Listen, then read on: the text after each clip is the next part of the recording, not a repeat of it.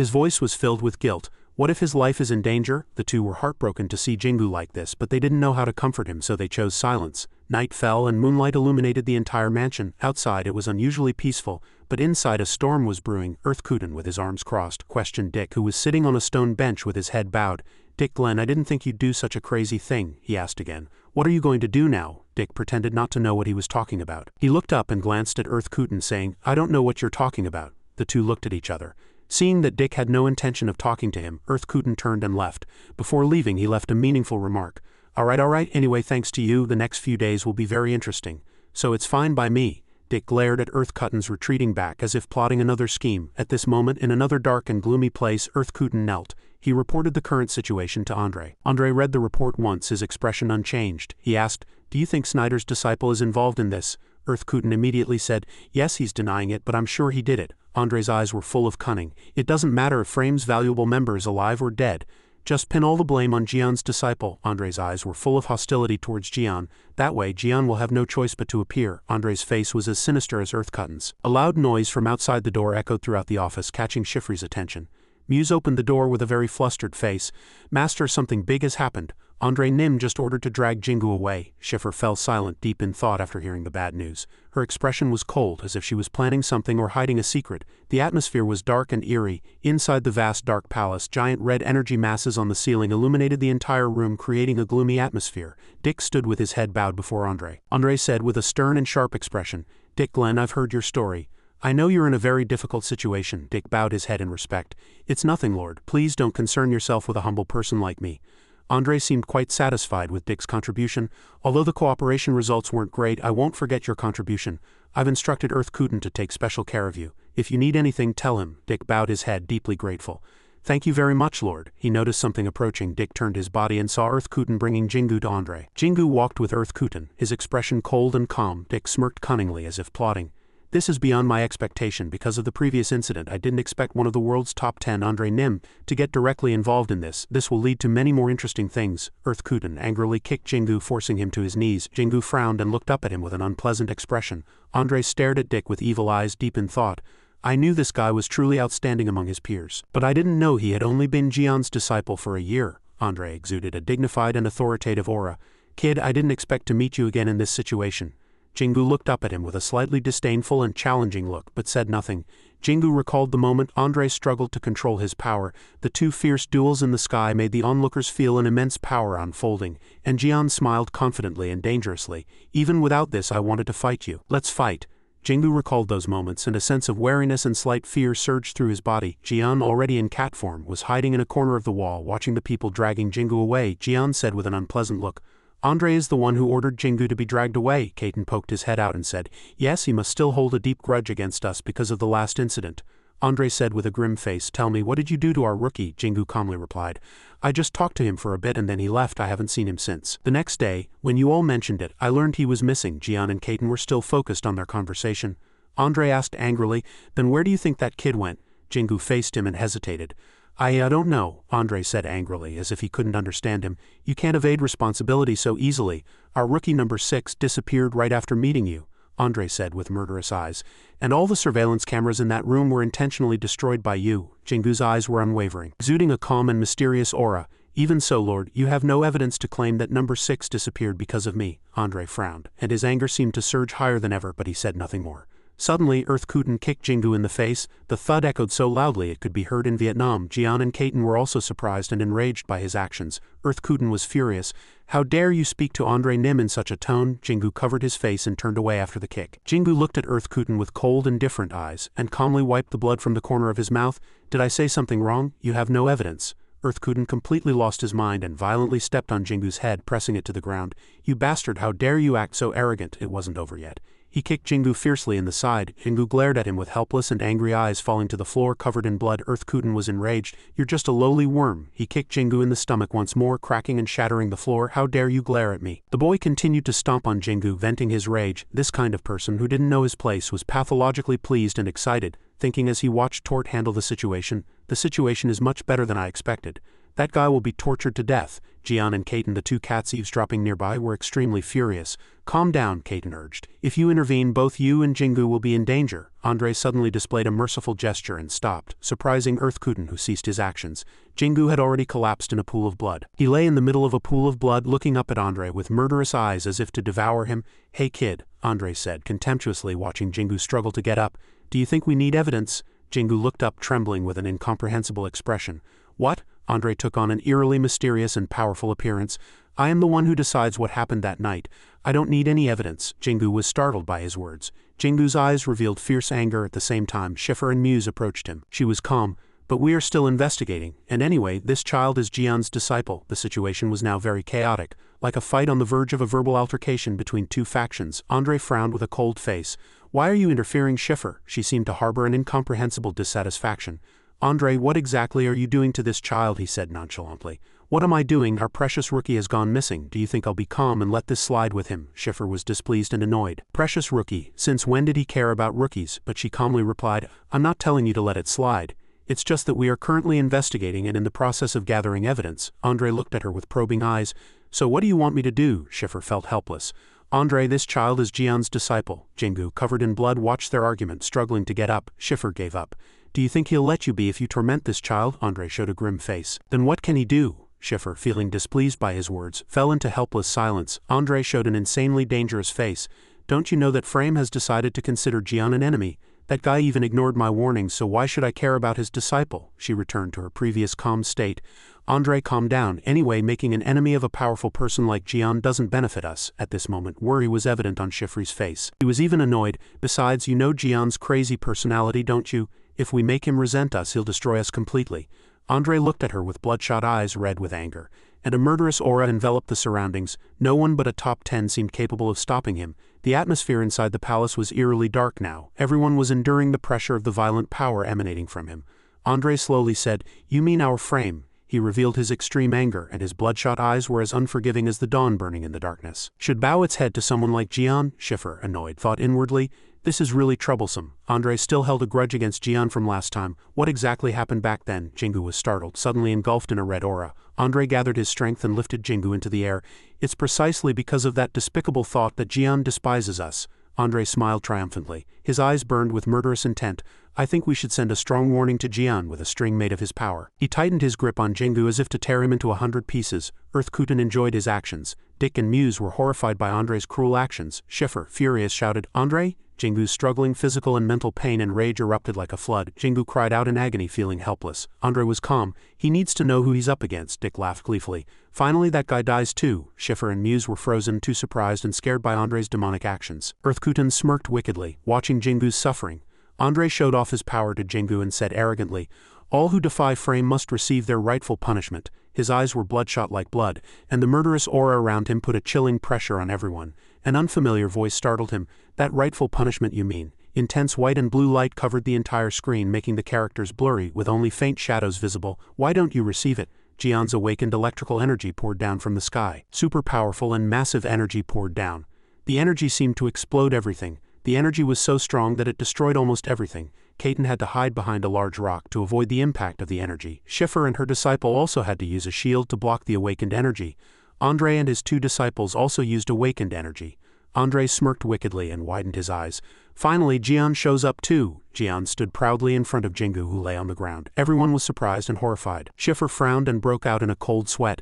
Jian, where did he come from? How did Jian get into this area? Does he have a map of Frame? Her face grew even more serious. Most importantly, has Jian come to enemy territory, risking everything to save his disciple? Jingu's entire body was covered in wounds and blood flowed, staining his white shirt red. Jingu stared blankly at his master with wide eyes, his body drained of strength.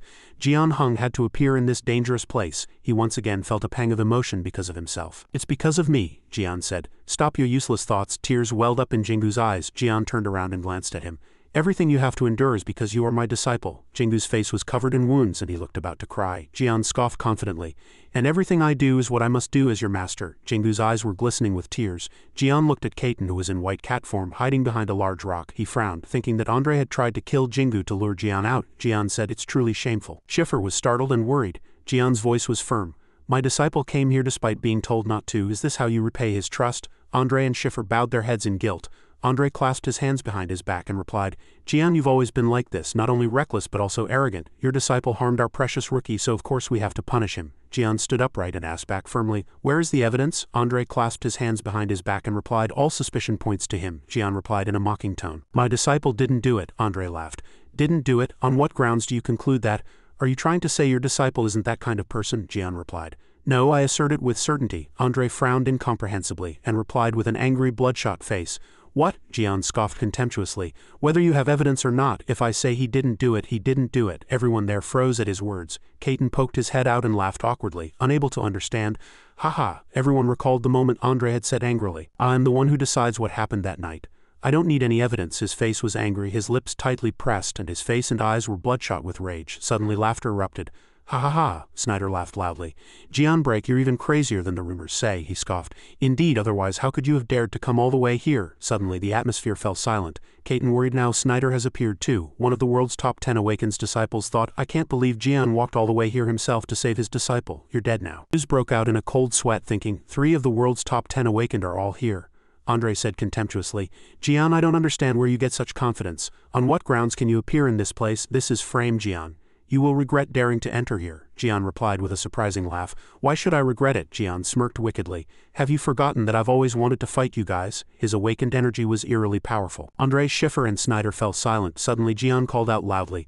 Andre? Jian pointed his finger at Andre and said contemptuously, Since you laid a hand on my disciple, let's start with you. Don't try to run away like last time. Andre frowned in anger. Jian, are you even aware of the situation you're in right now? Jian scoffed. Of course I am. Do you think I'd hesitate just because Schiffer and Snyder are both here? The two frowned. Don't be mistaken. I don't care if all 3 of you come at once. Everyone fell into deep thought. The disciples of the world's top 10 Awakened were startled and broke out in a cold sweat. Andre's face was flushed with anger. How dare you disregard us like that? Jian scoffed and pretended to be surprised. I'm not disregarding you. Maybe I alone can't defeat all 3 of you. The 3 fell silent. Jian looked at the sky and said contemptuously, but you'll take considerable damage. If you're unlucky enough to be severely injured, the other top 10 will be very happy. He looked at them and said, Isn't that right? Isn't that why none of you want to fight first? Jian laughed provocatively. If I'm wrong, come and fight, but be prepared to lose an arm or 2 if you fight me. The 3 were startled, their eyes wide with displeasure. Jian's awakened energy exploded. Now if you 2 don't want to get hurt, move aside. I want to focus on dealing with this damned Andre. Andre was speechless and the other 2 frowned in silence. Schiffer and Snyder's disciples thought he was truly as crazy as the rumors said. Jian, how can he be so calm even with 3 of the world's top 10 here? This man was Jian Break. He faced them confidently and proudly. Caton was startled and broke out in a cold sweat. This damn guy, Jian broke out in a cold sweat. He just provoked all 3 of them simultaneously. Crazy bastard. The awakened energy surrounding him grew stronger and stronger. Jian scoffed. So Andre, can we start? Andre frowned in anger. Damn it, he's starting too. His awakened energy exploded. If you want to die, I'll grant your wish. The 2 emitted opposing awakened energies of blue and red, and everyone there focused on the fight as the 2 began to attack each other simultaneously. Jian's electrical awakened energy poured down powerfully and massively. The blue light of the electrical energy blinded everyone. The impact was so strong that it frightened everyone. Earth-Kuden was hit by the attack and suffered wounds all over his body, and one of his arms was severed. Jian questioned with displeasure, Hey, why did that idiot get hit? His body was covered in wounds, bleeding, and he spat out blood from his mouth. Jian shouted, Hey, who told you to sit there like a shitting goose? Caden said helplessly, That person was in a completely different direction. Surely he did it on purpose. Earth-Kuden, covered in blood, clutched his arm and gritted his teeth in anger.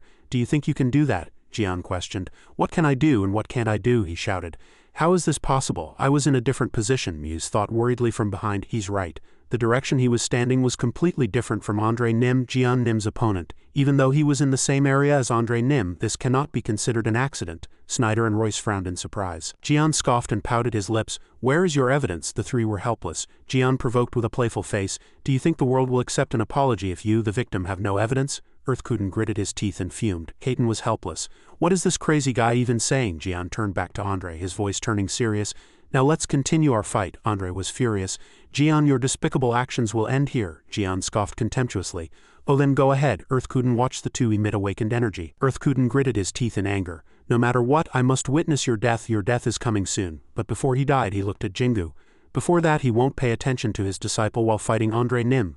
Boom! Jian again poured electrical energy down from the sky. Everyone there was flustered and worried. Earth-Kuden was frozen, his entire body burned. He unconsciously collapsed as if no longer alive. Jian sighed. Oh dear, that guy got hit again. Jian continued, annoyed. Has this guy still not learned? Why is he still standing in the same spot where he got hit earlier? Muse was startled. To think he would act so recklessly even with a top 10 awakened in front of him. Snyder sighed. Schiffer frowned. I knew there was something wrong with him, but I didn't expect him to go this far. She looked at Earth Kuten, who lay there, covered in wounds. Earth Kuten was one of the world's top 10 awakened anyway, so he was very strong. If he had known the attack was coming, he wouldn't have been hit so easily, but the attack was too sudden. He took a decisive blow. Schiffer watched Andre unleash his energy, thinking, Jian has truly eliminated the variable in this battle. That variable was Ket, one of the world's top 50 awakened and Andre's loyal subordinate.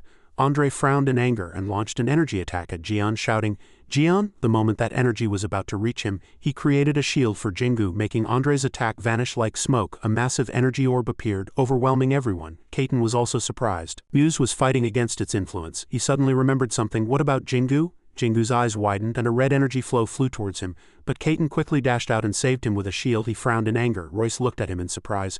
That person is Kaiten. He grabbed him with one hand outside the shield and was angry. Schiffer was also surprised. Jian and Kaiten came together. I thought they both disliked each other. Kaiten said to Jingu, Jingu, watch your master fight closely. That damn guy will show you something even in this situation. Jingu smiled at him. Yes, he created a thicker shield. This shield helped prevent the impact of their attacks from harming Jingu.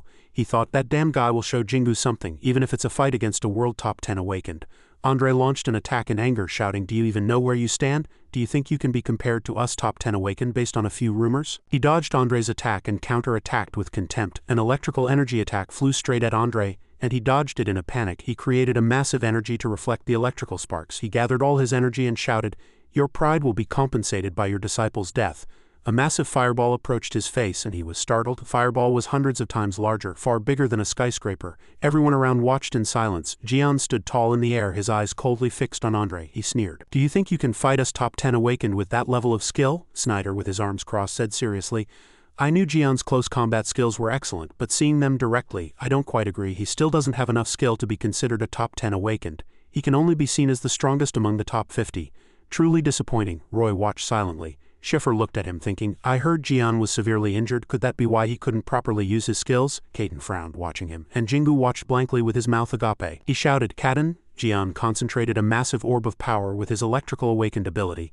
He launched it straight at Andre. Andre extended his hand and blocked Jian's attack. He used his energy to envelop the attack. He frowned and said to him with contempt, how truly ridiculous. I can't believe someone as weak as you dares to act so arrogant. Andre's burning energy exploded and he said with contempt, honestly, you don't deserve to touch us top 10 awakened. He used powerful energy to counterattack Jian. Snyder and Schiffer were both surprised. Andre's attack blew away Jian's attack and Jian was surprised as if he had realized something. Andre gritted his teeth and Jian flew at him and struck him. Kaiten frowned, thinking, is this why he's fighting so strangely? His eyes flashed with lightning and anger. Is Kaiten trying to show this to Jingu? Jian struck him with all his might and his electrical energy engulfed the space. The capital was severely damaged in the blizzard and 6 people stood below. Kaiten held Jingu and looked up. Jingu thought deeply. Did that crazy Kaiten just confirm it? He replied, that's right, he's using techniques that you can observe and learn from. Jingu, bewildered, asked, huh? He looked up and explained, in his usual fighting style, he wouldn't put himself at risk to approach an enemy. He wouldn't need to. Jingu looked at Kaiten with an incredulous expression. He continued, from the beginning until now, that Jian's fighting style is completely different from before. He's using that to teach you. He has an innate talent for fighting, but it's not easy for him to teach you a fighting style he doesn't usually use. Jian smiled contemptuously, looking at the people below from the air. Snyder said, he truly is an unpredictable madman. I'm surprised he wants to fight a world top 10 awakened, but don't tell me he's also teaching his disciple. Andre flew upwards, emitting red energy around him. Jian in the air said, Jingu, do you see something? The two looked up at Jian in the air. He continued to say to Jingu, you can create multiple afterimages to increase the accuracy of your attack, but before the attack reaches the enemy, your technique will weaken depending on the distance between you and the opponent. Jingu snapped out of it. Now I understand. He recalled his conversation with Zhang. My attack will be more effective. If I try to create afterimages before the attack reaches the target, the damage I inflict won't be optimized for my speed. So even if I use it successfully, the damage will be too weak. Jingu recalled as he spoke. Jian gestured to Jingu from the air. This is another method you can use. What you need to do is skillfully use your electrical energy. This will help stabilize your technique. Jingu excitedly replied, yes, he smiled in the air, and Andre's shout echoed. Hey Jian, you seem to be underestimating me too much. As soon as he finished speaking, power exploded around Andre's body. Andre thought in anger, this is the first time I've been so humiliated since becoming a world top 10 awakened. He widened his eyes. As that power exploded, the surrounding ground began to crack. Muse dodged in surprise. He widened his eyes incredulously. The air is shaking. I can't believe everything is being affected like this. All because of one person. Roy also glanced in the direction of the cracking ground, startled. My master is also one of the world top 10 awakened, but I've never seen my master exert this much power. I can't believe a single individual can cause an impact on the level of a natural disaster. Is this the power of a world top 10 awakened? There was a red energy black hole around Andre. He stood there, looking at Jian and smiling. Jian was startled as if he had seen something. He quickly grabbed Jingu and flew away. Jian's face was tense. The real fight is about to begin.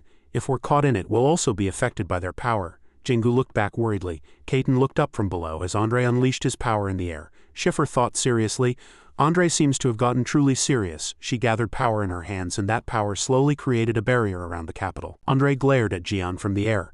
Jian also glared back. Snyder looked in the direction where the two were standing with serious eyes. Jian also unleashed his power, and the aura of the two seemed to announce that a great battle was imminent. Snyder stood there and said, "Currently, Jian is fighting a top 10 awakened, so he will seriously optimize his techniques and movements. However, to show his disciple, he will have to fight in a different way than usual." He and Royce had the same thought.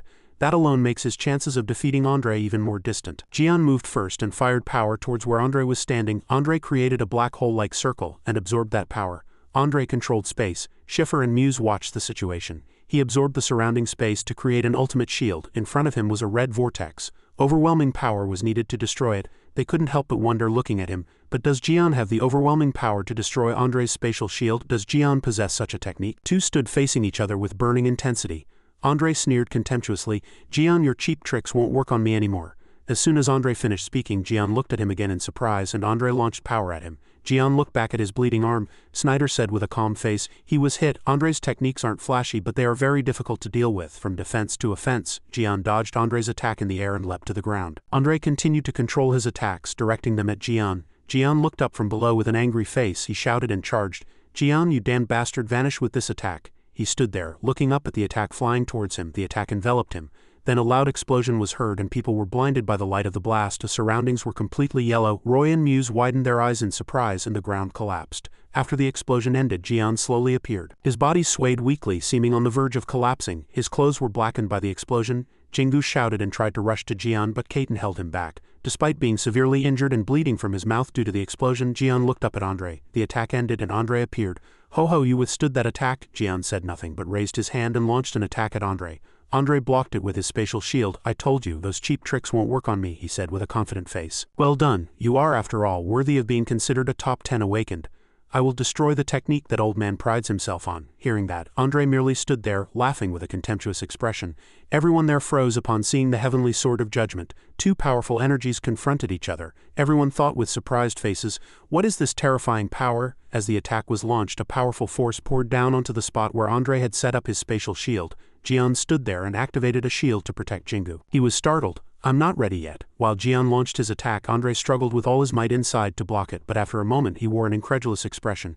Jingu was also surprised from the side. "Wait, that's Jian." He turned to Jingu and said, "Watch closely." He widened his eyes and watched what was happening before him. He continued to cast his technique Absolute Domain. A powerful force poured down onto Andre's abdomen. Suddenly Jian stood in front of Andre ready to throw a punch. After punching Andre in the abdomen, a powerful force sent Andre flying about 10 jong away. The people nearby cheered and behind them stood two cats. Jian clicked his tongue. Kaiten turned to Jian and asked, "What's going on?" Jian remained silent, deep in thought. He quietly watched Jingu. Kaiten continued, "Is there something bothering you? It's amazing that he's using someone else's technique in a fight. He'll improve even more over time." Jian, still staring ahead, wagged his tail and turned away. "I didn't say anything." Kaiten was holding Jingu. Both looked up at Jian in the air. He muttered inwardly as if he had realized something. "This damn guy, he's showing Jingu how to develop and cast his abilities and techniques." And while fighting a world top 10 awakened, after the attack, Andre was still quite normal but looked a bit messy. The two below looked up without saying anything. After a moment, Snyder broke the silence and spoke. "Isn't that the technique Jian's disciple used to defeat Dick?"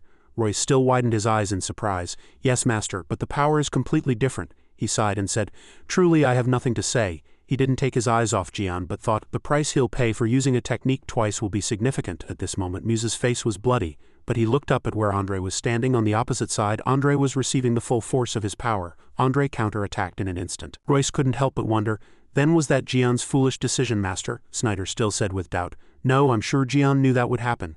and he knew that using a technique twice would never be 100 effective. As he continued to explain, Royce kept asking, "Then why did he do it?" Snyder still said patiently.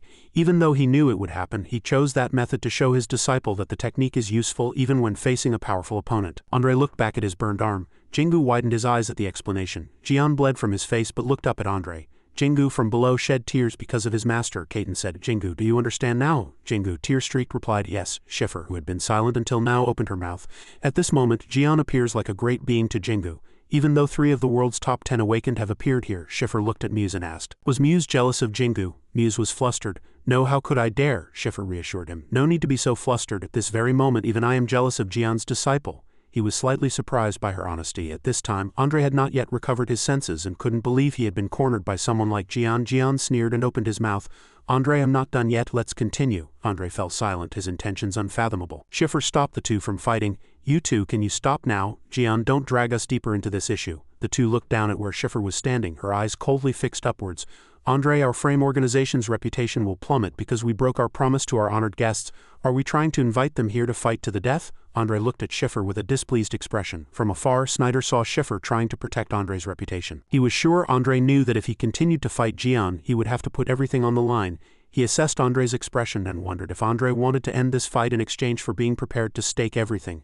As Schiffer spoke, Andre suddenly flew off. The two couldn't help but frown, looking at where Andre had flown. Jian landed on the ground covered in wounds. Suddenly, a voice echoed. "Jian, break," Snyder asked again. "Jian, you still don't want to join our frame organization?" He replied coldly. "Didn't Andre tell you anything?" "I told him I'd join when we could fight everyone." Snyder sighed. Having finished speaking, Snyder left with his disciple. "We'll meet again when the time is right." The space fell silent. Schiffer approached the three. "Jian, what are you going to do now?" Jian replied nonchalantly. "I'm going home, there's no reason to stay here anymore." Schiffer said calmly. "You're right, that's probably for the best." She turned to Jingu. "Hey kid, your master is truly amazing." Jingu smiled proudly. "Yes," Roy called out to Snyder from behind. "Master," he said seriously. "Jian was injured fighting Andre, so doesn't that mean Jian isn't strong enough to fight a world top 10 awakened?" Snyder said. "No, generally, I should think he's stronger than the rumors say." His disciple had a surprised expression, and he continued. If he had fought in his own style without deliberately teaching his disciple, he recalled the recent fight. The fight would have ended much earlier. Royce was slightly surprised to hear that. "Jian is that strong?" Dick sat in a corner, his head bowed. Schiffer looked down at him, and Snyder didn't even glance at him. Muse quickly said, "I'll take him to the recovery room." Suddenly he remembered something. Muse immediately reported, "But master, I couldn't find Earth Kutu." Schiffer said expressionlessly. "Really?" On this side, Jingu was extremely angry at Kaiten. "Let's go." Jian still didn't understand what had happened. "What's wrong?" He glanced at me and said, "I just saw that guy off." The two stared at me in shock. Kaiten frowned and said, "While everyone was focused on Andre's fight, that guy lost consciousness and wasn't in good shape." He suddenly turned around and found Earth Kutu lying motionless on the ground. He smiled sinisterly, looking at him lying on the ground, and thought to himself, "Should I just kill him?" The night grew long, and moonlight gently cast over the rocks and long mountain ranges. In a corner of another street, tall buildings seemed covered in a fine layer of moonlight dust. Andre sat solemnly in the highest chair. 4 steps below him, his subordinate knelt on one knee, respectfully bowing his head. He was trembling all over. "I apologize, Lord. Your subordinate couldn't find any trace of Earth Kutu, master."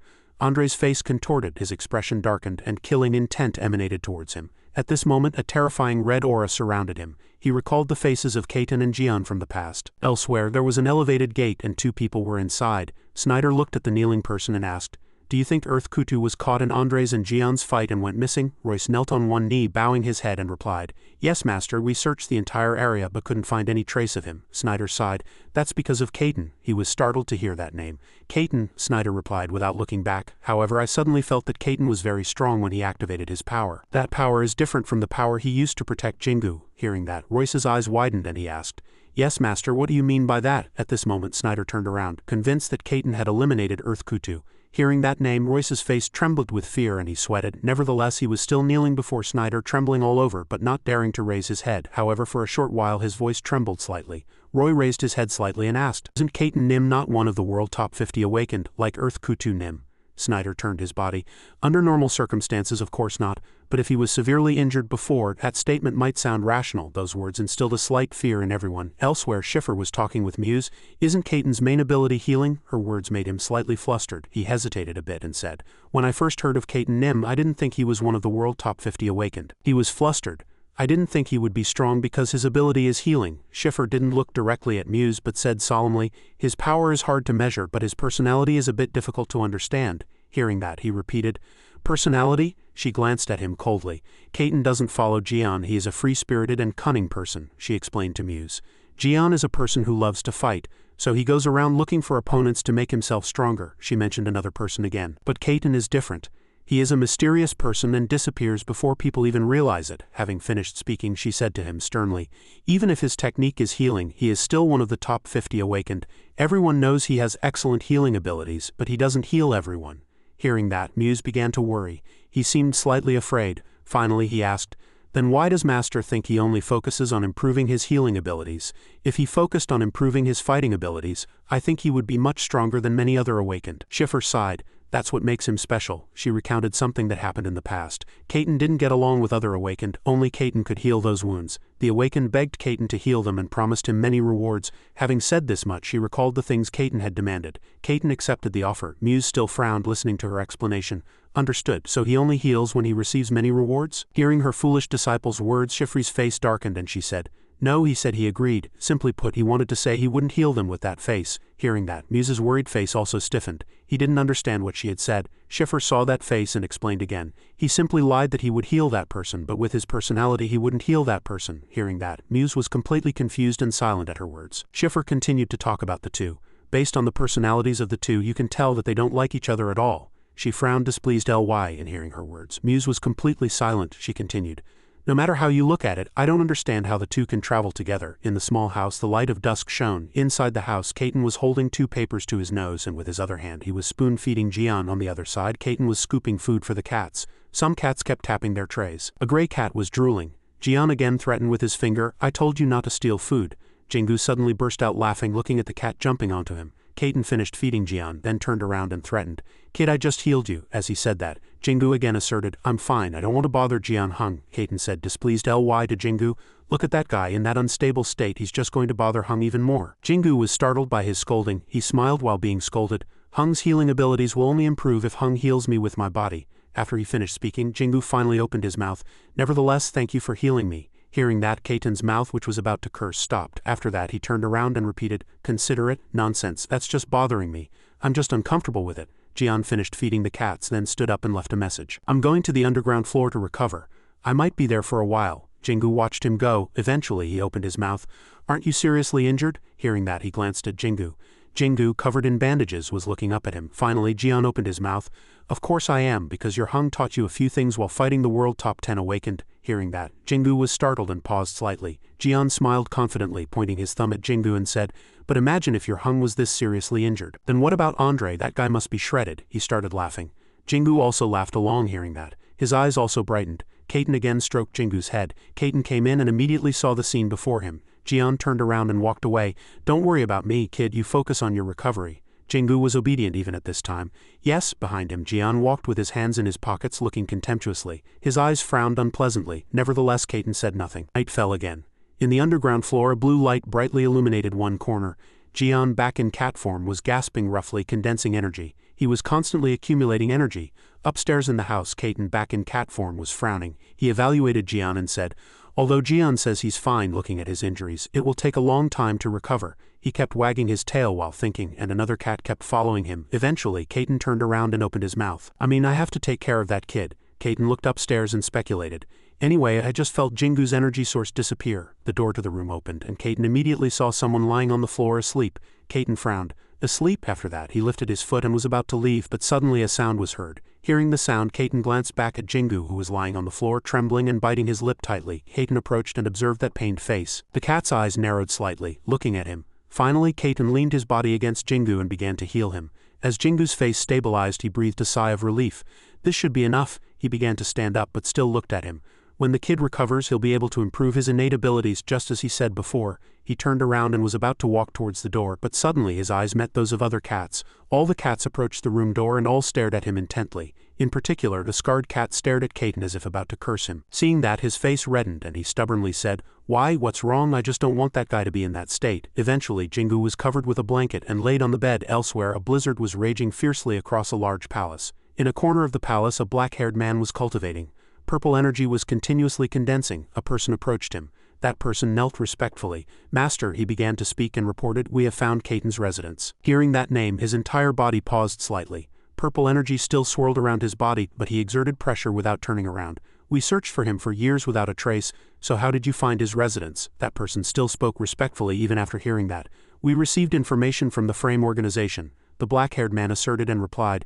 The information from that place isn't very reliable. He still knelt and said, the information received was leaked by a world top 10 awakened. It was Andre. Hearing his words, Snyder's eyes opened and he quickly stood up, purple energy still emanating from his entire body. He smiled faintly and said, if it's Andre, that information would be accurate. He paused for a moment, then continued. In Jingu's house on a sunny morning he woke from a deep sleep, his left cheek still bandaged. What is this? Jingu sat up and beside him in cat form, Kaiten was still fast asleep. His entire body was carefully wrapped in bandages. He moved his hands, loosening his joints, and felt much better. Did I recover from training my energy control all night? Jingu frowned, then realized something. He stroked his chin with his hand and his face was full of smiles. Who knew my self-healing ability might be better than I thought? His two hands clenched into fists and his eyes gleamed with excitement. At this moment Kaiten, who was beside him, woke up, curled up and yawned. He looked at Jingu without saying anything, his eyes tired and haggard, and he sighed. Jingu finished showering, got dressed and came out into the living room. He still had a towel draped around his neck.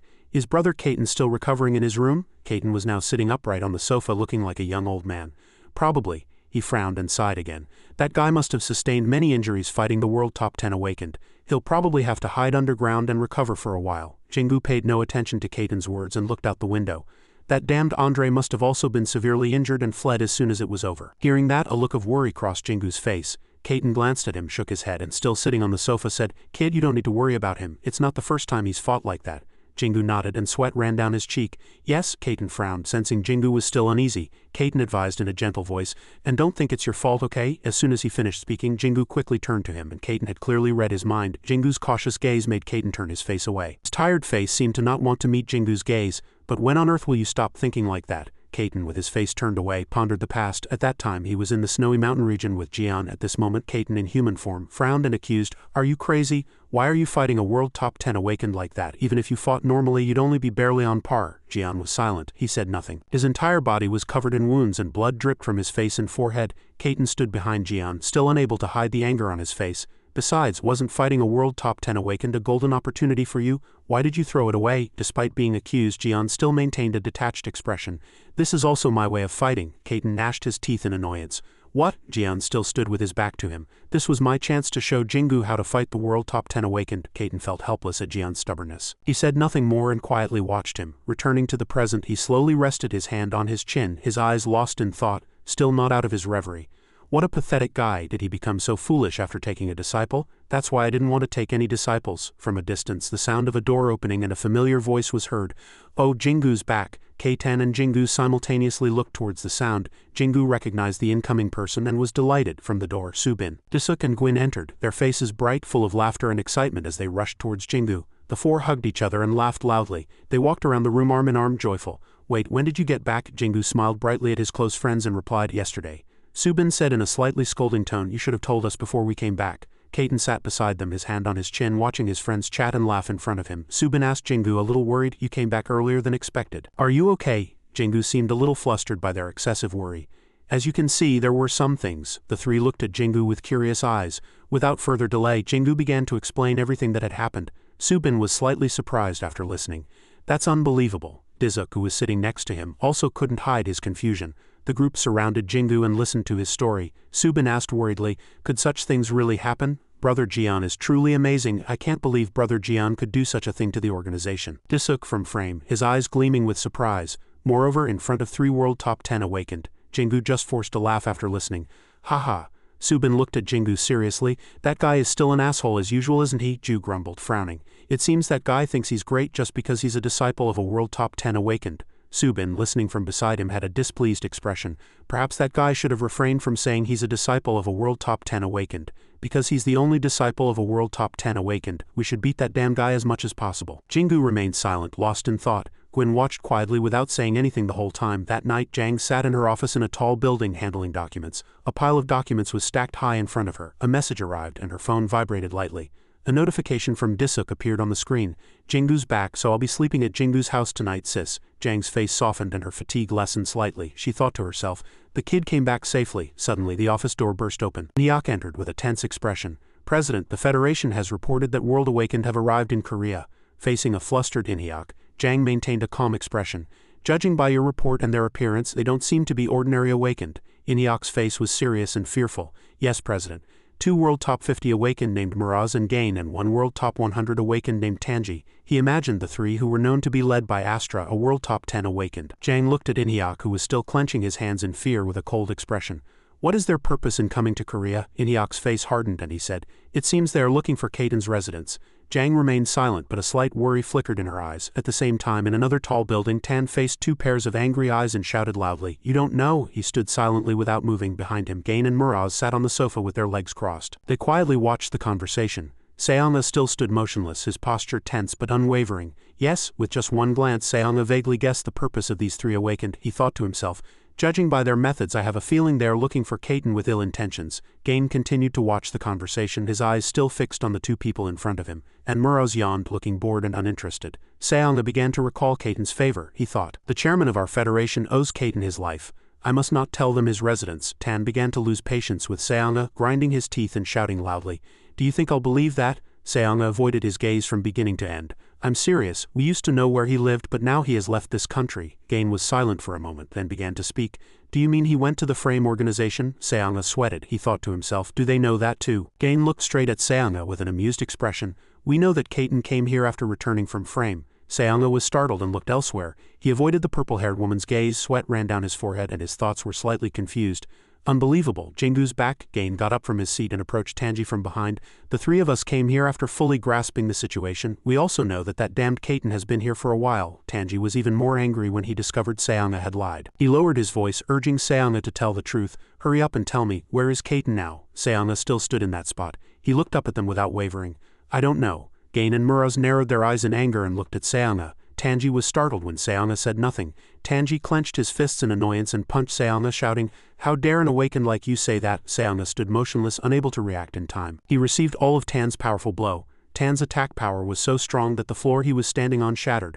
The floor above broke and his entire body fell to the floor below, hitting the already cracked stone floor hard. He lay on the broken floor, hugging his body in pain. Tan looked down at Seonga, who was lying below, with a contemptuous expression. This is why talking is useless. He pouted his lips and purple smoke emanated around him. The smoke seeped through the cracks in the door. It gradually spread to every corner of the entire building. Miraz watched Tanji's anger quietly, sighing and looking bored. Gain, who was beside him, stood with his hands on his hips and said in an accusing tone, Does that damn Tan have no self-control? Seonga's eyes widened and his thoughts raced. In that case, he sprang up, his face hardened and killing intent emanated fiercely. Everyone in the building, feeling Tanji's aura, began to evacuate outside the building in surprise. Everyone's faces were filled with fear. Seonga was startled, then suddenly his face hardened. He looked worried and sweat ran down his nose. He raised his head. Tanji still stood there, his hands on his hips, smiling triumphantly. From now on I'll only spare you. He widened his eyes menacingly as if to kill everyone else. Killing intent gleamed in his eyes and his momentum burned as if challenging. At that very moment, Seonga's eyes suddenly lit up as if awakening an inner power. Light exploded right in front of him, flying straight at Tanji, freezing him after a fierce battle. The 2's attacks flew towards the wall. The people standing outside the building were speechless. As the smoke and dust settled, the muscular man was surprised to realize Seonga was still unharmed. Look at this guy. He looked at Seonga with a serious face. After that explosion, not a single hair is damaged and his clothes are perfectly fine. Miraz stood with his arms crossed, and Gain, who was beside him, had an interested expression. The most excited person was the muscular man, and he smiled brightly with pleasure. Right, everything will be interesting from now on. Seonga arrogantly introduced himself without paying attention to his opponent. We represent all awakened in this country, and we are the Federation Association. He frowned. Who would dare to attack such an organization? What expression did Tan make upon hearing that? Damn it, is he serious? The muscular man stood like a pillar in the sky, crossed his arms, tilted his head back, and laughed. Federation Association? Ha ha ha. He looked at Seonga with contemptuous eyes. This country doesn't even have an awakened in the world rankings, so why should we care about the Federation Association of 2 awakened here? Miraz, wearing gloves on his hands, casually filed his nails, and Gain still had an interested expression, but this time he smiled a little softer. Tanji tapped his temple with his finger and whispered, There's a lot of blood here. Then he provoked Seonga. If we deal with you as a warning, all the other organizations in this country might give us clues about Kaiten. This is the main reason why we are forcing things in such a cruel way. Seonga was completely angered by the muscular man's shameless logic and his face darkened. Tan still seemed unfazed. If you're dissatisfied with what I'm doing now, show me your power. Doesn't this world operate by the law of the strong? Seonga cleverly retorted the muscular man's words. Do you mean I have to follow the law you speak of? Miraz was completely surprised, thinking he's not talking about his friend but rather agreeing. Gain was equally surprised. Seanga extended his hand and created a blue magical orb. Immense power was released. Both Miraz and Gain were surprised by this situation. Unbelievable. That guy can create a spatial shield. Both of them couldn't believe this. An unranked awakened can do such a thing. However, the muscular man didn't seem very surprised and frowned. It's surprising that you can control space, but for someone like you it's just a waste of your power. Seanga still had a detached expression. Whether I'm wasting it or not, find out for yourself. The tall man exploded in anger upon hearing Seanga's words. Then without hesitation he unleashed his power. A purple wave flew towards Seanga. However, Seanga created a barrier in time to block the attack. This time the arrogant man was surprised by Seanga's ability. But that wasn't all. With one hand, Seanga created a barrier, and with the other he swung, creating an attack that pierced through the barrier. The attack flew towards his opponent. The muscular man tried to block the attack, but after a moment his eyes widened. He realized he was being pushed back by his opponent. This was something he had not expected at all. What? But he was still stubborn and had the strength to counterattack. However, Seanga quickly jumped to avoid the attack. Not only that, but he created numerous blue spikes and attacked the man. The spikes embedded themselves in the ground right in front of the muscular man. However, he dodged the attack, but as time passed, Seanga's attacks became more intense and dangerous. The muscular man was somewhat frightened by the numerous indentations in the ground, but his immense pride would not allow him to easily surrender. The man still stubbornly attacked. You are strong. His attack reached Seanga, but even after 30 days it wasn't New Year's and Seanga could still create a protective barrier around himself. Seanga glanced at the scattering purple light. He pulled up the scarf covering his face and suddenly realized that Azra, a world top 100 awakened, could combine with toxins. Even if he wasn't affected by the power, using it for a long time would be very dangerous due to the antitoxin. Immediately after, he was surprised by something. The muscular man approached, radiating killing intent, without him even realizing when he had gotten close. Moreover, a strange red light came from his hand. What an arrogant fellow. How about this? Block it if you can. He lifted his head, and a fierce purple light emanated from his entire body. His energy reached Seanga. Then the giant muscular man smiled very satisfactorily. Now Seanga belatedly realized that the poison was spreading everywhere, and he had nowhere left to run. Miraz and Gain were so bored by this sight that they didn't even have the energy to speak. Miraz dozed off. I'm dying of sleep. Gain probably really wanted to leave. Let's finish this quickly. The giant man pointed directly at Seanga and threatened, as soon as the poison spreads everywhere, you are dead. The purple light grew thicker and thicker. Seanga's eyes widened and he seemed about to do something. Then suddenly, he moved towards the purple light. This seemed to be unexpected by both the muscular man and Gain. Both could not hide their surprise at the sight. Neither of them had expected this. He just jumped in. Yes, Seanga jumped in there. But he wasn't foolish enough to jump directly into the source of the toxins without protecting himself. As he emerged from there, the barrier also disappeared. Miraz was still drooling, asleep, and Gain witnessed this rare sight. He covered his body in ice and ran through the poison. Seanga, without hesitation, moved towards somewhere. This surprised both the muscular man and Gain. Miraz had just woken up at this time, but he looked at Seanga with a very fond gaze. Seanga also sent a killing gaze back at him. Then he slowly created something in his hand. It grew larger and larger, becoming a giant blue sphere. The muscular man could no longer remain calm. He's truly crazy. There was no other way. He had to block the attack with his bare hands. That alone was not enough to destroy the blue sphere, and he was already reaching his limit. Suddenly, Miraz stood up. Seanga's blue sphere grew larger and finally exploded. A tremendous sound that seemed to tear the sky resonated in the space.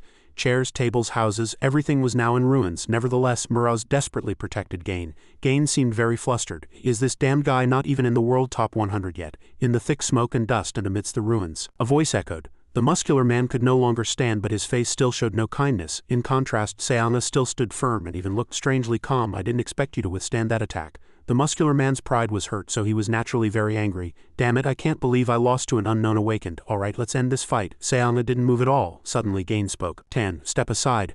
I'll fight him now. The muscular man Tan hastily tried to stop her. Gain, Nim, this guy is no match for you. The reason I ended up like this is because I was careless and didn't fight properly. But Gain had no intention of changing her mind, let's just say that. Moreover, she coldly added, but this damn guy isn't you, and you can't fight with a body so full of injuries. These words moved Tan to tears. Gain, Nim, are you worried about me? Gain looked straight at Seanga. I don't know what kind of plan you have, but you hid your ability even though it's worthy of being in the world top 100.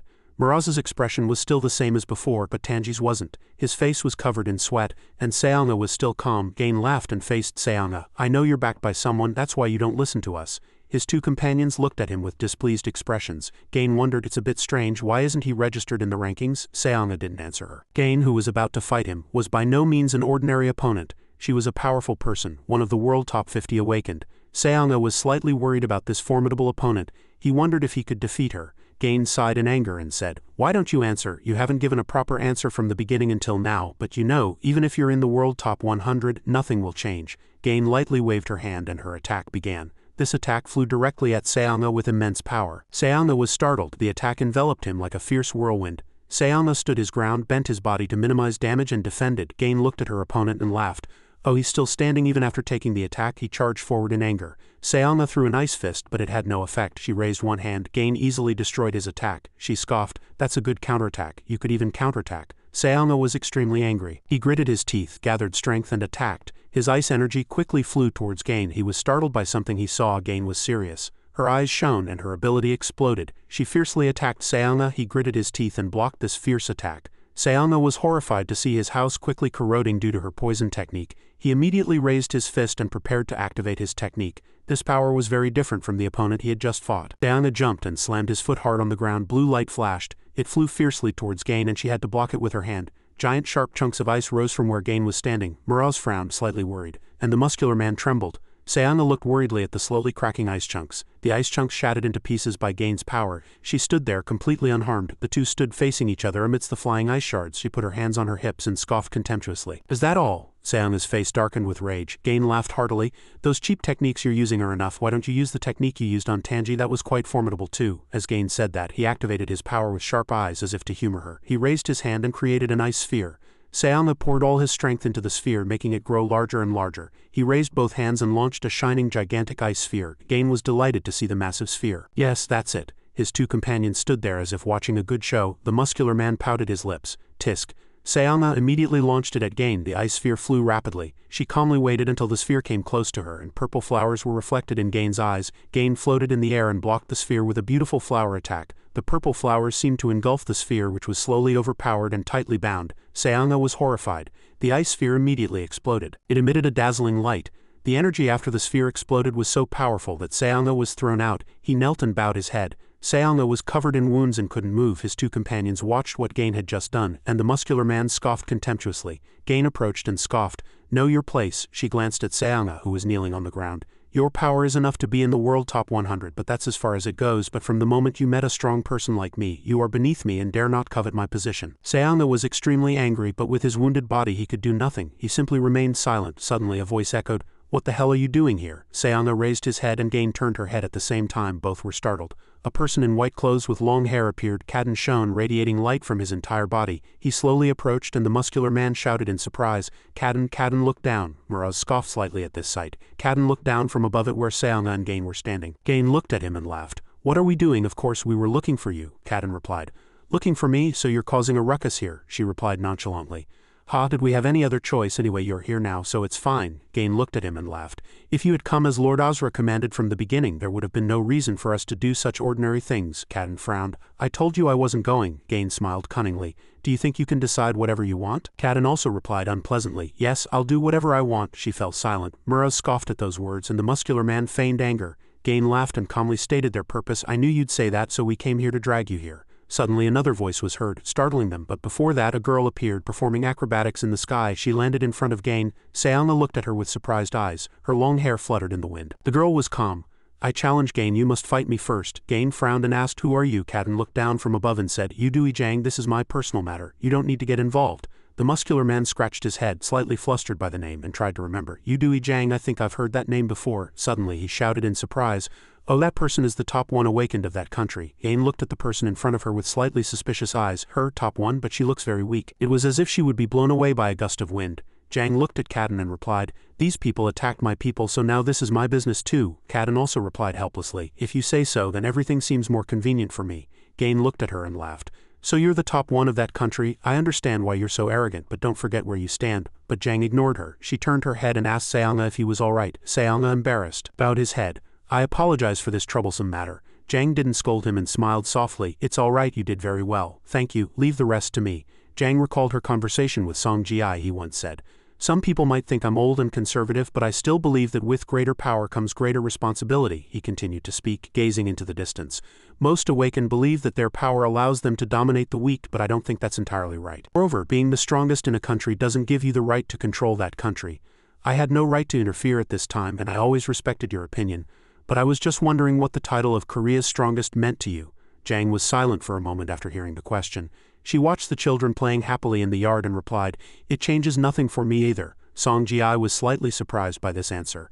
Jang stood in front of Seanga, slightly startling him but also reassuring him, she thought. "Above all, I believe I must protect everyone." Feeling indignant as Jang ignored her, Gain said, "Hey, how dare you turn your head while I'm talking? You're a real lunatic, you know that. Just looking at your face makes my blood boil." Gain launched a furious attack. "I'll eliminate that bitch with my poison." She sprayed a massive amount of poison at Jang. Seanga was startled and worried about Jang. Gain laughed triumphantly. "This is the price for ignoring me." Suddenly, Gain's eyes widened in surprise. Jang stood there, completely unharmed. She stared at Gain with sharp eyes. At this moment, Gain realized there was something around Jang. Was it wind? The wind was blocking her poison from reaching Jang. Jang used her power to protect Seanga while simultaneously pushing back Gain's poison. However, at the same time, it transformed into an attack that gave Gain no time to react. She blocked it by crossing her arms. Jang unleashed her power, making it impossible for Gain to block, and she was immediately thrown far away. Jang stared at her with sharp eyes. The muscular man broke out in a cold sweat at this sight, unable to believe his eyes. "What, sister?" Gain was pushed back. Gain gritted her teeth in anger. "Even though I attacked from this close, she blocked it in seconds." Jang said nothing. Suddenly, Gain sighed and laughed. She immediately launched a powerful attack. "It makes sense, I suppose. There's a reason you're the top in this country, isn't there?" Jang's eyes immediately gleamed. Seanga, who was behind her, froze at the sight of this attack, thinking he too would soon die. Fortunately, Kaiten quickly rushed in and pulled him away just in time. Kaiten set Seanga down. "Stay here, don't interfere." Jang and Gain unleashed mad and terrifying attacks. The energy emanating from the fight was immense. Even the muscular man standing nearby had to grit his teeth and block its effects. He couldn't believe his eyes. Her power is similar to Sister Gain's, he thought inwardly. But Sister Gain is one of the world's top 50. How can this be happening? The two women's attacks continued to clash fiercely. At this point, Gain could no longer endure it and began to grit her teeth. Then she was startled. Before she knew it, Jang was already soaring high in the sky. A massive source of power surrounded her. In contrast to Gain, Jang was very relaxed and calm even while fighting her. Gain looked at Jang in the air, wondering when she had gotten there. Jang unleashed a powerful attack on Gain, and this attack was so terrifying that it shattered nearby buildings. The muscular man was terrified at this sight. Miraz also frowned and watched worriedly. Gain had just been attacked, and at this moment she was covered in wounds with blood flowing from her arms and head. Gain gritted her teeth in anger. "What? Her power is similar to mine, one of the world's top 50? Jang slowly approached Gain. Kaiten comfortably watched their fight, and as Gain showed a miserable appearance, he opened his mouth. "Ms. Gain, what are you doing?" He scoffed slightly. "Do you still think you can easily win fighting that woman?" Gain was confused and didn't understand. "What do you mean?" Kaiten smiled and replied. "I mean, go all out unless you want to die, of course." Upon hearing this, Gain was startled. "What did you say?" She gritted her teeth, looking at her opponent, and thought inwardly, "Does that mean this damn bitch has power similar to mine?" Jang stared at her with sharp eyes, and Gain clenched her fists in anger. Her face darkened with murderous intent. "All those in the top 50 are so strong that they can't easily lay hands on each other. The top 10 are an exception. But this damn bitch also has similar power." Immediately, Gain charged at Jang, unleashing immense poison. "Watch this, Kaiten." Jang smoothly dodged Gain's attack. Not only that, but she counter-attacked against the poison. The two attacks clashed again, spreading terrifying power. Gain charged forward, gritting her teeth undeterred. She tried to grab Jang, but Jang had already soared into the air, startling Gain, who couldn't understand what was happening. Jang even launched a blow at Gain, and fortunately Gain noticed in time and tilted her body to dodge Jang's attack. After taking Jang's attack, the building behind her split into two pieces and shattered. If she hadn't dodged this attack, Gain probably wouldn't have survived. Gain gritted her teeth in anger, but before she could regain her composure, Jang unleashed her next attack. Kaiten watched Gain struggle to dodge the attack. He scoffed. "I told you it's better to go all out." Suddenly, he looked down below. Kaiten spotted Gain's two companions standing below. The two companions were watching the fight at this moment, blocking the effects of the attacks. Kaiten covered his mouth, looking at them with interest. "Ah, well, Miraz and the muscular man realized something. Suddenly a muddy pool appeared beneath their feet. The muscular man asked, puzzled, "What is this?" The muscular man realized, as the muddy pool engulfed his body, shouted in anger. "Kaiten!" Inside the house, streams of light flowed across the entire room. Jingu thought worriedly, "Will Brother Kaiten be alright?" At this moment Jian was concentrating his power, and blue light emanated from his entire body. Jian reassured him, "Kid, you don't need to worry about that guy. Kaiten's healing abilities are so outstanding that his combat skills simply don't get a chance to shine." Jian turned his head to look at Jingu and said, "That damn guy is stronger than you think." Jingu simply replied, "Yes." The fat orange cat, seeing he was still uneasy, added, "And Jang is there too, so you don't need to worry." Jingu froze upon hearing that. Understood. On this side, the fight was still fierce. The muscular man was bound by ropes, screaming in extreme pain. Miraz was startled to see him like that. Gain was also startled and afraid. The muscular man was slowly squeezed tighter and tighter, and he could only scream in despair. "Help me!" Bound all over his body, he disappeared without a trace beneath a black hole. Gain's eyes widened, and she screamed in rage. Tanji, she couldn't focus on the fight for a moment. The price of this distraction was her body suffering from her opponent's attack. Gain was hit by the attack and sent flying far away. Kaiten sighed and assessed. "How disappointing. How can one lose focus during a fight?" Jang reached out her hand and Seanga was too astonished to say anything. Kaiten smiled wickedly, his face utterly perverse. He thought inwardly, this feels really good. Normally they wouldn't have been hit by this attack. It's just that the man was previously injured. Kaiten recalled opponents who had been injured and lost energy before. Before it was like Ket, he laughed triumphantly. Now I understand why Jian was so eager to fight. Suddenly, Kaiten realized something. His body stiffened, his face changed color, and he bit his hand in confusion. Wait, am I really fighting like Jian? And more importantly, what is this satisfaction I'm feeling? Kaiten felt disgusted by his own thoughts and couldn't accept his personality changing to be like Jian's. He clutched his head and cursed. Jian, that damn guy, this can't be happening. I can't believe I've been infected by that damn guy's vile personality. Kaiten's insides felt like they were tearing and he acted somewhat foolishly. Jang saw this sight and had a huge question mark above her head. Seanga was puzzled, seeing him look like a madman. Gain on the opposite side gritted her teeth. She clutched her wounds in anger and shouted, Kaiten, how can you fight so cowardly? Kaiten, hearing the reprimand, regained his composure. He stared at Gain coldly. Cowardly, it's your fault for letting your guard down during a fight. Gain went berserk. Her eyes seemed ready to shoot bullets at her opponent. What did you say? Muraz also frowned. Kaiten calmly said, you came here to catch me. What more do you want? Are you idiots? Gain and Muraz went berserk with rage and both frowned in hatred. She gritted her teeth looking at Jang, who stood opposite her awaiting her next attack, and thought irritably. Inwardly she mused, especially that damned bitch. I don't want to admit it, but she's no less than me. She planned, I'll take down this damned bitch first and then cooperate with Muraz, or maybe it would be faster if Muraz dealt with Kaiten. As soon as she thought of it, Gain immediately shouted.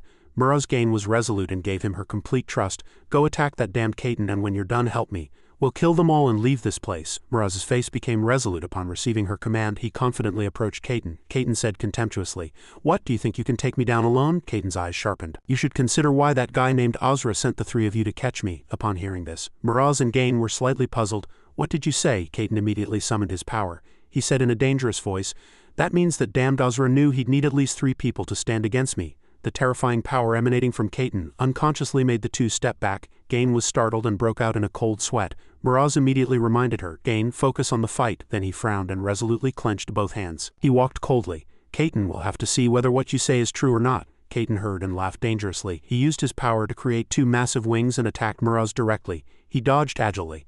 Muraz stared at him with sharp eyes and he began to use his power.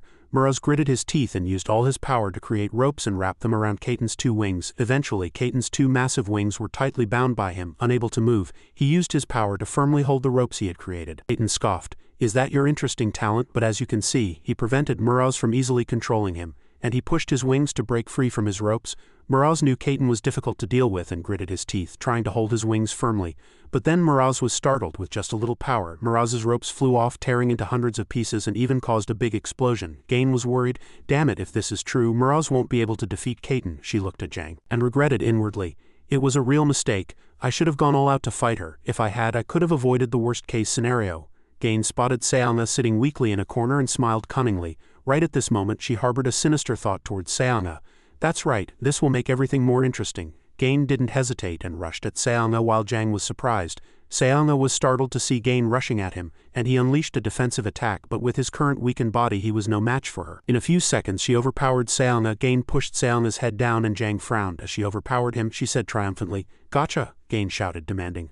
Look at this, your name is Yudui Jang, isn't it? If you want this man to live, stop here. Jang was puzzled. What do you mean? She explained confidently. I mean stop our fight here, and another condition is that you don't interfere with Muraz and me catching Kaiten. Gain stood outside Muraz and Kaiten's fierce battle. She asked Jang for her opinion. So what do you say? Jang didn't answer her.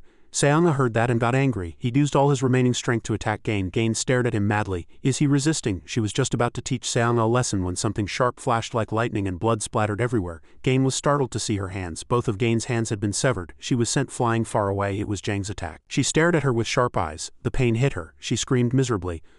Gain tightly clutched her severed bleeding arms and screamed in pain. Muraz, fighting his opponent, was distracted by the scream. He realized both of Gain's arms had been severed. She struggled to clutch her arms and thought inwardly, if I fail this mission and return like this. Feeling afraid, Gain's face darkened and her body trembled. Azra definitely won't let me off the hook. Just thinking about his face back then is terrifying. Against an opponent as strong as Jang there was no other way. I have to kill this damned bitch. She tore a piece of cloth and tightly wrapped her severed arms to stop the bleeding. Then she got up, unleashed her power and continued to fight Jang. Gain muttered in a cold voice, I'll kill you. Seanga couldn't believe she was still trying to challenge Jang. Does she still want to fight? Jang also prepared her power to block her attack. She conjured wind. 2 immense powers overwhelmed each other, so vast they were suffocating. Gain's poison continued to spread. Purple smoke seemed to engulf everything around them. Seonga found it utterly dreadful. Wherever her power spread, the poison corroded everything. Gain, cornered, had to take a gamble. I didn't want to do this because unlike other awakened, my power will linger long after I kill my opponent. Seeing the purple smoke, Seonga couldn't help but be terrified. He looked around worriedly. Her words meant the poison would not dissipate even after this fight ended. If that dreadful poison remained, Gain warned of the consequences when the spatial barrier was released. The poison would affect the outside world, turning this place into a land of death. Hearing that, Jang fell silent, reassessing the situation. Seonga also knew that if this came to light, the consequences would be unimaginably dire. Many people would die, and their efforts to hide their existence from the public would be in vain. Did she truly wish to use that technique knowing this? At this moment, Gain had nothing left to lose. I don't think I can defeat you while worrying about all this. She unleashed an attack on Jang. Die, realm of death, poisonous liquid twisted like a giant eagle rushing at her as if to devour her alive. Jang witnessed that dreadful power, and Seonga could no longer believe his eyes. The poisonous mist flew directly at her.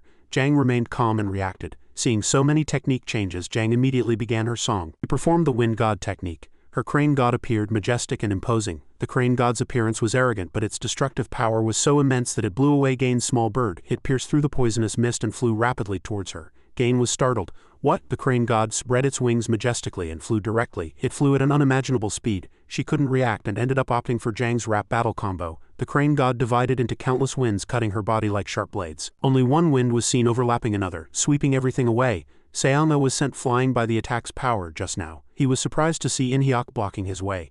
Seonga shouted loudly, "In-hyuk!" He looked back and forced a laugh.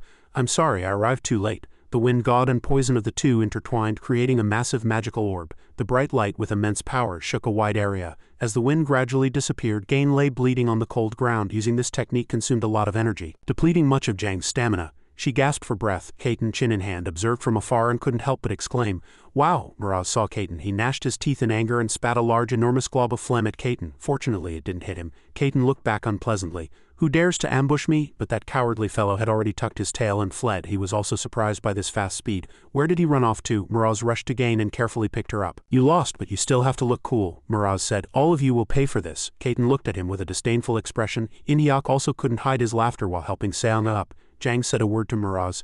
"You attacked us first for no reason," Miraz still said stiffly. "I don't know if Jang thinks so." After speaking, he took Gain and fled. Lee Young, Seonga, and In-hyuk could only watch him escape. Kaiten coldly watched them tuck their tails and flee. The sky suddenly turned to dawn light to conceal the events that had just occurred. Sunlight shone into every corner. A hospital scene appeared. Seonga carefully bandaged his wounds. He bowed his head and apologized. He lay on the hospital bed blaming himself. "Everything has become more complicated because of me." Jang understood that he had only done what he had to do. If he hadn't done that, many people in the Federation would have died. Seonga was worried. But this incident has angered the World Top 10 awakened. He had anticipated that. Moreover, isn't Astra inherently belligerent? Jang reassured him. "Don't worry, the outcome of this incident is still unknown. We're in contact with Astra, so you should rest." Seonga did so. At Astra's castle, it was snowing deep in the night. A purple flash fell like lightning, indicating Miraz's return. He immediately knelt respectfully before him. Astra said irritably, "They knew you were following my orders, yet they dared to resist." He was consumed by rage. "Overwhelming power." Miraz, tense under the overwhelming power, answered quietly, "Yes." He couldn't swallow this rage. How dare those damned worm-like creatures? Miraz fell silent, having nothing more to say. On a sunny afternoon at Jingu's house, Lee Young was waiting for Jingu at the door like a model. The door opened, and Jingu came running out with an excited face. "Nuna, Lee Young?" he happily asked her. "Why are you here, Nuna?" she replied. "I just stopped by on my way." He scratched his head, thinking it was truly a miracle. "I was just thinking about Nuna, haha." As soon as he saw Jang, he immediately began talking. "Oh, I just heard that Nuna defeated a World Top 50 awakened," Lee Young stammered. "Oh yes," but Jingu didn't sense her embarrassment and continued to ask. "So Nuna is also among the World Top 50 awakened?" Jang fell silent. "It was just luck," she sighed. "I only had a chance because my opponent underestimated me." She bowed her head. "As you know, unless you have overwhelming power, a small mistake can be a fatal blow in battle." This little guy was truly foolish. She was flustered, but he still chattered noisily. "But that means Nuna has similar power to your opponent, doesn't it?" She stammered in reply. "Perhaps." Jingu's eyes brightened even more and his mouth spoke more passionately. "Really, I knew Nuna was strong, but I didn't know you were this strong. I was so happy when I heard the news." And Jang was slightly embarrassed by his pride. Jingu suddenly recalled something worrisome. "Oh, but what will happen now, Nuna? Will the World Top 10 awakened attack us?" Lee Young shook her head. "I don't know either. We just sent them an official letter, but we haven't received a reply yet." He asked worriedly, "Then could the World Top 10 awakened take direct action?" As soon as Li Yong heard his question, her face suddenly darkened. She said nothing more. Jang suddenly recalled the headquarters where she was working. It was nighttime. She sat at her desk, seriously listening to a meeting. A pile of documents was stacked high in front of her. The silver-haired man on the other side of the screen said solemnly, "There's still no reply. I don't think they'll let this go." The scar-faced man helplessly rubbed his forehead. "Sigh, we're in trouble." Li Yong sat silently, frowning. The silver-haired man continued, "We won't hide this any longer. However, this incident is a really big problem for us." Li Yong sat still deep in thought when Jingu suddenly shouted loudly, "Nuna!" She was startled. Jingu asked her worriedly, "Are you okay?" Li Yong, still dazed, barely managed a single word. "Yes," he quickly asked, "Is there a possibility of the world top 10 awakened taking action, Nuna?" But Jang immediately reassured him, "That won't happen, so don't worry too much," she said as she walked. "The world top 10 awakened haven't intervened directly in years except for Andre's appearance at the Awakened Academy. Besides, they are cautious when they act. So don't overthink it." Only then did Jingu feel relieved. Understood. "Haha, I feel relieved when Nuna says that." Jingu laughed and talked happily, but Jang remained silent, and so the afternoon at Jingu's house came to an end. Contrary to Jang's comforting words, Jian did not think they would let this go. Jingu knelt on the ground watching him train with awe. "What, really?" he asserted, "that no one would dare to provoke an organization controlled by the world top 10 awakened." Jian closed his eyes. "If there's a conflict with an organization controlled by the world top 10 awakened, even I would avoid it." It was as if challenging the authority of the world top 10 awakened. "But Hung has already fought them several times, hasn't he?" Jian frowned. "Ah," he explained. "Even so, the deaths of their top 100 and top 50 awakened are a huge loss for them," he continued. "Even if they haven't acted yet, they won't let this go." Jingu looked at Kaden with a worried face. He remembered that when he fought the muscular man, the world top 100 and top 50 awakened had been defeated, even when he fought that Nuna. He could vaguely guess. They might send other people. He stared as if about to strike. "It's probably highly likely that Astra himself will come." Jingu's eyebrows furrowed and he couldn't say anything. Scene change upstairs at Jingu's house. 3 small cats huddled together waiting for Kaden to put more food in their bowls. "Hold on, Hung will bring it soon." As soon as the bowls were full, the cats competed to eat. Kaden sat, stroking them with satisfaction and joy. Suddenly his eyes sharpened. "Jingu, you just called my name." Kaden Hung. He approached and asked about his physical condition. "How are you?" Kaden stood up. "Hung," he nodded. Hung fought the enemy. He lifted his chin and said, "What kind of effect could those insignificant guys have on me?" "Hung has recovered and there are no serious injuries." Kaden shook his head again like a shampoo model and said, "I only used a very small amount of power." Jingu innocently exclaimed, "Wow." As expected, Kaden Hung is different. After speaking, he pointed at the mat where he was standing. "All right, sit down." Jingu followed him, curious, and asked, "Yes," Kaden explained, "to see what your physical condition is like." Jingu casually raised his hand and touched his body. "I'm not hurt anywhere." He spoke as if asking why he was bothering with external wounds. "Hung wants to make sure your body is fully recovered." He posed like a professional model and said, "I think you're fully recovered, but who knows?" Hearing that, he obediently sat down. "Yes." Kaden placed his hand on his back and instructed him, "Close your eyes and listen carefully. You're always reckless." He pressed firmly on his back. Small streaks of light began to emit. Kaden said to him seriously, "You grow very quickly, but you're still not strong enough to protect yourself from strong awakened. You need to be careful and survive to become stronger. Then you can do whatever you want." Jingu forced a laugh.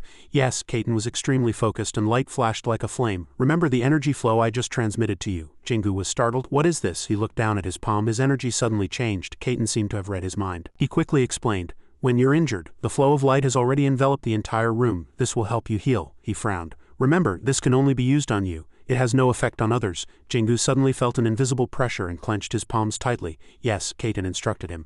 "Hung can only help you this far. From now on you have to move forward on your own." His hands gradually moved away, but Jingu's eyes were still tightly closed, focusing on learning. Kaden stood up and looked at the young boy who was trying to perform the technique he had just learned with satisfaction. "This kid learns really fast." Jingu opened his eyes and seemed to feel some change. He immediately bowed his head in gratitude.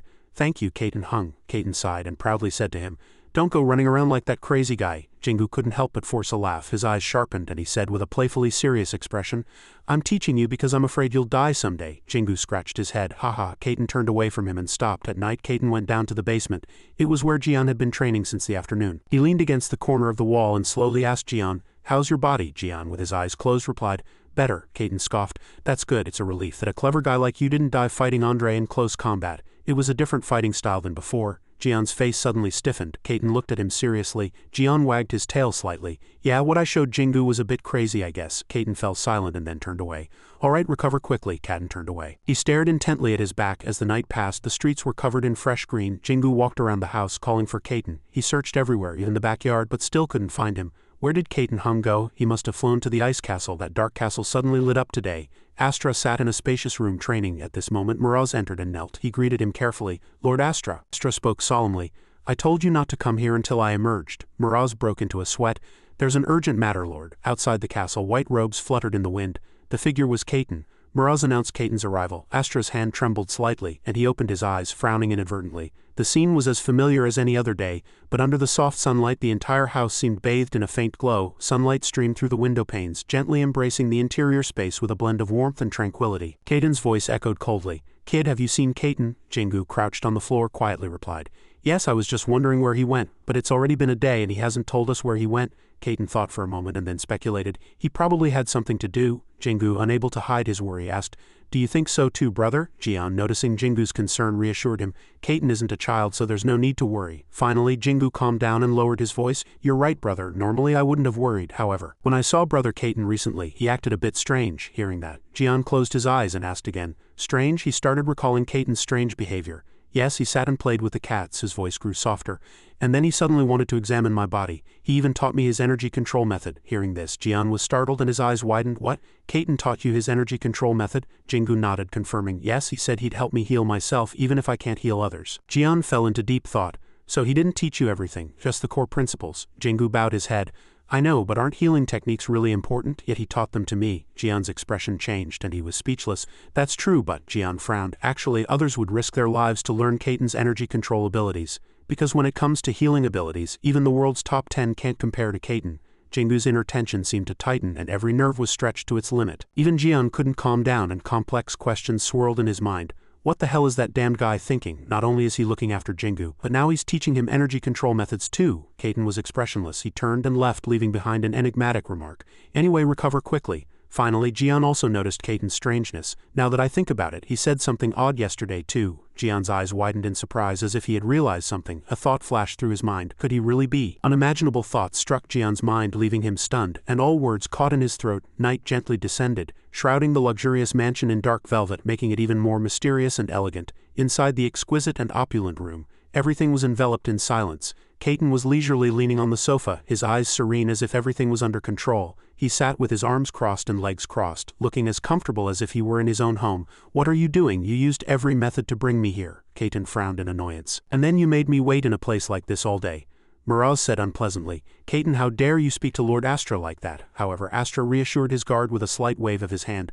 Miraz, it's fine. Astra looked directly at Caton and said proudly, although Jian isn't one of the world's top 10 awakened, he has the right to act like that in front of the top 10. At Astra's undisguised arrogance, Caton scoffed, sighing with displeasure. Astra continued his clumsy story. To be frank, I didn't believe you'd come to me on your own. Didn't you refuse my offer? What made you change your mind? Caton lazily swept back his long hair and replied indifferently. Well, I was just curious about your reasons. You've wanted to bring me here so many times, so I thought I should come in person and hear why. Hearing that, Miraz gritted his teeth and cursed the damned guy inwardly. Astra, on the other hand, smiled mysteriously. He asserted, What other reason could I have to invite the person with the world's best healing abilities? Caton sneered slightly. I thought so too. He calmly stood up. So I don't want to waste time on this. Caton's eyes gazed at them coldly. Because people like you always want the same thing. Astra and Miraz froze on the spot, their eyes wide and their bodies rigid. Caton merely turned his face. I've heard everything I needed, now let's go back, Astra shouted, breaking the atmosphere. What, you're just leaving like that? Caton stopped, his eyes cold and unwavering. He reiterated his purpose. I told you I came here to hear your reasons, didn't I? And I also said I have no intention of healing anyone. Astra fell completely silent, his face nearly darkened with a mix of surprise and anger. Caton relished the silence. He stroked his chin, provoking, Or did you think he'd heal someone, bringing me to such an undefended place? The anger vanished from Astra's face, replaced by an admiring smile, and he conceded, You're right. He asserted that Caton would exert all his power when healing. That means you could also be in danger. He paused for a moment. But there's no need to worry too much. No one will be able to invade this place, and no one here will lay a hand on even a single hair of yours. Astra's hand went up. Instead of finishing his words, he acted. Astra raised his hand without any warning. Sharp energy flashed out. Dark red blood spattered, leaving a long trail across Caton's face. The one bleeding was none other than Miraz. He knelt on the cold tiled floor, trembling in pain. Astra declared, If anything happens to you, I'll be watching. In the face of that coldness, Caton frowned and remained silent. After a moment, Astra grasped his blood-stained hand and spoke in a voice mixed with entreaty and threat. So heal me. What do you want? I can grant you anything you ask for. Caton was silent for a moment, then a slight smile touched his lips. He rephrased what Astra had just asserted. Anything I want, you say? Astra replied with conviction. Yes. Caton's smile turned cunning. In that case, the recent troubles you caused in several countries trying to bring me here have affected me greatly. Astra was startled. What? Caton asserted solemnly. I'm not joking. You attacked awakened in other countries. Astra remained silent. Seeing this, Caton continued. All of that was because you kept looking for me. Although they were minor incidents as they continued, I somehow felt guilty. I don't want such things to happen at all.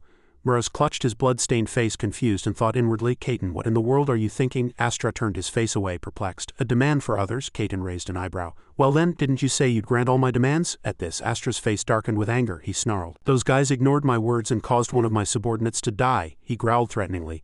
How dare they challenge my authority? I won't let those who challenge my authority get away with it. Hearing that, Kaiten was silent for a moment, pondering deeply. He concluded coldly, in that case I have no reason to help you at all, and don't think I'll heal anyone. Kaiten's eyes sharpened.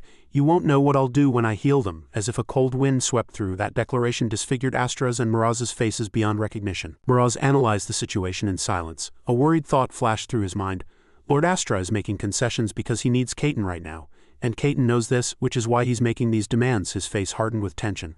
Moroz speculated, is he doing this because he wants to save those people? Seeing Kaiten standing calmly with his arms crossed, he speculated inwardly.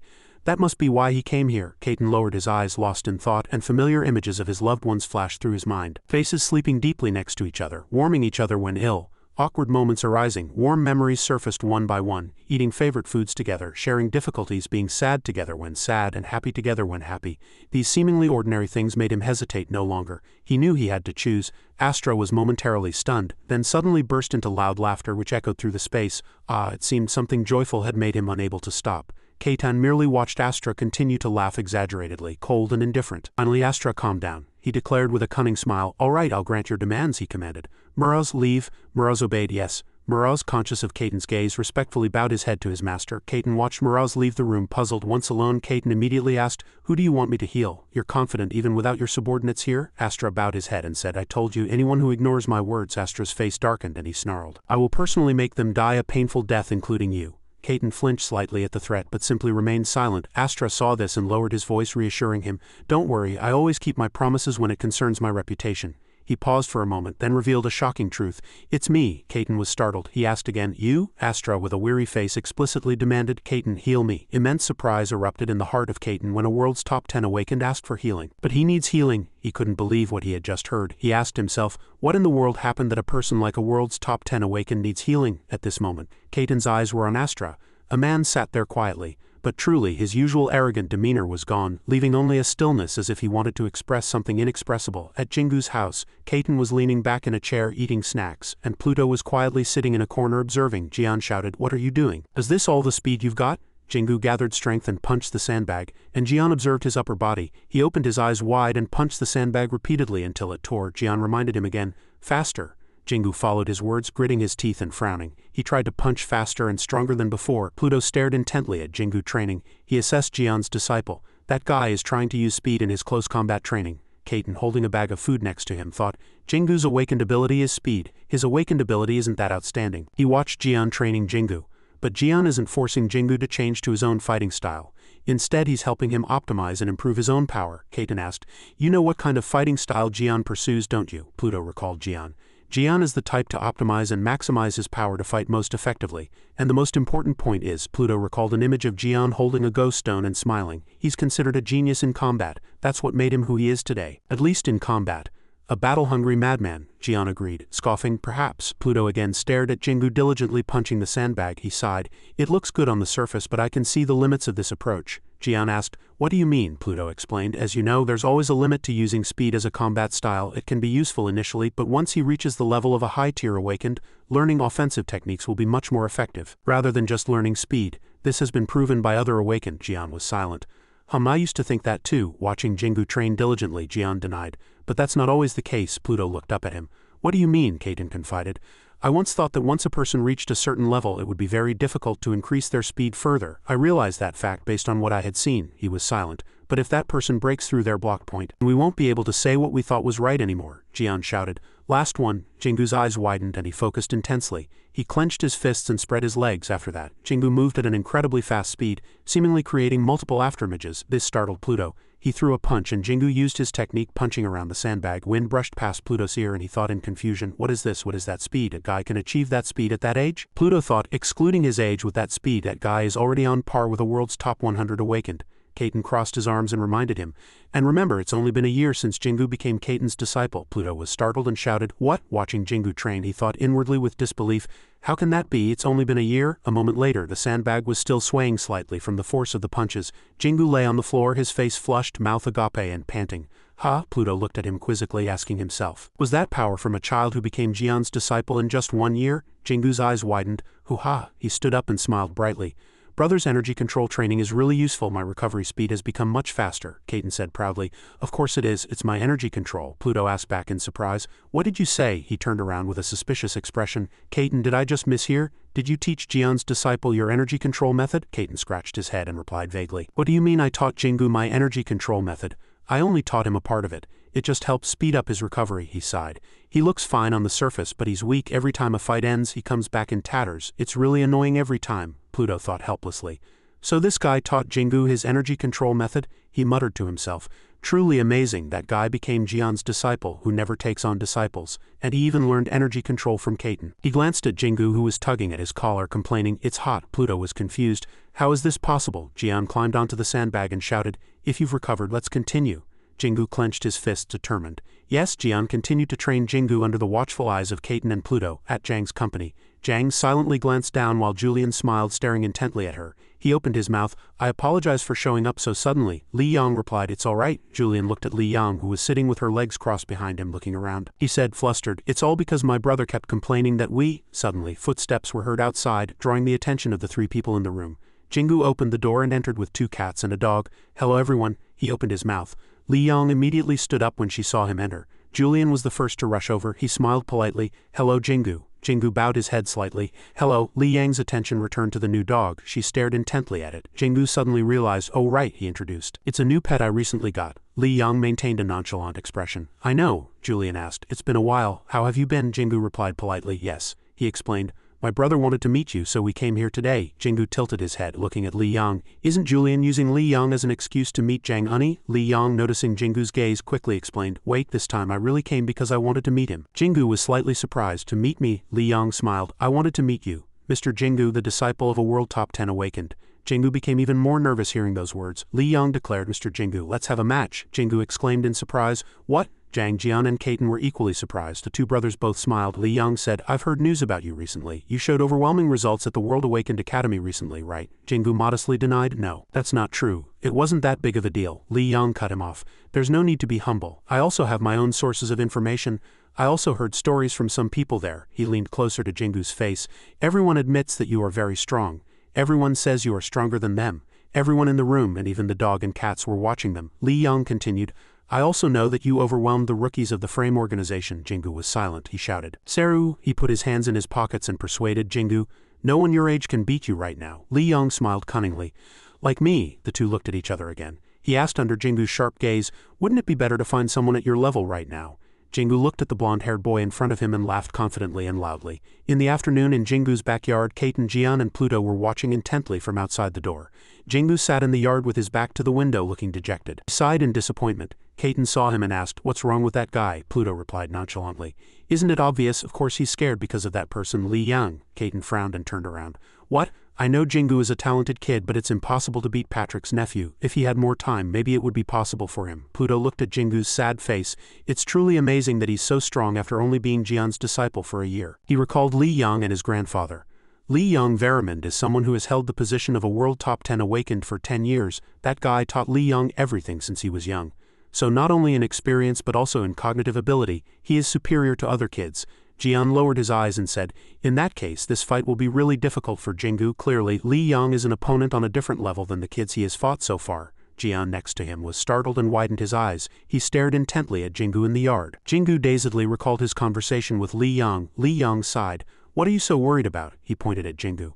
I'm giving you a chance. Li Yang confidently placed her hand on her chest. Just by fighting the disciple of a world top 10 awakened, you can gain many advantages in experience and growth in power. Jingu was startled to hear those words. Li Yang glanced at him. Because I'm your friend, I'm telling you honestly, so don't make me repeat my offer from earlier. Jingu, flustered, lowered his eyes. I apologize, but could you give me some more time to think about it? Li Yang pouted slightly. He scratched his head, complaining. I really didn't know. If you're Jian's disciple, you should naturally accept it right away. Alright, fine. Li Yang threw something at Jingu and he caught it curiously. Jingu realized it was her personal business card. Li Yang ran back. He lightly tapped Jingu's shoulder and laughed. Call me when you decide. He watched Li Yang calmly walk out the door. Jingu's face showed clear sadness. Julian approached Zhang and said, President, He leaned closer to her face. Could you spare some time for me? Jang reacted. Ah, yes.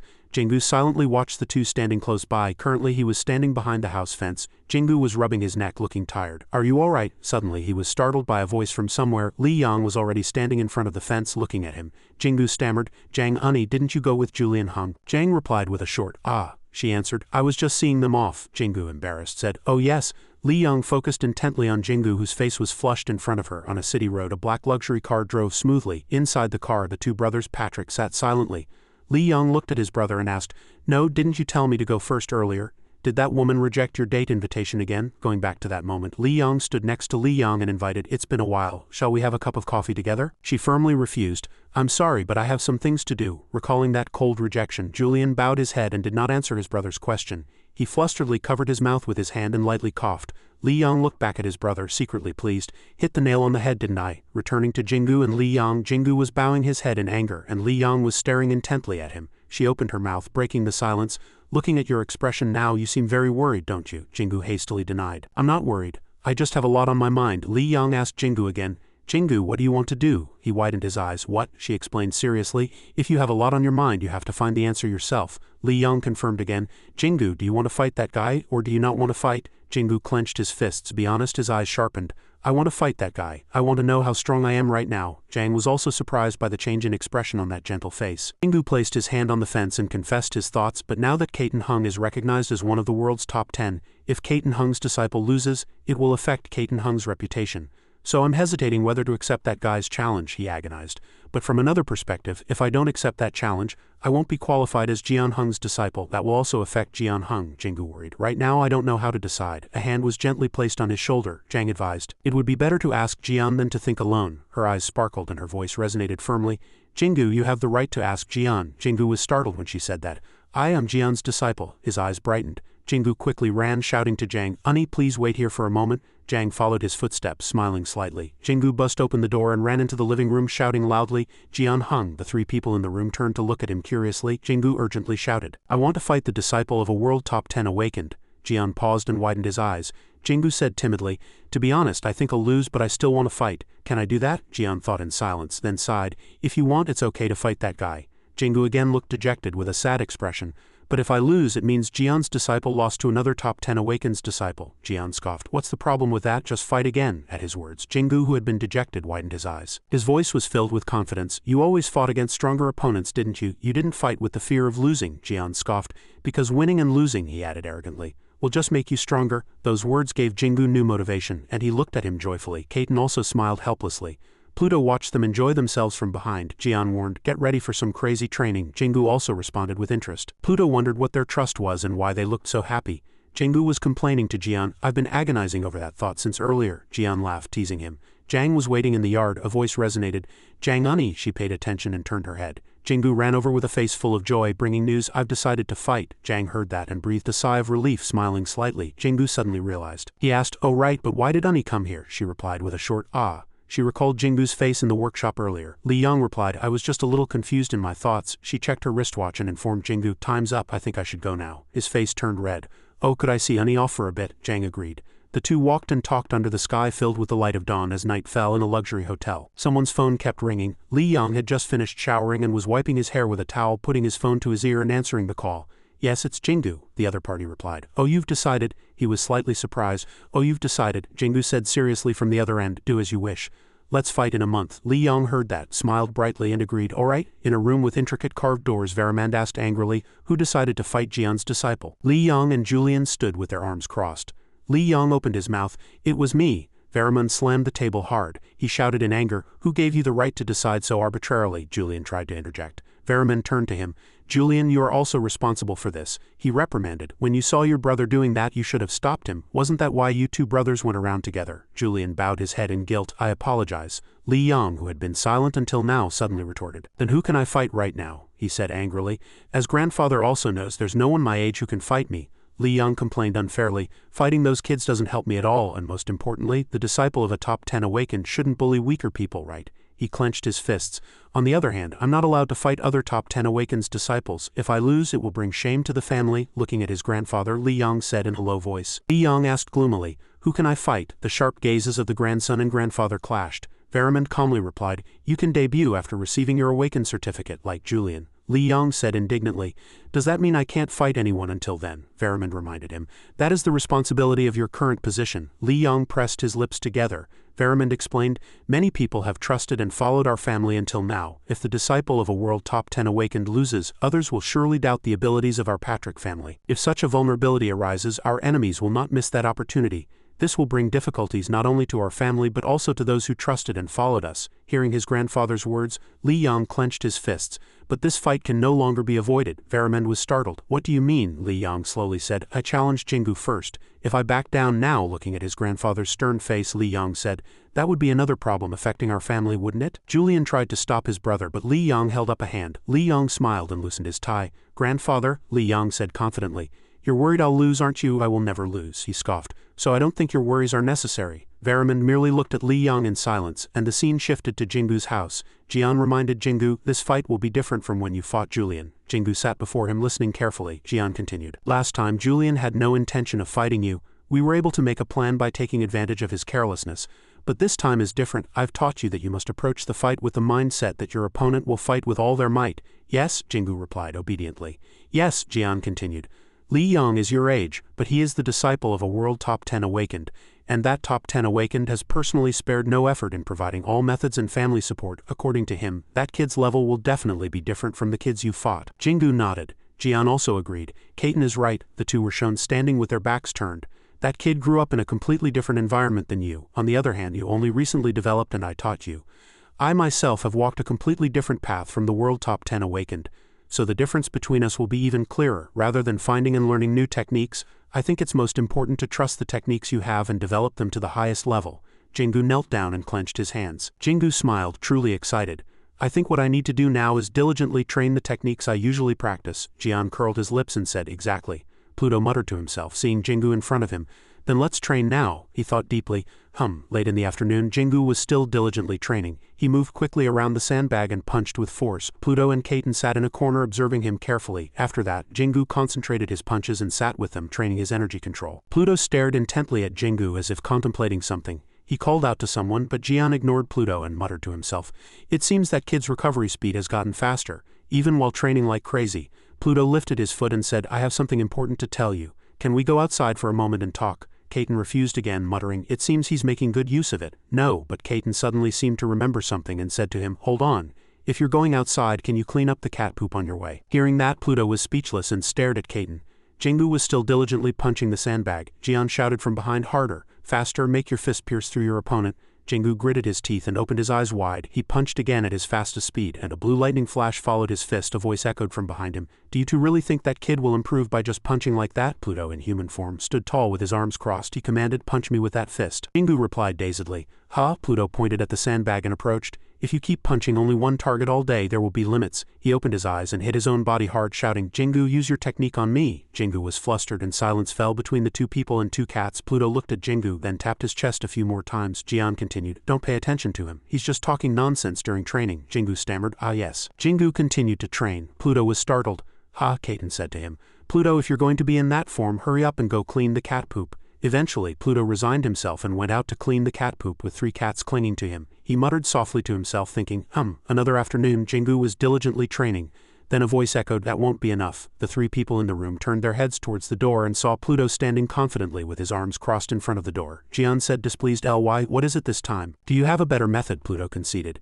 "Jian, your disciple is a truly special case. Speed, close combat ability, impressive destructive power. There's no argument." Seeing Jingu clench his hands worriedly, he said softly, "But he looks perfect on the surface, but that kid is still lacking one thing." Jian asked curiously. "What is it?" Pluto raised his voice. "Jingu, what you lack right now is a strong physique." He opened his eyes wide and warned, "If you only rely on speed once you take an attack, you will definitely be buried underground."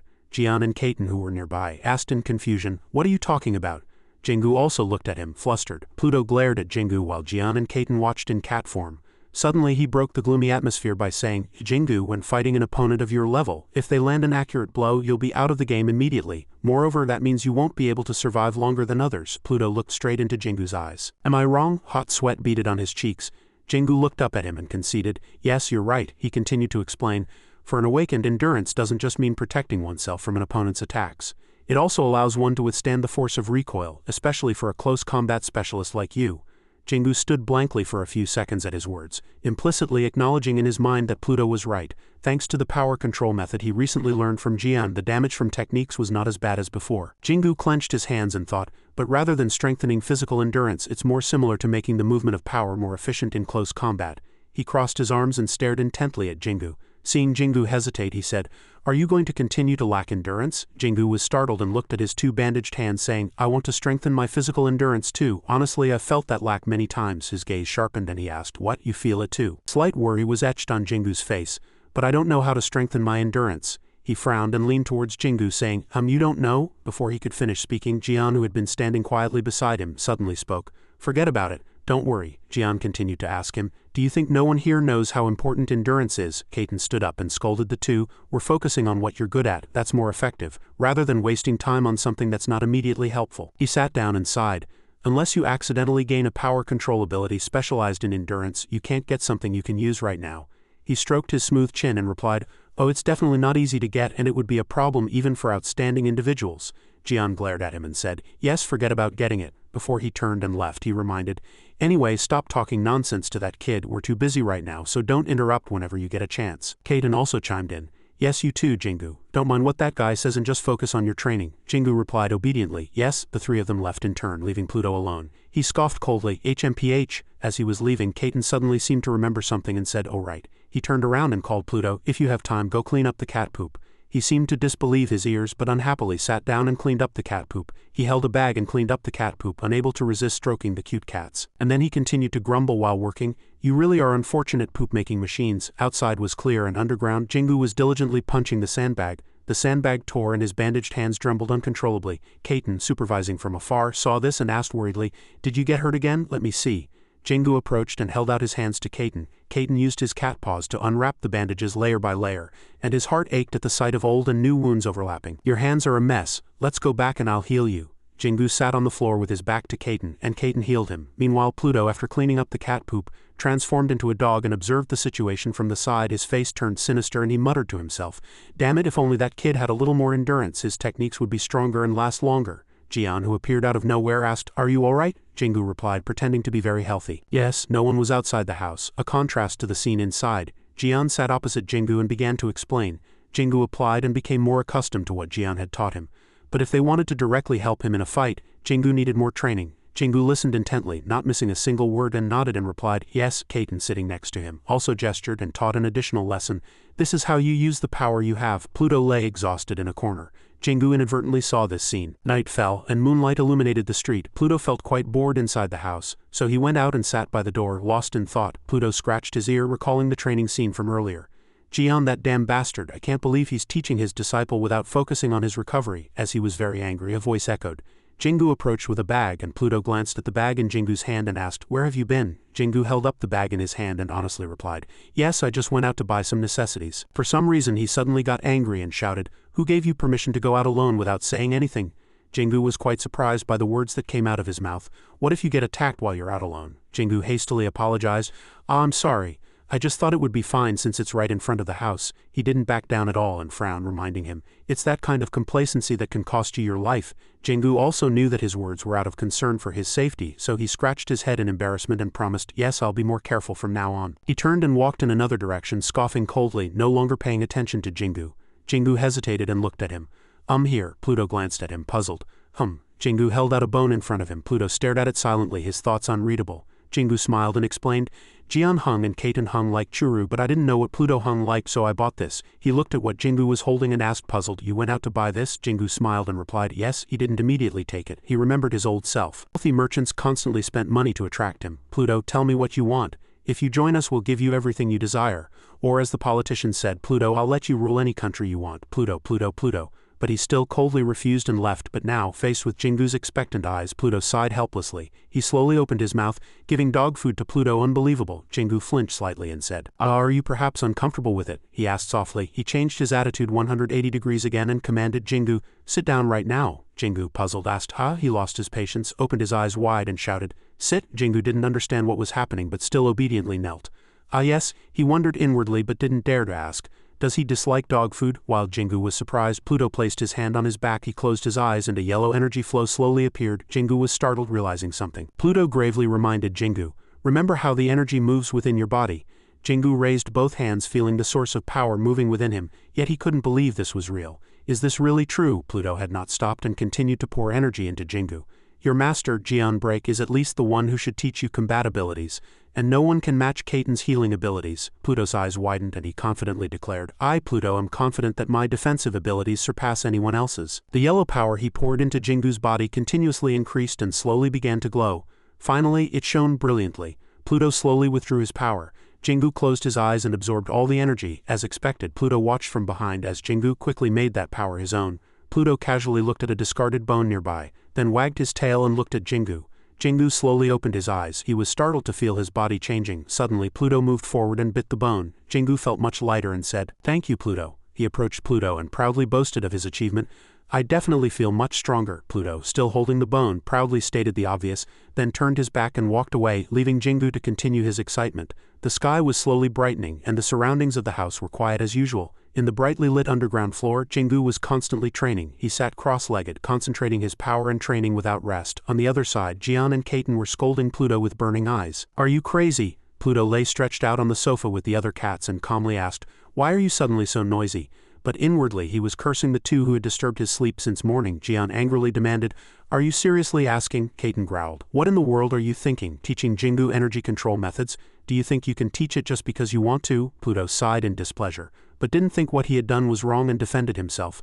"Though my control method is a bit excessive. I only taught that kid the basics. What should I say? The very, very basics of the basics." Caton looked up at Pluto and said, "Nevertheless, it's your energy control method." Pluto let their words go in one ear, scratched his ear, and retorted, "Caton, you also only taught Jingu what was suitable for him. Not anything special, didn't you? I just did the same as you," he continued, playing with the bone Jingu had given him last night. "I taught Jingu the fundamentals so he could develop on his own. How he develops is up to him." Jian glared at Pluto and asked in a somewhat displeased tone, "So I'm asking you, why did you teach that kid that? He's not even your disciple." Pluto didn't flinch and retorted, "That's right, he's not my disciple. I don't even plan to take disciples. Why should I believe I need to teach all my knowledge to someone named disciple?" Jian glared at Pluto and didn't give up, as if determined to press him to the end. "Then why in the world did you teach Jingu your energy control method?" Pluto froze at this question. His face darkened and he hesitated before answering, I don't know either." Both of them were surprised and exclaimed, "What?" Caton, who had just been teased like a puppet, angrily shouted, "You don't even know the reason yourself? Are you kidding me?" Pluto stared at the two. "Then what about you two?" he retorted. "For what reason did you teach Jingu?" The two froze, unsure how to answer, and chose to remain silent. Pluto looked at Jian and spoke about what he knew of him. "Jian, when I heard you took a disciple, I couldn't believe my ears, because the Jian I knew was a person who was only devoted to developing his own power and didn't get entangled in anything else." Jian remained silent, unsure how to respond. Pluto then turned back to Caton and said, "Caton, it's the same for you. You rejected everyone who was willing to give up everything to be healed by you. Yet you treat healing Jingu as if it's nothing and even taught him your power control method." No one could refute a single word. Caton was also speechless under this barrage of questions. Pluto poured out all the thoughts in his heart. "I never imagined that you two would reappear in such a state." Pluto lowered his eyes. "And watching you two teach that kid, I felt a strange emotion again." Caton caught a clue and asked, "Strange emotion?" Pluto stammered, "Yes." My eyes lit up. "I also felt like teaching that kid something." The three looked at each other in silence. Two cats suddenly floated. Pluto paused and continued, "To be honest, I still don't know for sure, but I can be certain of one thing." Pluto recalled what happened yesterday. "I'm curious to see how far that kid can go after receiving our power." At Jingu's house, his friends were gathered. Subin sat on the sofa playing with Jingu's black cat and was the first to speak. "The fight is about to begin and I'm really worried about Jingu. I want to go and watch it myself." Disuk, tapping on his phone, replied, "Sister also said Jingu has gotten much stronger." Subin still hesitated, scratching his head and cursing as he looked at Pluto. "Damn it, what? He's not a rookie like us. Besides, he might be on par with Adult Awakened, so he's not an ordinary rookie." Gwyn, holding another cat, suddenly asserted that he trusted his friend. "If it's Jingu." He still didn't take his eyes off the cat. "I'm confident he'll do well again this time." Disuk smiled and he agreed. "That's right, at least he'll show us something." He tore open the bag of cat food he was holding and gave it to the cat. Then the two of them looked at him with wide eyes. Suddenly, Pluto laughed loudly. "Has that kid ever fought a weak opponent? We've been here from the beginning." Subin lay stretched out on the sofa laughing and agreed. "I agree wholeheartedly." The scene shifted to a skyscraper. Jang and Inhyuk approached Verimund and the two men behind him. Inhyuk looked at the two young boys in front of her and thought something. She went up to Verimund and bowed her head in greeting. "It's an honor to meet you." Variman smiled and responded, "The pleasure is mine. I never thought I'd have to rely on such a talented person in the end." Jang immediately spoke formally. "You're welcome." Variman looked back at his two beloved grandsons and blamed himself. "My reckless grandson unilaterally challenged someone, and now everything has become so troublesome." Jang bowed her head and said nothing. She thought inwardly, "Grandfather came along with us too." He looked around. "But why isn't Jingu here yet?" Variman placed his hands on his chest and said, "Yes, that's right. I said this before, but every time we meet I feel you are truly remarkable." Then he asked a question that would make Julian's face turn red beside him. "Do you really not want to join our family?" Jang refused directly without hesitation. "I appreciate your offer, but I have to decline." Variman stroked his long beard and replied with a slight hint of disappointment, "Yes, what a shame." Suddenly his gaze became sharper than ever. Everyone turned their bodies to look towards the door. The door opened and Jingu entered with a bright smile. "Hello everyone," but the others were surprised, and then a pair of leather shoes entered. 3 people followed expressionlessly right behind him. Everyone couldn't hide their surprise. Kaiten and Pluto. Julian and his brother were also startled. Why are those two here? Jang and Inhyuk were still dumbfounded. Jingu approached Variman and bowed his head in greeting. "It's an honor to meet you." Variman also came to his senses and replied, "Ah yes, it's been a while." He assessed Jingu.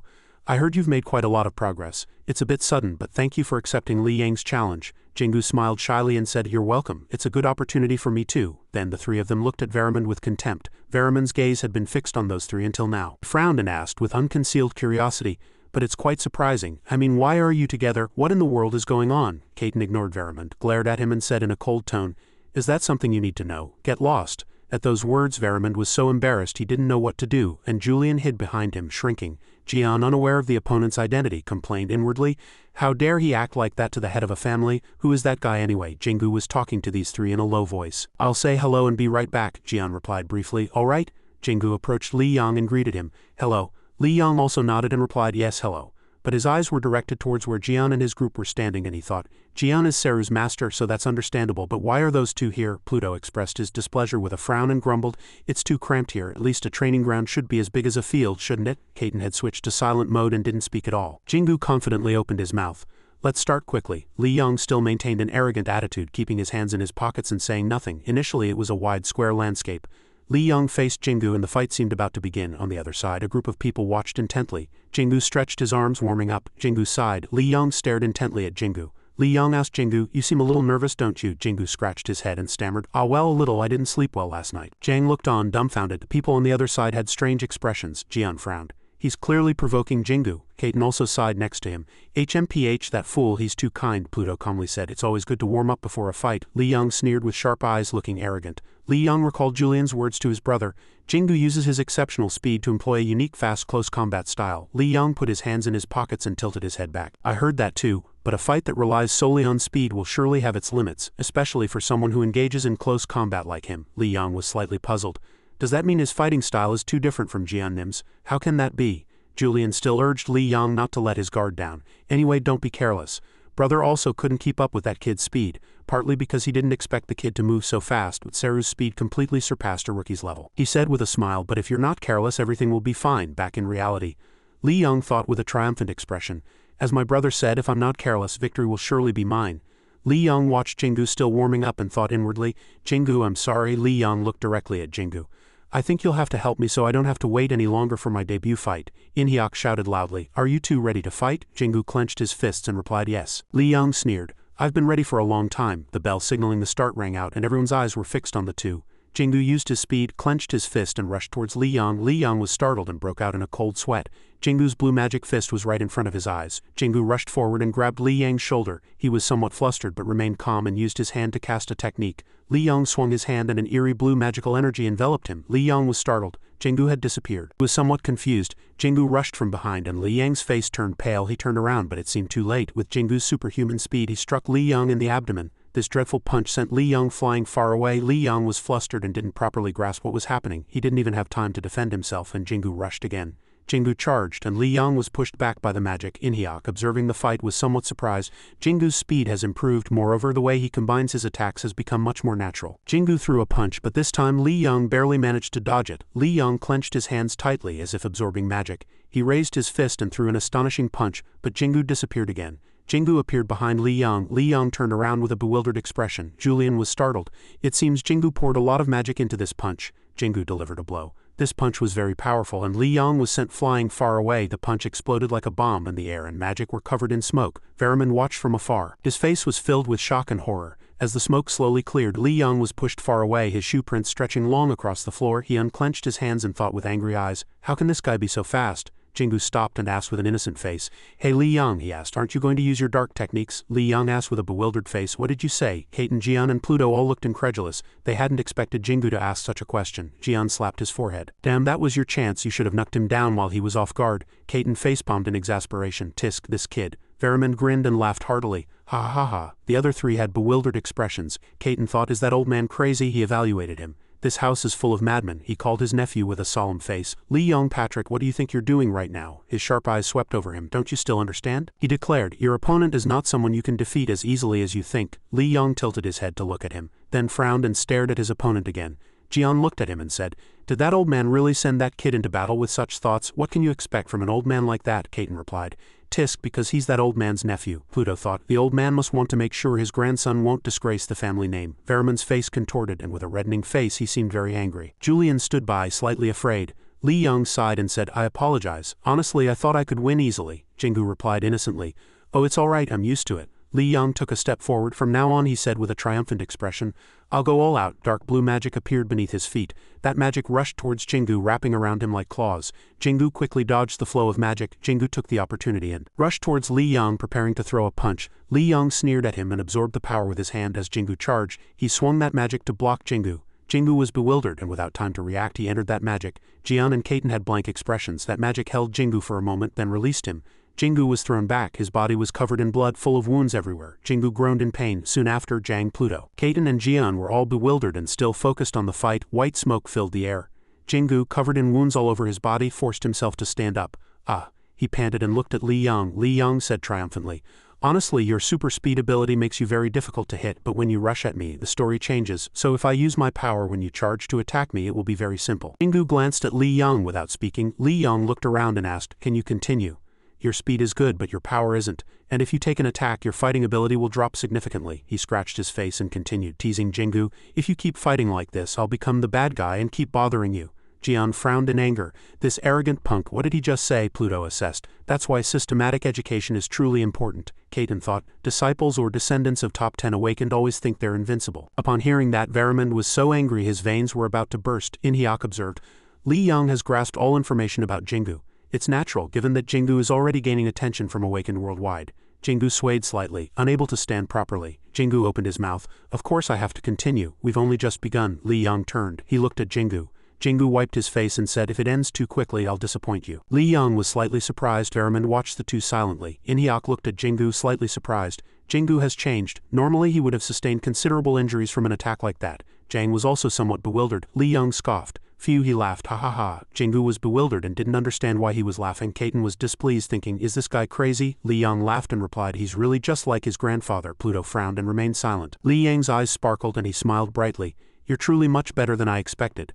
I'm starting to like you more and more, huh?" Li Yong continued to Jingu with a bright smile. "You're the first opponent who can fight me like this.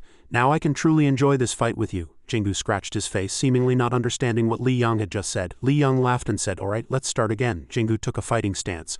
"All right." In the quiet square, the two faced each other, their eyes filled with intimidation. Li Yong raised his hand first and unleashed an attack, his magic creating a black whirlwind. Streaks of magic rushed towards Jingu, but he dodged them all. Li Yong swung his hand and streaks of magic rose from the ground, seemingly trying to pierce Jingu, but he still dodged.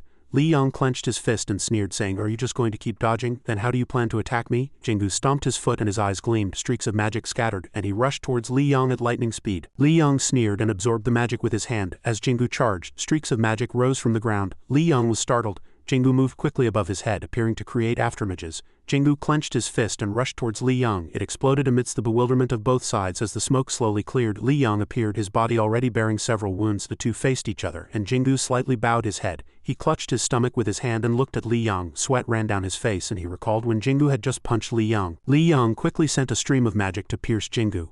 Jingu thought he counter-attacked immediately. "If Pluto Hung hadn't taught me, I would have been much more severely injured." Jingu looked down at the wound on his stomach. Jian put his hands in his pockets and said seriously, "That guy, I just thought he was arrogant but he's quite good in a fight." From the other side a voice replied, "Of course," Varamon said. "Li Yang and Julian received strict training from a young age." He raised his head. "Your disciple is talented and promising, but the kid isn't skilled enough to defeat Li Yang." Li Yang's face was swollen and he bit his lip, placing his hands on his waist, looking at Jingu. "Damn it, Jingu, honestly I didn't expect this much from you. I thought I could end the match immediately." A black flow of magic reappeared beneath Li Yang's feet. "So now I'm going to end this match with my ultimate technique." Li Yang sneered with a triumphant expression as if paying his respects. He stomped hard on the ground and black magic gushed out, covering the entire ground. Jingu clenched his fist, as before. As Li Yang's magic approached him, he suddenly staggered and fell. Looking down at the magic beneath his feet, his body didn't move, and he was slightly bewildered. "What? Why did my body suddenly become so heavy?" he said, with a bewildered face. Everyone couldn't help but be surprised by the magic. "How?" Kaiten thought with a blank face.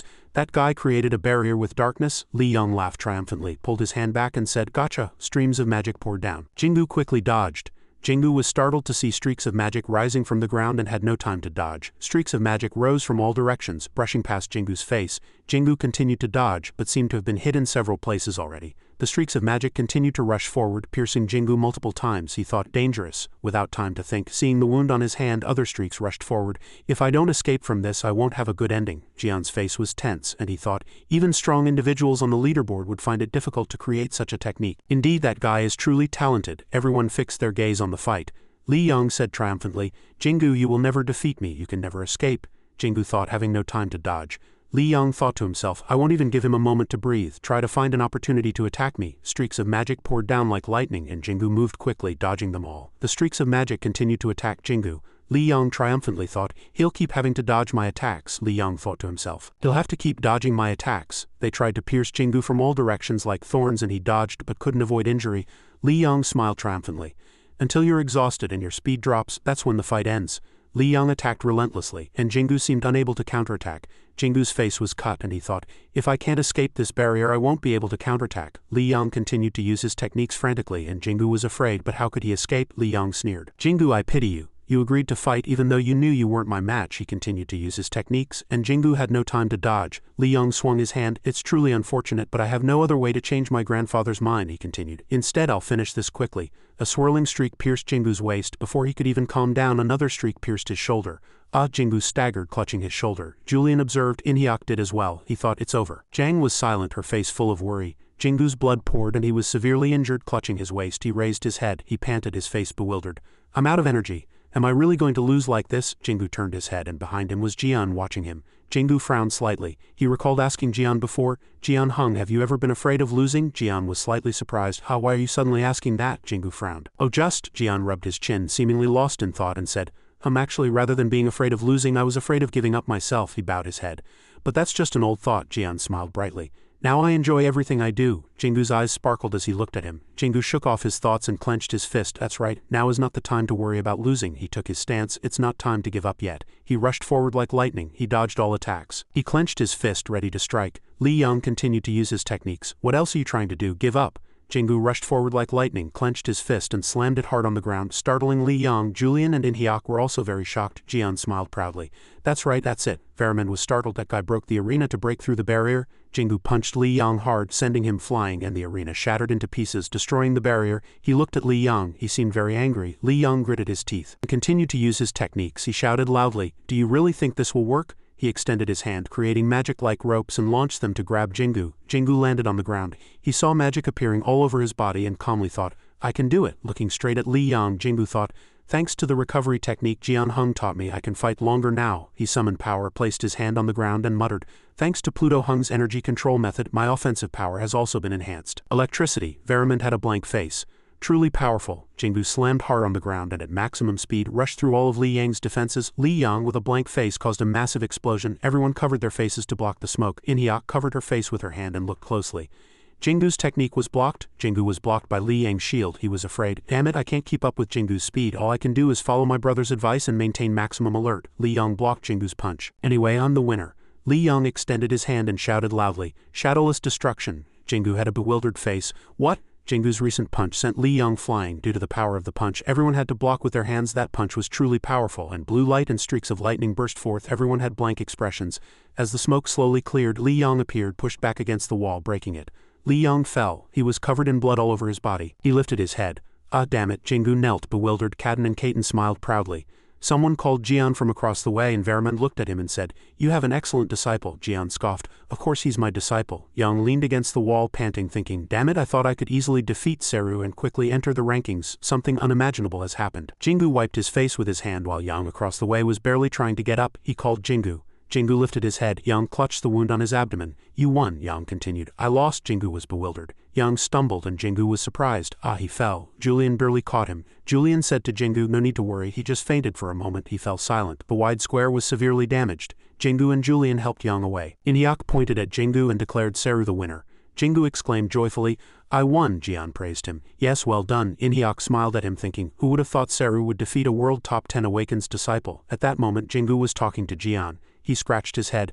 It wasn't easy as expected. I thought I was going to lose." Inhyuk recalled the day he first met Jingu. He asked Jingu, "It seems you recently became aware of being an awakened." Jingu, bewildered, asked, "How do you know?" He replied, "Awakened usually try to hide their power." He thought to himself, when I first met Jingu he didn't even know about the existence of the awakened world. But in a short time he grew tremendously. Kaiten, Pluto, Kaden and Jingu laughed and chatted, making fun of Variman's grandson.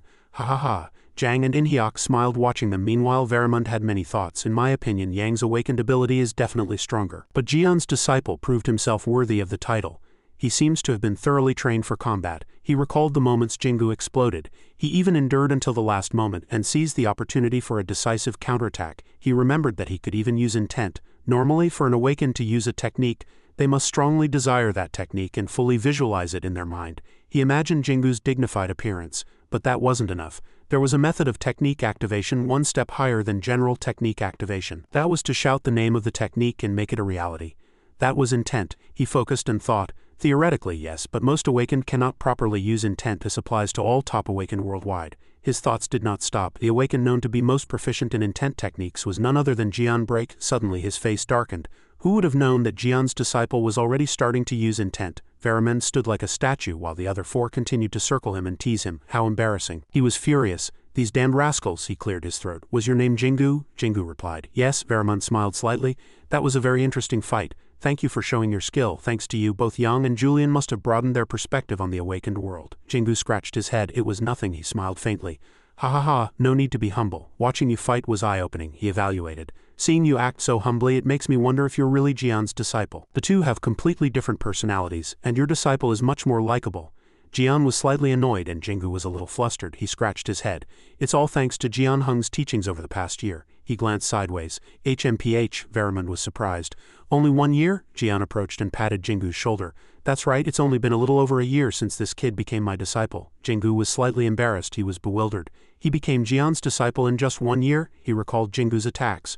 But this kid can already use that level of speed. Even has his own fighting style and can use intent. Varamund scoffed. "HMPH, he laughed loudly. "Ha ha ha." All four looked at him. Jingu was slightly flustered. Varamund said, "Thank you for lending us the arena today. Our business here is done, so we will be leaving." Jang bowed her head. He walked away. "Let's go." In fact, he was very angry. Jian Break, so this is your way of showing your power to the world. Jian said, "Hey." Varamund turned around and the two faced each other. Jian raised his head slightly and smiled. "Train your disciple well so he can challenge Dewey again." Varamund was extremely angry, his face red. He turned coldly, his face hardened and very annoyed. The other four again circled him and teased him. Inhyuk and Jang watched them silently. At Jingu's house he texted his friends, "I won." Their eyes lit up when they saw the message. Subin jumped with joy. "Jingu won?" "That's right, I was on pins and needles." The three hugged each other. Subin was excited. "That's insane. He defeated a top 10's disciple," Gwyn said proudly. "I knew he would, he's so cool." Suddenly Disuk said, "Hey, do you guys know?" The two were blank and bewildered. Disuk winked and said, "There's only one person who can defeat Jingu. That's me." Subin furiously kicked Disuk far away. "This damn rascal." Gwyn covered his mouth with his hand. Subin held a bag of snacks. "Let's clean up now. Jingu needs to rest when he gets back. We'll come again another day." Disuk stumbled. "Right, it's already night." Jingu returned home delighted. "I'm home." Cats rushed out. The three came inside. Kaden looked around. The kids are back," Jingu replied. "Yes, they said they needed to rest, so they're coming another day." Kaden took off his jacket. Those kids are a bit wild, but they still have manners." Kaden agreed. "I think so too." The three slumped onto the sofa. "Oh, my whole body aches." "You're not old yet. Why are you complaining so much?" Jingu pursed his lips. "Thank you, brothers." The three turned around simultaneously. Jingu was slightly embarrassed. I couldn't have won without you brothers. His eyes gleamed and his face was bright. I sincerely thank all three of you. The three were speechless and slightly surprised. Jian frowned slightly. Jian, I understand, but why are they thanking us too? Jingu smiled awkwardly. If Kate and Hung hadn't taught me healing techniques, I wouldn't have been able to maintain that speed for so long. Moreover, thanks to my self-healing ability, I could continue high-intensity training. Caden was silent. Jingu turned around. Thanks to Pluto Hung, I could withstand the damage from Yang's attacks, he continued. If my body hadn't been tough enough, I wouldn't have been able to use such powerful techniques. Pluto was bewildered. Jingu sincerely bowed his head. I sincerely thank you all. All three were silent, and an awkward atmosphere hung in the air. All three transformed into animals. Pluto and Caden quietly went elsewhere. Ahem, the scene of a magnificent castle. Yang sat on the bed with Verimond and Julian standing beside him. The two looked at Yang. Yang was covered in bandages. Verimond opened his mouth. In terms of sheer power, you were far superior, he continued. But in practical ability and the way you used your power, you fell short. Above all, your attitude in battle was another reason for your failure. Yang bowed his head. I apologize. He looked at Yang. It seems you already know what you need to do, Verimond said. Discard your pride and train diligently, Yang replied. Yes, I understand. He remained silently. He pressed Yang. Young Patrick, because of you, the family has suffered considerable losses. Yang was bewildered, looking as if his soul had left his body. Verimond said in anger, and that's not all. You inherited my bloodline, which means you are destined to become one of the top 10 awakened in the future. His eyes blazed and he growled. But you just lost to the disciple of Kadin, who only recently became a top 10. Hearing that, Yang sweated and trembled, gripping his blanket tightly. His eyes hardened and he looked very angry. Verimond called him. Yes, he looked at his grandson. From now on your responsibilities will be even greater, he continued. If you go and beat Jian's disciple now, it will only be a laughingstock. Don't do such a foolish thing, he looked at his grandson. Instead, defeat other top awakened around the world and prove the power of our Patrick family. Julian immediately replied, understood. Verimond continued, and don't think about Chairman Shah anymore. Now is not the time for that. Julian was surprised. He turned around. Young. Verimond walked away. Start training as soon as you recover your senses. At Jingu's house, Jube laughed. I still can't believe you defeated Yang, Subin, holding a cat, continued. I was really surprised when I heard the news too. Honestly, I had some doubts this time, Disuk said. Last time I met that guy, his arrogance really bothered me. I'm glad you taught him a lesson. Hee hee. Subin looked around. Oh, where did Gwyn go? I brought snacks. Jingu handed her some tea. He went out for a bit. He hasn't come back yet. Subin replied, oh really? Thanks. As night fell, the city was brightly lit. On a building rooftop, Pluto stood facing Blue. He frowned. What is this? He asked Pluto. Why haven't you killed Jian Break yet? Pluto had an indifferent expression. He crossed his arms. It's a disgrace for me to kill an injured opponent. Blue called him. Pluto, he continued. Are you going to miss this great opportunity? Jian has already defeated one of the top 10. You know very well it will be very difficult to defeat him once he recovers, don't you? Pluto replied. Are you asking me to abandon my pride? Blue scoffed. Ah, pride. He tensed and widened his eyes. You swore to accept Castella's request. Isn't not following that oath also abandoning your pride? Pluto was silent. Blue continued. What he wants is Jian dead, Pluto replied. I decide the method. He was angry. This foolish fellow, he's going to miss this golden opportunity. Then Blue said. His disciple? Pluto asked blankly. What? He continued. His disciple just defeated Verimond's grandson, didn't he? Pluto asked. So? Blue inferred.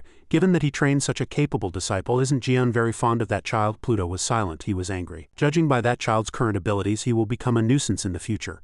Wouldn't it be better to eliminate him before he gets stronger? Pluto scoffed. He said, are you asking me, an awakened, to kill a child just because he might get stronger later? You're truly shameless. Blue was angry.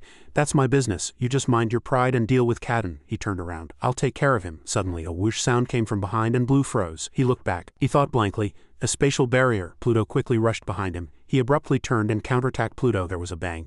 And he exclaimed in surprise, what in the world are you doing? Thick black smoke billowed and Pluto's hand shot out from within, grabbing Blue's face. Pluto grabbed his head and pulled him. He slammed his head hard into the ground, breaking it. The building was heavily impacted and the ground shattered with a bang. Blue jumped high. He landed. You just. A wound. Ah, he looked down, groaned. Blue shouted in anger, how dare you attack me? Pluto rushed at Blue and he scoffed, you fool, no matter how good your defense is, you can't just jump into my attack. Pluto sprang from the ground, surprising Blue. Pluto punched his body hard and purple crystal fragments flew out. He stumbled and flew far away. Blue shouted, you monstrous bastard, what in the world are you trying to do? Pluto replied, don't interfere with my fight with Jian. Blue was even more furious. What? Pluto said. If you touch his disciple, he won't be able to focus on fighting me. Blue was even more enraged. Why are you spouting such nonsense? Blue shouted. Have you forgotten that Chairman Castella saved you? Pluto's face darkened. Castella saved my life, not yours, and tell Castella this. I decide the time. Blue's face darkened. At Jingu's house he was surprised. Did you say? He was flustered. Can't we meet during our secret training? Can't you even contact me? The three of them were silent, one eating soup, one holding a bone, and one slumping down. Subin said,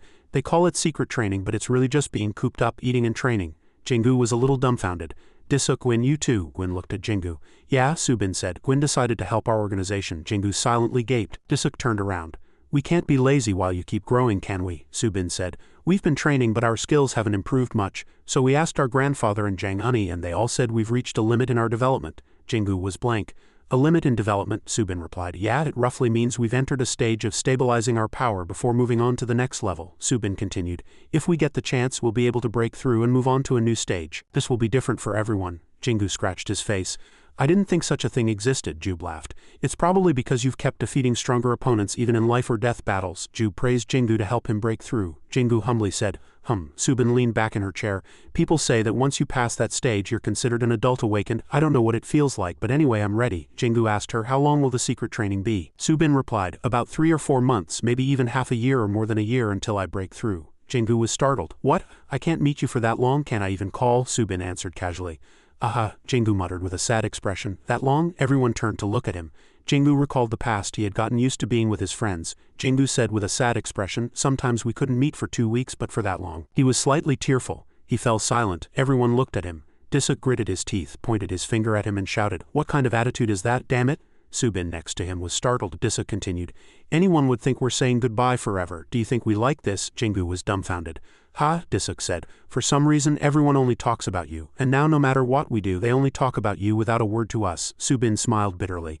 Then that means you're on a completely different level than us. She laughed frankly. It makes me happy that you're recognized worldwide, but honestly it's annoying. Subin turned and said, you're moving too fast for us to catch up. Gwyn added, we want to be strong enough to walk beside you. Subin also continued, so even if you're sad, please wait patiently for us. Jingu was blank and didn't answer. Jingu pursed his lips, turned to look at them and smiled slightly. Okay, I'll wait. Subin smiled. She threw a pillow at Gwyn's face. Then let's have some fun tonight. They played pranks, spitting water. Disuk and Gwyn fought with pillows, laughing externally but not happy internally. She hit Subin. They laughed and played, and Jian with his arms crossed thought, these kids really. Pluton was silently a little blank. That night Blue stood on the rooftop. His face was very tense, annoyed that Pluton had said, remember, don't pick a fight with Jian's disciple and don't approach that kid, it makes me uncomfortable. Blue trembled. Pluton, how dare a scoundrel like you command me? He swept his hair back and said calmly, if we fight seriously, you won't win as easily as you did when Caden was injured. If you don't follow Gastella's orders. Blue suddenly realized something. Yes, once Caden's matter is resolved, I'll kill him. It won't be easy, but Pluton will surely be exhausted after fighting Jian, he calculated internally. And this will happen after I complete Lady Gastella's request, so no one will be able to stop me. He looked down. Ah, there are Jingu and his friends, he muttered, seeing Jingu's eyes wide. Isn't that kid Jian's disciple? They laughed and chatted as they walked. Jingu said, I told you to go home and sleep, it's too late. Subin replied, I want to, but I can't leave your house. Jingu was blank. Really? She turned and said, honestly, no matter how much high-intensity training we do, it's useless. I'm just sad that I can't play with you guys. Disuk also agreed. Me too. Gwyn nodded, a little embarrassed. Jingu smiled. He ran and hugged them. I'll train hard while I wait for you too. Subin patted his shoulder. Of course you will. If we get too strong you might not be able to hang out with us, haha. Jube called Subin. He turned. Disuk said, when training is over, let's have a match. Jingu laughed and replied, okay. The two bumped fists. Everyone said, let's go now. You guys go first. We'll go here. Jingu waved. Suddenly a strange sound came from behind. Whoosh. Jingu was blank. A strange wind approached. His friends also thought it was strange and stopped to watch. Blue muttered, what? He asked. Are you all awakened? They were surprised and turned to look at him. Jingu looked up. Blue looked down from above and said. He stared intently at them. Blue looked down from above and glared at them. Jingu was flustered. Who is that person? Just looking at them makes me feel pressured. Blue landed on the ground and called out, Jian's disciple. He looked at Jingu and said, I never thought we'd meet like this. Jingu sweated. His target is me. Subin stepped forward. Why are you here? Blue was quite surprised. Oh, there's someone who recognizes me. She gritted her teeth. Blue Talon, world rank 50. Jingu was scared and lost his composure. Rank 50? Someone like that came to catch me. He turned and told them to run away quickly. They were startled. What? Jingu stepped forward and beat his chest. You came to find me, right? Then please let my friends go. Jube shouted. What nonsense are you talking about? Jingu turned around. It doesn't matter, you guys just go quickly. They were startled and sweated. Blue smiled wickedly. Kakeke, what touching friendship, he turned and said, but he frowned. No one can leave here, Blue said terrifyingly, because you're all going to die. Black smoke billowed from behind him, and everyone shielded themselves with their arms. Jingu looked up. He trembled with fear. What immense power, I can't even breathe properly. As the black smoke cleared, Blue's wicked face was revealed and Jingu was scared.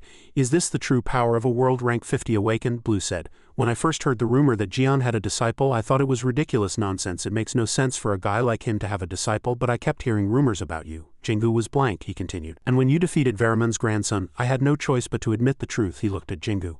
Jian really had a disciple. Jingu looked very scared. Blue laughed threateningly at him. How shocked would Jian be if the disciple he raised so carefully died? Jingu was startled. Huh? Purple smoke enveloped him and his legs. Subin used her strength to block the smoke. Ah, she looked down. Damn it. Disuk rushed forward. Get out of the way. He opened his eyes and used his strength to push the smoke away. Subin and Gwyn blocked the smoke with their hands. Disuk panted. Huff huff, damn it, the smoke isn't disappearing, it's getting thicker. Blue laughed and extended his hand. Don't be disappointed, he continued. It's natural for your level. Suddenly his face exploded. It was Gwyn. She had used her power. Blue shook off the smoke. You guys are really unlucky, he turned and said. If you had grown a little more, your future would have been very bright. Jingu turned and looked worriedly. His friends coughed endlessly, and he calmly thought that he should focus on helping his friends escape without any other thoughts. Jingu crouched down. Several streaks of lightning sparked. He muttered, lightning. Blue's eyes widened in surprise. Jingu rushed at Blue at super high speed. He clenched his fist. Blue's eyes widened in surprise, and he didn't even have time to collect himself. Jingu punched hard, and everything exploded. The smoke slowly cleared. Blue blocked his punch without a single scratch. He laughed contemptuously. Oh, you beat Variman's grandson? It wasn't a coincidence after all, Jingu muttered. Shadowless destruction. A powerful spinning fist flew towards Blue. Streaks of lightning sparked, and everything exploded. Everyone blocked the smoke with their arms. As the smoke slowly cleared, Blue was still blocking his punch. He grabbed Jingu's hand and fell silent.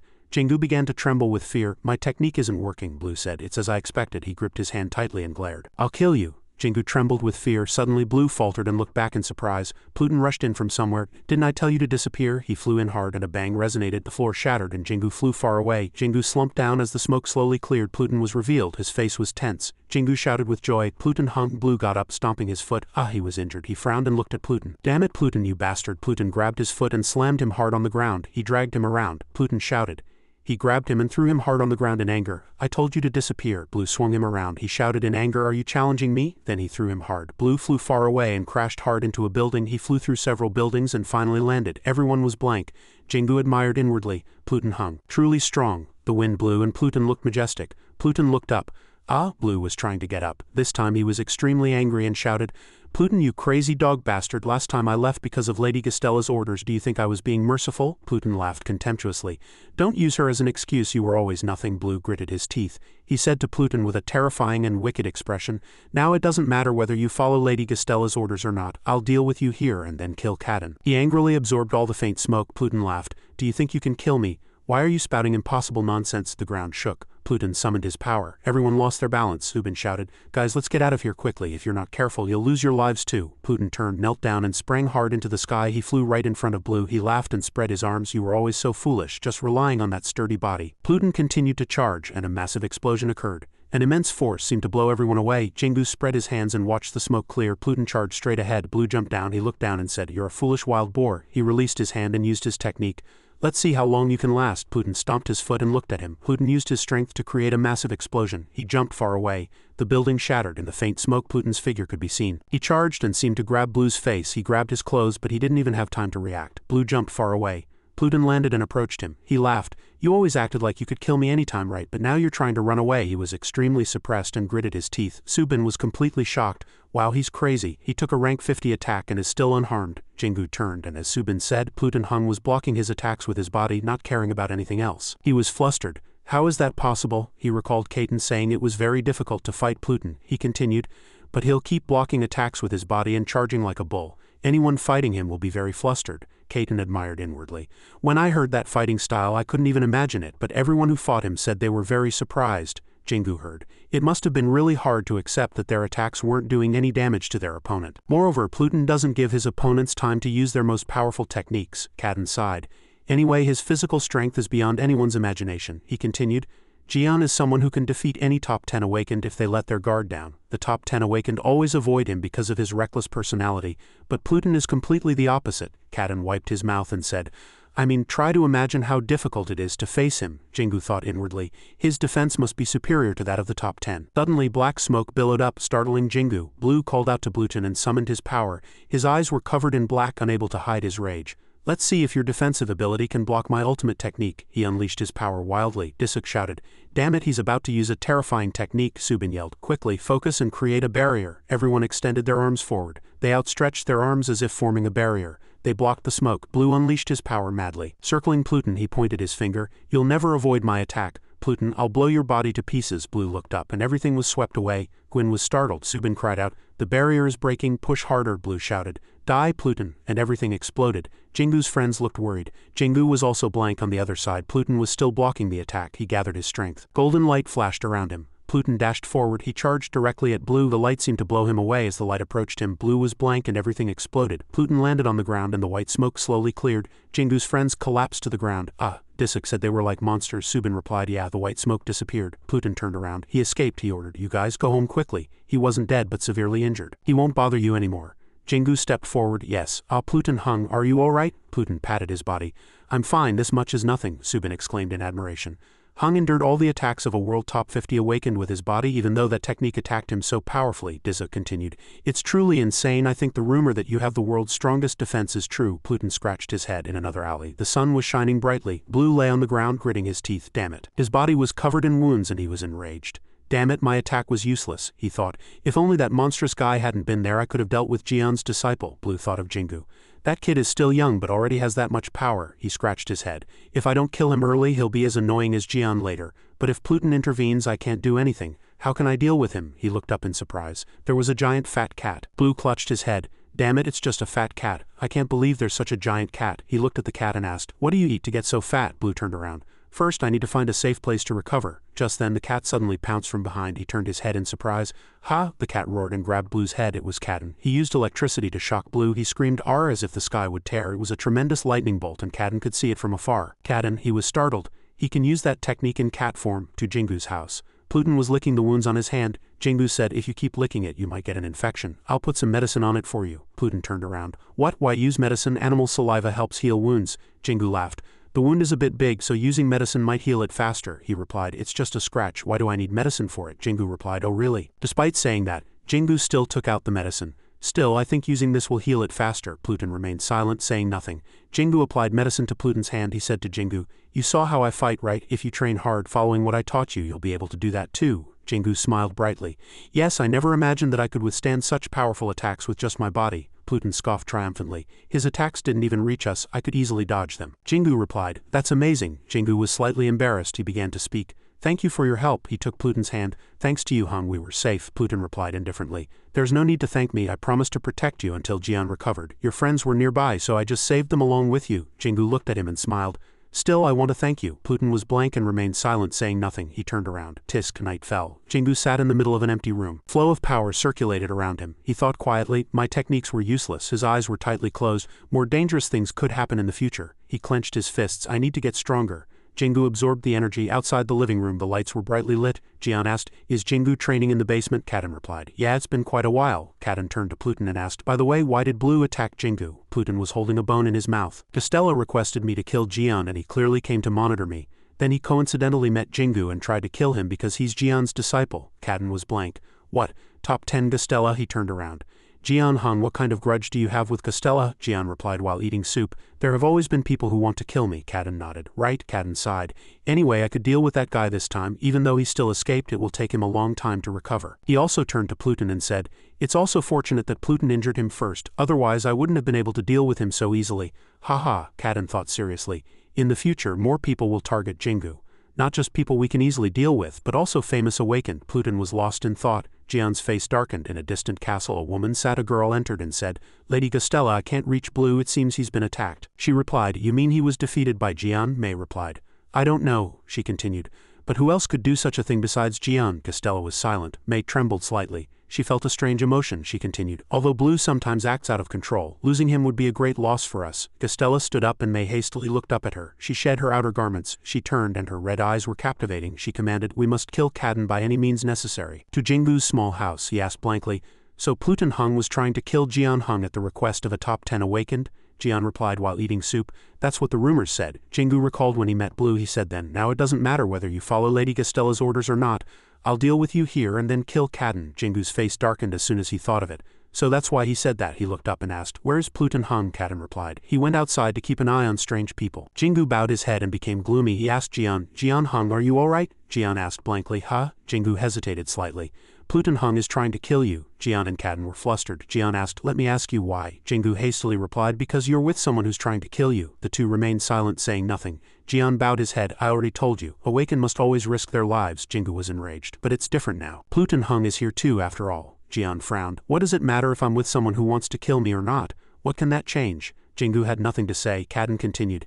Anyway, once Kadin recovers, he'll fight Pluton. That fight will be no different from risking their lives. He sat comfortably and said, even if they're not actively trying to kill each other, it's common for Awakened to lose their lives fighting strong opponents. It means nothing. Neither Jian nor Pluton cares about their lives when it comes to a duel. Jian shook his soup packet. I also feel lucky that I'm not being challenged by someone other than Pluton, because he'll clearly wait until I've fully recovered. Jingu frowned and remained silent. Jian said, and don't advise me not to fight Pluton? Jingu asked in surprise. Jian was blank. As expected, he said, both Kadin and Pluton have gone through countless battles to prove their strength, so for you to advise Kadin not to fight Pluton is like denying who they are. Jingu bowed his head and remained silent. He then asked, is the person who requested Pluton to kill you also one of the top 10 Awakened? Jian replied, yes, she calls herself Costella. Jingu asked, what kind of person is she? Jian replied, from the beginning she was a strong individual among the top 10. She's also the only top 10 Awakened who accepted my challenge. Jingu asked blankly, what? Costella accepted your challenge? He sat comfortably like a pig and replied, at that time due to certain circumstances I couldn't fight her. But Costella even appeared at the appointed place. She is a person worthy of the top 10 and one of the most respected, Kadin said. Oh, I didn't expect Costella to have such a personality. Jingu watched them silently. Late in the afternoon the sunset was beautiful. Jingu stood in front of his house gate thinking with a gloomy face, if the two of them really fight, what should I do? He was afraid. What if one of them loses their life? Jingu sighed and turned around. Suddenly a voice came from somewhere. What are you doing? Jingu turned around in surprise. It was Pluton. Pluton, he asked Jingu. What's wrong? You look gloomy. Jingu stammered. When I heard you were going to fight Jian, he continued with a sad expression. I initially thought it was just a normal fight between the two of you, but I didn't realize that if a fight happened, both of you would have to risk your lives. I thought you two got along really well and could even become friends. I didn't think the fight needed to go that far. Pluton was silent. He said, that's right. Jian accepted the fight. Jingu replied, yes, Jian told me. Pluton continued, being able to fight someone as strong as Jian is very important to me. I don't know when I'll get another chance to fight him, he said. Jian probably knows this too. Jingu sat silently, hugging his knees. Pluton looked at Jingu and sighed. He said, you don't have to worry so much, and winked. He lightly tapped Jingu and laughed. The fight won't happen until Kadin fully recovers. I'll keep my promise. Jingu replied, thank you. Pluton turned around. It's getting dark, let's go home quickly. Jingu also stood up. Suddenly Pluton seemed to hear something. He looked around. Jingu blankly extended his hand. A strange reddish mist suddenly appeared. Suddenly the mist wrapped around Jingu's ankle. He shouted, in surprise. Pluton turned around in surprise. He turned back and saw Jingu being pulled into the air. Jian and Kadin rushed out. Whoosh, the mist disappeared and Jingu also vanished. Jian was enraged. Damn it, Jian shouted. Find Jingu quickly. Kadin and Pluton rushed away. Jian frowned in rage and muttered, Costella. Under the red night sky, Jingu lay sprawled on the ground. He groaned. Someone said, you seem to have woken up now. Jingu opened his eyes in surprise. He sat up in surprise. A woman stood before him. It was Mei. Mei looked at Jingu silently. She began to speak. I apologize for bringing you here this way. You must have been very surprised. Jingu asked blankly. Who are you? Mei replied. I am. At those words he looked to the other side in surprise. Mei said, Lady Costella. Jingu looked at her. She was a woman with white hair. He thought inwardly, she's here. A top 10 Awakened is here. Jingu trembled with fear and sweat poured down him. He thought inwardly, she's the one who, he looked back, wants to kill Jian. Mei looked at Jingu, looking at your expression. It seems you know about Lady Costella. Jingu replied, yes, I heard from brother Jian. Costella murmured. She asked, did you just say Jian talked about me? Jingu was slightly afraid. Yes, she became angry and her hair floated in the air. What did that guy say about me? Jingu trembled. Are you flustered? Costella asked again. What did he say about me? Jingu was extremely flustered, seeing the white-haired woman standing tall before them in the dark forest of death. Jingu looked up at Costella. Her crimson eyes were fixed on him. He said, brother said you're the most respected among the top 10. Both he and Mei remained silent, awaiting her reaction. Costella didn't care. HMPH, who is that guy to dare acknowledge me? Jingu froze and Mei simply sighed, bowing her head despairingly. Her blood-red eyes looked down at Jingu again. She asked Jingu, how is Jian's condition? Upon hearing that, he unconsciously flinched and opened his eyes wide. He looked up at her and said, I heard he fought a top 10. He could have won, but he couldn't avoid injuries. Costella, with an unwavering attitude, asked again, has he not recovered yet? He remained silent, unsure what to say. Getting no response, her face darkened, and she asked, how long do you think it will take for him to fully recover? He replied in a firm voice, I cannot tell you. Upon hearing that, her eyes turned cold and her brows furrowed, showing displeasure. Mei tried to rush in from behind. How dare he answer Costella like that? She blocked Mei with her arm. Suddenly an eerie sound echoed. What surrounded him was red smoke. Even if you don't want to tell me, there are many ways I can make you answer. The most effective way is, the red smoke gradually wrapped around his body, and with it an eerie scream burst forth. Costella's face hardened coldly, and her blood-red eyes looked even more eerie. I will inflict unimaginable pain on you, so you will answer my questions without hesitation. And you will answer my questions without hesitation. Feeling her overwhelming power, the surrounding air became even more suffocating. His body trembled, and he knelt on the ground. The red smoke wrapped tighter and tighter around him. He clenched his lips and said in an extremely strained voice, "If that happens, I'll die before I can even speak." Gastella was lost in thought. "You would choose to die? You're mistaken," her voice echoed ceaselessly. "People will choose to die when they experience unbearable pain. This means that pain is more terrifying than death. Are you truly prepared to endure such extreme pain?" In an instant, the red smoke pressed even harder against Jingu's body.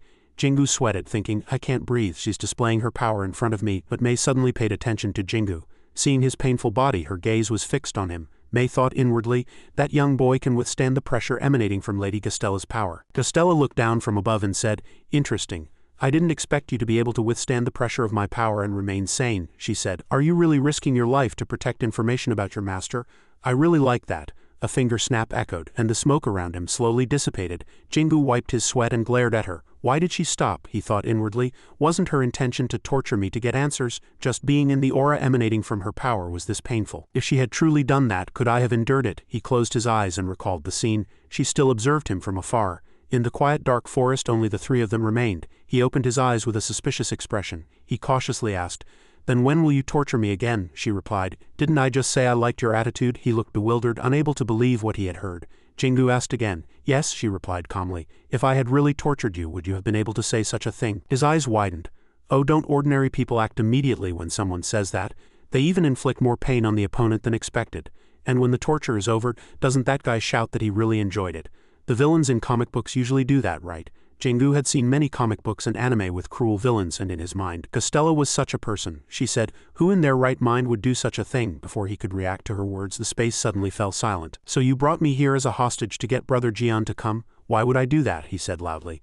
"Don't you want to kill Brother Kaden?" she admitted. "You're right, it's Jian I want to kill, not you." All sorts of questions swirled in Jingu's mind. "Then why did she bring me here?" Gastella sighed. "I was simply curious about Jian's condition, and since you're his only disciple, I just wanted to meet you without interruption." He was completely shocked by this information. Stella turned and walked away. "All right, that's enough for our meeting," Mei greeted him politely. His light brown eyes widened even further.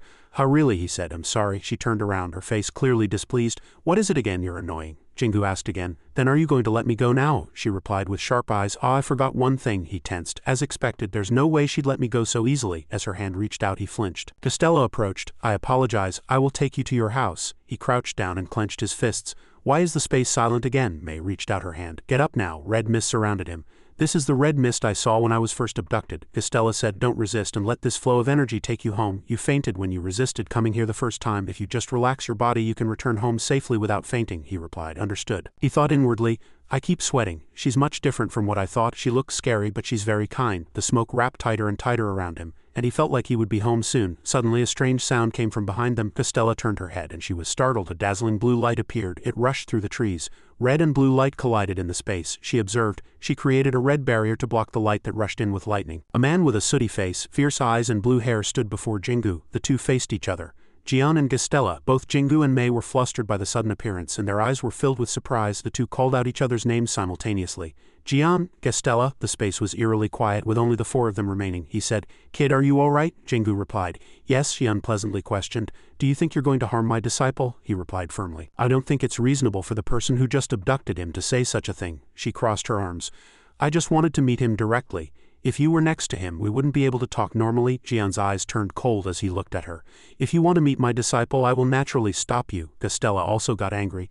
"That's why I brought him here. If I want to meet someone, I will definitely meet them. I don't need your permission." The air grew increasingly tense. "Then what do you plan to do after meeting my disciple?" She looked at him, and blood red appeared in her beautiful eyes, her hands clenched into fists, trembling as she tried to suppress his words. "You tried to kill my disciple and failed, so what do you plan to do now?" Her face darkened. "How dare you speak to me like that? Tried to kill my disciple? What do you mean?" Gastella was angry.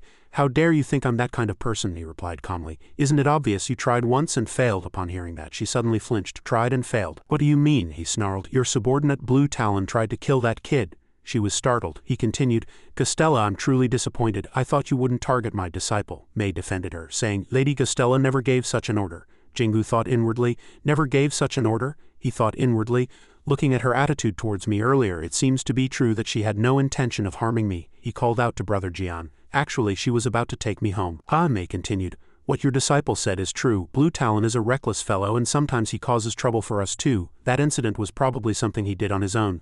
Lady Gastella never gave such an order." One hand reached out. Stop, Costella said in a low voice. Even though I didn't order it, it's still an act committed by my subordinate, so I must take responsibility. May's eyes widened in surprise. Lady Costella? She turned her gaze to Jingu. I want to know your name, he stammered. He placed his hand on his chest, and then he bowed his head to him with extreme sincerity. I apologize. May turned around in surprise. Jian was even more surprised, his eyes glaring at her, and Jingu froze on the spot. She still had her head bowed and said, even though I didn't order it, it's my subordinate's doing, so it's my responsibility. Costella's voice was filled with sincerity. I sincerely apologize, he said. Ah, she continued. And as a token of my sincerity, if you need help, Costella firmly stated, I will personally step forward. This statement was unexpected by everyone. Everyone was shocked. May turned around, her eyes filled with surprise. Did Lady Costella just say she would personally help that child?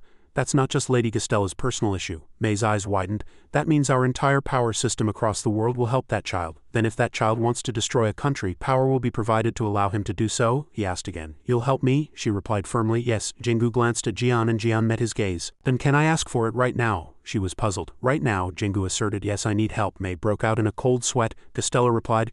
Tell me. He looked straight into her eyes and said firmly, Stop trying to kill Brother Jian anymore. Upon hearing that, all three froze, and no one expected him to make such a request. Jian was the first to turn around. She advised, think carefully. My personal intervention to help you is not something you can use carelessly. Costella reminded him, use it in special cases and for yourself. He was still firm. I won't change my mind, she sighed helplessly. You don't seem to understand the meaning of me personally stepping forward to help you. Costella reached out her hand and said, if you want, I can even give you the right to rule this country, he said sincerely. Brother Jian is more important to me than all of that. Jingu thought inwardly. Brother Jian fought a top 10, so he hasn't fully recovered yet. If another top 10 targets him, it will be very dangerous. He recalled the old days. Besides, I don't want Brother Pluton and Brother Jian to fight. A voice suddenly interrupted his thoughts. That's a very difficult thing. Jian gently placed his hand on his shoulder. Anyway, I have no intention of avoiding a fight with Costella, he continued. Didn't I already tell you? For an awakened, a fight is risking their life, he said loudly.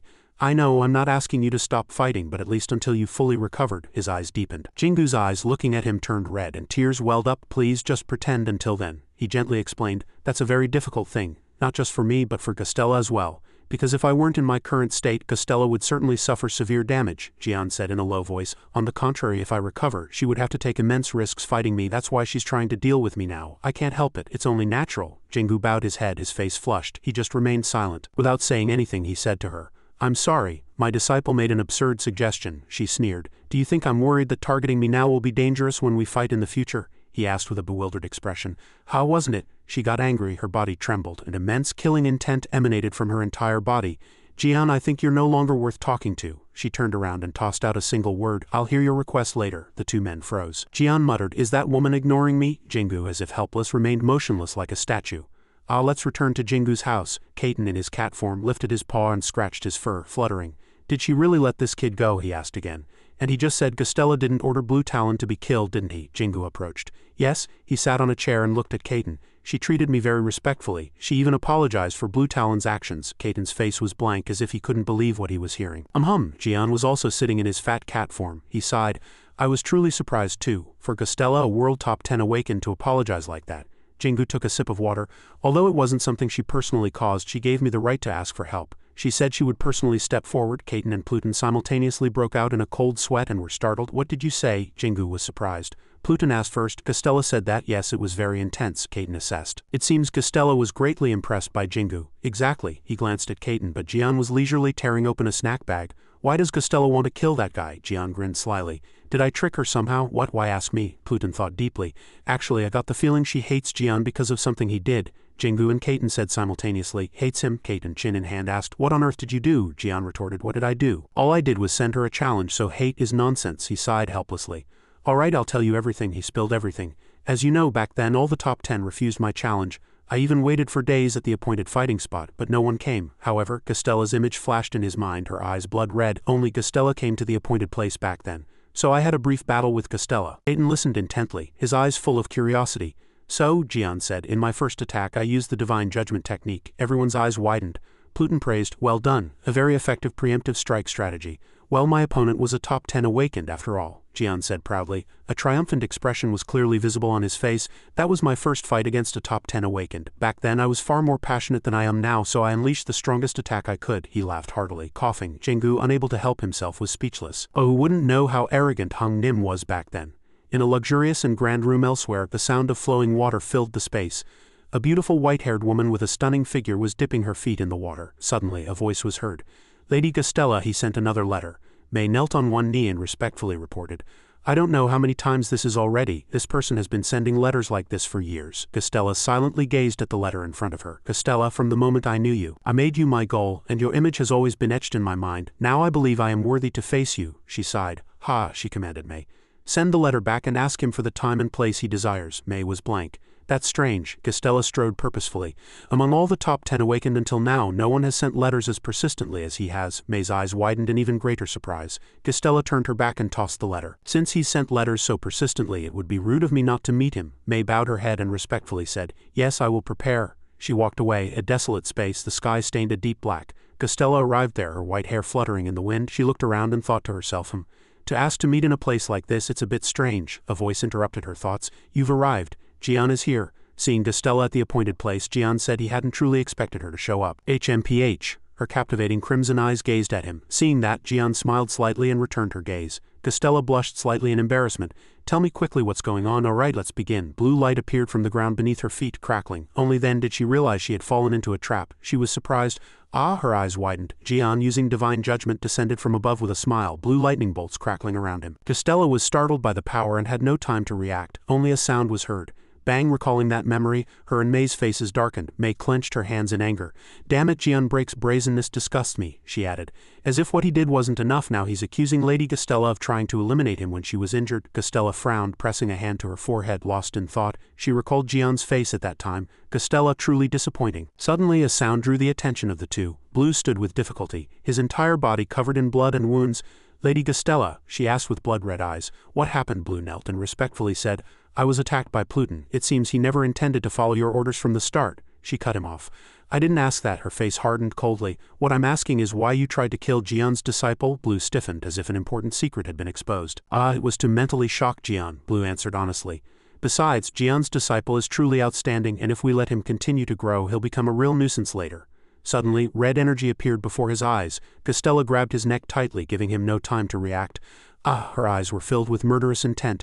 "Since when did you have the right to decide everything on your own?" As she spoke, the energy surrounding him grew denser, and her hand tightened its grip on his neck even more. Blue desperately begged, "Spare me, spare me." May watched everything. Screams echoed in the room. He knelt on the floor, his eyes rolled back. Gastella commanded, "Take him captive." "Yes," she continued. "Never release him until I give the order." Gastella sat quietly on the chair, lost in thought. She recalled Jian's words. Truly disappointing. Her beautiful face furrowed and her eyebrows rose. A voice was heard. "Lady Gastella, are you all right?" May broke out in a cold sweat, looking at Gastella's hand gripping the armrest of the chair so tightly it was breaking. Gastella asked, "What do you mean?" "Ah, it seemed like something was bothering you." She sighed and smiled faintly. "Why would I be bothered?" May remained silent, but her eyes were still full of anxiety. Gazing at the cracks in the chair's armrest, Gastella stood up. "I need to go see for myself." May was surprised and didn't understand what she meant. She replied calmly, "I need to go see what Jian's disciple will demand from me." "Ah," she continued.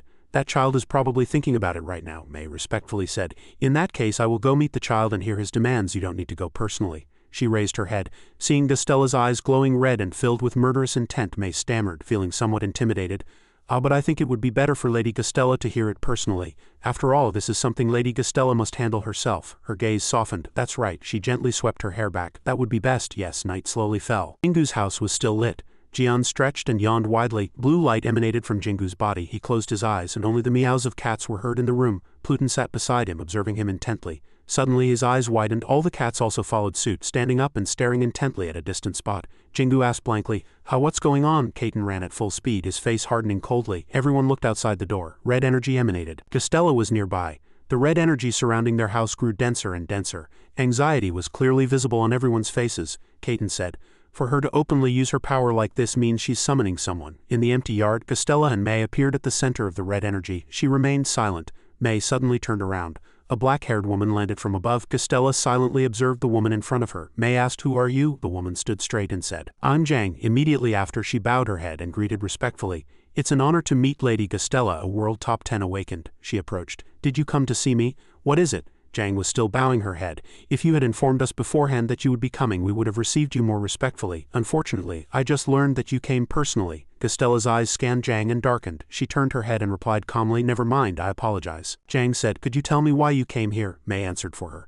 Don't worry, Lady Gastella came to handle some personal business. She will leave as soon as it's done. Jang was undeterred and firmly said, I truly must know. This angered May and her face contorted with displeasure. How dare you speak like that? Gastella suddenly cut her off. Did you just say your name was Jang? Jang said softly. Yes. Jang and Gastella looked at each other. One had captivating crimson eyes. The other had a very resolute gaze. Jang, are you all right? Jingu was flustered, not knowing why she was like that. Did she just hang up mid-sentence and rush straight here? Jang was still panting. I was really surprised to hear you were kidnapped. Jingu blushed slightly in embarrassment. It was nothing really. She listened intently, her eyes wide. She just said she wanted to talk to me. Recalling that incident, her face darkened even more. Gastella with a challenging gaze. Why should I tell you? Jang said calmly.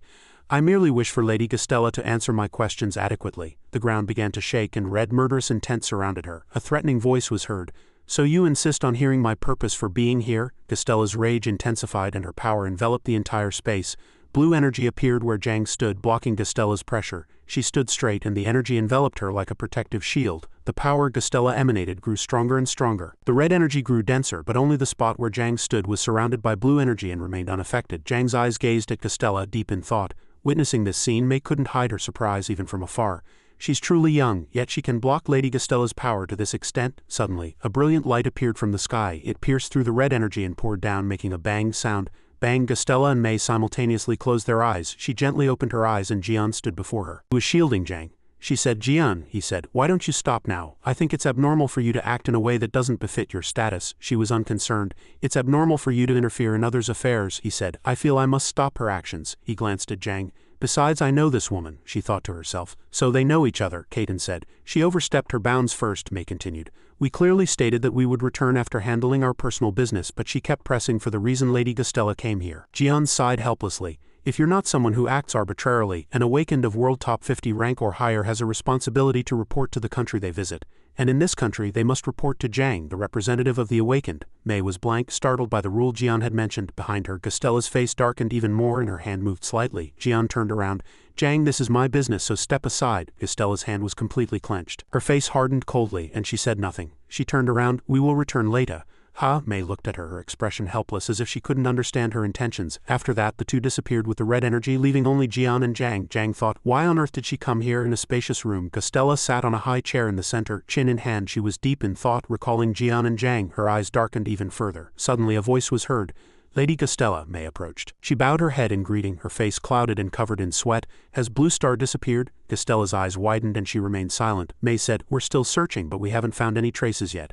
I think we'll need more time to locate him. Gastella raised her eyes to May and said, there's no need. Gastella continued, if Blue Star is trying to escape, it will be very difficult to find him. Even if we discover traces, by the time we arrive, he will have already fled far away. She rubbed her head with her hand and closed her eyes. Besides, there's no point in searching for someone who intends to run away. May listened in silence. She thought to herself, then Blue Star's abilities will be wasted. Without him, Lady Gastella's power will be weaker compared to other top 10s. Her eyes momentarily flickered with hesitation. But the bigger issue was her gaze fixed on Gastella. Blue Star could potentially become Gastella's enemy. In a dark and dreary prison, May faced Blues. His body was covered in blood and his hands gripped the iron bars tightly. Why? He cried out with a horrific expression. What did I do wrong? May remained calm.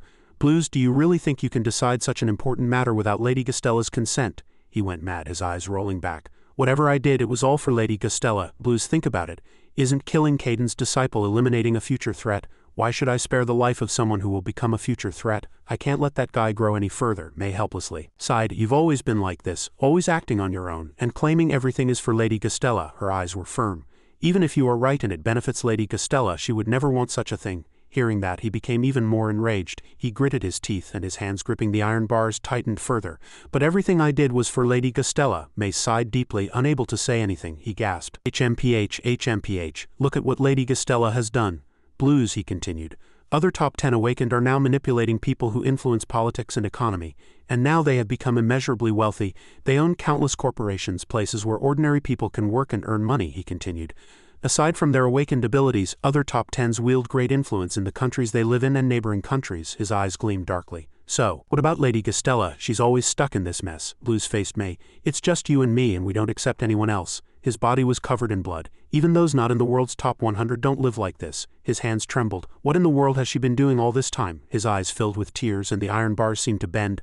I just wanted to bring Lady Gastella what she deserved and just for trying to kill Caden's disciple, he knelt. She treats me like this. Blue's eyes shone with resentment. How could she do this? At this moment, Jingu was surprised. You mean Brother Caden and Lady Gastella had a brief battle? Jingu nodded slightly. Yes, he added. Lady Gastella kept blocking Brother Caden's attacks, and when Brother Caden asked why she was only defending and not attacking, she just left without saying anything. He rubbed his head with his hand, a bewildered expression on his face. I also don't know why Lady Gastella wants to kill Brother Caden. Brother Caden said he didn't know the reason either. Li Yong fell into thought, recalling past scenes. Suddenly a black smoke brushed past the tip of her shoe. Before she could fully compose herself, they were surrounded by a black smoke like a whirlwind. Li Yong exclaimed in surprise, barely managing to say, "D." From afar, a pillar of smoke covered the sky, making a loud noise. Blue appeared, grinning sinisterly. He said with wicked eyes, "You probably won't even have time to feel the pain." His eyes turned fierce. Next is Caden. If it weren't for him, Lady Gastella wouldn't treat me like this. Suddenly a soft blue light appeared behind him. A spatial barrier. Jingu's eyes widened and he stared straight ahead. It's Jang Uni. She stood in front of him, protecting him. Blue hissed. Who are you? Li Yong wasn't to be outdone. That's a question I should be asking you. Jingu shouted loudly from behind. It's him, the one who attacked me a few days ago. She glanced at him. Is this Lady Gastella's order? He grinned with a blood-stained face. Blue extended his hand and a terrifying power erupted.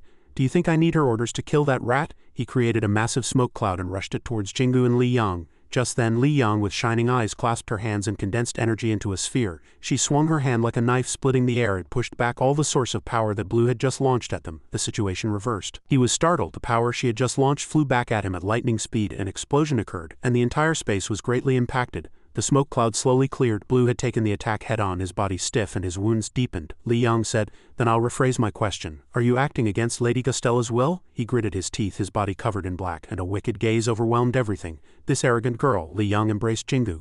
Bear with it a little longer. She held his body and soared through the air after the explosion, and he was startled. She turned around, observing the situation intently.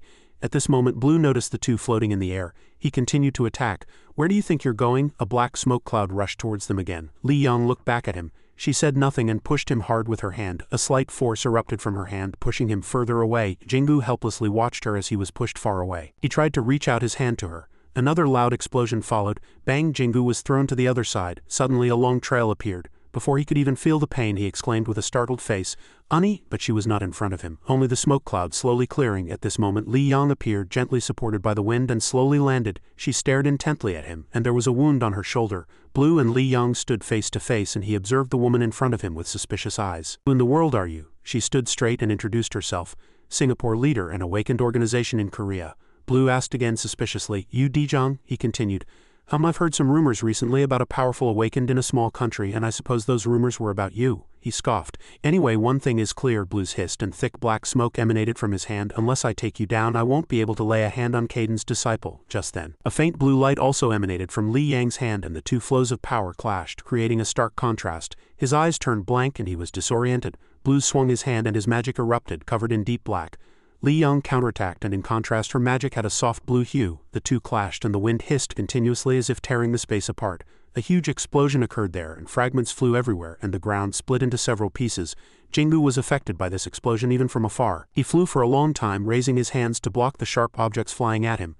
He laboriously looked to the side, his face cut by fragments. There was only thick black smoke. As the smoke cloud cleared, Blues was bewildered, constantly turning his head to search. Where did you disappear to? He suddenly focused downwards, and an explosion suddenly occurred at his feet where he was standing. With an immediate reaction, he shot into the air. Blues swung his hand and black smoke clouds appeared in succession, flying straight towards Li Yong as if precisely aimed. She bounced her body and dodged. She landed, but the smoke cloud relentlessly pursued her. Li Yong increased her speed and another explosion occurred behind her. Blues charged, his face extremely fierce. She also rushed towards him. The two faced each other head-on, both charging at full speed. A huge explosion occurred, followed by the sound of wind and chaotic noise. Jingu watched everything in silence, his eyes wide. The thick smoke cloud slowly cleared. At this moment the person who appeared was Li Yong. She landed softly. Just then another object fell. Blue's body was emitting smoke. He gritted his teeth and thought to himself, this is ridiculous. How can this woman be so strong? His eyes never left her. I hate to admit it, but in my current state I can't defeat her. He calculated internally, and his eyes unconsciously moved towards Jingu. In that case, Li Yong realized this just then, and she was surprised and looked back.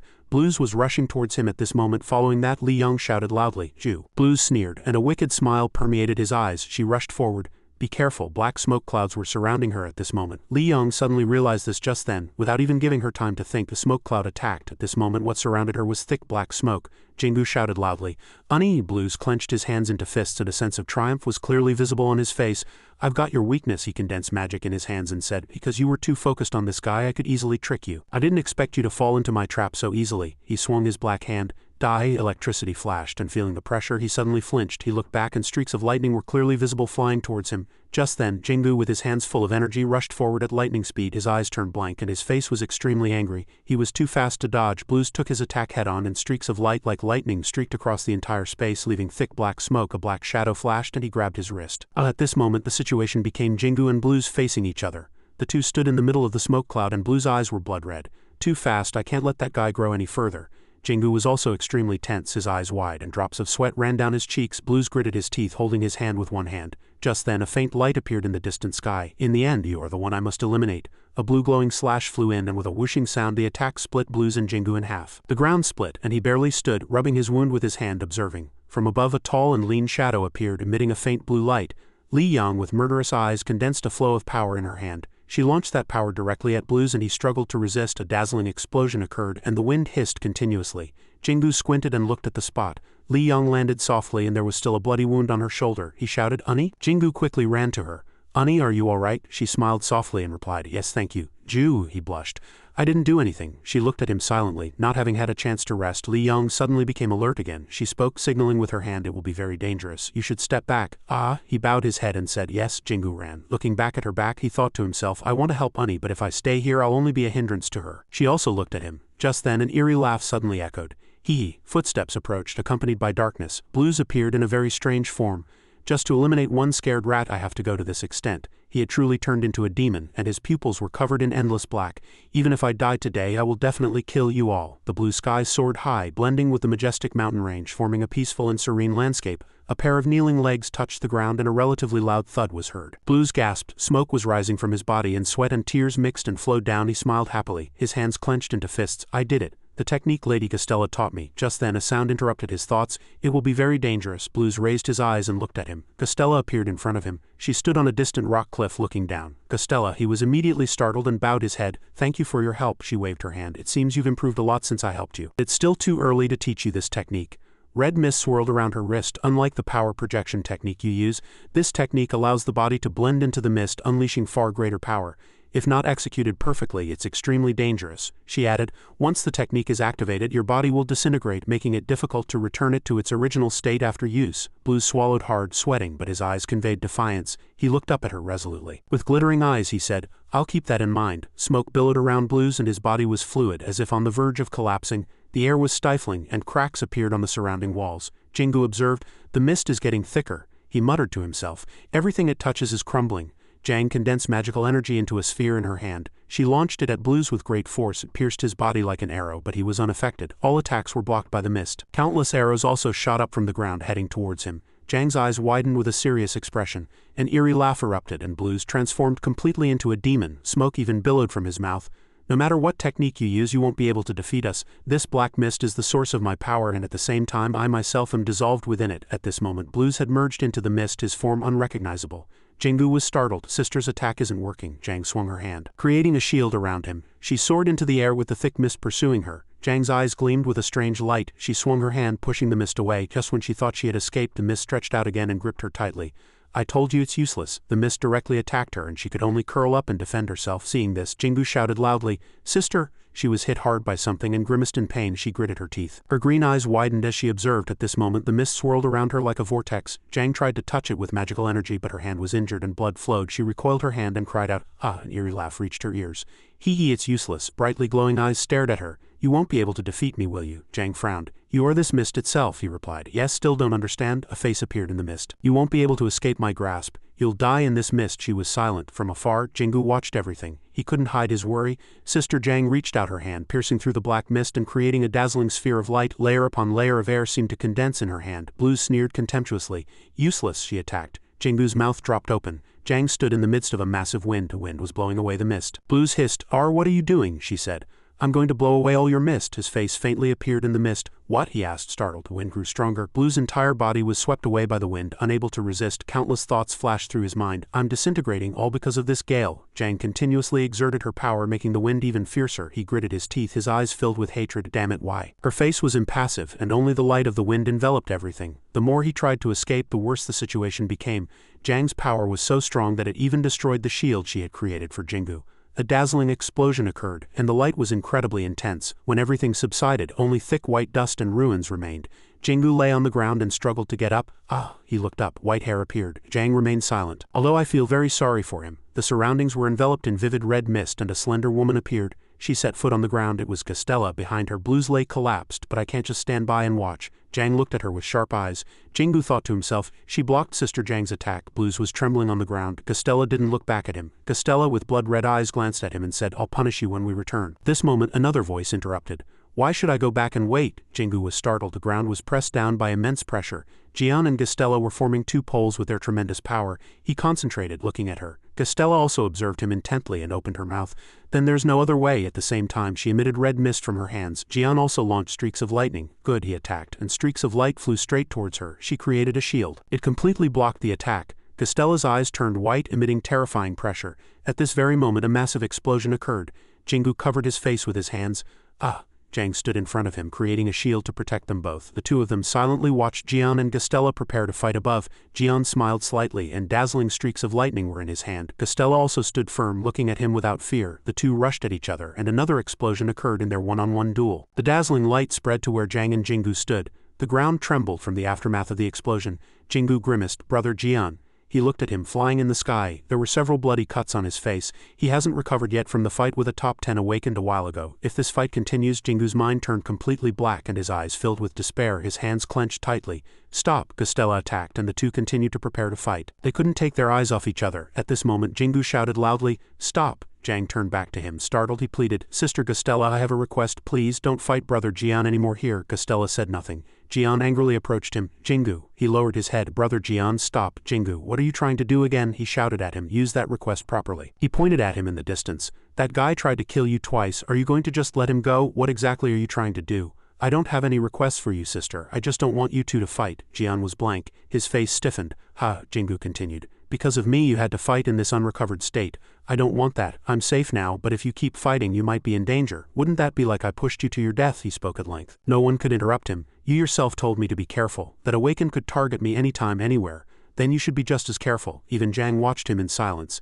Even if you win in this situation, you'll be gravely injured. So after this fight, how will you protect yourself? Jian stood frozen in place, contemplating his words. Silence filled the space. Jingu quietly said, I'm sorry. He widened his eyes. Ha, tears streamed down Jingu's cheeks. You always saved me, brother. I'll get strong quickly and be able to protect myself, so please just give me a little more time. Jian remained silent. Castella was lost in thought. He said, Jingu. A warm hand was placed on his head. You don't need to apologize. He stroked his head and smiled proudly. It's natural for me to protect you because you're my disciple. So there's no need to be sorry, he sighed. Jingu's head slowly rested on his shoulder. Feeling the warmth, tears streamed from his eyes too. The sky was slowly brightening, and the sunlight made the space feel warmer. At this very moment, thunder rumbled behind them.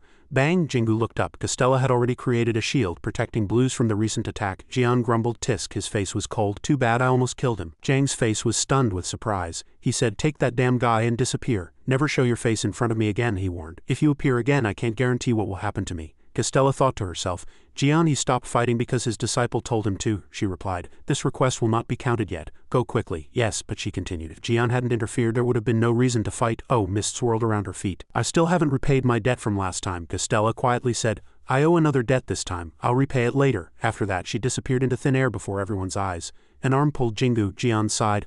Let's go home. He smiled happily. Yes, the three of them returned home together after the fierce battle. Wow, sister, let's go together, sister. Jang followed behind them, and a smile unconsciously spread across her face too. In a desolate, moss-covered castle far away, in a large room, Blues bowed his head before Castella. He trembled. This time I'm truly dead. Disobeying orders, fleeing, and even trying to kill Jian's disciple. His hands clenched tightly. But Sister Castella fought Jian to protect me, he thought to himself. She protected me. Even if I face death, I'll accept it. Contrary to what he expected, a voice echoed. Go. Blues looked up, startled. Ha, she looked at him. I can't grant your wish, he immediately explained. That's not my wish. I don't wish for anything. I only did it for Lady Castella, she helplessly said. You want me to enjoy power like other top 10s, but I don't want that kind of life. Blues froze. Castella continued.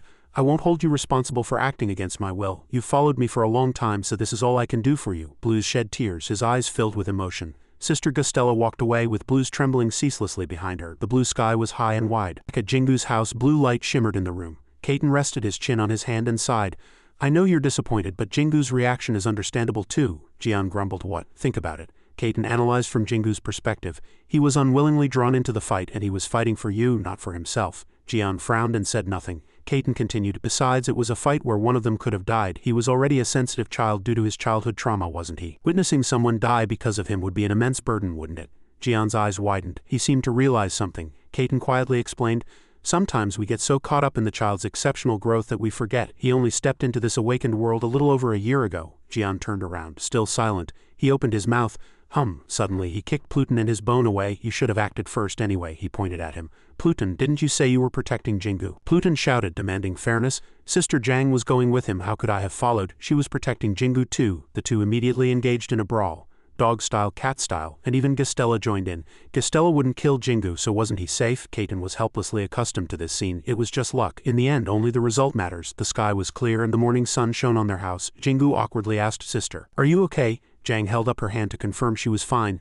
"I'm okay," he felt guilty. "How can you be okay? You're so injured." She smiled gently. I'll be fine, Jang told him. "I heard Blues recently fought Pluton. Maybe that's why he wasn't in his best condition to give his all." He remained silent, unconsciously rubbing his neck. She comforted him. "It was a close quarters battle that gave both Jingu and me a lot of experience." She asked, "Yes. No matter how much you increase your power and train, if you lack real-world experience, an awakened's combat ability is difficult to improve. Mr. Jingu, you must have heard that before, right?" "I'm exactly that case." She looked at her hands. "Especially when you reach a certain level of power, practical experience definitely decreases. But recently, I was able to face off against globally ranked awakened. Thanks to that, I've also grown a lot. So there's no need to apologize." He was flustered. He avoided her gaze, but Yu Zhang added, "And you probably don't know this either." "Yes." He looked at her with suspicious eyes. "No one has ever risked their life to protect me before." She looked at Jingu seriously. "But I hope you won't do that again from now on." He was startled. Jingu didn't know what to say about the situation. Yu Zhang's lips parted slightly, but she smiled warmly like the dawn sunlight. "Honestly, I was really happy. Just seeing her made Jingu blush with embarrassment." While he was still lost in thought, she had already said goodbye. "Rest, I'll be going." "Yes," Jingu shouted after her. "Yes, travel safely." He sweated, feeling awkward. "I'll call you later." Yu Zhang continued walking, a faint smile lingering on her lips. A loud bang echoed as the big door closed. Everyone in the room turned to look. Jingu had just entered, panting with his hands on his knees. "Why are you in such a hurry?" Kaiten looked at him. HMPH. At this moment his face was still flushed. "Jingu, what's wrong?" Pluto said. "Your face is bright red." Kaiten cupped his face. "Were you hurt then?" he shouted. "You foolish boy, I told you to fight moderately. You need to monitor the child's condition too." "Oh no," he tapped the chair. No, come here, let me see." He gave an awkward laugh. "I'm fine, I'll be fine after some rest." He quickly ran to another spot. "Strange. Even the way he's walking is strange," Jian speculated. "Could it be that this guy?" His face was extremely tense. "Did he get so worried watching me fight that his blood pressure rose and his face turned red?" Hearing that, Pluto and Kaiten also widened their eyes, following suit. Elsewhere, Blues was watching everything with glittering eyes. He packed his bags and strode away. Blues bowed his head seriously, bidding farewell to the castle where he had lived. Suddenly a voice came from behind. "Are you leaving?" He turned around, and Mei scolded him. "What are you thinking, disobeying Lady Gustella's orders and trying to kill Jian's disciple? Do you think Lady Gustella doesn't know your loyalty? She fought Jian to protect you." He raised his hand to stop her. "Stop," Blues dodged. "I know how big a mistake I made," Mei only sighed. "No, you don't know anything." He didn't understand what she meant. Mei waved her hand. She whispered to Blues, "This is just my guess, but Lady Gustella seems to like Jian." He was skeptical. At this moment, Blues' face turned pale as he realized what he had just heard, and his mouth fell open. "What?" Mei put a finger to her lip, saying, "Shish, quiet." She continued, "Actually, Lady Gustella doesn't seem to know it herself, but from what I've seen, she truly seems to like Jian." Hearing that, Blues was even more surprised. He thought to himself, "Lady Gustella." Blues put his hands over his head, thinking of Jian's crazy laughter. "She likes that damn Jian, that's ridiculous." He covered his face. "It's absolutely preposterous." But Mei had been by Gustella's side for a long time, so her judgment couldn't be wrong. Mei looked at him. "But you're trying to kill the disciple that Jian likes." Sweat poured down his face like rain. She added, "She even had to face Jian to protect you." Mei stared straight into his eyes. "Now do you understand how serious your mistake is?" "No, you foolish boy." Blues had no blood left in his face and he staggered, speechless, under the evening sun. The house was peacefully bathed in a gentle yellow light. Blue light flickered in the room. Jingu frowned and a few drops of sweat beaded on his forehead. He punched, and everyone was watching him from behind. Heavy breathing filled the room, and all three were extremely focused. Jingu gritted his teeth. "It's too hard, my muscles feel like they're tearing." He recalled Kaiten and Yu Zhang and clenched his teeth even tighter. Jingu clenched his fists, his eyes filled with determination. "No, I can do more." He continued to punch. I need to get stronger. Caden quietly watched him. This guy seems to be overdoing it. It's probably because of recent events. He rested his chin in his hand. The guy has been training non-stop for hours, Pluto continued. And behind him Jian stood with a hardened face. He seems to be trying to make himself stronger. By now his body must be under immense pressure. The sound of Jingu's fists echoed continuously. Thud thud, Jian frowned. This guy. Soon after, all three of them smiled with excitement. He's finally come to his senses, Pluto grinned slyly. That's right, only by training this hard to the point of death can you get stronger. Caden nodded in agreement. If he trains hard, the recovery ability I taught him will also improve. All three of them wore faint smiles that didn't look very kind, Pluto continued. He's finally met opponents who made him feel the disparity in his power. Jingu was constantly training with determined will. This will be very useful for Jingu. Jian supported him. Jingu, hit harder. Don't set limits on your body. Ah, he continued to say loudly. Thanks to Jian and Pluto's energy control abilities, the limits of his body have increased tremendously. Hearing that, Jingu's determination burned even brighter. Blue lightning energy swirled around him. His body is much stronger than he knows. He struggled, and his body was drenched in sweat, so trust your body and try harder. Jingu put all his strength into delivering a powerful punch to the sandbag, and a dazzling light erupted. Soon after, his legs gave out and he collapsed to the floor, his body falling from overexertion. Sweat poured down his body like rain. Caden approached. He said. I want to help you recover, but you need to train yourself to recover using the energy control ability I taught you. Understand? Yes, Jian loudly scolded. Don't just sit there, get up and move. Now is the time for your body to grow another step. Jingu struggled to his feet. Pluto reminded him, your body is dehydrated, so drink water and keep training. Yes. He walked upstairs exhausted and stumbling. All three smiled slyly again. Well done, you should have done this sooner. A sofa was placed in the center of a cozy large room. Jingu took a long sip of water, enjoying a short break. He exhaled refreshingly. Phew, he looked up at the ceiling and thought to himself, I'm so tired I don't want to do anything. I need to train to get stronger. The water glass in his hand was empty and his hand trembled slightly. A cat approached and leaned its head against his arm as if to comfort him. Meow, Jingu smiled gently. He happily stroked the cat's head gently. Don't worry, I'm fine. At this moment a black shadow fell across the sofa behind him. Jingu was startled and turned his head to look. He carefully observed the tall thin shadow. Blues appeared quietly looking at him. It's you. His legs immediately knelt to the floor. With a thud the ground cracked and fragments flew everywhere. Jingu's mouth was agame in shock. He couldn't believe his eyes. Blues slammed his head hard against the ground right there, and even white smoke rose. I apologize. Everyone who saw this approached suspiciously. He still didn't raise his head and said sincerely, I came here to sincerely apologize. This action may not appease your anger, but I still want to do it. Jin was still listening blankly to Blue's words. He placed his hand on his chest and eagerly said, My misguided loyalty caused trouble for Lady Gastella and put you in danger. So I came here to officially apologize to you and your master, Mr. Jian. Jian glanced at Jingu, signaling him. Try telling him we're not here. Let's see how he reacts. His eyes still seemed to convey, he might intend to attack you when we're not around. Jingu looked at him and seemed to understand everything. If he attacks, I'll step forward, he whispered to Blues. Brother Jian isn't here right now, Blues quietly asked. Understood. Then when will he return? His words came to him like lightning. Blue's face grew paler and paler, and he was flustered. I don't know when he'll return either. It might take some time. He put his hands over his head and his whole body trembled. Again, it'll take time. Oh my God, no. All three quietly observed him. Why is that crazy guy reacting so violently? He's really insane. Blues unconsciously bit his nails. No, I have to meet him quickly, Jingu replied. I think I can just tell Brother Jian that you came to apologize. Right, that's not all. I have something to say to him personally. He was curious. Why are you looking for Brother Jian? I have something to tell him. He sincerely wanted to help. Then tell me. I'll convey it to him. Blues rubbed his forehead, agonized over the issue, and finally said, All right, you're someone Cadden deeply respects, so I'll tell you about Lady Gastella. Blues looked straight at them and said to Cadden, Don't hate Lady Gastella. Jian turned around. Confusion was clearly visible in everyone's eyes. What is this damn guy talking about? HMPH, he apologized. Don't hate Lady Gastella because of me. Lady Gastella told me several times not to touch you, but I acted on my own several times, so Brother Jian, don't hate Lady Gastella. It's my fault. Jingu raised his hand. Wait a minute. I don't understand anything, he asked again. I heard Lady Gastella wanted to kill Brother Jian, so what do you mean by telling Brother Jian not to hate Lady Gastella? Blues raised his hand to stop him, trying hard to explain. No, Lady Gastella didn't mean that. Jingu was blank. It's fine, I don't understand anything. All right, Blues finally said. Actually, she's in love with Mr. Jian. Jingu's face stiffened, speechless. He couldn't believe his ears. Are you saying she likes him? Blues agreed. That's right, that's it, he continued. Everything can only be explained that way. Jingu seemed to understand a little, and his face flushed at discovering a historically shocking event. Is it okay to say this? Jian, Pluto, and Caden were extremely terrified behind him. Especially Jian shouted loudly, How can you say something so absurd? Blues was blank. "Ha, cat is talking." Jian fell silent. Realizing he had made a mistake due to the shock, Jian and Jingu simultaneously looked up. Their faces were pale and everyone stepped back as if they had seen a ghost at that voice. Only Blues still felt nothing strange. "Caden." Blues felt a slight intangible pressure at this moment. He froze and a chill ran down his spine. Blues quietly turned his head to confirm his guess. "Damn it, when did Gastella appear behind me?" Her face was filled with murderous intent, as if she would tear him into 100 pieces. Gastella appeared in front of Jingu and his group completely unexpectedly. At this moment everyone was startled, especially Jian, who was in shock. His huge secret had just been exposed to her, and she called out his name. "Caden, break." Caden knew he could no longer hide and replied to her, "What?" Gastella continued to ask. "Actually, you were a cat, not a human." Caden loudly defended himself. "No." Not stopping there, an immense energy erupted from Gastella's entire body. She stared intently at the other two. "Pluto, Caden." She called out their names and they were extremely tense. "Are you animals too?" The two immediately shouted. "What are you thinking?" At this moment, all of them had their identities exposed. Blues was blank, watching the whole situation. A voice came from behind him. "Blues, what were you just saying?" Gastella's face was more terrifying than ever. "Are you saying I like Caden?" Blues was terrified and dared not admit what he had just said. No, Lady Gastella, that's not what I meant." He unconsciously looked at May, asking for help.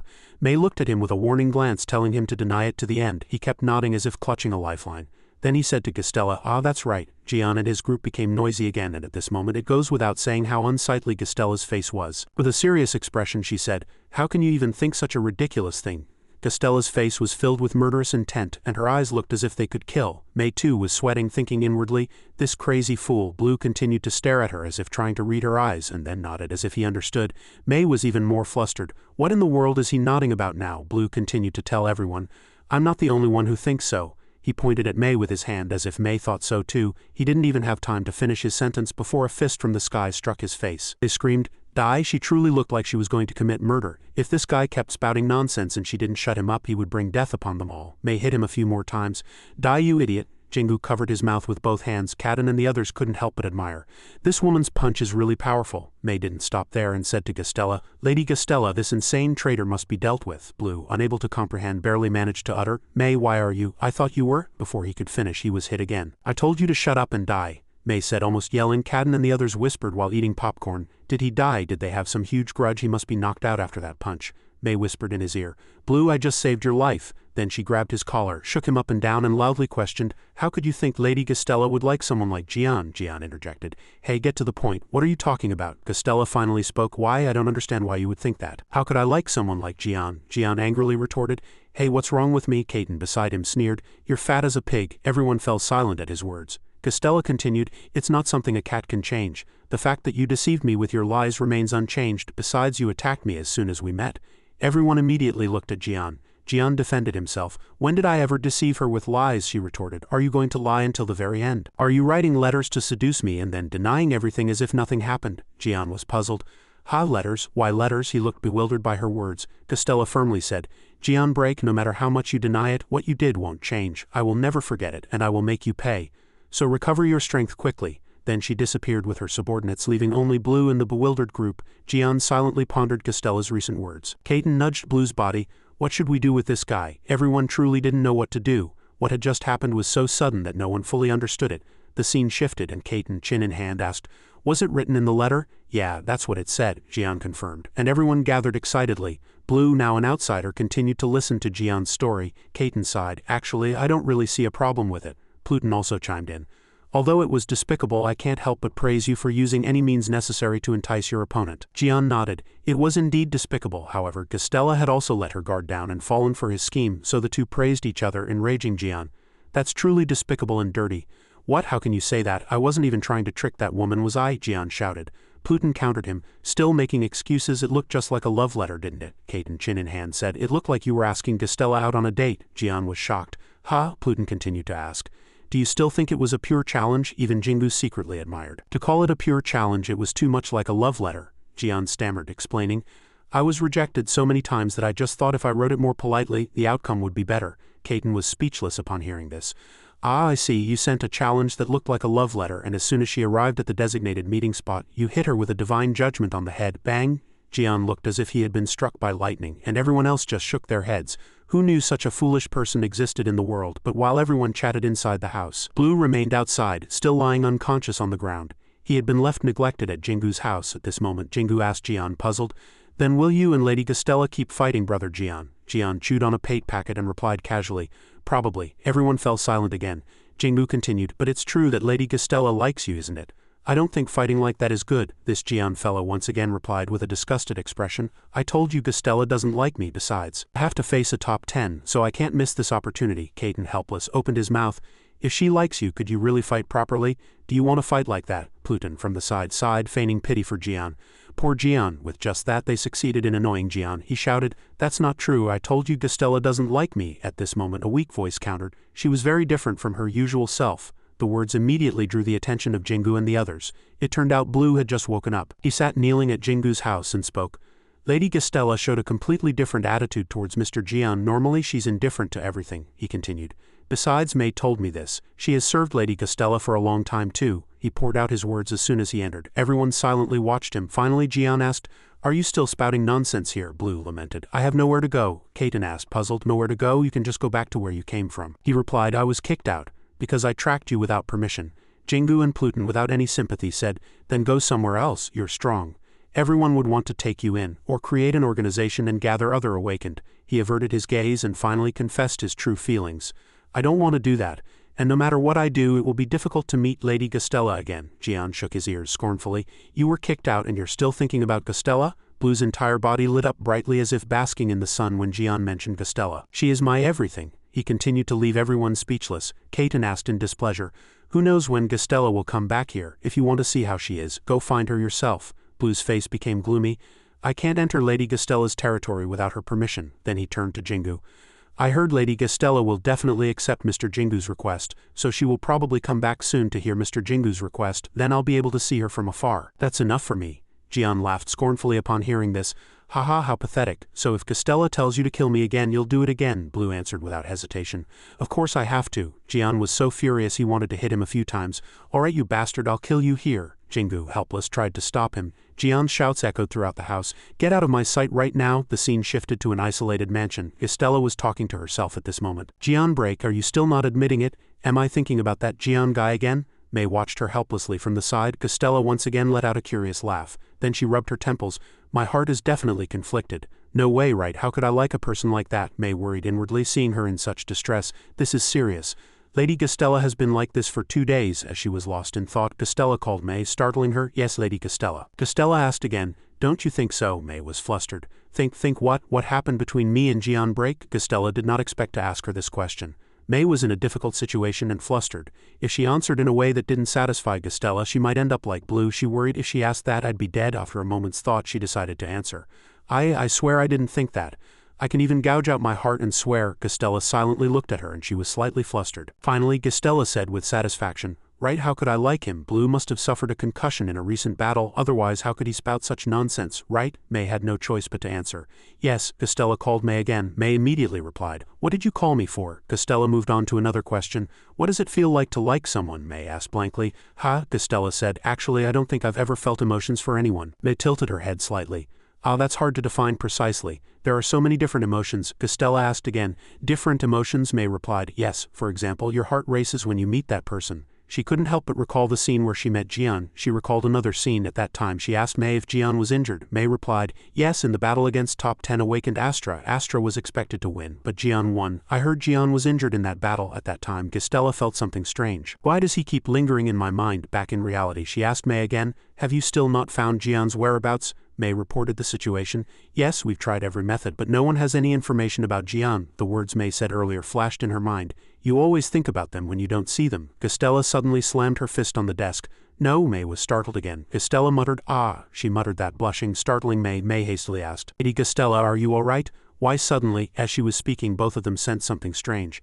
It was an uninvited guest. May asked in a cold voice. Who is it? The arriving guest knelt and bowed. Lady Gastella, please forgive my rudeness. It was Muraz covering one eye. May questioned Muraz. What are you doing here? I learned that Lady Gastella wishes to defeat Jian, so I have come to fulfill Lady Gastella's wish. Gastella blinked slightly. An interesting proposal. Muraz inwardly gloated upon hearing her words. I've made a proposal that aligns with her wishes. May asked at this moment. Muraz, I understand you came here after Astra's defeat, but how do you plan to help? Muraz immediately replied, My revered Andre has decided that he can no longer watch Jian cause trouble everywhere like this. He must be dealt with. Gastella was silent for a moment after hearing his words, and May, beside her, seemed to already understand this foolish fellow's fate. Gastella asked indifferently, "Are you saying Andre wants to kill Jian?" Miraz hastily confirmed, "Yes, that's right." Gastella sighed. "What is his plan?" Thinking of cooperating with Andre to kill Jian, she stood up and said, "I don't like it." Miraz was completely surprised by Gastella's answer. She turned and was about to leave. Miraz thought inwardly, "This foolish woman, does she think she can defeat Jian alone? He's the one who killed Astra." While he was still seething with anger, Gastella suddenly spoke. "Ah!" She suddenly swung her hand, and a powerful suction pulled him towards her. May, surprised, stammered, "Why are you doing this?" Gastella shouted with a serious face, "This is the price for setting foot here without my permission." She used her power again to choke his neck, and he groaned in pain. As she released him, he suddenly fell to his knees on the ground. Gastella's face was truly unsightly at this moment. Gastella said nothing more, simply turned and left, a display of dignity that no one could surpass. May admired. "My goodness, I knew she would react like this." May quickly followed. Gastella left Miraz, his fate unknown. In another mansion, the atmosphere was eerily quiet. Jian looked at the uninvited guests in front of him with a displeased expression.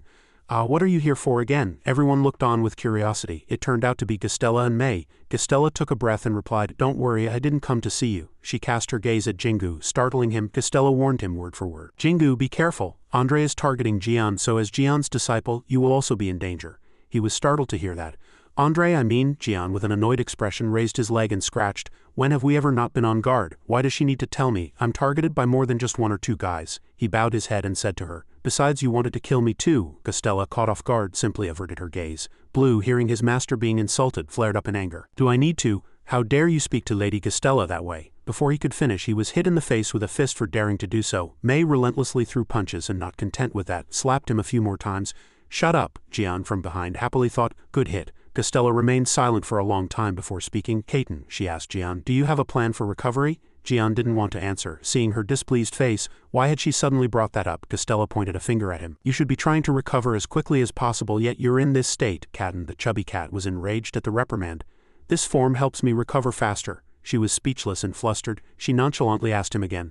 "The chubby cat form helps him recover faster?" Jian shouted angrily. "What's wrong with being chubby?" Calming himself, he settled comfortably into his chair, sighed and confided, "I accidentally transformed like this, and I don't know if being smaller consumes less energy and speeds up recovery." Aiden chimed in from the side. "Exactly. Even if it looks like this form is effective in many ways." Pluton, unable to hide his interest, said, "Researching new abilities in this body is quite fascinating." Jian, having gained allies, wore a delighted expression.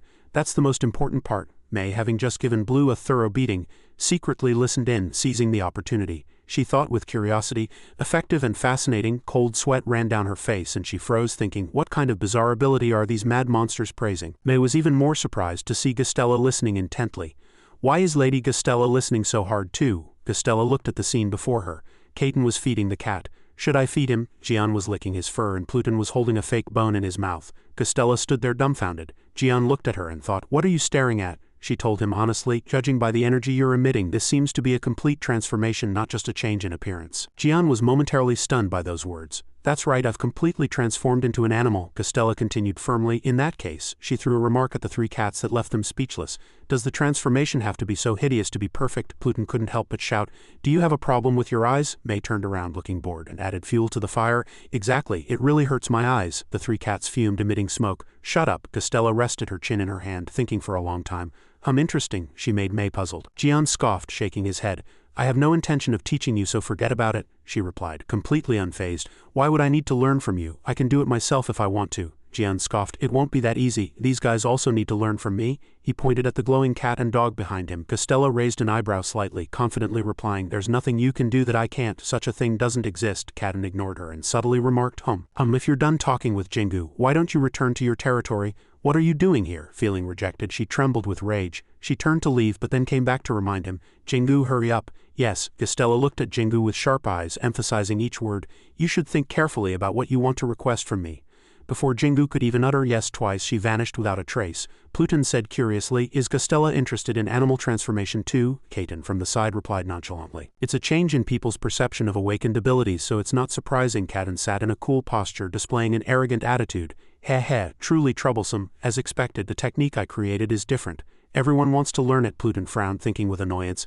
How annoying. Blues lay on the floor, battered and bruised. Returning to the gloomy and eerie dark castle, Miraz knelt once again, but this time before Andre asked again. Gastella refused. Miraz bowed his head. "Yes." Andre clenched his teeth. "In that case I can't help either." he calmly continued. Castella is usually indifferent to external affairs, so it's not surprising that she rejected the cooperation offer. Everyone else has agreed, so one less won't be a problem. Looking at the young man before him, he called Muraz. Andre, grinding his teeth, told him, "As you wish, Jian won't escape death this time." Muraz bowed his head like a loyal dog. Somewhere in the mansion, Schneider and Sophie were talking to each other. Schneider grumbled, "I still don't know what Andre called us here to discuss. He seems to have contacted the other top 10 to tell them we're going to kill Cadden." Sophie agreed, "He's wasting time on pointless matters. Probably no one will agree to kill Cadden." Schneider analyzed, "Exactly, even if we kill Cadden, we'd lose more than we gain." Just then Andre arrived. "Both of you are here." The two were surprised to finally notice his presence. He released a pressure that filled the space. Schneider and Sophie immediately sensed something unusual. Andre is different. He's stronger than before. He sat down in a chair as if he hadn't heard anything and said, "It's rare for all of us to meet like this, even though we're in the same frame organization." Schneider immediately got to the point. "Andre, you seem to have acquired Astra's legacy, haven't you?" he calmly admitted. "Hey, I was lucky," Schneider scoffed. "I know that, but did you call us just to brag about it?" Andre replied. "No, I called you two to discuss dealing with Jian." Sophie unpleasantly reiterated, "I believe I've already made my stance clear." Schneider asked another question. "I heard you discuss this with other top 10s too. It must have been a waste of effort." Before he could finish, Andre interrupted him. Drig and Miaru agreed. Andre threw another piece of information that left the two utterly surprised. Both simultaneously double-checked. "Is that true?" Andre, seeing everyone's interest, continued his story. "They seem to hate Jian more than I expected. Both of them made it a condition that Jian must be kept alive." The two were startled. They thought to themselves, the only reason to keep Jian alive is to take his energy control ability. Andre stood up and said, "If you two are interested, you can always come find me. I'm always willing to share the rewards with you two." He left them a hint before leaving. The two remained silent for a long time, lost in thought. Meanwhile at Jingu's house, the chubby cat Jian was training his energy control. Kaiten and Pluton watched him, evaluating. His energy flow is much better than before. Jian thought the same. "I seem to have almost fully recovered." Pluton was excited. "Then the two of us can have a match." Jian on his side also retracted his energy. He sighed. Kaiten and the others approached, asking about the situation. Cadden, looking at his palm, replied, "I've almost fully recovered. Fortunately, all my previous injuries have healed and only the wounds inflicted by Astra remain," Pluton joyfully said. "Recover quickly. Then the two of us can have a match." Jian wore a displeased expression. "All right, I'll let you know when I recover." Pluton, upon hearing this, jumped up excitedly. Jian asked another question. "But are you also going to fight Castella?" Jian then remembered. "Oh right," Kaiten asked again. "Do you really want to fight her?" Jian answered without hesitation. "What are you talking about? It's not every day you get a chance to fight a top 10, is it? Besides, if she wants to fight me, should I avoid her?" Kaiten exposed the truth. "You're the reason she wants to fight you. If I were in her shoes, I would have killed you." Jian broke out in a cold sweat as soon as he heard that. "Besides, you also need to think about Jingu." Jian sighed upon hearing that. "Damn it, Jingu won't like that news either," Kaiten emphasized. "It's not just about the child's feelings. You are always being targeted by someone, but you're not the same as before." Jian remained silent, angry. Jian continued, "You earned Andre's hatred and you even killed Astra. So other top 10s will come looking for you soon. Think about it. If you get hurt fighting Castella, will they just leave you alone?" Jian instead became interested. "It's getting more and more interesting. I'll finally get a chance to fight those damn guys who used to avoid me. Even if I die, I won't regret it." Kaiten interrupted him. "What about Jingu?" Jian said blankly. "What?" She analyzed again. "Think about it. What would happen to that child if you died? Kaiden's only disciple." She emphasized. "Do you think the awakened world would leave that child alone?" Jian, having heard this much, could no longer ignore it and fell silent. Pluton from the side also thought sadly to himself, "What about me? I also wanted to fight Cadden." As night deepened, almost all the cats were asleep. Jingu was resting on the sofa. Then he suddenly felt something. Jian had arrived. "Brother Jian, have you fully recovered?" He jumped onto the sofa and sat down, replying, "Yeah, almost." Jingu was delighted to hear that. "Wow, that's amazing. You've really been through a lot, brother." Jian agreed. "Yeah, it took a really long time," Jingu said sincerely. "I know I shouldn't say this, but I'm grateful to have met you, brother Jian." Jian also replied, "Yeah, I can't help but remember all the moments I spent with Jingu. It was a really tough experience for someone like Cadden." The two casually looked out the window. The moonlight was truly beautiful tonight. Jingu spoke again. Brother Jian," Cadden turned when he was called. "You don't need to worry about me." Jian didn't understand what he was trying to say. Jingu continued, "I've thought a lot about how I've affected you, and how I've kept you from doing what you want. I just want you to be able to do what you want." Jian looked at him for a moment. Jingu's innocent face was still the same as usual. After looking at him, Jian casually turned his head away as if he hadn't seen him and said nonchalantly, "I'll handle my own business. You just focus on training and getting stronger." Jingu just replied, "Oh okay." Then the two looked out the window silently again. On the other hand, in the bustling city of S, a strange power was emanating from somewhere on a building rooftop. It was none other than Andre and his group. In a headquarters building, sirens blared loudly, signaling an emergency. All the employees were in a state of confusion at this time. In-hyuk asked loudly, "What's going on?" A person immediately reported the situation to him. "We've detected a very powerful energy flow." In-hyuk was startled. "A very powerful energy flow?" the person continued to report. "It's difficult to confirm exactly what's happening because it has surpassed alert level 1. This made In-hyuk extremely anxious. He thought to himself, "Alert level 1 is for those ranked 50th or higher in the world, but they're saying they can't detect their power, meaning it's beyond the alert limit?" The employee added.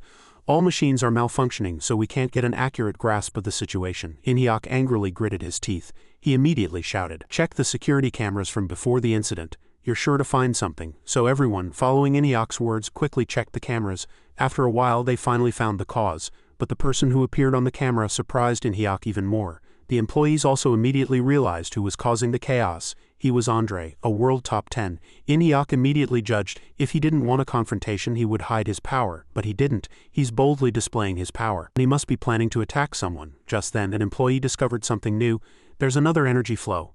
In-hyuk was startled by these words. "What? 2 energy flows similar to what we first detected?" In-hyuk couldn't believe it. 2 more enemies at this moment. On a building rooftop, Andre was constantly releasing energy pressure. He opened his mouth. "They've arrived." At this, 2 energy flows rushed down from the sky, and with a small impact, dust filled the air. When the dust cleared, 2 vague figures were visible, a man and a woman. The 2 who had just arrived were none other than Mioru and Grig, who had agreed to cooperate in attacking Jian. Now all 3 were gathered. Andre, Grig, Mioru, 3 top 10s, had arrived here to hunt Jian.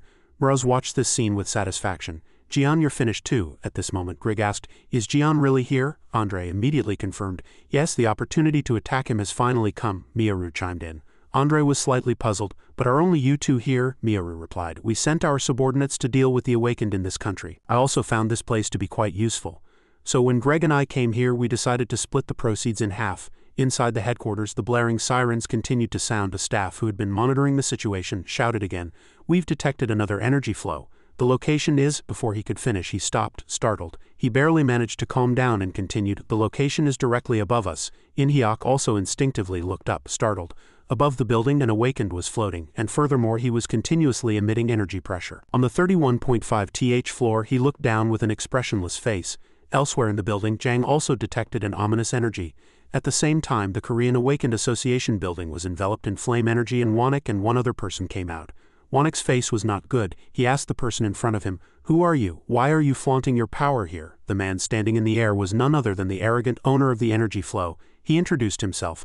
"I am Mosius, a subordinate of World Top 10 Awakened Mr. Greg. I am here because he desires this country." Wanak asked again, "He desires this country?" Sangha, who was behind him, also sweated and thought, "Is Greg trying to invade Korea?" Mosius added no more words and immediately launched an attack. Still with an arrogant attitude, he declared, "Before that happens, I will eliminate you all from here." Wanak shouted gravely, "Sangha!" Sangha understood his intent and immediately used spatial separation to prevent the battle from affecting the surroundings. At this moment, Mosius's attack began. Wanak did not stand idly by. He gritted his teeth and created a thick ice shield, but it was only for a moment. The ice wall slowly shattered, and the ice gradually melted due to the heat from Mosius's attack. He delivered another kick. Jack, the ice wall was completely destroyed, and there was a difference in skill. Mosius clutched Wanak's face with his hand. His grip pained Wanak, and he didn't stop there, throwing Wanak with even greater force. But Wanak wasn't completely overwhelmed either. He tightly gripped Mosius's wrist and used his cold energy to penetrate his wrist, trying to free himself from Mosius's grasp. This technique worked. In the end, he threw Wanak far away, and Wanak crashed into the wall, raising dust. Sangha, unable to react in time, could only exclaim, "Chairman!" Meanwhile, Mosius's arm was covered in ice. He quietly looked at his arm. With a slight exertion of force, the ice on his arm immediately melted. He rotated his wrist, and it moved normally. Only now did Sangha react, shouting in an angry voice, "Damn it, this guy," focusing his power on his arm. His ability is also ice, just like Wanak's. At this moment, Wanak barely managed to get up and shouted with difficulty, "Sangha!" Sangha had no choice but to turn around and say, "Chairman," Wanak commanded him, "go back to the association and evacuate everyone." He was worried, but Wanak didn't have the luxury of caring about much else. "Hurry up." Sangha hesitated for a moment, but there was no other way in this situation. He quickly flew away, leaving only Wanak and Mosius. Mosius clearly understood Wanak's intention in sending Sangha away. Wanak wanted to buy time for the association members to evacuate, and Sangha had just left. He said he felt sorry for the old man, who was already too old and weak. If he had been a little younger, this fight would have been exciting. Wanak heard his words and laughed towards the sky. "Ha ha! The attitude of someone trying to take over this place is quite meticulous. As soon as he finished speaking, something strange happened. Stones fell as if there had been a change in the surroundings. Mosius also immediately grasped the situation. His expression immediately turned serious. Wanek was floating in the air at this moment with countless ice shards hovering around him awaiting Wanek's attack. But he calculated inwardly that Mosius was a strong individual within the top 50, and he couldn't defeat him. However, he would sacrifice his life to injure him as much as possible, so that other awakened in this country could defeat him. Thinking this far, he smiled, but quite a bit of blood was flowing from his mouth and nose. He encouraged himself. But what's the use of regretting? My youth has long since passed. Mosius said nothing at this moment. He sensed another presence here. An old man with white hair and a beard laughed heartily. What a vigorous old man. Only then did Wanek realize that another person had just arrived, and he called out the old man's name. Sunjik, Sunjik said confidently.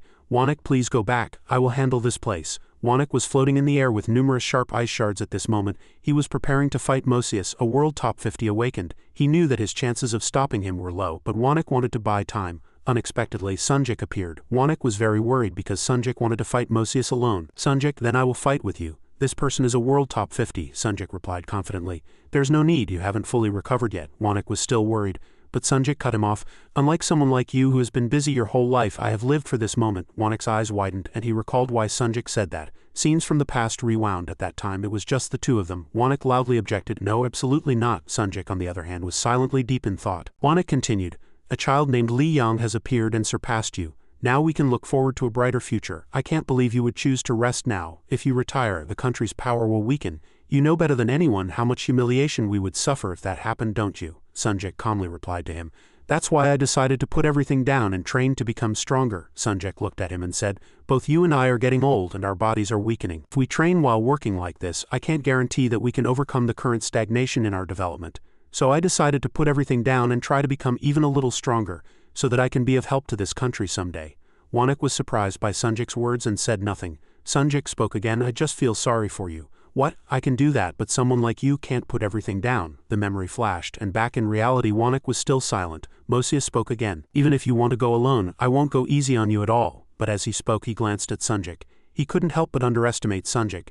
Your aura is even weaker than that old man's. Are you sure you're alright? Although he didn't say it, Wanek also agreed with him. He's right, I feel he's much less agile than he was 10 years ago. Can he fight him? Wanek couldn't help but advise Sunjik.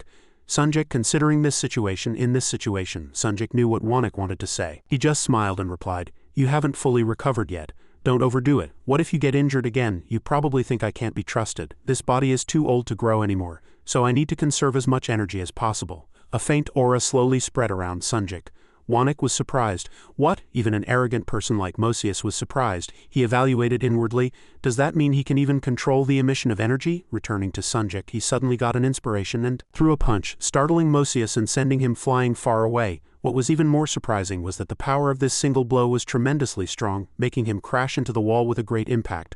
Wanek never dreamed that his old friend, whom he hadn't met in a long time, would possess such powerful abilities. At this moment dust billowed around Sunjik.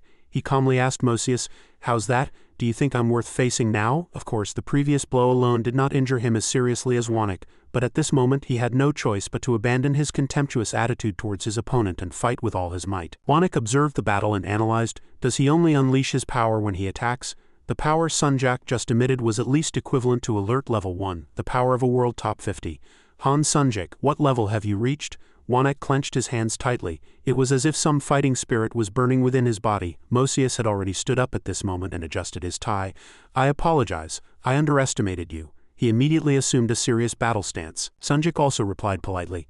I understand, don't worry. Flames reignited around Mosius. He opened his mouth. To show my respect, I will now fight you seriously. Both of his arms were now ablaze with flames. His energy was now completely unleashed. Sunjik also began to unleash his energy. I hope you will entertain me. I have waited a long time for this day. He spoke with an arrogant tone but still maintained his innate composure. Behind the calmness lurked a beast-like desire to rampage. Mosius rushed towards Sunjik at high speed. The two emitted increasingly stronger energy. Mosius attacked first. He clenched his fist and struck down with great force from above. Sunjik met that punch without wavering. Two energy flows, blue and red, collided powerfully, and a strong shockwave split the ground. Not stopping there, a tremendous explosion shook the entire space. Looking down from above, everything was covered in dust. Fortunately, Sangha had created an energy barrier beforehand. The force did not dissipate but continued to spread into the ground. The ground beneath the road also shattered, and several nearby cars were swept away by the shockwave. Wanek watched, covering his face with his hands. His eyes were filled with astonishment. When the dust settled, the top of the building was already shattered and couldn't endure. Mosius's figure also came into view. The two maintained their attacking postures from just now. Mosius was inwardly surprised without a change in expression. How can there be an awakened who has reached this level in this country? Sunjek, on the other hand, wore a satisfied smile. Elsewhere in the Sanghua building, Inhyuk angrily watched the shaking space. He's crazy. Is he really trying to destroy everything? Is he not even using a spatial barrier? Inhyuk immediately gathered his power and opened a barrier. Energy quickly gathered, and the entire Sanghua building was enveloped in a barrier. The black-clothed man, seeing the barrier slowly forming, seemed to be thinking something.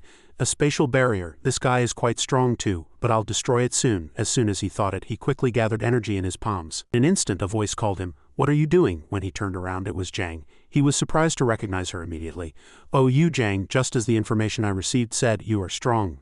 Jang directly asked, why are you suddenly attacking and trying to destroy the spatial barrier? This man, like Mosius, used the same line.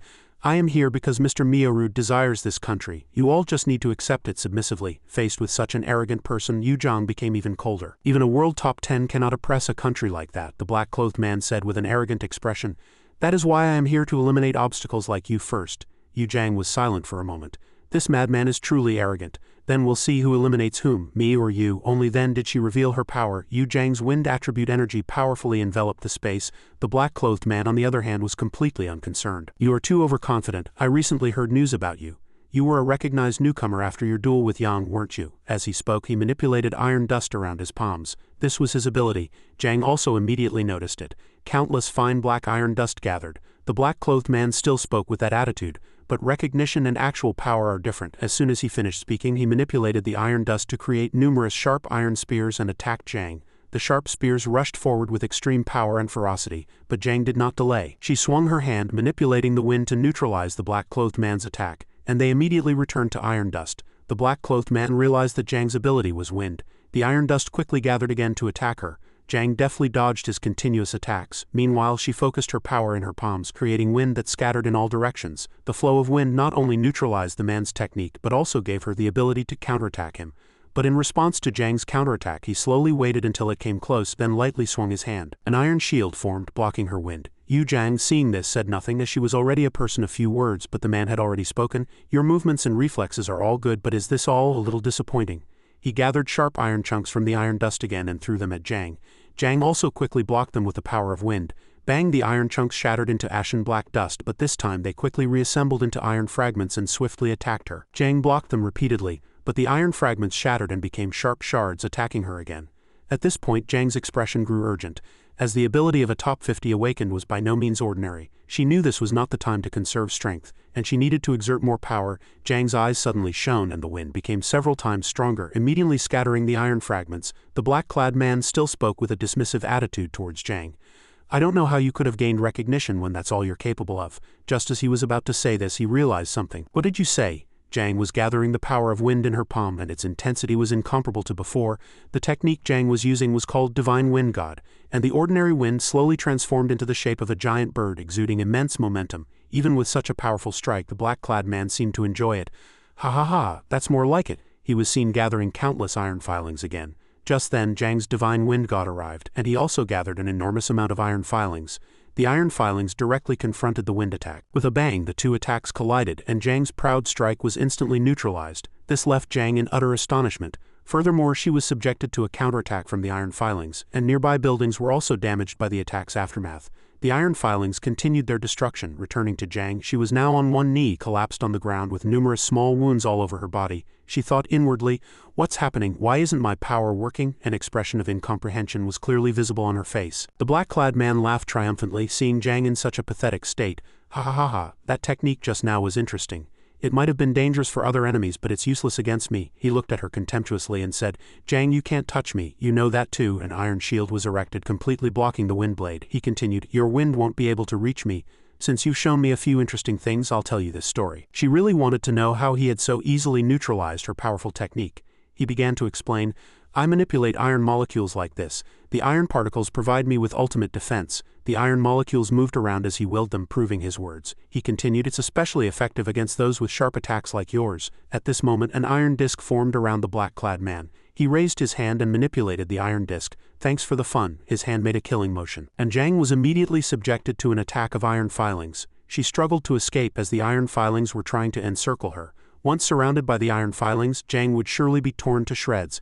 But it was already too late. The iron filings actually surrounded her. Their numbers grew steadily. From the outside, an enormous amount of iron filings completely covered Jang, and everything was going according to the black-clad man's plan. He wore a victorious smile, thinking she would be ripped to shreds, bones and all. At this moment, Jang was struggling to block his powerful technique. How can I block his power? At this moment, she recalled a time when she trained with Ju. She had asked about super high speed. He had replied, "As you know, big sis, I lack power, so I divide the power I have into small amounts. I move as fast as possible to distract my opponent. Then when an opportunity arises, I concentrate all my power into one point and make it explode. That way I can break through the defenses of people stronger than me." Jang thought it was difficult at the time. That's the theory, but it's really hard to execute. Ju just scratched his head. Ha ha ha, really? Back in the present, Jang had no choice but to try the method Ju had mentioned. She concentrated her power. Time was short and there was only one chance to try. She concentrated with all her might, the energy gathered in her palm concentrating all power even more thinly.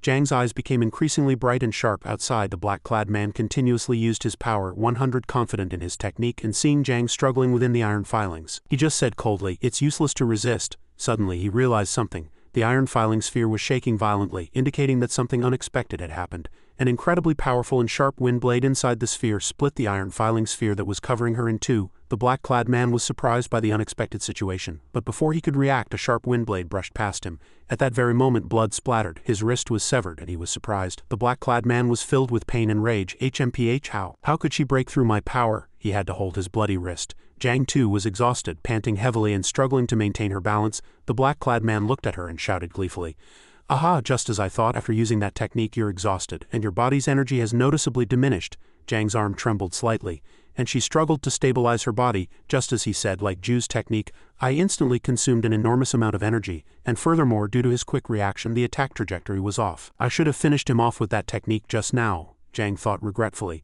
and then heard the black-clad man's voice again. You won't be able to keep using that technique. I initially planned to destroy a few organizations representing this country, but since you've made me do this, I've changed my plans. After I kill you, I will slaughter every single member of the organization you lead. Not a single one will be left." Hearing his words, she knew he was angry. He continued, "And after that, I will eliminate all awakened in this country." He gathered an immense amount of iron filings, preparing to deliver a final blow to Jang. "Die in pain and blame your inadequacy." As soon as he finished speaking, he launched his attack. Jang also immediately countered with her ability, but she wasn't sure if she could block this attack. A hemispherical shield of wind enveloped her, meeting the man's iron filing attack. Swish, suddenly, the iron filings changed direction, forcibly moving in a different direction instead of attacking Jang. "Why is my power being pulled that way?" The black-clad man was completely surprised too, and the cause of this sudden variable was none other than Kongxiao. Jang also recognized him. Kongxiao was struggling to hold on. With my ability, I can only hold this power for a short time. Even for just a moment, my whole body feels like it's going to burst." The black-clad man asked angrily, "What is this? Who is this bug-like guy?" Kongxiao tried to mouth words to Jang. "President Yu Jang." Right at this moment, Jang blinked and immediately understood. She immediately gathered all her strength, gathering all her remaining power for one more time. The powerful wind god technique flew towards the black-clad man. He struggled to turn the iron filings back, but he couldn't. He shouted angrily, "Damn it, because of that guy I can't gather the power of my iron molecules properly." Kongxiao also shouted gleefully, "You chose the wrong country to invade." He was still annoyed, but Jang's attack technique had already arrived. Thousands of wind blades cut his body, making him scream in pain. Bang bang. After a short while, as the wind dispersed, the black-clad man's figure was revealed and he was dead. Jang then collapsed to the ground, sighing in relief. It was a really tough battle. If it weren't for Kongxiao's unexpected help, I would probably have been the one to fall. Kang's voice was also heard. "Fortunately, I wasn't too late." He approached her, and Jang also shouted, "Mr. Suman, you came just in time." The scene shifted. In the building where Andre was, Grig and Mioru had all gathered. Mioru began to speak. "Andre, please tell us Jian's location now. If he finds out we're here and escapes, it will be very troublesome." Andre immediately replied, "I will guide you. It's not far from here, so we'll arrive with a short movement." As he was about to take a step, the old man turned his head again and said to the two, "But I'm a little worried. Honestly, killing him won't be a problem, but capturing him alive will not be easy, even if all three of us attack him." Mioru calmly said, "That's the condition you agreed to." Miraz, who was standing next to them, silently broke out in a cold sweat. This was not a place for him to interfere. The air immediately fell silent. Old man Andre thought inwardly, "It's really troublesome that these guys need to control Jian's power. It's not like they got Astra's power like me. They need it, Andre made an excuse. Of course I will keep my promise. I'm just worried that Jian might escape. Miyoru cut off the old man's words. You don't need to worry. I know what you're thinking. Jian's ability is excellent, but he is not in a normal state right now. Old man Andre immediately replied. I know that too. He was injured fighting Astra. That's not it. Jian suffered a serious injury even before that, Miyoru said with a mysterious expression. Andre immediately widened his eyes. This was information the old man was hearing for the first time. What did you say? Miyoru laughed gleefully. We once encountered Jian and at that time he was seriously injured and had to hide. His condition was so severe that he probably hasn't fully recovered yet. Andre clenched his fists. The old man thought inwardly, was his condition not normal back then? And did he pretend to be strong then? He's truly cunning. If I had continued to fight I would have won, but I retreated because of his display of power. The more the old man thought, the angrier he became, thinking that if he had known this information earlier he could have defeated Jian. As the old man was given time to process his words, Miyoru continued, Anyway, the three of us are enough to catch him, so don't worry. Now let us to Jian's location. Andre was annoyed, but now he had to seize this opportunity and kill Jian. Just then, Jian's imposing voice echoed, startling everyone. You don't need to come looking for me. Jian descended directly onto the rooftop of a high-rise building, emitting lightning energy. As the smoke cleared, his figure was revealed. I'm here. Hee, nice to meet you again. Jian appeared before Andre's group in an extremely flashy and unexpected manner. Jian mocked Andre's group. When I was looking for you, no one was around. Now three of you have gathered. Andre was angered by his arrogant attitude, but the old man endured it. Miyoru wore an excited expression, and Grig's expression was unreadable. Jian and Pluton observed from afar, admiring. That crazy bastard, is he really going to fight 3 world top 10s at once? Pluton had a different perspective. Actually, he can't avoid this, but am I the only one who thinks this? Why does he seem strangely excited? Caton pondered his words. I think so too. Caton paused in his speech, and on this side Jian snapped his fingers. Anyway, I'm really glad you came. As soon as he finished speaking, a huge spatial barrier surrounded them. Andre, as if unfazed by his actions, simply raised the corner of his mouth and asked, Jian, I didn't expect you to show up here without running away. Before the old man could finish speaking, a bolt of lightning struck the building he was standing on. Andre's group was surprised by Jian's actions, and soon as the smoke cleared, Miraz was trembling and collapsing on the floor. The expressions of the three were extremely grim. Jian, you damn bastard, old man Andre gritted his teeth, but Jian, unfazed by his angry face, feigned innocence. Oh, my apologies, were you speaking? Did I interrupt you? Old man Andre's face darkened. This crazy bastard. Miyoru then stepped in to intervene. That's enough. No more pointless talk. It's already strange that he's calmly trying to talk to us in this situation. Jian also turned his head and greeted her. Miyoru also said to Jian, Jian, this time I won't wait until you escape like last time. I will cut off all your limbs and make you confess everything I want, and then I will drag you around like a dog. Jian looked at her with a contemptuous expression, hearing her cruel words. Oh, but isn't it funny that such words come from the mouth of the person whose leg I cut off? At this moment, people unconsciously looked at her legs, and there was a clear difference between the two, with one of them being a prosthetic leg. Andre was surprised to hear this and thought inwardly, Jian cut off that leg. Miyoru was angered by having her sore spot poked and shouted, shut up. Iron filings flew towards Jian and attacked him. Jian of course dodged. Miyoru angrily manipulated the iron filings into the shape of a hand to chase and catch him. Jian was not flustered at all and calmly said, Miyoru, you haven't improved at all, she asked with an expression of incomprehension. What did you say? Jian replied with action. The lightning bolts gathered in his palm quickly flew, and the entire area where Jian was standing was covered in lightning. The black iron filing hand turned red from the lightning and gradually disappeared, but his lightning didn't stop there. Andre's group also realized something. Jian's lightning, his entire body was filled with lightning and the energy continuously exploded. Miyoru was more surprised than anyone. My energy is being pierced through. Each iron filing was stimulated by the lightning, turning into an electronic storm, and the electronic storm counterattacked Andre's group. Miyoru was surprised, but Grig blocked her, so she was unharmed. Andre was also completely unharmed. After all, they were also top 10s, but Miraz was different. He was already injured by Jian's attack. Now, taking this blow, he looked truly miserable. Pluton and Caton also had to shield their eyes from the aftermath of the attack from afar. Caton exclaimed in admiration, This guy is insane. Pluton explained that Jian used lightning to control Miyoru's iron particles, and his fighting instincts were truly terrifying. Caton agreed that Jian must have figured this out from his previous battle with Miyoru. He probably had many simulated battles with his opponent during their fight. After that day, Caton's guess was correct. Jian calmly watched the chaos he had created. Then Jian smiled. His efforts had yielded a fitting result. Miyoru grew even more suspicious. What's going on? My technique. In fact, not only Miyoru but Grig and Andre also felt the same. Jian said he had finished off one, and the person he was referring to was Miraz. He seemed to have lost consciousness. Initially it was unfamiliar and ineffective, but this time was different. He snapped his fingers at Andre's group and said, Come on, but now if you participate it won't be a 1-on-3 but a 2-on-2. Miyoru was embarrassed and enraged. As she tried to attack Jian, Grig stopped her. He understood that Miyoru's ability was no longer effective against Jian. He turned to Andre. Andre, you called us here. How long are you going to stand there and watch? Andre walked forward. Even if you didn't say anything, I was about to join the battle, Caton exclaimed with interest. The old man said to him with an arrogant attitude, Caton, that was quite interesting. Who would have thought you'd use Miyoru's ability against herself? Jian immediately scoffed at him. Who are you showing off to? The last time we met you ran away with your tail between your legs, the old man replied. I won't fall for your cheap provocations. Besides, the old man paused, then emitted a vigorous energy from his entire body. As the dark black disappeared, I'm different from before. The moment before was like a transformation. The old man now looked extremely different from before. Andre's aftermath reached even Pluton and Caton. Jian was worried that Andre had grown stronger than before. Pluton asked again in disbelief, what? Over here. Andre continued to unleash his power. Everyone watched him intently. Jian unpleasantly asked the old man, that power clearly comes from Astra's legacy, doesn't it? Old man Andre was adapting to his new power. He slowly opened his eyes and replied, yes, I have made it my own and developed it to a higher level. Jian was silent for a moment, then asked again, really? Then I can go all out, can't I? Jian emitted an extremely powerful energy as if extremely excited. His expression slightly surprised Grig and Miyoru.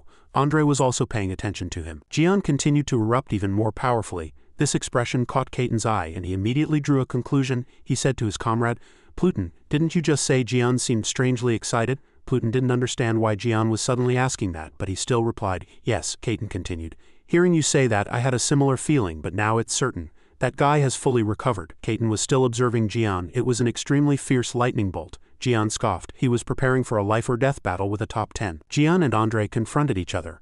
Both were in their most confident state. Both emitted energy towards each other. Both Grig and Miyoru watched the two intently. Returning to Jian, he concentrated lightning in his palm and fired a thick pillar of lightning.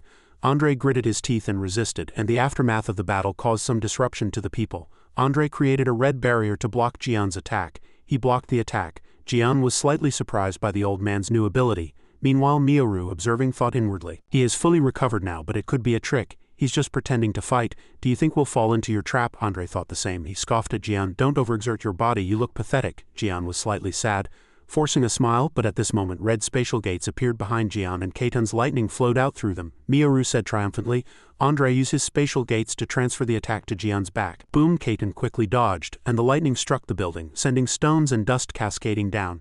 Jian had just escaped his own attack when he heard Andre's voice. The two of them said you were injured before, didn't they? The old man continued to use his ability.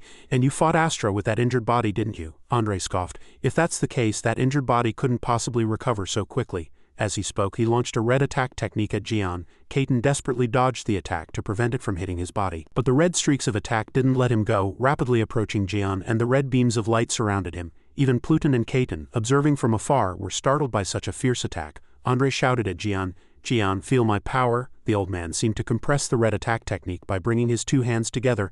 Miyoru was slightly worried but thought inwardly, Andre, having obtained Astra's legacy, must have become much stronger, but it seems it will be a bit more difficult to fight him in the future. But thanks to this, we can capture Jian more easily. But that was just her one-sided thought.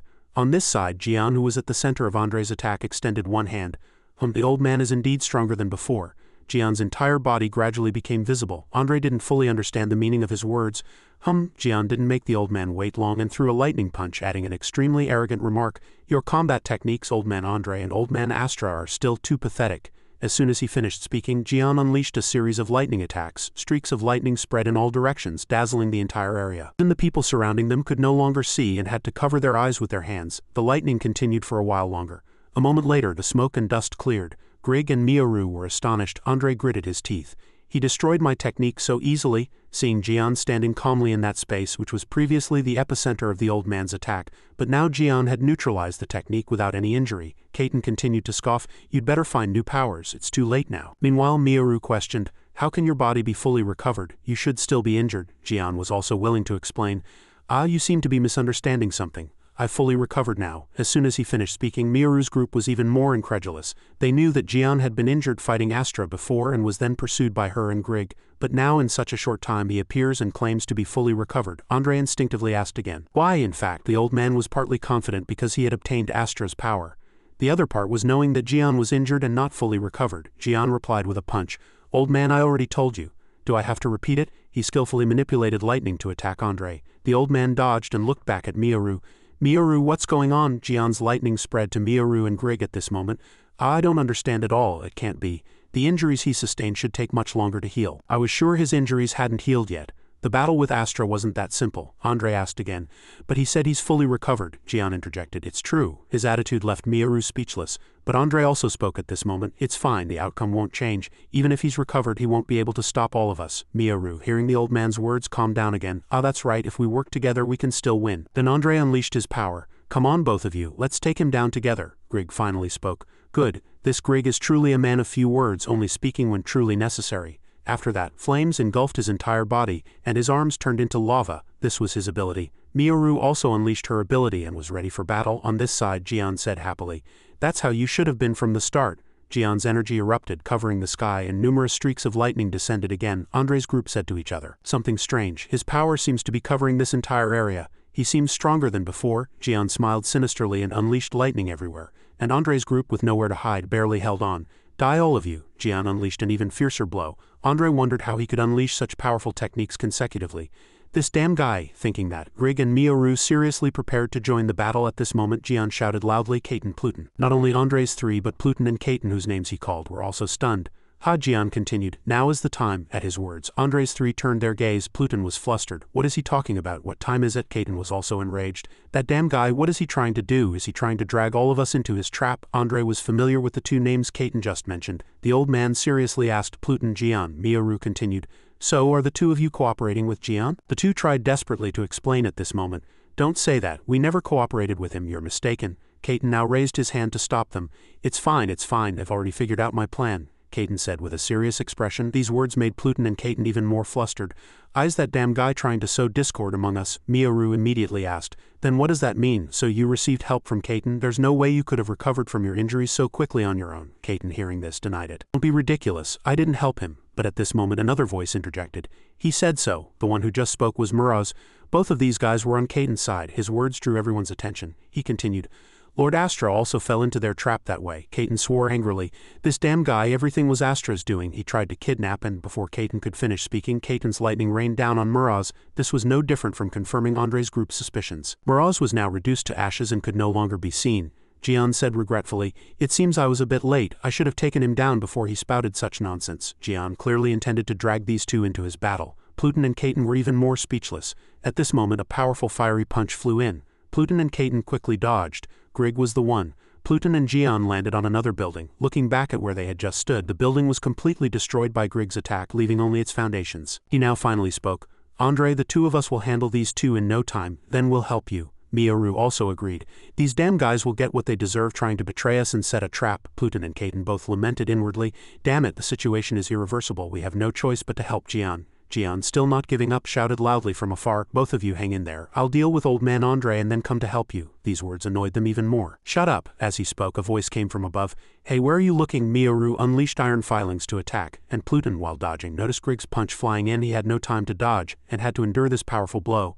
Boom, his entire body was embedded in the ground with a strong impact. Grig didn't give up and leaped into the air, coming down with another punch, this time with both hands. But Pluton managed to get up in time from underneath. Pluton gritted his teeth, watching Grig's attack fly in. Thud, the aftermath of this attack was far more powerful than before, sending up dust and hot flames. A moment later, the surrounding buildings were completely destroyed and reduced to ruins, and the ground glowed red. The figures of the two were revealed. Pluton had managed to block this powerful attack. It turned out Pluton had transformed, and his ability was enhancement. His skin had now turned metallic. There was no other choice. Grig's expression was not good, but he said nothing. Kaiten was also fighting, with angel wings sprouting from his back, dodging Miyaru's techniques. But Miyaru's technique was too agile, and Kaiten, having just grown wings, was immediately hit by Miyaru's attack, clutching his wound and groaning in pain. Miyaru said triumphantly, Hey Kaiten, you should have known your place and lived in seclusion. But to cooperate with that damn guy, are you out of your mind? You guys trying to take on 3 top 10s? She said contemptuously. Then a hand flew towards Kaiten, and he quickly counterattacked with his wings. The hand immediately turned into iron filings and scattered. Kaiten was trapped by Kaiten, but he showed no mercy to this woman in front of him. This will be quite troublesome too. Shut up, Kaiten shouted. Miyaru delighted in his anger. Let's return to CN. There were 2 opposing energy fields with no reinforcements on either side at this moment. Andre thought it was unexpected, but this is fine too. I need to research Astra's power more, however. If I can also acquire Kaiten's power, it will be even more useful. But as I calculate, for now, I need to first master Astra's power. If Miyaru and Grig acquire Kaiten's power, they will also research it. Then they will become as strong as I am. So I need to seize this opportunity quickly. I must kill Kaden. Of course those two bastards will go wild then, but I'll say that at that time I had no other choice and I had to do it. Jian interrupted the old man's thoughts. Old man, what conspiracy are you hatching now? Andre was silent for a moment, then unleashed power with both hands. You are in danger now. Do you think Jian and Pluton can defeat Grig and Miaru? Jian calmly replied. Of course not. The old man frowned at his attitude. Jian attacked and continued, but they can tie me up until you defeat me. The old man also counterattacked. Good idea then, come on. Two streams of power collided head-on, bang, with a massive explosion. A dazzling light erupted, and the spatial barrier shook violently as if it couldn't withstand too much load. Andre was startled and couldn't understand. What's going on? Hasn't that Jian's power been converted into his own power? Jian was acting strangely at this moment. A bolt of lightning was seen brushing past Andre's body, and the old man dodged. But as he dodged, the old man realized there was another, larger bolt of lightning. The old man's entire body was covered in Jian's lightning. Andre at this moment created several spatial defense barriers to block Jian's lightning. The old man was startled and thought, this is ridiculous. How can his control be so good? Jian said coldly at this moment. Old man, do you know why Astra died? It's because that old man dared to ignore me. Understand? Jian attacked, focusing his power on Andre and saying, Old man Astra must have thought he was stronger than before. Andre on this side had to struggle to block Jian's continuous attacks. Kaiten continued to mock him, ultimately leading to a tragic death. While Andre passively endured and converted Jian's attacks, he was thoroughly enjoying the thrill of battle. Kaiten at this moment had to block Miaru's attacks, but he was still observing Jian. He thought that crazy bastard had just recovered, so he must be excited by now. Andre at this moment created several spatial gates, absorbing the lightning and redirecting it. The old man gritted his teeth and thought, how can he be so strong when he just recovered? Has his power surpassed the top 10? Jian continued to attack Andre with lightning, but Andre's energy flow seemed to increase. The old man gnashed his teeth. But now it doesn't matter anymore. Everything is different from before. Jian also noticed Andre's strangeness. Suddenly, lightning shot through a gap and fired at him. Bang, bang, bang. At this moment, the situation seemed to reverse and Andre regained his confident and arrogant demeanor. Jian seemed to be struggling at this moment. He was hit back by his own lightning attack through Andre's technique. He clicked his tongue. My power was counterattacked. What was even more troublesome was that Jian now realized there was an energy barrier in front of him, like a prism. Lightning shot out from the prism, continuously attacking him. Jian said irritably, this is really troublesome. Andre mocked at this moment.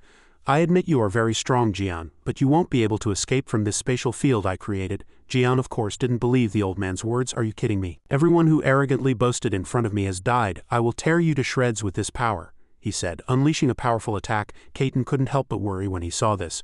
Jian, Miaru took advantage of Kaiten's lapse in concentration to attack him. What are you looking at? Bang, bang. After that, Kaiten was completely hit by her attack. Miaru, Andre on this side, was triumphant. Seeing Jian trapped in the energy field he created, how does it feel to be counterattacked by your own technique, Kaiten? Jian at this moment was struggling under the lightning attack. He stubbornly replied to the old man in his own way. It hurts, but my attack is quite strong too, isn't it? Andre also replied happily. Jian, you were able to handle Astra, but your technique has no effect on me. No, to be precise, your power will become a tool to kill you. Jian became serious. Really? Then let's try it. Let's see who wins, whether my power can break your power or not. Jian seemed to be risking his life. Lightning exploded with full force from his entire body. He tried to break through Andre's counterattack barrier with absolute power. Andre couldn't help but admire him. You are truly a reckless fellow. If you choose to face me, I will follow your will. Jian became even more excited. Battle ready. After saying that, he launched Divine Judgment, one of his ultimate killing techniques. Andre scoffed at Jian's powerful attack. That won't break my power. I'll return it to you. The old man concentrated his power and counterattacked Divine Judgment. The battle entered its most intense moment. Could Jian break through Andre's barrier? Or would old man Andre counter Jian's attack? Jian gathered his strength and unleashed another powerful attack. Jian gathered his two hands, crossed them, and created two streams of cross lightning to add weight to his Divine Judgment attack. A powerful combo assisted each other. Andre also had to struggle to block Jian's consecutive two attacks. The old man gnashed his teeth and unleashed energy. Andre shouted, you won't break through my technique? Jian's technique was strongly counterattacked by Andre, and the cross lightning immediately flew towards him. Energy exploded bang bang, and the spectators were also shaken by the aftermath of the explosion. They all covered their faces with their hands simultaneously, and after a while the buildings that were there were now ruins. The four people on both sides were all utterly astonished, their faces pale, and they all shouted simultaneously, what? After that, Andre's cool laughter echoed. Ha ha ha ha. Old man Andre laughed loudly as soon as he defeated Jian. After that, he turned to Grig and Miaru. Miaru and Grig, I'm sorry. We decided to capture Jian, but I accidentally killed him. Miaru and Grig both said nothing. Problem was not whether Jian was alive or dead, but the overwhelming power Andre had shown. Even if they wanted to object, they had to defeat the old man first. But at this moment Jian spoke again. Who said I'm dead? Jian crawled out of the rubble, his entire body horribly torn. Andre of course now considered Jian useless. Oh, you're still alive? Jian's face was covered in blood and dirt, but he showed no signs of surrender. Old man Andre continued.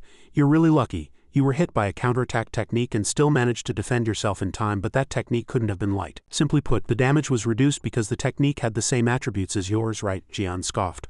Old man, you talk too much. Blue and Kaiten thought Jian was foolish. He kept forcing a confrontation between the two sides' techniques, and in the end his own technique was counterattacked. Miyoru also thought inwardly, Jian is indeed strong, but in the end Andre counterattacked his attack so easily. I also thought of something else. I know he inherited Astra's legacy, but I didn't expect him to become so strong in such a short time. Andre was very triumphant at this moment. I admit you are strong, Jian, but unfortunately your opponent is me, Jian retorted. Old man, are you saying you're going to defeat me? You seem to be too overconfident. Old man Andre said confidently. All right, then attack me again. What can you do now that you're injured? Even in your best condition, you would only lose to me. After saying that, the old man snapped his fingers and the counterattack energy field appeared again. It was a technique the old man was truly satisfied with. I will show you who is the strongest. Two streams of energy erupted from the barrier, striking down at Jian. Jian hastily dodged, and in that gap he unleashed a lightning attack. Andre also immediately opened a spatial gate, diverting Jian's technique. After that, he returned the attack to him. Jian cursed irritably as he was hit by his own attack. Damn it, it didn't end with that one blow. Andre took advantage of Jian losing his balance to land another blow. Bang bang, he fell to the ground kicking up dust. Greg and Miyoru observed the battle and admired it.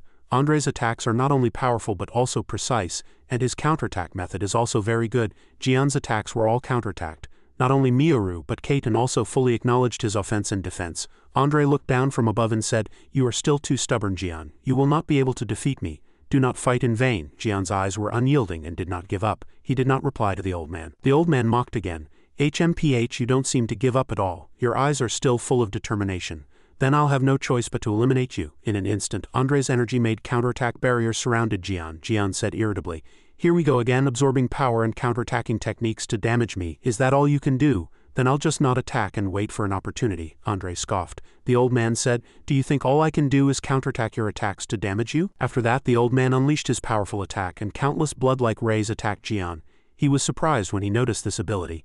Bang bang, Jian's movements were blocked by Andre's ability, so he couldn't dodge and had to endure this attack. Again, hundreds of blood-like rays pierced through the barrier attacking Jian. Pluton and Kaiten worried about Jian's true strength. Grig and Miyoru also noticed how Andre was using his ability. He used magic power to distort space, thereby delivering magic power to Jian in the fastest way. Andre on this side also thought happily, Good, I've finally become more skilled at using Astra's power. If I can continue battle practice like this, I'll be able to fully master this power.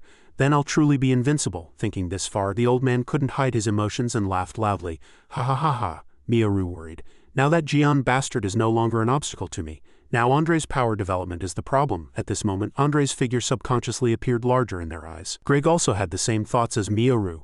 Andre looked down at Jian below. Cough cough, ha ha ha. Jian coughed and laughed maniacally after enduring Andre's attack. Andre immediately asked, Are you crazy? Jian's entire body was horribly torn and bloody. It has to be like this. Jian, unafraid of death, mocked Andre. You must have sacrificed a lot to gain such power, right? Kaiten couldn't understand Jian's actions. Jian is still stubborn. Even though he has no strength left in his body, he is trying to continue the fight to the end. Jian wiggled his finger at Andre. Hey old man Andre, use that technique again, the old man asked. What did you say? In that state you can still talk. The old man's eyes became even colder. You clearly want to die faster. The surrounding ground shook, slightly unbalancing Grig's group who were observing. Jian also noticed the change. His entire body was surrounded by a counterattack barrier. But this time its area was narrower than before. After that he was lifted into the air. Old man Andre was continuously using powerful methods. Now the old man wanted to end this. Then I will follow your will. Blood-like attack energy crashed into the barrier, attacking Jian, and the aftermath was converted into another barrier, then returned to Jian, continuously attacking him. Seeing him trapped in the barrier he created, Andre thought, Does he think he can deal with my technique after seeing it once? Even if I attack him multiple times, this technique has no weaknesses. If you try to attack me, fine, I'll counterattack all your techniques. The old man was extremely confident in this new power. Moreover, the previous experiment was also effective, so everything seemed to be under the old man's control. Jian was looking at the approaching attack at this moment. Bang bang, the technique exploded and a wide area vibrated. If Jian had taken this one blow, he would have had no chance of survival. Andre was focusing his power to control the attack, and the old man's attack was not over yet. Miyoru's group who were observing were also struggling extremely hard, but they seemed to have seen something outside. A bolt of lightning shot out from the center of the battle, flying towards Andre at an extremely fast speed, startling the old man who had no time to react. Jian somehow had escaped Andre's continuous attacks and returned to the old man's back, and his hand was placed on the old man's head. The battle had reversed, and Miyoru and Grig were startled as they observed. Since when could that crazy bastard break through Andre's magic attacks by concentrating power within his body? Grig and Miyoru didn't understand, but Kaiten and Pluton clearly knew it was different from Selyu's power. Yeah. Bang bang, Andre's body fell to the ground like a meteor. The old man was in pain from a blow from Jian. The old man hurriedly got to his feet. That's right, my body can no longer move. He barely managed to grasp his physical state. Seeing Andre's condition, everyone simultaneously had one thought. Andre had lost. Jian appeared before the old man at that moment and said arrogantly, I won this round. He clearly intended to finish Andre off, manipulating streaks of lightning. Grig and Miyoru's faces were grim. This bastard, he's getting ready to move. Pluton and Kaiten were already filled with worry. Jian didn't make a move and said to Andre, You're just as foolish as everyone else. You used that technique as soon as you heard me mention it. Miyoru and Grig pondered. Jian said gleefully, Did you think I'd fall for that trick again? He laughed triumphantly, just as old man Andre had done moments before. Kaiten frowned, thinking inwardly, what kind of time is this to still be mocking others? Andre also seemed greatly shocked. I lost. I thought I could contend for the strongest position. The more the old man thought, the more disheartened he became. Just moments ago he was confident and arrogant, but in an instant he became so pathetic he couldn't even move his body. Miyoru showed disgust. Andre's head seems to be injured. With injuries like that, old man Andre won't be able to fight anymore. How foolish. He became so engrossed in a new power he couldn't fully control that he underestimated Jian and brought about his own defeat. Grig had a different opinion. Regardless, Jian's spatial distortion ability was the deciding factor in this battle's outcome. Miyoru was surprised. Spatial distortion, Grig explained. Yes, it greatly amplified his power. Miyoru asked again. How? Grig continued to analyze. His barrier is completely different from ordinary magical barriers. Spatial barriers only help an awakened strengthen their power and avoid damage, but his barrier is slightly different. Within that space he became much stronger. Miyoru instinctively observed Jian's barrier closely. Jian had now become an even more unpredictable presence in Miyoru's eyes. She asked again. Did Jian have such spatial magic abilities? Grig replied. Yes, Jian did something quite surprising to me. With that ability he significantly closed the gap with the top 10. Also, thanks to that spatial distortion magic, he could completely destroy Andre's attacks. And he concentrated all his power within his body, preventing magic from leaking outwards. When attacking, he became a powerful close-quarters combat awakened. In a short time, his magic explodes all at once, making it difficult for opponents to let their guard down. Grig was indeed worthy of being a world top 10. He was not only strong but also had very sharp insight. Everything Jian did not escape his notice. Jian approached Andre step by step at this moment. He gathered streaks of lightning in his hand. Let's finish this now, he said. Andre tried to dodge, but his body wouldn't move. Jian's technique drew closer and closer. The old man's eyes were bloodshot, and he sincerely regretted, crying out inwardly, if only I had a little more time to get used to this new power, I could have dominated this world. Now everything's over. As he thought this, Jian's attack arrived. Bang! Grig quickly rushed in front of Andre and blocked it. Even Andre was surprised by Grig's action, and thanks to it, the old man barely survived. Kaiten angrily asked Grig, Are you going to intervene in this fight? As Jian's lightning streaks completely vanished, Grig replied, Did you forget? From the beginning we never intended to fight you one-on-one. Jian then saw Miyoru's iron claws attacking him. He immediately counterattacked with a lightning strike. The iron fragments scattered and Jian clicked his tongue. Although he had won the battle against Andre, Jian had already used up all his strength. Miyoru of course knew this. She smiled dangerously, believing he wouldn't be able to withstand her abilities in his injured state. Miyoru fired numerous swirling attack streaks at Jian. As Miyoru said, he truly found it difficult to face Miyoru alone. But a powerful shadow appeared before him and bang blocked Miyoru's technique. Jian looked at Miyoru with an angry expression. In front of Jian, Pluton was blocking Miyoru's attack with his enhancement ability. Pluton also spoke very coolly. You seem to have forgotten that we're here too. As Miyoru was focused on Pluton, Jian's attack flew in. Where are you looking while fighting me? Kaiten transformed into a new battle form at this moment. He spread 4 angel wings and 2 demon wings. He used the angel wings for movement and defense and the black wings primarily for offense. He attacked Miyoru with his wings again. Miyoru laughed mockingly. Ha ha ha, are you crazy? We forgave you, but you're bringing about your own demise. As soon as Miyoru finished speaking, she counterattacked powerfully. Of course, Miyoru's attack was much stronger than Kaiten's. He immediately gave up on attacking and switched to defense. Jian also spoke. Hey Pluton, help Jian out. Pluton looked at Jian and replied, You won't be able to contend with Grig in your state. Jian replied firmly, The same goes for Kaiten. He won't last long fighting Miyoru, he said, looking up at Kaiten who was struggling against Miyoru. Pluton pondered, looking at Jian, then at Kaiten again. Finally Pluton said, All right. As soon as he finished speaking, Pluton flew to Kaiten's aid. Pluton's strengths were close quarters combat and defense. He rushed at Miyoru and shouted, Kaiten, I'll block her, so focus on attacking. Miyoru scoffed. HMPH. Then she shifted her attack to Pluton. But at this moment Miyoru realized something. Jian attacked, didn't he? He fired feathers like arrows from his wings at Miyoru. Caught by the two's simultaneous attack, she was immediately cornered. Grig observed this scene deep in thought. Just then Andre's voice was heard. Grig, filled with hatred, said, Jian, you must kill him now or you'll never get another chance. The speed of his power growth is too fast. Grig cut off the old man's words. No, I'm going to capture him alive. Flames erupted from Grig's two hands and he prepared to fight Jian. Jian also emitted streaks of lightning, ready to fight. But at this moment, Andre noticed something strange. It was a red energy flow. It wasn't the ability of any of them. Miyoru immediately called out the name of the newcomer. Gastella. Gastella appeared like a goddess, standing on a steel pillar. Her face was beautiful but cold and arrogant. Gastella's appearance was an unexpected variable, and everyone couldn't help but worry. Jian's group and Miyoru's group were all puzzled. Why did Gastella appear here? The battle paused for a moment, and everyone implicitly agreed to stop fighting until they confirmed which side Gastella was on. Gastella and Jian looked at each other, saying nothing. Miyoru spoke first. Gastella, why are you here? I heard you weren't going to get involved in this. Gastella paid no attention to her at all. She's ignoring me? Miyoru thought, angered. Gastella's gaze was focused solely on Jian from beginning to end. But Jian didn't know what to say to her now. Gastella spoke. You look truly miserable. Jian, on the contrary, boasted triumphantly. Didn't you see, I'm fighting 3 top 10s, and I still took one down. Jian's words hit Andre where it hurt, and the old man's face darkened further. Grig then asked Gastella, Gastella, why on earth did you come here? After a moment's silence, Gastella replied, to kill Jian. Jian immediately showed interest. He also wanted to fight her. In contrast to Jian, Pluton and Kaiten were restless, thinking inwardly, this is the end this time.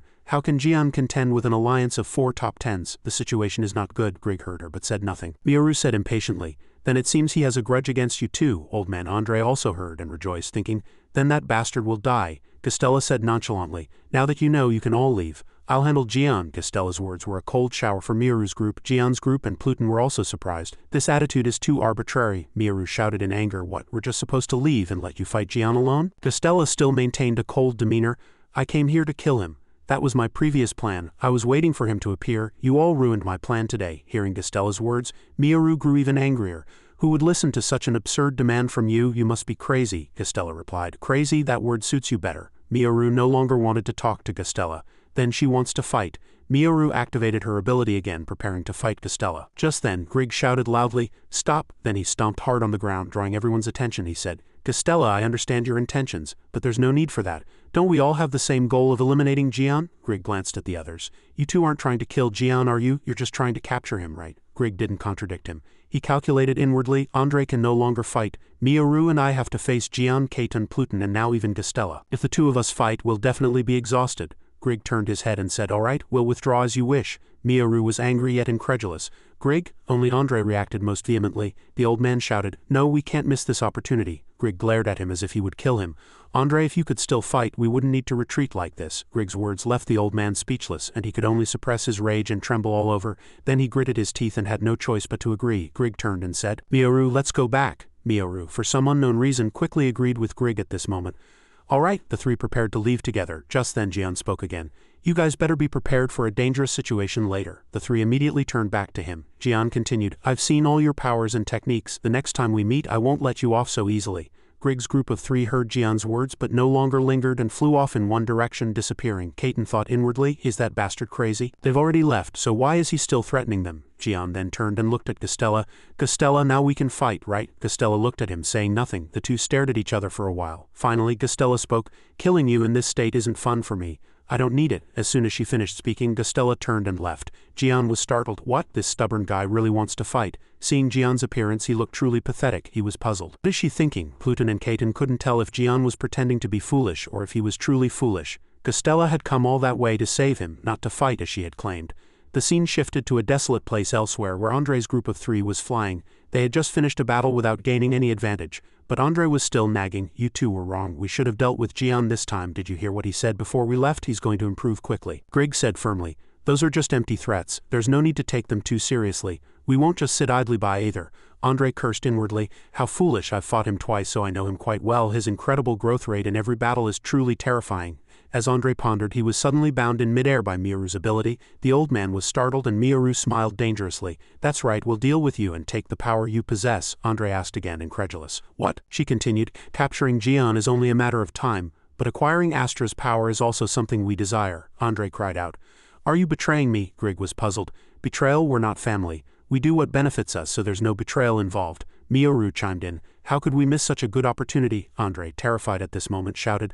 The frame organization won't leave you alone. The old man tried to threaten them, but Greg, as if he had expected it, said, We'll just say you were killed by Jian. Besides, would Schneider and Serfi dare to confront us and reveal the truth? Andre was speechless. He never dreamed that these two would betray him so quickly. Miyoru spoke again. What we need from you is your power, so you need to tell us how to control Astra's energy, understood? Iron fragments slowly bound Andre and the old man screamed in pain, but unfortunately no one could save him. Seeing Jian almost collapsing, Kaiten spoke. Are you still alright, Jian? He turned his head toward the source of the voice, a faint smile on his lips. I'm still fine. Seeing him covered in wounds and on the verge of collapsing, Jingu pressed his finger against Jian's forearm, chiding him. What do you mean fine? You can barely stand. Jian suddenly glanced across the way and mumbled. It seems they were in quite a difficult situation over there too. Sunjik and Yu Zhang approached, looking impressive. At that moment Sunjik spoke. We faced the subordinates of top 10s. But looking at you, it seems you had a harder fight. Jian, no longer able to stand, groaned in pain, softly calling out Kaiten's name. Then Kaiten also spoke, surprising both Sunjik and Yu Zhang. Our side only fought 3 top 10s, Sunjik asked again with a serious and bewildered expression. 3 top 10s were targeting you, Jian replied calmly. Yes, Sunjik continued to voice the questions in his mind. But why aren't they here now? Yu Zhang answered from the side. Jian dealt with Andre, but he didn't kill him. And Grig and Miyoru retreated as soon as Gastella appeared. Hearing that Jian had handled them so cleanly, Sunjik's eyes widened again and he was speechless. He fell into deep thought. Before it was Astra and now Andre. Has he defeated 2 top 10 powerhouses? He frowned, shocked. Jian, seeing Sunjik lost in thought, cut him off and said, We'll talk later. If we delay now, Yu Zhang will worry. Sunjik also understood his meaning. Ah, I understand. The protective barrier covering the city slowly disappeared. The scene shifted to a neighborhood lined with houses bathed in warm, peaceful sunlight. Inside one house, Jingu sat anxiously on the stairs until he heard someone open the door and speak, making him turn around. Just worrying like this won't solve anything. Blues held the door tightly from behind and glanced at Jingu. Jingu listened to his words, lowered his head and said, I know, but what else can I do besides worry? Blues frowned and said nothing. Finally he sat down next to Jingu and offered words of encouragement. Jian defeated Astra, one of the top 10. Defeating someone like that isn't just about luck, it requires skill. Jingu didn't understand what he was saying and had only question marks in his head. Blues looked into the distance and continued, although I influenced Jian's injury before, by now he should be almost fully recovered. So even if he faces a top 10 he won't be easily defeated. Didn't stop there and continued to speak to Jingu, who was extremely worried about Jian. But what if more than one top 10 comes? Blues frowned, recalling the past, and explained to Jingu. That's why Jian and Pluton quickly followed Jian. We're all in the top 50, but those 2, excluding me, are strong individuals at a different level even within the top 50. He remembered what Jian had said before leaving. Blues, you defend the house here. He hadn't understood why he said that then, but now, as if he finally understood, he sighed, feeling a little self-reproach. So those 2 followed Jian, not me. Right? He finally came to that conclusion. If they give it their all, they won't die fighting a top 10. Jingu remained silent, still unable to shake off his worry for them. After pondering Blue's words for a moment, Jingu asked the question in his mind. Now that I think about it, why are you here to protect me? He looked at Jingu and replied, If the enemy takes you hostage, Jian's life will be threatened, and Lady Gastella wouldn't want you to be taken hostage either. This time Jingu looked at Blues and smiled faintly. I understand. The 2 sat side by side, each lost in their own complex thoughts. Suddenly a familiar voice was heard, startling both Jingu and Blues, who widened their eyes. I'm back. It was none other than Jian. Behind him, Kaiten stood with his arms crossed and Pluton was there. Jingu, as if he had been waiting, rushed towards Jian, who widened his eyes in surprise. Neither Jian nor Pluton knew what he was about to do. Blues also stared blankly at the agitated Jingu. Jingu rushed forward because he wanted to embrace Jian and relieve his worries. Jian sighed in relief. But a few seconds later, Jingu seemed to feel something and let go of Jian. He asked nervously, Brother Jian, what's wrong with your body? Hearing his question, Jian still forced to smile as before and said, I'm fine, I'm still alive. Jingu grumbled worriedly. You can't be fine, you're so badly injured, Jian boasted cheerfully. Do you think a kid like you would be unharmed after fighting a top 10? This time I fought 3 top 10s. Got it? Jingu's face wrinkled in surprise. 3 top 10s? Jian glanced at Kaiten and Pluton, joking. Of course these 2 rascals helped too, but it wasn't much help. The 2 of them now looked very displeased. Hearing Jian's words, Kaiten proudly replied, What help? We were tricked. Jian chuckled lightly. Jian began to speak to Jingu and Blues, who listened blankly. I defeated another top 10. Got it? Hearing this, Jingu was startled. Another one. He replied, Yes, that Andre guy. The one you saw in the frame organization. I intended to kill him, but the others took him away. Today Blues was truly surprised by many things, and this was no exception. Jian put his arm around Jingu's shoulder, a smile playing on his lips, and said, Isn't your master really cool? As they walked up the stairs laughing and chatting, Blues, Pluton and Kaiten remained stunned. 3 top 10s came here just to capture him. Kaiten, seeing Jian struggling so hard, fell into a worried thought. That guy's body is too severely injured, yet he managed to endure all the way here. Then Kaiten suddenly turned to Pluton and shouted angrily, What are you doing? Remaining in human form in that state will only put more pressure on your body and make it harder to recover later. Why aren't you transforming into a cat?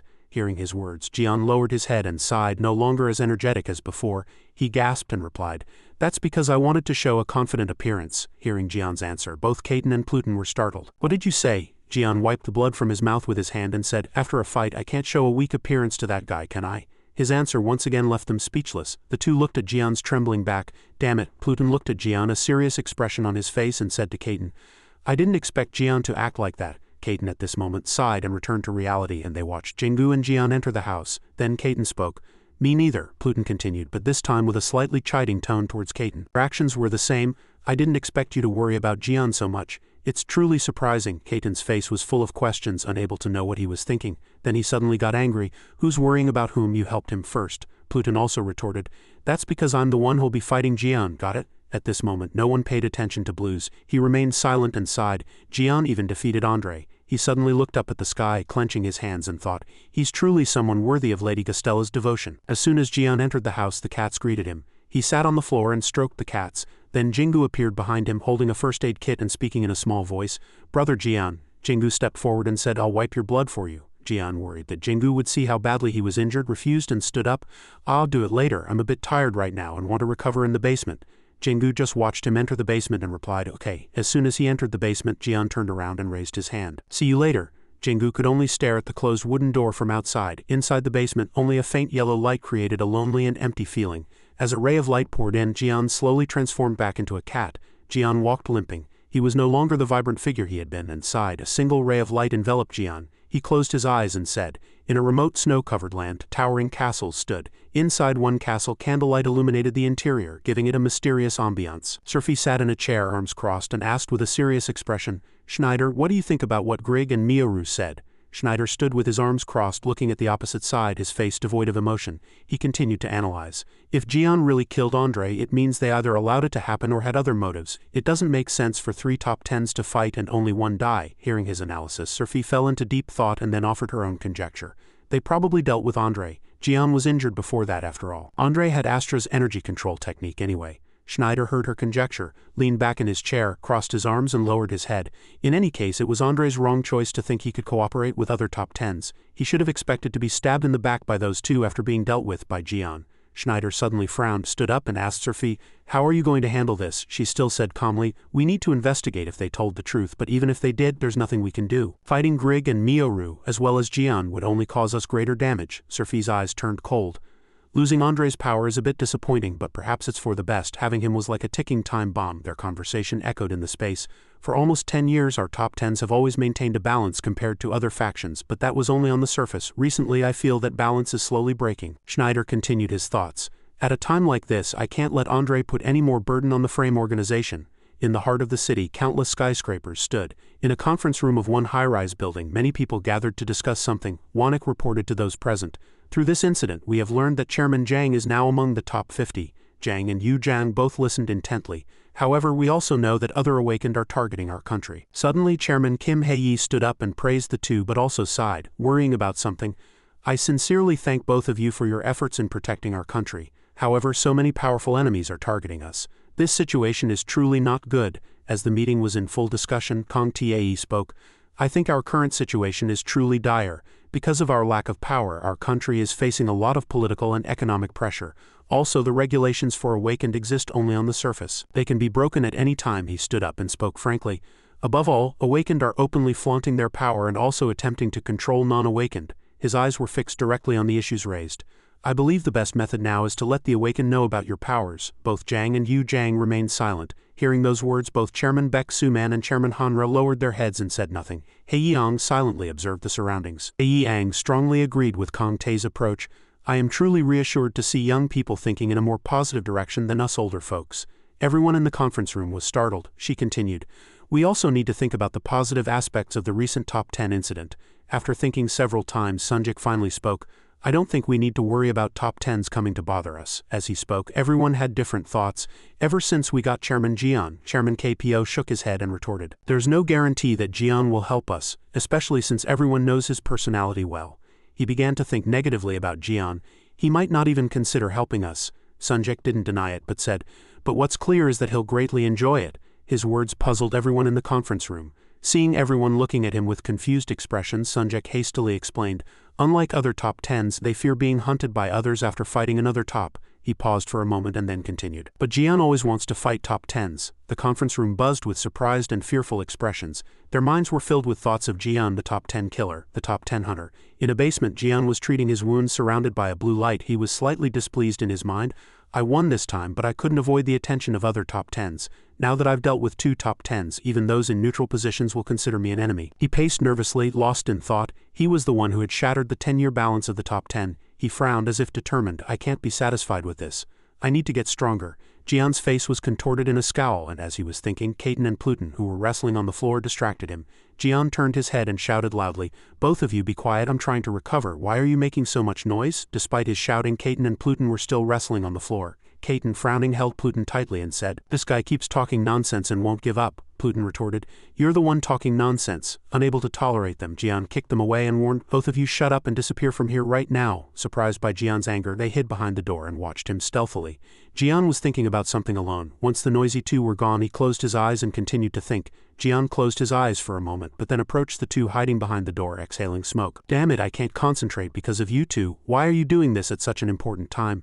As soon as he finished speaking, he looked into the living room and saw Gastella sitting proudly on a chair, looking at him. She sat elegantly with her legs crossed, watching Jian come out of the room. As soon as Jian saw her, he asked, extremely annoyed, "Caton, how long has that woman been here?" He also said with a puzzled look, "Who knows, I just came up and she was here." The entire room fell silent. Seeing this, Gastella spoke first. "Caton, what is that form?" Jian's face darkened with displeasure. "What did you say?" She didn't stop there and asked Pluton and Caton as well. She said as if worried about them, "You're all injured. Why are you in that form?" All three shouted in unison as soon as they heard her words. "This form is more effective for recovery," Gastella asked, puzzled. "More effective?" Jian said firmly. "That's right. You might not know it, but when your body shrinks you can recover more easily." She sighed in exasperation. "Even so, seeing all of you in this form is a bit ridiculous." Gastella sighed and turned away, avoiding their burning gazes. As she prolonged this conversation, Jian changed the subject. "All right, why are you here?" Hearing Jian's words, Gastella looked at him and Jian scrutinized her in return. Suddenly, Mei interjected, "Lady Gastella is not obligated to answer you." Jian's ill temper flared again. "Is it abnormal to ask why someone came to your house?" At this retort, Mei froze and trembled. Jingu and the other three were all looking at Mei, and question marks filled Mei's head. She seemed angry at Jian, but she cautiously said to Gastella, "I apologize, Lady Gastella, I should have been better prepared." Suddenly, as if she had seen something, Blues appeared from behind the wall, and she froze, pointing at him and shouting loudly, "We're here to see Blues." She pointed at Blues, and everyone's gaze turned to him. Blues trembled with a mix of surprise and joy. Jian pointed at the trembling Blues with a displeased expression and said, "If you're so worried about him, just take him away, don't bother us here." Jian's anger left Gastella speechless. As she looked at him that way, Jian was displeased. "HMPH, what now?" Suddenly, Gastella stood up in front of everyone. She left after seeing their concern for her. Before leaving, she turned her head and said to Jian, "Your condition seems better than I expected." Jian's personality had not changed. Hearing her words, he thought she was testing him and asked, displeased, "Why?" As soon as he finished speaking, Gastella and Mei left under the astonished gaze of everyone in the room. The room soon fell silent, but Jian was still displeased. "Why does that woman come and go as she pleases?" Jingu and Blues didn't know the answer to this question.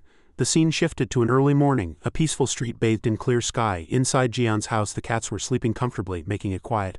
Jingu was huddled in a corner of his bedroom thinking about something. Pluton and Caton were watching Jingu from a corner. They were speechless when they saw Jingu lost in thought. As soon as Jingu emerged from his thoughts and stood up, the two entered the room. Caton spoke first.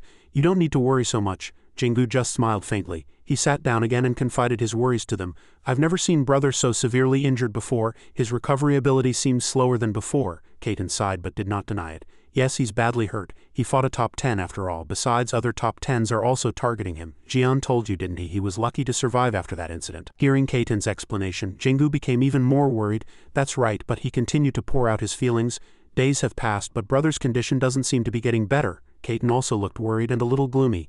"It seems his injuries are quite severe." Suddenly, Jingu spoke and the atmosphere was filled with worry. "What if brother doesn't recover?" As they were talking about Jian, they suddenly noticed something. They were surprised to see Jian looking up from below. Jingu awkwardly spoke, "Brother Jian, where are you going?" Realizing they had spotted him, Jian walked out the door, leaving the three behind, and replied casually, "To bask in the sun." They were speechless at his reply, and Caton thought to himself, "He looks very tired." Now the sky had darkened and streetlights were on, but inside a house something was making a lot of noise. "It's strange." "What's strange?" Jingu, worried, shouted loudly at Jian as he put on his shoes outside the door. "Brother Jian left home this morning and still hasn't returned. He hasn't eaten anything. He hasn't even touched the snacks." Pluton and Caton were worried to hear his words. Jian frowned. He hasn't even touched the snacks? Jingu replied, startled. Yes. Kaiten frowned and said to Pluton, that's really strange. Pluton also said, there's no way he hasn't eaten anything. At this moment Jingu was in a panic and urged them before opening the door, I'm going to look for Brother Jian. Then he rushed out the door and searched for Jian. He finally found Jian, who looked back at him with a sad face. Running to find him, Jingu sighed and asked Jian, Brother Jian, were you here? Why haven't you returned home yet? Jingu quickly took out a snack from his pocket and tried to feed it to Jian. Did you fall asleep? You haven't eaten anything. Jian, who had been hungry since morning, quickly took the snack Jingu offered and ate it. Jingu kindly fed Jian, who was lying on the fence. This time he was slightly surprised. Seeing Jian eat voraciously, Jian was enjoying his food when Jingu suddenly asked him, Are you feeling better? He avoided answering. Seeing this, Jingu blamed himself. I'm sorry I can't do anything to help you, brother. Jingu worriedly comforted him. I wish I had healing skills like Brother Kaiten. Even though you said Brother Kaiten's healing skills couldn't cure you, I still want to help you. Hearing this, Jian stopped eating and lowered his head. He couldn't look Jingu straight in the eye. Jingu worriedly called him. Jian. When he didn't respond, he called again. Jian. Jingu was truly in a panic this time. Embracing Jian and rushing home, as soon as he arrived home, he shouted loudly, Brother Kaiten, Brother Pluton. Kaiten replied nonchalantly. Why? Jingu trembled, holding Jian, and sobbed. Brother Jian, Jingu said fearfully, something's wrong. The two who had been wrestling looked puzzled upon hearing Jingu's voice. What now? Jingu began to explain Jian's situation to them. Brother isn't saying anything, he's not like his usual self, Kaiten approached and asked. He's not saying anything? Kaiten asked. Jian, why aren't you saying anything? Does your throat hurt?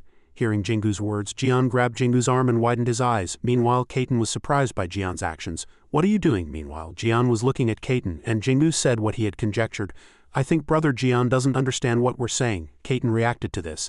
Then Jian screamed in anger. Mioru disappeared somewhere and everyone in the room was bewildered. Jingu was scared speechless. Pluton watched him and conjectured, Jian growling in the corner really looks like a cat. Kaiten said firmly. Of course, physically he's exactly like a cat, but that doesn't mean he acts like a cat. He's not even talking. As soon as he finished speaking, Kaiten widened his eyes and muttered to himself, No way. Jingu, seeing Kaiten's reaction, asked, What's wrong? Jian, sweating, replied, Jingu, you know about this transformation technique, don't you? There must be side effects to transforming into a dog or a cat, right? Jingu also replied, Yes, when you transform into that form, animal instincts become stronger than human instincts. Is that right? Kaiten, seeing Jian's reaction, was sure. That's right. When you're in cat form, you can maintain that form without consuming energy.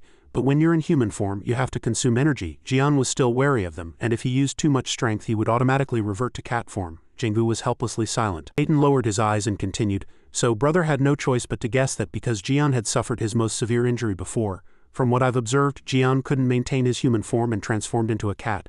Jingu, trembling extremely, asked again, You mean Brother Jian has not only changed his appearance but also his way of thinking like a cat? Kaiten did not deny it and replied, Yes. Jingu clenched his fist, resigned. That's impossible. He asked Kaiten to find a solution. What's the way to turn Brother Jian back to normal? But now Kaiten seemed helpless. This seemed to be a new problem for him too. His conjecture was that if he just regained his strength he would return to normal. However, in his current appearance and mindset, he wouldn't know how to control his energy. Pluton also frowned constantly, worried at this moment.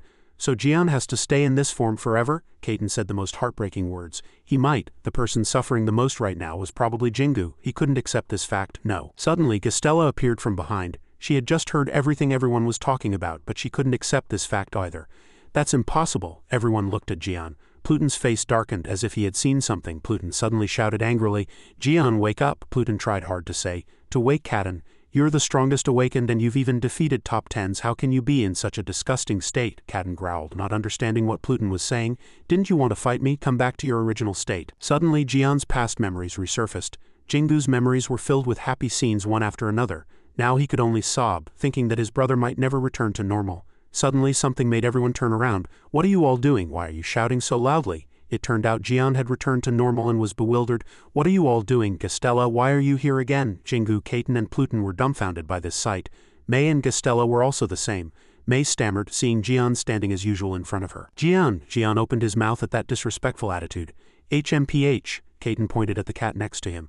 Then what about this cat? Jian looked in that direction and asked, A cat? HMPH, that cat. The cats in the house immediately jumped up and rubbed against him as soon as their master returned, and Jian still looked at the cat and said nonchalantly, It's just a cat I duplicated. Why is it here? Jingu gritted his teeth. Seeing Jian return without any injuries, Jingu rushed forward and hugged Jian tightly. Jian's face was distorted with displeasure as he was hugged too tightly. He widened his eyes and muttered to himself, HMPH, what's this? Jingu sobbed and trembled, sincerely telling Jian, I thought you had transformed into a cat because your body was too severely injured. Gastella and May also left after seeing Jian return to normal. What were Pluton and Kaiten thinking? He transformed into a cat? Jingu was still holding Jian tightly and Jian didn't understand what had happened. Suddenly someone called from outside. Jingu opened the door. He was surprised to see Kangxiu in front of him. Jingu asked, puzzled, "What brings you here?" Kangxiu replied, "Why are you surprised, Jingu? I have something to tell you." Kangxiu glared at Jingu and said as if unable to accept it, "I heard news about you recently. Not only the academy but the entire world recognizes your skill, don't they? You defeated Ian Patrick, who can be considered the strongest among teenage awakened right now." Jingu didn't quite understand but replied to him, "Yes." Kangxiu's gaze seemed to imply something. When Jingu confirmed it again, he immediately made a serious proposal. "Now I'd like to spar with you, Jingu." Jingu was astonished as if he couldn't believe it. Kangxiu, not fully convinced, bowed his head and pleaded, making Jingu slightly flustered. Jingu stared at him blankly, and the three people eavesdropping behind the door also looked incredulous. Jian even looked at the two of them with half-closed eyes. Jingu immediately replied yes, and Kangxiu was very surprised. He slightly raised his head and looked at Jingu, who smiled back at him. "We promised before, didn't we?" Jingu's quick reply made Kangxiu slightly incredulous. "Honestly, I thought you wouldn't fight me, Jingu. Your status is different now." Jingu looked at Kangxiu awkwardly. "I didn't know that," Kangxiu calmly replied. "The situation is different now compared to when you promised to fight me. You can now be called the world's strongest newcomer. And your master Jian just defeated a top 10. He hesitated and added, "Honestly, you won't learn anything by fighting me." Jingu waved his hand, chuckled lightly, and said humbly, "No, why would you say that? I'll learn a lot by fighting you, brother." Kangxiu looked at Jingu and smiled slightly. Jian, Kaiten and Pluton continued to watch from outside. Kangxiu suggested, "Then we can spar anytime, even today is fine." Jingu happily replied, "That would be great." Jingu immediately agreed to Kangxiu's suggestion. "Let's do it today." Kangxiu, sweating, looked at Jingu. "Are you really sure about that?" Jingu calmly turned and entered the house. Jingu, looking happy, turned back and added, "Oh, as for the location, can I ask about a place near the Manhwa headquarters?" Kangxiu simply watched Jingu's retreating figure in silence. Jian and Kaiten looked at each other with serious expressions, and Pluton seemed very excited. Are they going to fight again? Near the Manhwa headquarters. Jang and Inhyuk had already arrived at the meeting point. The other three were also there. Jian sighed, looking bored, while Kaiten and Pluton were very excited about the challenge match. Jingu looked at the two and happily spoke, "Thank you for agreeing to my sudden request." Jang also happily nodded. "It's all right. Contact me anytime you have free time." Everyone chatted happily. Hee. After a while, all preparations were complete, and they were ready to start the match. Kangxiu stood facing Jingu. He spoke, "I never thought I'd get to spar with you, Jingu. I hesitated before meeting you, but now I think it'll be difficult for me to win." He finished speaking, and Kangxiu immediately took a combat stance. "But I still want to test my skills." Jingu also immediately took a defensive stance. "Me too." The time had come. Inhyuk raised his arm and shouted loudly, "Begin!" As the shout echoed, everyone seriously focused their gaze on the arena. Both of them looked at each other with confident and arrogant expressions, as if certain they would be the winner. With a single leap, Jingu easily approached Kangxiu, who opened his eyes wide in surprise. Immediately after, Kangxiu also quickly counterattacked, but Jingu easily dodged. Then thousands of punches flew towards Jingu. But unfortunately, Kangxiu's speed was too slow for Jingu. Kangxiu's eyes also grew increasingly incredulous at Jingu's speed. Jang continuously watched and evaluated from the spectator seats. Kangxiu will have to eliminate unnecessary movements to catch up to Jingu's movement speed. She continued to observe carefully. But in the arena, as Kangxiu let his guard down for a moment, Jingu suddenly rushed in. Jang inwardly thought, "This isn't enough yet." Jingu pushed Kangxiu's shoulder hard. The attack was so strong that Kangxiu could barely hold on. He realized that Jingu excelled not only in skill and speed but also in power. He gritted his teeth and exclaimed in admiration, "His attack is really powerful." Kangxiu clenched his fists. As soon as he finished thinking, he immediately slammed his fist into the ground, causing it to break and shake violently. Jingu lost his defensive stance due to Kangxiu's action and was thrown backward. Seeing this, Kangxiu also rushed in. Jingu inwardly thought, "If there's no solid ground to stand on, I won't have the power to unleash my specialty." Jingu opened his eyes wide as if he had noticed Kangxiu's technique. Jingu immediately counterattacked with a kick, tripping Kangxiu. While Jingu was sparring calmly, Kangxiu was sweating nervously. After that, Kangxiu had no time to react to Jingu's continuous counterattacks. Inhyuk smiled with satisfaction.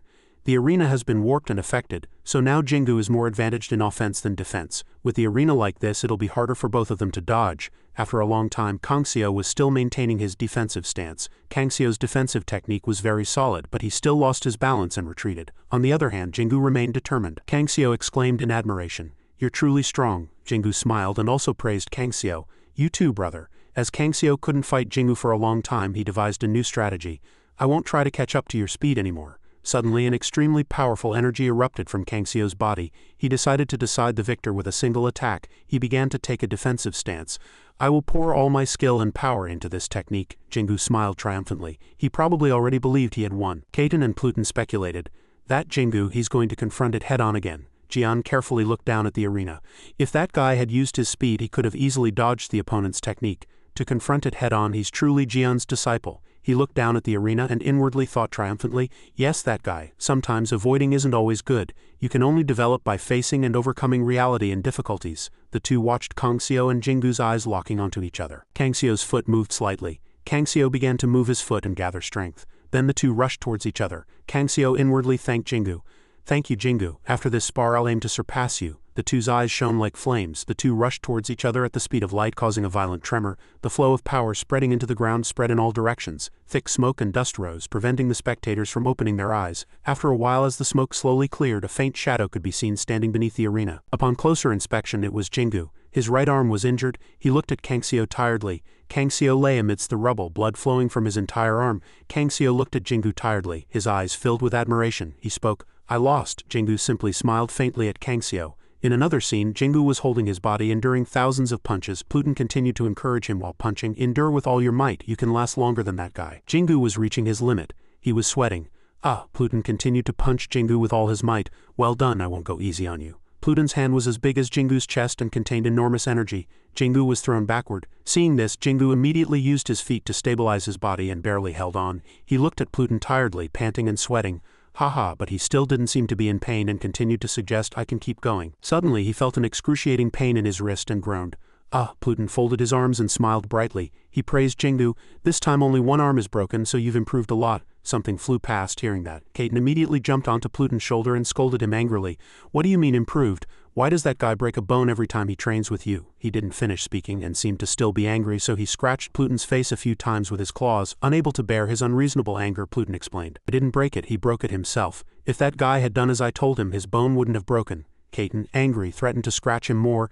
Hey, are you serious, aren't you? Pluton just helplessly defended himself. Even if a bone breaks, you can recover quickly thanks to the energy control I taught you, right? Kaiten irritably shouted, while the two were arguing. Jinggu had already recovered a lot. Kaiten, angry, turned his gaze to the expressionless cat. Hey Jian, why aren't you saying anything? Jian, who had been concentrating, just glanced at him when his name was suddenly called, then went back to licking his fur. The three stared blankly at Jian. Jian began to explain seriously. In real combat, making him endure attacks instead of defending is foolish, but doing so will help increase that guy's endurance. Jian looked at Kaiten carefully and said, breaking a few bones isn't that bad either. Recovering bones quickly is also part of the energy control training you taught him. Kaiten was speechless and saddened by his words. Pluton sarcastically said, see, I told you. The energy around Jinggu slowly dissipated, and his arm seemed to have fully recovered. On a secluded road, the setting sun illuminated the roofs and wooden fences, creating a peaceful atmosphere. The evening sun streaming through the windows bathed the space in a golden glow, and the shadows of the trees swayed in the wind. Kaiten, Pluton, and Jian were comfortably napping, basking in the sun. Suddenly, Jinggu approached and said, I have something to say. Startling the three awake, Jinggu clenched his hands tightly, his eyes filled with determination. I want to become stronger. The three looked at Jinggu with puzzled expressions. Kaiten spoke. Why are you suddenly saying that? Jinggu, as if lost in deep thought, explained. I heard that other top 10 groups are targeting this country. Also, some organizations believe that awakened should rule over non-awakened, Jinggu said worriedly. And this could lead to an even more dangerous situation. I've realized the peace of this place, Jinggu continued. I've also learned about the dangers of the outside world. The three's expressions grew serious upon hearing that. Jinggu slowly moved closer. He continued with a resolute expression, so I want to become stronger. Jinggu spoke sincerely to everyone. I want to become stronger for the Manhwa organization because they are the ones who helped me and the other awakened in this country. And I want to protect non-awakened when they need my help. Jinggu looked at the three and said, and most importantly, I want to become stronger for you, Jian, Kaiten, and Pluton, who taught me. His words surprised all three of them. Pluton and Jian looked surprised and Kaiten looked worried. Jinggu, as if he thought it wasn't enough, knelt down. He spoke a wish he had long harbored. I want to get a chance to spar with the successors or disciples of the world top 10s. The three, who had been as usual, opened their eyes wide in surprise upon hearing that. Jinggu looked up, his eyes filled with respect. Just as Jian fights the top 10s, I plan to fight the disciples or successors of the top 10s. Jian, Pluton, and Kaiten looked at Jinggu with very complex expressions. Kaiten, seeing this, still tried to advise him sincerely, but their skills are still within the top 100. Ian Patrick is your age, so you might have thought he was weak, but others aren't like that. They have enough ability and skill to rise to the top 10. Before Kaiten could say more, Jinggu retorted, that's why I want to challenge them. Jinggu used Jian as an example. Didn't Jian not worry about winning or losing when he fought the top 10s? Pluton's eyes shone with excitement and a hint of pride. Kaiten, on the other hand, sighed helplessly beside him. Oh my, Jian, however, was the complete opposite. He respected Jingu's intention. All right, if that's what you want, go for it. Jinggu looked at Jian, his eyes filled with joy. but Jian still wanted to give Jingu a few pieces of advice. Just because you want to doesn't mean everyone will agree to spar, besides these matches will never be easy. Jingu immediately nodded in agreement. Yes, I know. Pluton, excited, sprang to his feet and listened in. Then have you already chosen someone you want to fight? Jingu replied to him. I haven't thought that far yet, I just wanted to tell you all my intention first. Aiden breathed a sigh of relief upon hearing that. Oh really? Suddenly, thinking of Gustella, Jingu asked, what do you think about Lady Gustella's successor? Since she comes here often, we could ask her. As soon as Jingu finished speaking, Gustella's voice suddenly came from behind. I don't have a successor for you to fight. Her appearance left all four of them dumbfounded. After regaining their composure, they all felt a chill and shouted loudly, Why are you here again? Gustella paid no attention to their fluster. She just sighed and advised, Jingu, with your current power, this is a very dangerous thing, she exclaimed in admiration. But I highly commend your mental strength. New opponents like successors or disciples of top 10s are all within the world's top 100, Gustella said firmly, but no one has ever challenged the successors or disciples of top 10s before. No one, Jingu also agreed with her. I heard that they have a lot to lose if they are defeated, and opportunities to fight them are very rare, Gustella acknowledged. Exactly, that's why you're the first person to dare challenge a top 10 successor or disciple, she continued. Look, she said. Jingu really resembled Jian upon hearing that. Jingu's eyes lit up with anticipation. Jian also put on a cool expression, becoming lost in his vanity. 3 disciples, the 2 behind him, were speechless at that remark. Pluton, excited, asked, All right, so should we send them all challenge letters? Kaiten was startled. Jingu, please, said. That's a great idea. Kaiten continued to object. What? Jian didn't seem to care much. He turned to Gustella and suggested they talk outside for a moment. She was startled, blushing and flustered, trying not to make eye contact with him. In a corner of the alley, a red high heel leaned against the wall. Gustella stood leaning against the wall with one foot. Jian looked up at Gustella in silence. Jian asked curiously, Why do you keep coming here? I heard you don't like leaving your territory. She still kept her head down and said nothing. Jian continued coldly, You don't have to answer if you don't want to. Gustella hesitated upon hearing that, then turned around. Her eyes widened. Jian gave Gustella a charming smile. He conceded, it seems you look better out here than hiding in your territory. Jian's compliment surprised her slightly. She blushed and tried to make an excuse. I just came to check if you had recovered. Jian moved closer. Do you think you'd recover so quickly from those injuries? As he finished speaking, he turned away. Suddenly, Jian turned his head and said gently, You can come here anytime. You don't need to be afraid of anything. Gustella froze, seeing that he understood her feelings.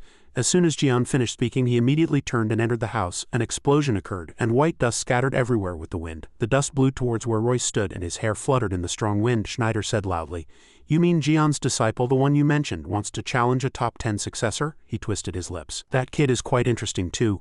I didn't think he was that kind of person, Royce also agreed. I was really surprised too, not just his personality, but that kid's ability isn't enough to do such a thing. He scoffed, his eyes deepening slightly. But I like that about the kid. Considering his status, he's clearly challenging people much stronger than himself, honestly. Schneider sighed, looking a little timid. Is he Jian's disciple after all? Druig alone said nothing, his eyes deep and dark. This is difficult. Inside a luxurious room, 2 figures gazed far beyond the glass window. Serphi spoke. I can't believe he dared to allow his disciple to do such a ridiculous thing, especially at a time like this. I don't know what Jian is thinking, Miraz, behind her, said puzzled. Isn't he just trying to make his disciple follow him? Serphi sighed. Yes, he's always been like that, she continued without turning around. He only focuses on getting stronger and has no interest in status or power. He never cares what he'll lose if he fails. Her eyes deepened slightly. He achieved his goal of defeating one of the top 10s, but he himself hasn't changed at all. Miraz listened to her words in silence. He's not interested in building power or seizing our authority. Elsewhere, inside a vast and grand study, a voice was heard. First Astra and now Andre. Celyu sat haughtily in a large chair. He said, I heard those 2 top 10s were defeated by him. Now no one can doubt that he's among the top 10. His yellow eyes hid unpredictable things. But I didn't expect even his disciple to act like that. Ian replied, I wonder if anyone will accept that challenge. Celyu was unsure.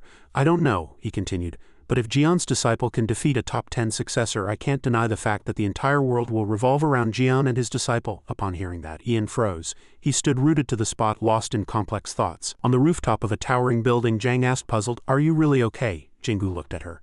Yes, he turned around. Even if I don't, I'll be in danger anyway. They looked at the clear sky and the densely packed skyscrapers. Besides, thanks to this incident, I've realized how peaceful my life was. Zhang listened in silence. He continued. My grandmother also realized what responsibilities come with being an awakened. Zhang's eyes widened. She felt that he had matured more than before. Jingu understood her. I've learned how much our country's awakened have sacrificed, and I've also learned what a heavy burden is placed on my sister's shoulders, who is considered the strongest in the country. Now I think I can understand a little. Zhang remained silent, but her face showed clear surprise. Jingu said in a light voice, Now I think it's time for me to fulfill my responsibilities too. Zhang looked at him. Jingu also met her gaze. The two said nothing but conveyed much to each other. The twilight sun shone on their bodies, making the scene even warmer. Suddenly someone's voice broke their silence. In-hyuk reported, Yu Jang has come to see you. The two turned around but said nothing. Yu Jang appeared and politely nodded, greeting the two. I happened to be in the area, so I stopped by, Jang replied. Oh, I see, I wanted to meet Yu Jang too. He pointed at himself, startled. Me? Yu Jang smiled at him and went straight to the point. That's right, I just heard the news. That you're trying to challenge a top 10 successor. Yu Jang's gaze was slightly cold. I don't know what you're thinking, but I'm a little worried. The top 10 successors are at least in the top 100. Jingu looked up, focusing on him. He advised him, even though you're developing very quickly, it's still too early to fight such strong opponents. I can almost say that you won't be able to defeat any of them. Jang glanced at him. Completely contrary to Jingu's intention, he replied. Yes, I know. Yu Jang couldn't hide his surprise. You know, he chuckled slightly. His face was resolute and confident. Because it's okay if I lose. Yu Jang's eyes widened. He was surprised by the boy's decision, and Jang seemed to know everything beforehand. She silently cheered him on. Jingu clenched his fists and said honestly, to be honest, I still have many shortcomings compared to them. I'll try my best to win. So even if I lose, I'll be stronger than I am now. I understand that I'm challenging people much stronger than myself. Yu Jang was silent. Immediately, his face suddenly changed. Aren't you taking this too lightly? You're Master Jian's disciple, he added. Master Jian is already recognized as one of the top 10, and he's strong enough to defeat 2 top 10s. Don't you know what will happen if Master Jian's disciple loses? Not only you, but Master Jian's honor will also be damaged. Jang was silent. Jingu replied to his words. His face had a hint of pride. He supported my decision and just told me to enjoy myself as much as I want. Upon hearing that, Yu Jang was utterly surprised, his eyes wide with shock. Jingu smiled. He recalled old memories on the rooftop where he could see the entire city. He asked Jian, if I fail, you'll definitely be in trouble, brother. Is that okay? Jian, in his lazy cat form, replied nonchalantly. What's so surprising about a weakling like you losing to someone else? It won't affect me at all. Jingu gave a wry smile. He scratched his head. Haha, you're so indifferent. Jian looked at him. But now I'll be your backing, he continued. You're Jian's disciple who defeated 2 top 10s. Aren't you a very attractive bait? Jingu was startled. He seemed to understand many things. In the quiet space, the wind whispered between the trees and densely packed roofs. Jian smiled. So most people will want to fight you openly. And they'll want to prove their power by defeating Jian's disciple, so fight as much as you want. It's okay if you don't win. Jingu looked at him and immediately gave a truly confident smile. Yes, Jian narrowed his eyes upon hearing that and added, I'll just be careful not to get salted. Recalling that memory, Jingu looked Yu Jang straight in the eye and confirmed. Yu Jang thought inwardly, a super strong being with world-shaking power is willing to give up all benefits and fame just for his disciple? He unconsciously glanced at Jang. She was smiling. Yu Jang could see their quiet support and relationship. Jang suddenly turned to him and said, if there's nothing else, you must be a little flustered, right? Jingu bowed his head to him and he stood there not knowing how to react. Jingu and Jang turned and left. Sister, don't you have to go back to work? She replied coldly. There's still time. She turned to him and said, I cleared my schedule for you. Jingu laughed and replied, really? Yu Jang stood rooted to the spot, quietly watching their backs in the dark room. A voice was heard asking Yu Jang, brother, are you okay? He turned his head. What do you mean? Ian appeared and immediately asked, you haven't given up on Yu Yang yet, have you? Do you think I wouldn't know? Yu Jang was silent and didn't answer. Seeing this, Ian spoke even more. Before, Yu Yang was nothing compared to you, brother. You were the successor of a top 10 and much stronger than him. Ian continued. But now Master Jian has also risen to the top 10 position. A person strong enough to defeat 2 top 10s, Yu Yang is now the disciple of such a person. He continued, he's also getting stronger at an amazing rate. He's even brave enough to challenge top 10 successors. You wouldn't be able to do that even if you wanted to, would you? As he finished speaking, Yu Jang's gaze was slightly cold. Can you confidently say that you're better than him now? Ian sighed. He smiled. He turned and left a word. Well, if you don't care, just forget about it. Yu Jang bit his lip. He remembered the happy backs of Jang and Jingu as they left. His hands unconsciously clenched into fists. Selyu folded his arms. Are you serious? You want to fight Jian's disciple again? Yu Jang replied with a confident voice. Yes, he advised him. That fight won't give you any value. You don't have time to waste on such things. He bowed his head. I'm confident I can win. Upon hearing that, Selyu straightened up, glared, and shouted angrily, that's obvious. Jian's disciple is much younger than you and he's only been taught by Jian for a year. He poured out his words to Yu Jang. What do you gain by defeating such a person? His eyes shone brightly at this moment. He replied, Ian lost, didn't he? I think I need to do something to restore the honor of the Pick family too, he continued. He quietly observed his expression. The world is in chaos because of Jian. Yu Jang revealed that his disciple declared war on top 10 successors and Ian lost to him. Selyu was silent. He was pondering inwardly. Yu Jang tried to persuade him. Elder, as the head of the family, you can't directly fight Jian to restore lost honor. But if we just leave it alone, the honor Ian lost will become increasingly difficult to restore. People will spread rumors that Ian lost to Jian's disciple, and Yu Jang is avoiding Jingu's challenge. Selyu remained silent. He asked him again, do you want that, Elder? In the spacious room, Selyu and Yu Jang faced each other, and the space was quiet to focus on the two. Selyu clenched his fist and lightly tapped the table. He opened his mouth. I don't want that, but I still can't allow you to fight Jingu. He turned his back to him. I have nothing more to say, you may leave. He bowed his head. A rebellious feeling surged within him. Outside the room in the hallway, Yu Zhang walked out. He was startled by something unexpected. Ian was already waiting for him. He remained silent and said nothing. He walked past him. At this moment, Ian's voice came from behind. Brother, I hope you're not using me as an excuse. He replied coldly, this isn't an excuse. If you hadn't lost in the first place, we wouldn't be in this situation. Ian chuckled slightly. No, he turned around and met his gaze directly. Aren't you doing that because you want to take Yu Yang away? He continued without giving him a chance to retort.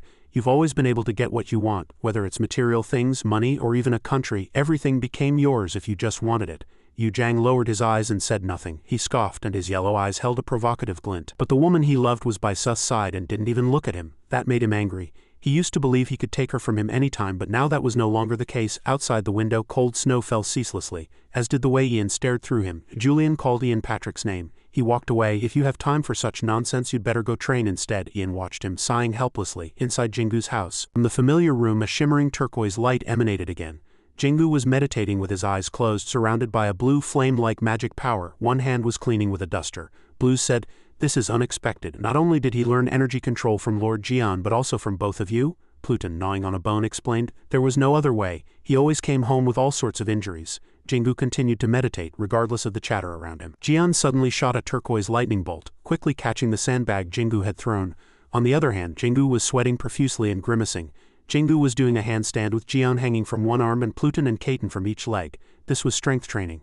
The goal was to move the awakened power within his body to any desired location while maintaining maximum balance. Jingu replied to Blues, who was still diligently cleaning in the distance. Understood. In a tall building. Rapid movement. Suddenly, countless Jingu clones appeared before Zhang's eyes, throwing punches. Her eyes turned completely white. A powerful force erupted from Zhang's body, piercing through the Jingu clones before her. They all disappeared, leaving only the high ceiling and ragged breaths. Huff, huff. Jingu opened his eyes, his forehead drenched in sweat. Ian appeared, smiling softly. Not only your speed, but your strength has also increased. Furthermore, your stamina and recovery seem to have improved. Your attacks have become more confident and sharp. He lay down on the still smoky floor.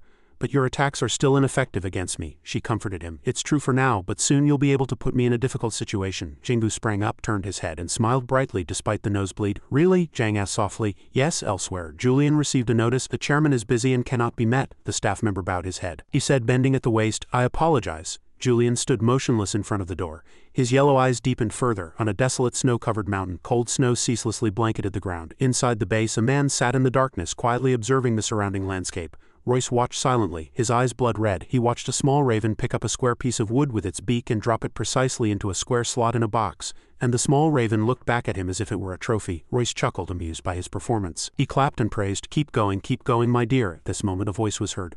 Lord Royce, Lord Doc has arrived from afar. What? He pleaded. Please help me get revenge on S. He did not reply. Royce quietly looked at his lovely raven and asked, Does your revenge mean a fair fight, not assassination? Doc said with a firm expression. Exactly. Their red eyes met. Royce uttered a thunderous remark. With your ability, it's impossible. Hearing this, Doc immediately shouted, The reason I lost last time was because I wasn't familiar with the energy control I had just learned from Master. Now I'm different.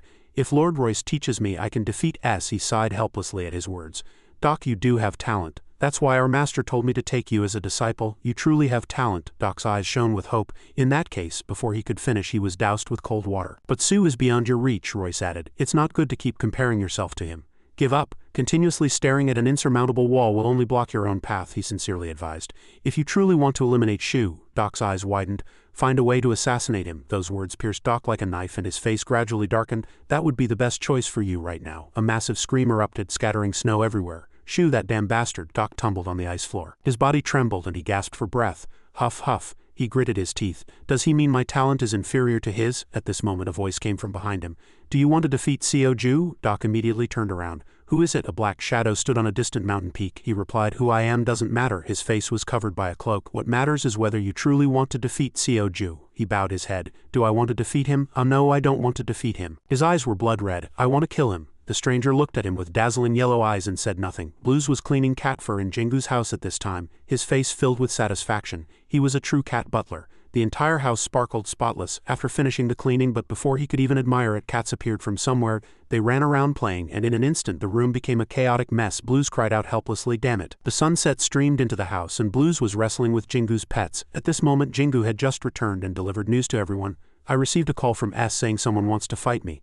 Everyone's attention was drawn to the news. Jian asked lazily. Who is it? He replied. Doc Grain. Jian asked again. That traitor, is he Schneider's disciple? Jian cautioned. Surprising. You've defeated him twice, but don't let your guard down. Caden stroked his chin and said. An unexpected opponent. Honestly, I thought no one would accept the challenge. Lu nodded. I won't let my guard down. Doc must have gotten stronger too. I won't easily overwhelm him. Jian scoffed. Good, it's good to think that way, he reminded.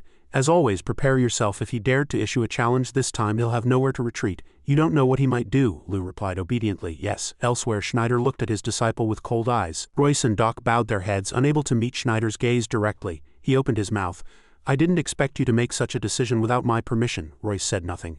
And Doc sweated with worry. He endured and said, My apologies, master, but I truly want to take revenge on S. Only then do I think I am worthy of being the disciple of the great Schneider. Schneider silently looked at Doc, and he worried even more. He feared a reprimand, but unexpectedly Schneider said, All right, what's done is done, it cannot be undone. Prepare thoroughly and defeat Jian's disciple. Doc couldn't say anything. Schneider continued to instruct. Royce immediately replied yes. He cautioned, From now on, help Doc. Royce also immediately replied yes. Doc bowed his head to thank Schneider for his instructions. Thank you, master. Schneider also admonished him.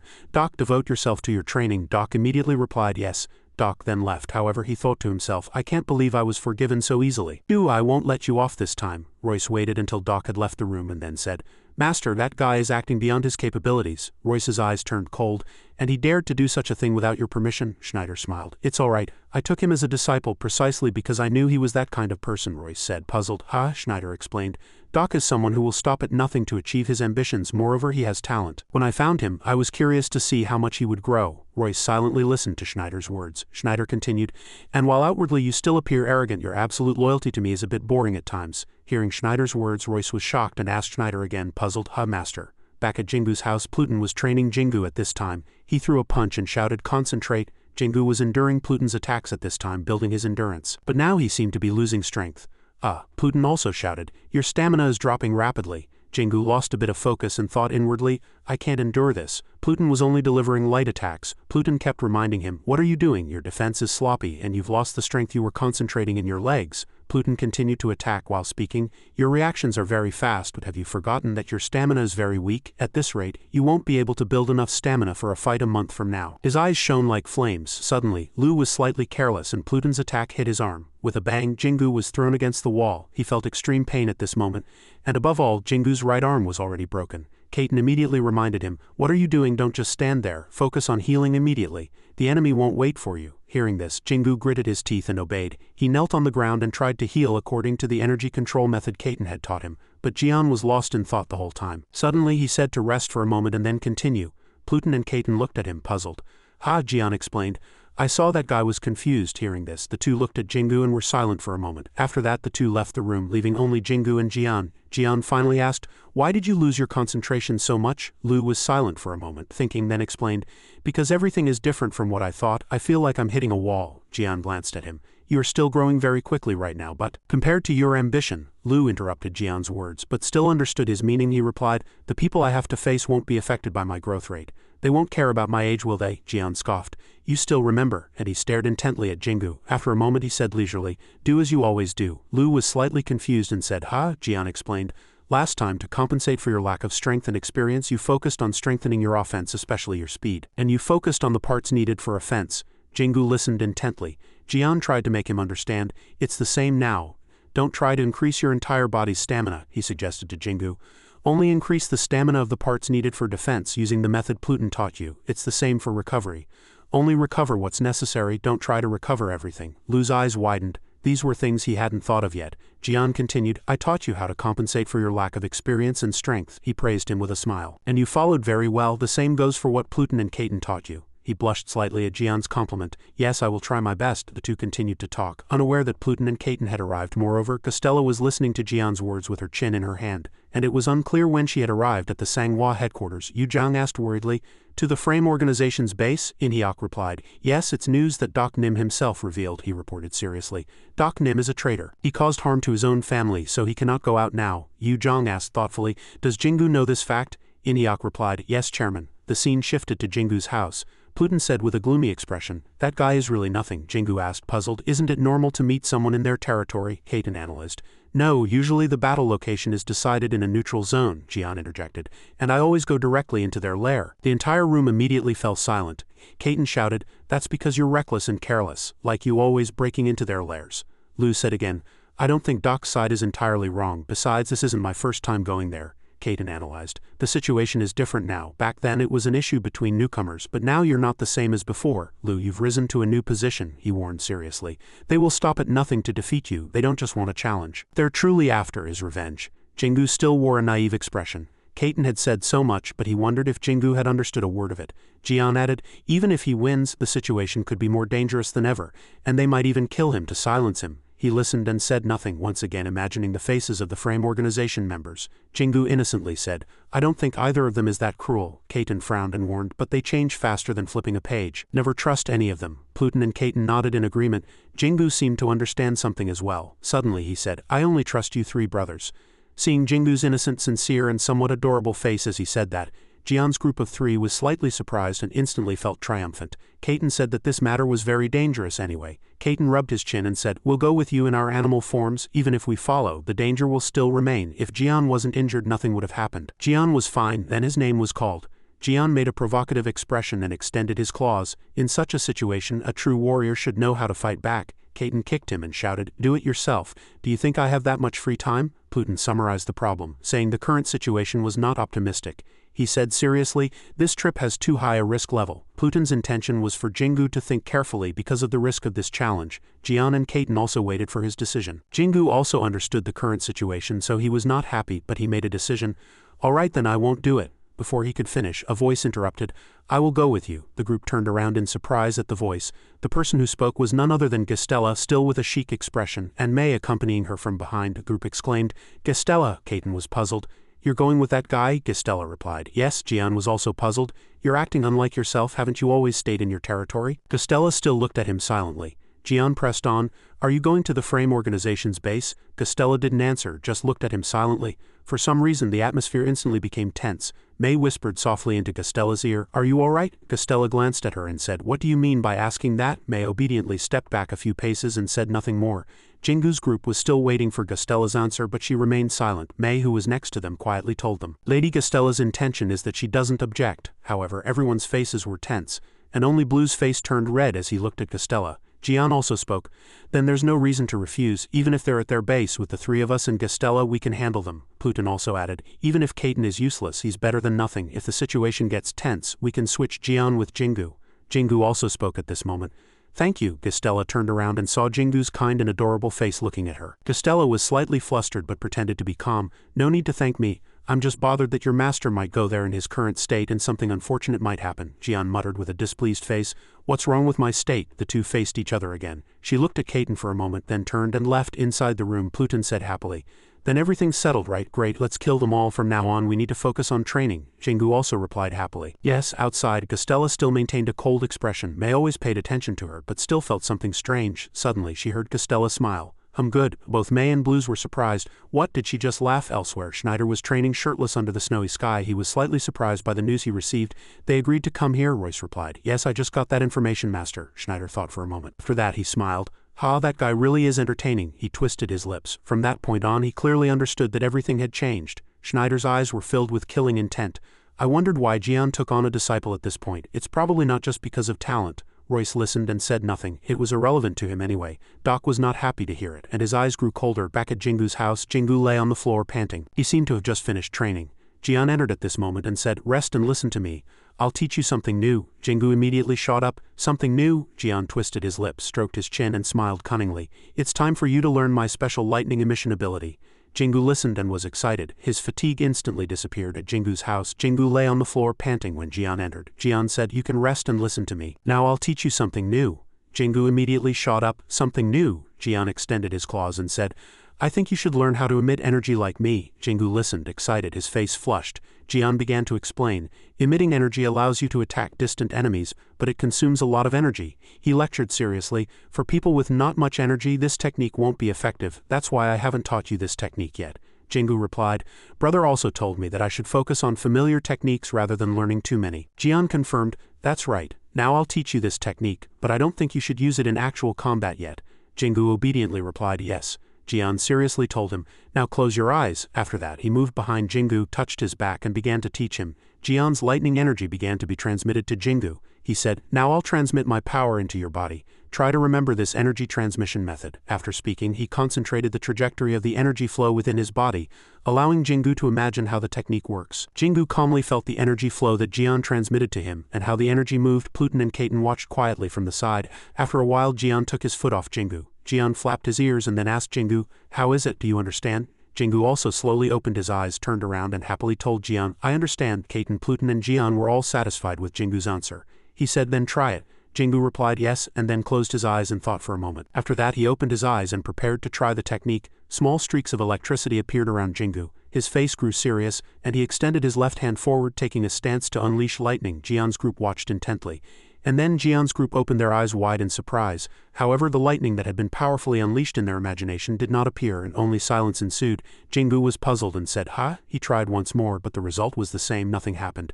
Jian's group looked at each other. Jingu tried a few more times, but still nothing happened. Jingu was puzzled. "Why isn't it working?" Jian speculated. "Is it because he doesn't have a target so he can't concentrate?" Pluton heard it, approached and said, "Then hit me." Jingu obediently replied, "Yes," and then concentrated energy again. Streaks of lightning gathered around him again.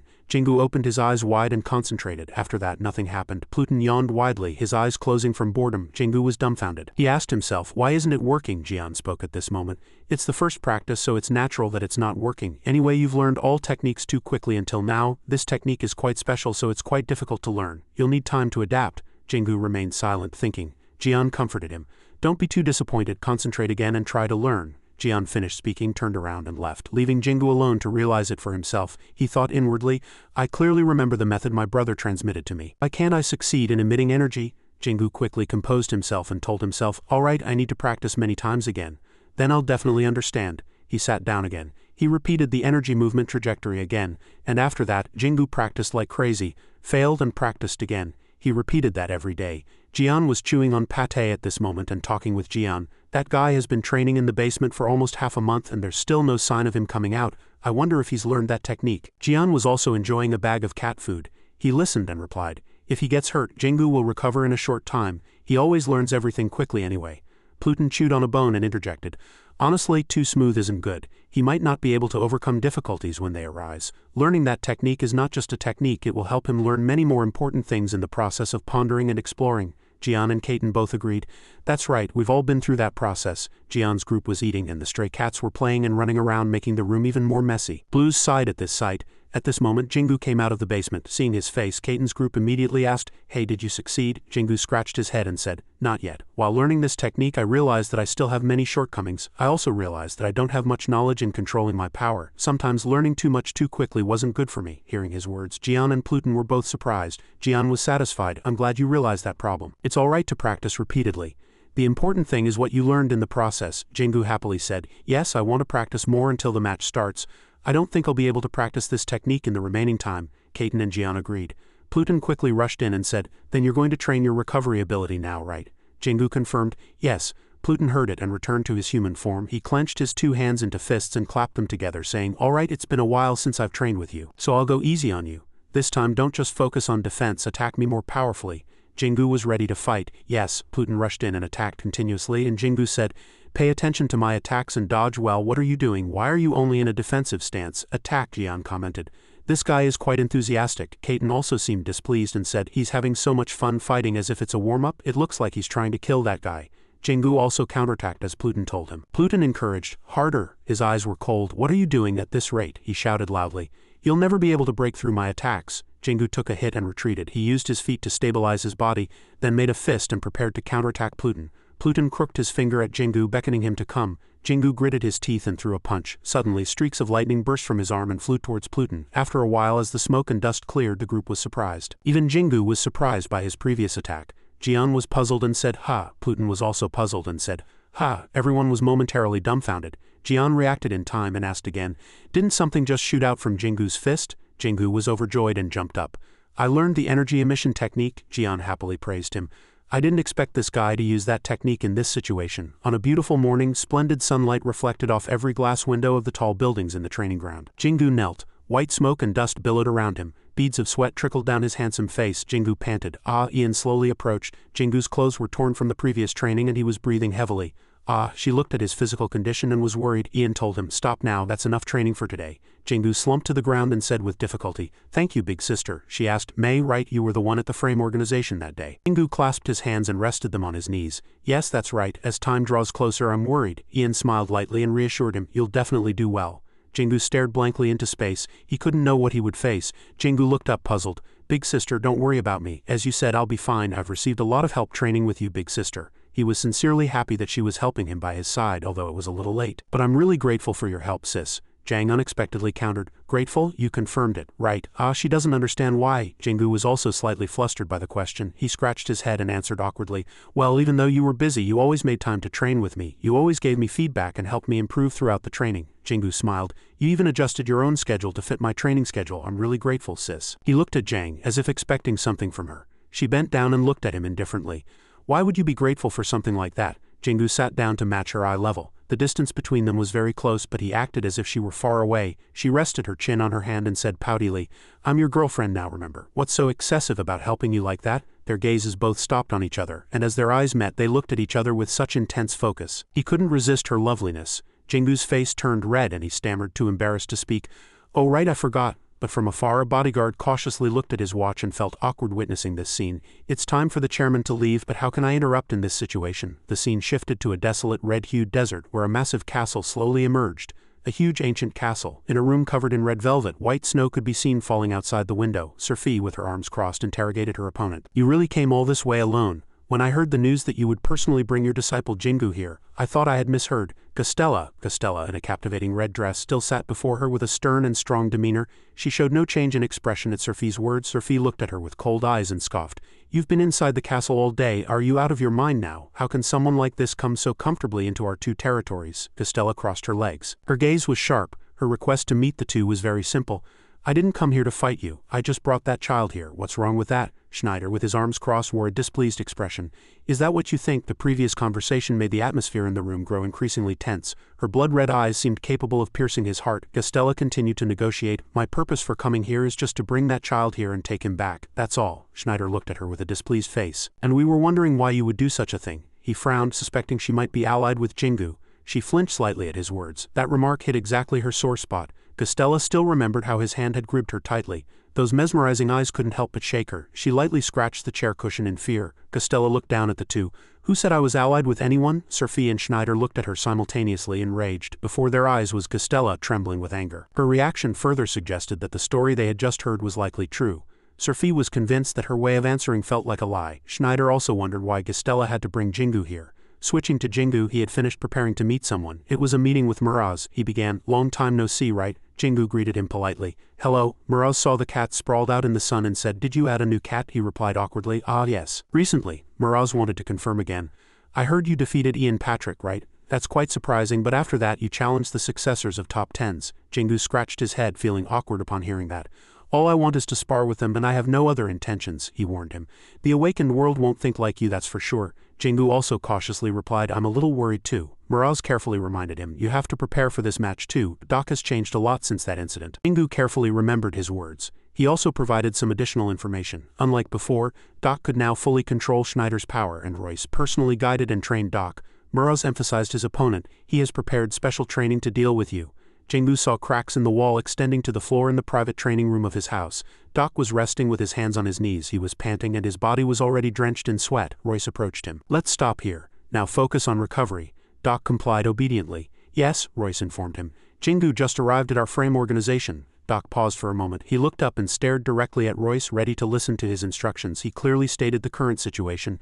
Jingu must be stronger than before. Judging by that child's current rate of development, it must be much faster than when he defeated Ian Patrick. Doc fell into deep thought at his words. Royce glanced at him. He continued, "But that person is much stronger now than before. Jingu's combat sense is very good, and that child's awakened ability is not much different from yours. But it will still be difficult to deal with Jingu." But he was still confident. "Nevertheless, our fighting style will be advantageous when dealing with Jingu.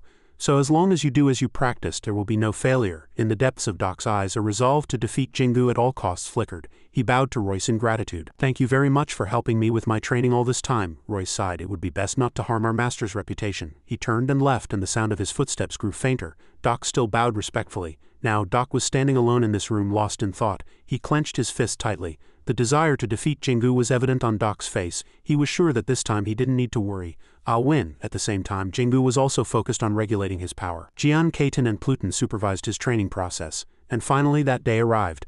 A battle was prepared behind the snow-capped mountain range. From underground, massive rocks rose like huge snakes encircling the arena. They formed tiered seats so they could watch the match from above. Moroz stood solemnly below the arena, his hands clasped behind his back. He was the referee for today's match. Sophie, with her arms crossed, exuded an elegant and noble aura. Schneider, with his arms crossed, he tilted his head back and looked down at the entire landscape. I'm really curious how strong that damn bastard's disciple has become now. Royce stood beside him, confident. No matter what, the victor will be Doc. He analyzed each characteristic for Schneider. Jingu is a truly excellent person, and fighting in our style is a weakness that Jingu will find difficult to handle. Below, Doc, in a tight-fitting gray suit, had a firm mindset for battle. Veins protruded on his face and his blood-red eyes showed unwavering resolve. Costella, along with Jingu, guided him into the arena. The sound of red high heels echoed even more clearly on the ice. She suddenly stopped, and Jingu was slightly flustered. Costella turned around and reminded him to fight so as not to lose his reputation as Jian's disciple. He was slightly surprised to hear her words. That remark instilled even greater confidence in Jingu, making him move forward. He agreed with her, understood. The entire arena was encompassed by the landscape. The blizzard continued to fall, but it probably couldn't break their will. Jian, Kaiten and Pluton stood on the side watching this fight. Pluton pointed with his finger. They've arrived. Costella and Jingu walked majestically into the arena. Everyone's eyes were fixed on that warrior, eagerly anticipating his power. Jingu maintained the most relaxed state of mind without any change in expression. Doc also carefully looked at his opponent today. An explosive battle was about to unfold in this arena. Jingu and Doc confronted each other, and neither backed down. Schneider noticed that Jingu had undergone a very significant change, completely different from before. That child was now worthy of being Jian's disciple. Royce, who was standing behind, was also surprised by the boy's new appearance. Jingu, in a white shirt, still stood majestically in the cold snow. Doc looked at him with eyes full of anger, glaring at him as if he were prey. He asked him, "Are you really serious about this fight?" Jingu casually replied, "Oh," he answered Doc awkwardly. Kaiten noticed Jingu. "That kid, doesn't his outfit really resemble yours?" Pluton, on the other hand, complained that his defense was too low, not good at all. Kaiten also agreed with her words. "Now that I think about it, he really did dress like that every time he fought." Doc activated his power. "Forget it, you'll regret ignoring me." Jingu also took a ready stance. "I've never ignored you." Their eyes met, full of hatred, as if they wanted to devour each other alive. Moroz shouted, "Match start." As soon as the words ended, Doc rushed forward impetuously. "Jingu!" Doc charged like a hungry tiger seeing delicious prey, his eyes openly revealing his desire. Before Doc could even approach, Jingu reacted quickly. He was able to evade his technique. A blurry white smoke enveloped the surrounding air, but the heat of the fight did not diminish. Although he barely dodged, Jingu still suffered a glancing blow. Blood flowed from a long cut on his face. He predicted Doc's movements in time. As a sharp aura appeared around Doc, I was surprised and recoiled. From afar, Jian also witnessed the boy's agility, but there was a potential problem he noticed. If that child continues to use the technique he used against Doc, he won't be able to defeat Doc. He might even become full of holes. Jingu still stood firm, wiping the blood from his face. Doc challenged him. "Where's your confidence? Break my power." Jingu observed the situation for a moment. Doc summoned sharp projectiles from his hand. "If you keep standing there," he aimed sharp spears at him. "I'll attack." Jingu's pupils contracted and he immediately reacted to his technique. Jingu leapt and dodged the sharp rock fragments. Without giving him a moment's rest, Doc unleashed his techniques upon Jingu. Using the flying spears, Jingu leaped and dodged the sharp sickles. He flew as fast as a gust of wind, sweeping everything away. He noticed that his opponent's ability was gradually weakening. The cohesion of his power was now largely gone. Doc still madly threw sharp spears at Jingu. Jingu placed one foot on the ground and braked, then circled around behind Doc. All his firm movements flying through the air overwhelmed Doc as if there were countless Jingus before him. His speed was as fast as light, creating a ray of light to preemptively attack his opponent. Jingu appeared in front of Doc in midair, ready to throw a punch. Doc's pupils flashed. Jingu noticed he was using a technique. Sharp rock fragments shot up from the ground and pierced Jingu, pushing him away from Doc. He desperately held on. Jingu was thrown backward, falling into the white snowfield. He rolled once but still managed to regain his balance and stand up. Blood flowed down his hand. Now his clothes were torn, his entire arm was covered in blood, and the wounds on his face grew deeper. Doc burst into joyous laughter at the sight of such a miserable Jingu. "Yes, this is it. Before, I couldn't protect my entire body using my master's technique, but now I can." Royce was satisfied that Doc had fully utilized this technique.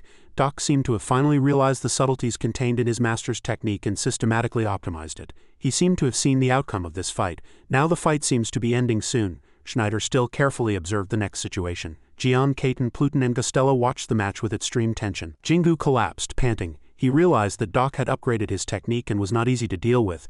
He thought Doc would only be able to block attacks from one direction with this energy flow. but now Doc could use it to protect his entire body. Gastella told Jian that Jingu was at a real disadvantage in the technical battle. Jian also agreed with that opinion, right? But Doc smiled joyfully at the boy's miserable appearance. Large and small cuts dug deep into Jingu's flesh, but he did not give in and still focused on activating his power. Doc couldn't help but scoff at that sight.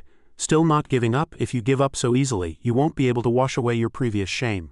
Jingu didn't believe he couldn't counterattack. Gastella, Caton and Pluton were still carefully watching every development of the battle. Doc unleashed a series of sharp crossblades at Jingu. He dodged everything and threw a direct punch at Doc. At this moment he noticed Jingu's technique was coming straight at him. He couldn't avoid it. He could only block the attack with his hands after that attack. Doc's hand trembled slightly with pain. Simultaneously, Jingu swiftly retreated. Without giving Doc a chance to react, he immediately attacked once more.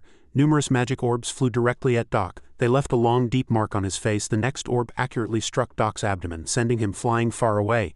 Doc couldn't dodge a single orb and they continued to rush at him. Royce was utterly astonished by this scene. That guy is using long-range attacks? Miraz, who was nearby, was also startled. When did he learn this technique? Sophie watched the match grow increasingly interesting, unable to hide her surprise. Oh, Schneider praised the boy. Yes, that's more like it. Jian's disciple wouldn't be defeated so easily. Jian wore a strange expression, revealing his satisfaction with Jingu. In the match, Jingu gained the upper hand and launched another attack. Numerous magic orbs hit Doc, and he couldn't dodge a single one. He painfully gritted his teeth and looked at Jingu with rage, but Jingu remained calm, highly focused on this battle. Everyone's face was pale, but Jian merely sneered. During training, Jian stood on a cardboard box opposite Jingu and gave him some instructions. He analyzed for Jingu. Since that guy dared to challenge you, he's clearly confident in his current power or has a contingency plan. Especially for Schneider's disciple, confronting you wouldn't be difficult at all. Jingu asked again. What will he do? Jian replied. He'll probably use his ability to create a shield. Won't be able to approach him. Jingu was puzzled. But didn't I break through that shield before? Jian warned. It's not as simple as you think. If you can't break through that shield again, you'll have to concede defeat. Jingu felt great difficulty hearing that and fell into deep thought. Jian offered his solution. Therefore, if close-range attacks don't work, practice long-range attack techniques. Jingu applied his advice in this battle. Jingu flew high and unleashed a series of techniques on Doc. Schneider praised Jian's clever solution. Getting stronger quickly through actual combat is indeed Jian's way. Royce, not understanding, asked. What do you mean? Schneider explained to him. Unlike before, that kid now has quite stable power. Royce recognized Jingu's overwhelming power at this moment. Jingu rushed in and unleashed continuous powerful attacks. As his left arm was already injured, Doc had no choice but to block with his remaining arm. Now the tables had turned and the situation was under Jingu's control. Doc's sharp spines were useless against Jingu's continuous attacks. Schneider highly praised Jingu's power. He can now closely match Doc's skill. He also understood the intention behind it. That attack method must be to minimize energy consumption. Now I finally understand why Jian is so enthusiastic about real combat. Jingu carefully observed his opponent, then continued to unleash numerous magic orbs on Doc. Doc still gritted his teeth, struggling to block this technique. He was so continuously on the defensive that both his arms became covered in wounds. Doc had thought Jingu wouldn't be able to attack, but Jingu enveloped Doc like a storm, unleashing techniques. All the sharp rocks Doc had created were shattered. He now recognized his predicament. And reality was the complete opposite. Doc threw numerous sharp blades at Jingu, but Jingu flexibly dodged everything. The blades simply embedded themselves in the ground. Doc was already exhausted from expending too much power. Seeing the sharp blades helplessly embed themselves in the ground, Jingu continued to circle Doc, disrupting his accuracy. This time, Doc increased the number and size of the blades. Jingu was slightly surprised. He leapt and bent his body very flexibly to dodge the blades. Miraz, watching from afar, finally realized that Doc had withdrawn the power he was using for defense and was concentrating his remaining energy on offense. He also thought that since he didn't have enough energy for both defense and offense, he had no choice but to focus solely on offense. This was quite a rational choice. Jian also noticed the change in Doc's attack method. Yes, he ultimately had no choice but to make that choice. Nevertheless, he sensed danger. But even with a change in strategy, Doc still isn't gaining the upper hand. Jingu flew through the air like a bird, gracefully dodging Doc's attacks. Doc lost his composure and frantically unleashed techniques, not realizing Jingu was right behind him. By the time he realized it, it was already too late. Jingu prepared to deliver a powerful punch, striking Doc hard. Jian smiled dangerously. If he focused on offense and didn't create a shield, he wouldn't be able to stop Jingu's approach, as he said. Jingu exploited the opening and struck Doc in the back. The powerful punch sent Doc flying into the air. Jingu followed Doc's trajectory with his gaze. Doc was hit hard in the face and bled from his nose. Jingu followed Doc's trajectory and continued to attack. He leapt, continuously targeting Doc's face, not giving him a chance to land on the ground. Numerous punches relentlessly struck Doc. Jingu mercilessly beat Doc like a cruel demon. He landed on the ground, stabilized himself with his feet, and then prepared to finish off his opponent with a final blow. That punch sent Doc flying far away. He crashed into the wall, creating a large hole from the impact and embedding him deep into the ground. Doc groaned as he painfully got to his feet. Ah, he clutched the ground, his face already bruised and swollen. Doc couldn't accept that he had been defeated. This can't be happening. Have I lost again? Doc shouted in rage, frantically throwing numerous blades at Jingu. Jingu immediately delivered another blow to him. Royce judged the current situation to be out of control. It seems that Guy has lost his composure. This is a time when he should be calmly seeking solutions, yet he's so agitated. Jingu continuously attacked Doc from all directions. Doc could only helplessly block those attacks, unable to do anything else. Can I counterattack? Then I'll expand my power field and spread energy to preemptively warn against all his attacks. Doc deployed sharp blades to create distance from Jingu. Simultaneously, Jingu unleashed numerous magic orbs on him. Jian looked at his dominant disciple with satisfaction and slyly smiled at his comrade's helplessness. Costella still watched every development of the battle intently. She rested her chin on her hand, thought for a moment, then smiled faintly. Doc swiftly moved out of Jingu's technique range. Jingu stood firm, preparing his next attack. Now the battle was more tense than ever. Thick smoke and dust rose. Jingu felt that his body was no longer stable and his strength was being depleted too quickly. Now, after recovering a bit, it was time to quickly end this battle. Doc did not give in, defiantly stating, "I cannot lose to that guy." He stumbled to his feet. "Impossible. If I lose this battle, I'll be abandoned." Suddenly, a familiar voice came from beside him. "Don't think about the future. Just focus on the battle." It was Royce. Doc now knew that he had to fight and fight even more fiercely, because Royce, who had helped train him, was still watching over him. Royce reminded Doc, then flew back to the observation platform. Doc became even more resolute. "No," he shouted. "The battle isn't over yet, Jingu." He pulled something from his sleeve and swallowed it. Everyone was flustered by Doc's action, but suddenly his power began to explode even more intensely. Jingu couldn't understand. What's happening? The energy emanating from Doc. Doc's power became strong enough to overwhelm an entire area. His eyes were filled with the chaos of power, and his energy grew increasingly powerful and potent. Costella also noticed the strangeness from earlier, and her eyes filled with rage. Everyone was astonished by the sight from moments ago. Caton sneered. A top 10 disciple using something like this? Dense red energy enveloped Doc. Sophie and Schneider were both surprised and had the same thought. How did that guy get something like that? Pluton asked, puzzled. How could that guy suddenly become so strong? Caton explained. Pluton, do you know about the secret Awakened Power Enhancement project here? Everything was stagnant until recently, when they developed the drug the guy just used, Pluton confirmed again. So that guy got stronger by taking a drug? Though powerful, this drug still carried many risks. Caton stated that the fatal flaw was that the drug only temporarily boosted power. Doc was unleashing a tremendous amount of power. Jian continued, and its effects are extremely dangerous. Once the drug wears off, it can harm the user. Awakened power will decrease and the body will become powerless. In some cases, users might even completely deplete their strength and die. In short, I heard this drug was secretly developed in some places, but I never expected a top 10 disciple to use such a drug. Costella and Jian felt the current situation was extremely serious. Schneider furiously rebuked, "Royce, did you give him this drug?" Royce bowed his head in fear and denied it.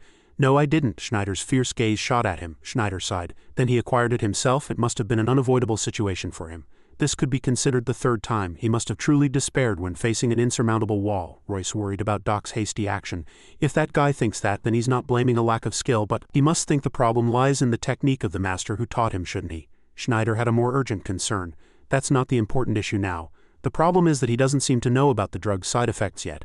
Seeing his body grow much stronger, he must be thinking, is this the power? Is what that person said true? That stranger told him this drug would make him stronger in a short time. Whether to use it or not was up to him. Doc hadn't known this drug was so miraculous. At first he thought it wouldn't be effective, so he didn't want to use it, but now everything has come to this, he sneered. Shall I test this new power? Jingu was still astonished. Such terrifying power. Doc activated his power, aiming directly at him. The sharp blades were more numerous than before, densely surrounding Jingu. Numerous blades embedded themselves directly in the ground. Jingu desperately dodged. He resisted that terrifying power. Doc frantically unleashed techniques. Haha, he felt his energy being replenished. I'm really overflowing with power. Strength is surging strongly within me. This feeling was truly comfortable.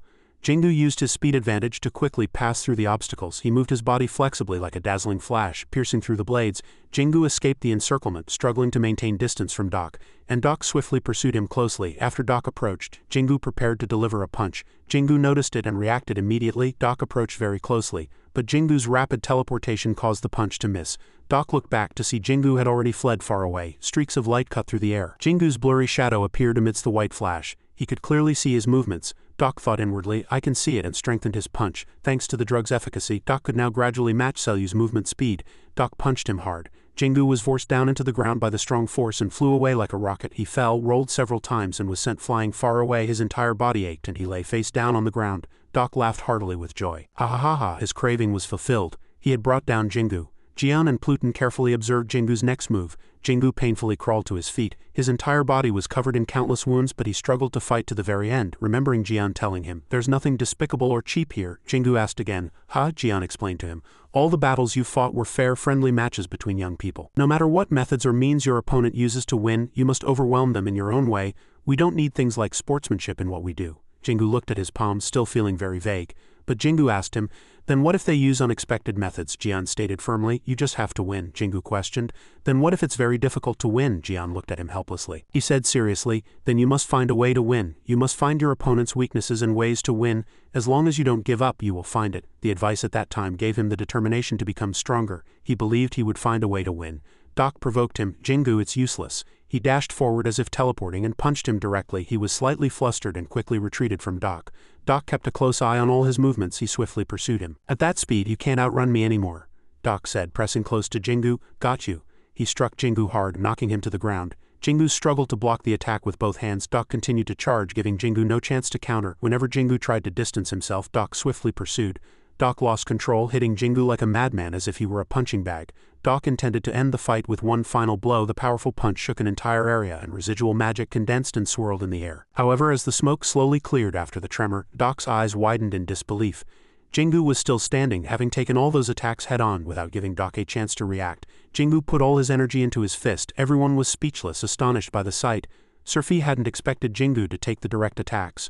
Miraz, watching from the side, was also greatly surprised. The one who had been continuously dodging suddenly took the attacks head-on. Royce was stunned into silence, unable to believe his eyes. Schneider praised Jingu for exploiting the opening which Doc had created. Jingu's eyes gleamed like lightning, signaling his intent to unleash his power. Jian smiled triumphantly. Kaiten was greatly impressed by Jingu's strength. Pluton concluded, "The kid took a hit, now it's time to pay him back." Doc was overwhelmed by the light emanating from Jingu. Jingu struck Doc with all his might. He sent Doc flying once more, and smoke and dust billowed everywhere, threatening to completely engulf the arena. Jingu breathed heavily, exhausted. The arena lay in ruins from their battle. Debris was scattered, and the ground was no longer level. Doc was surprised to find Jingu still conscious after taking such a powerful blow. Jian clicked his tongue in displeasure. That attack should have ended everything. Jingu himself couldn't believe he had survived the attack. Not only could he move, but he still had the ability to fight. Doc desperately dragged his body towards Jingu. Jingu's mind was a mess. What should he do? He had no more strength to fight. Doc couldn't accept being counterattacked like that. Damn it, that guy kept dodging, then suddenly took my attack head-on and counterattacked. If I hadn't taken the drug, I would have been knocked out by that last attack. I didn't expect Jingu to grow this much. He glared at Jingu with rage.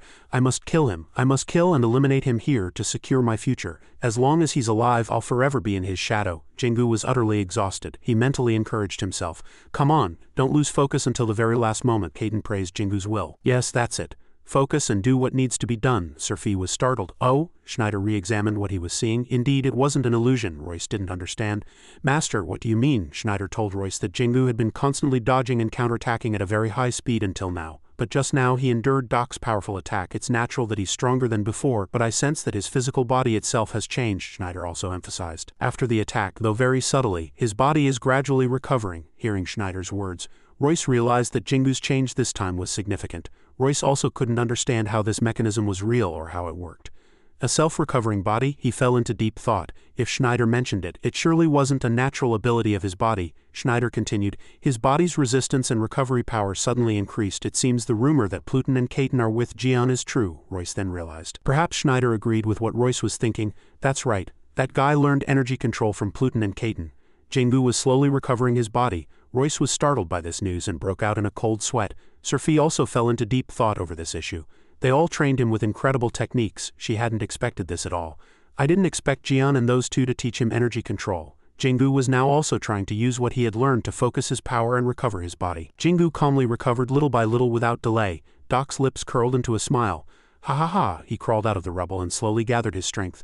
"I admit you're quite strong too." Jingu still maintained a defensive stance. Doc thought Jingu must be exhausted, but he wouldn't be able to do anything in that state. He rushed madly, clashing with that power. As Jingu activated his power, a powerful explosion shook and a hot wave spread, blinding them. Two fists blocked each other and their feet dug deep into the ground to maintain balance. Once again, Jingu blocked Doc's attack. Doc was furious that he had been blocked again. Jingu stared straight at him. Both released their stances and quickly switched techniques. Doc was in pain, his hand trembling incessantly. He gripped his arm tightly. "Why is my fist?" Seeing Jingu gathering energy for his next attack, Doc was enraged to see Jingu unharmed and let out a loud shout, charging immediately. "Damn it!" Doc unfurled sharp red blades, wrapping them around his fist. Jingu's power was very chaotic and Doc lost control, becoming even more frenzied. Jingu was not to be outdone, preparing to strike with his fist against Doc's attack. The two terrifying forces collided, creating an earthquake that shook the entire area. White smoke quickly enveloped them, obscuring everyone's vision. Muraz, standing close by, had to cover his face with his hands to avoid being pushed back by the shockwave. Jian and Pluton, who were sitting above, were also caught in the wind and sand. Doc screamed in pain. His entire arm, from fingertips to shoulder, was shattered. His arm bent backward and blood and flesh mixed and burst through his clothes from deep gashes. Jingu gasped, maintaining his stance. Huff, Surfi and Schneider watched them both. Doc was angry. "What? I suddenly can't control my power." He could no longer stand and fell to his knees. Pluton seemed to have noticed Doc's abnormality. "His body is starting to lose balance. This attack has decided the outcome." Caton also agreed. "That's right. Not only did he use his power strangely, but he also took a direct hit from Jingu. It's natural that his body can't withstand more pressure, and the time he can maintain his power is also shortened." Doc writhed in pain and collapsed. As May approached to check the situation, she was extremely flustered. Royce watched with resignation as if he had anticipated this. Jingu also didn't understand why he was acting like that. Doc clawed at the ground, unable to move. Jingu was speechless, shocked to see Doc struggling so much. Suddenly, Gastella appeared and stood in front of Jingu. She reconfirmed the already decided outcome. Surfi, Schneider and Royce stood silently, saying nothing. Surfi averted her gaze. She saw that Schneider was not in a good mood. Gastella looked up and announced Doc's defeat to them. Then she used teleportation magic to disappear from there with Jingu. Only Doc remained on the ground groaning. Everyone was still unsure what to do next. Doc was covered in blood, writhing. A voice was heard. "Doc," Schneider called his name. A hand with long sharp nails appeared and Doc crawled on the ground like a mad beast. Suddenly he was struck in the face by a strong force. A powerful force surrounded Doc. He crawled to Schneider's feet. Doc looked up in terror. "Master," he squeezed his eyes shut, waiting for Schneider's verdict. "I lost again. Master won't easily forgive me." Suddenly Schneider's words echoed, startling Doc. "Don't say anything more." He looked down with cold eyes. "Your neck is injured anyway." Doc trembled all over at Schneider's every word. Schneider looked at Doc with cold eyes and said in an indifferent voice, "Continue to fight with what you prepared before. You still have a chance." Doc trembled all over upon hearing this. He collapsed miserably at Schneider's feet. Schneider gave Doc an additional lesson. Using power-boosting potions, trying to exceed your limits, imitating your opponent's fighting style. These are the reasons for your defeat today. He looked up in surprise, staring at Schneider. Schneider turned around, Jingu's fighting image replaying in his mind. "While you were desperate to win, Jingu with a clear head found the most correct path to victory. He didn't miss even a sliver of opportunity." Schneider looked down and reminded Doc, "Remember what I said today. The difference between you and Jingu isn't talent." His body was broken and his eyes, looking up at Schneider, were still full of surprise. Schneider's voice still echoed indifferently. "It's the difference in how each of you approaches each battle." Doc's eyes filled with light and he smiled faintly as if he had found a ray of hope. "Will Master forgive me? There's still hope." But Schneider bowed his head, crushing Doc's hope. "I am your master. This is the last thing I want to teach you." An intense light struck Doc's face. It almost enveloped both of them. A fierce explosion shattered rocks and earth. A white stream of power encircled the outside. Royce and Muraz were also sent flying far away. It was like a whirlwind sweeping everything away. His eyes widened in surprise. Only ruins remained in the arena. Only Schneider stood there silently. His eyes were still full of light. Royce jumped down beside Schneider. He looked up at Schneider's face. In the end, the two left together. Only Muraz remained there feeling desolate. A voice was heard from behind. "Doc has been moved to recover." Surfi approached him. "Now he won't be able to fully recover as before. He will surely live in pain." She crossed her arms and looked down at the ruins. If Jian had helped, he could have fully recovered. But Jian is with Selyu. Doc tried to kill Selyu many times, so Jian won't help. Muraz hesitated and averted his gaze. Surfi recalled the previous battle and was deeply conflicted in her mind. The difficult problem now is that we don't know where the drug Doc used came from. That drug gave him far greater power than any other, but it wasn't free. Its side effects were unbearable. Where could this drug be produced? Her eyes sharpened. "Let's put that aside for now." Surfi looked at him. "The important thing is to find the person who gave that drug to a top-awakened disciple." Jingu's cozy home. Someone's hand was diligently cleaning cat fur and feeding the cats. Blues sat in a corner meticulously examining every strand of cat fur, and May comfortably fed the cats. Suddenly a sound was heard, startling both of them into alert. A red energy flow was headed towards their house. Gastella transformed into her human form and landed, still carrying the bewildered cats and a battered Jingu. The two excitedly greeted her. "Lady Gastella," and the cat team whispered to each other, "It's cool to come back like this." She stroked her head, sighing tiredly. May rushed over, asking worriedly like a mother, "Are you all right?" Gastella sighed again. "Traveling with so many people makes me a little tired." Jingu, battered by Doc, also asked worriedly, Sister, are you really okay? You seem to be pushing yourself too much. She glanced at Jingu and coldly reminded him, you should worry about yourself before worrying about others. Jingu clutched his stomach, feeling awkward. Ah, Kaiten also chimed in. Lady Gastella is right. Your body can't even withstand a breeze now. Hurry down to the basement and ask your sister to treat you. Although I could help you recover faster, you need to recover on your own to improve your recovery skills. Don't you remember what I told you before? Jingu smiled lightly, touching everyone's hearts.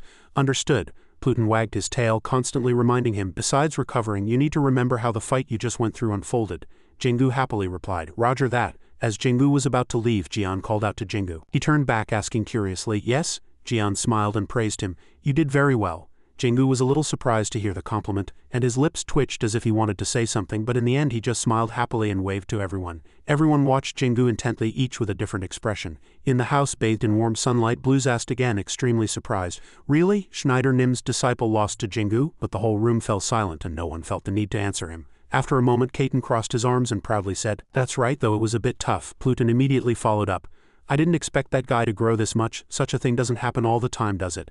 He bowed his head, lost in deep thought, never expecting Doc to use that drug. The effects of that drug were far more powerful than he knew. May's eyes widened in surprise. A drug, you mean the Eclipse drug, Kaiten replied. Precisely. Her eyes almost popped out. A top 10's disciple using such a dirty trick. Blues was equally surprised. Isn't that drug incredibly effective? He folded his arms and thought seriously about it. Indeed, that guy used it while being overwhelmed by Jingu. And the drug's efficacy is beyond our imagination, Pluton said suspiciously. Did this guy get that drug from the Frame organization? Aren't they also researching these kinds of drugs? Jian immediately refuted this opinion. I don't think that guy got it from there. You can tell from how surprised Schneider and Serfi were. Kaiten, remembering their expressions, said, Perhaps they didn't even know of this drug's existence. That dangerous guy probably wouldn't have used it so foolishly if he knew about its powerful side effects. He might have been deceived by someone. Everyone's face was serious about this matter. It seems everything is turning out much more serious than we expected. The scene shifted to Jian staring blankly at the sunset on the rooftop. A voice came from behind. What are you staring at so blankly here? Gastella appeared from somewhere and approached him. Jian sighed deeply. I'm just looking at the scenery. She quietly observed his expression. Gastella, looking tired, sat beside Jian and offered her conjecture. Are you worried that your disciple is getting deeper and deeper into the dark corners of this world? He glanced at Gastella and replied honestly, If I said I wasn't worried, that would certainly be a lie. Jian continued, looking at the surrounding scenery. Leaving that place as quickly as possible after the match might have been the right choice. Her gaze subtly shifted to his side. Jian smiled and thanked her strangely. With Schneider's disciple becoming so miserable, we can't predict what will happen next. Thank you. Gastella's eyes widened in surprise. He still spoke calmly. Thanks to you, Jingu was able to finish the match and return safely. The two stared at each other silently, and she still couldn't take her eyes off Jian. You've changed. You've really changed a lot. He tilted his head arrogantly. I've heard that many times from pretty women. Gastella gazed straight ahead. The two watched the sunset together from the rooftop. Someone's footsteps were heard. Ian scurried down the hallway. He flung the door open and said in a hurried voice, Brother, did you hear the news? Shu defeated Doc. Ian slowly approached the sofa. Julian, still not taking his eyes off the report, asked nonchalantly, So? He leaned back in his chair and said, Doc hasn't been Schneider's disciple for long. It's not a big deal that he was defeated, but Schneider's true successor is Royce. Ian smiled slyly. Then who do you think will be Jingu's next opponent? He rubbed his eyes slightly and said tiredly, Ian, I have a lot to do. I don't have time to talk to you. Hearing that, he looked at Julian, his eyes sparkling with sadness, and pouted his lips. Ian stood up, put his hands in his pockets and left. Oh, I'm sorry. I won't bother you. He went to the door, turned around, and checked his brother's expression. Julian was deep in thought in his study, his eyes sharpened as he considered what Ian had said. Regardless of Ian, Julian remembered how Doc had fought. Doc was in no way inferior to Ian at that time. He couldn't concentrate on the report in his hand. Furthermore, he clearly used Eclipse. He crumpled the paper in his hand irritably. But Jingu is still unharmed? How can that be? Julian's face turned cold and his mind was filled with suspicion. He couldn't have defeated Doc if Doc had used Eclipse unless he had advanced even further than before. Julian remembered Jingu's face that day and couldn't help but feel suspicious. In the early stages, when abilities are weak, growth rate is fast, but once a certain level of power is reached, the growth rate slows down. Julian clenched his hands tightly and veins bulged. Nevertheless, he fell into deep thought. Jingu was still getting stronger at an alarming rate. Outside, it began to snow. Back at Jingu's cozy home, Jingu was closing his eyes and healing his own wounds. A faint yellow light enveloped Jingu. Jian and the other two came down and asked him, How's your body? He turned around and smiled lightly. It's much better. Jingu sat cross-legged and talked to them. It'll probably take a little more time to fully recover. Kaiten looked at him and assessed that the boy's recovery speed seemed to have increased. Jingu smiled with his eyes. Yes, I felt it during this battle and also during recovery. Pluton and Jian were very proud, of course. It's thanks to my defensive technique. Jian ignored the two bickering and continued to ask Jingu after the fight. How was it? Jingu bowed his head in thought, then hesitated and said, "Ah well, it was clearly different from previous training battles." Jingu recalled the battle gloomily. It was a real battle where everyone risked everything to win. Jian sighed. That's right, that's the nature of battles between awakened. He sat facing Jingu and analyzed. The atmosphere is also different.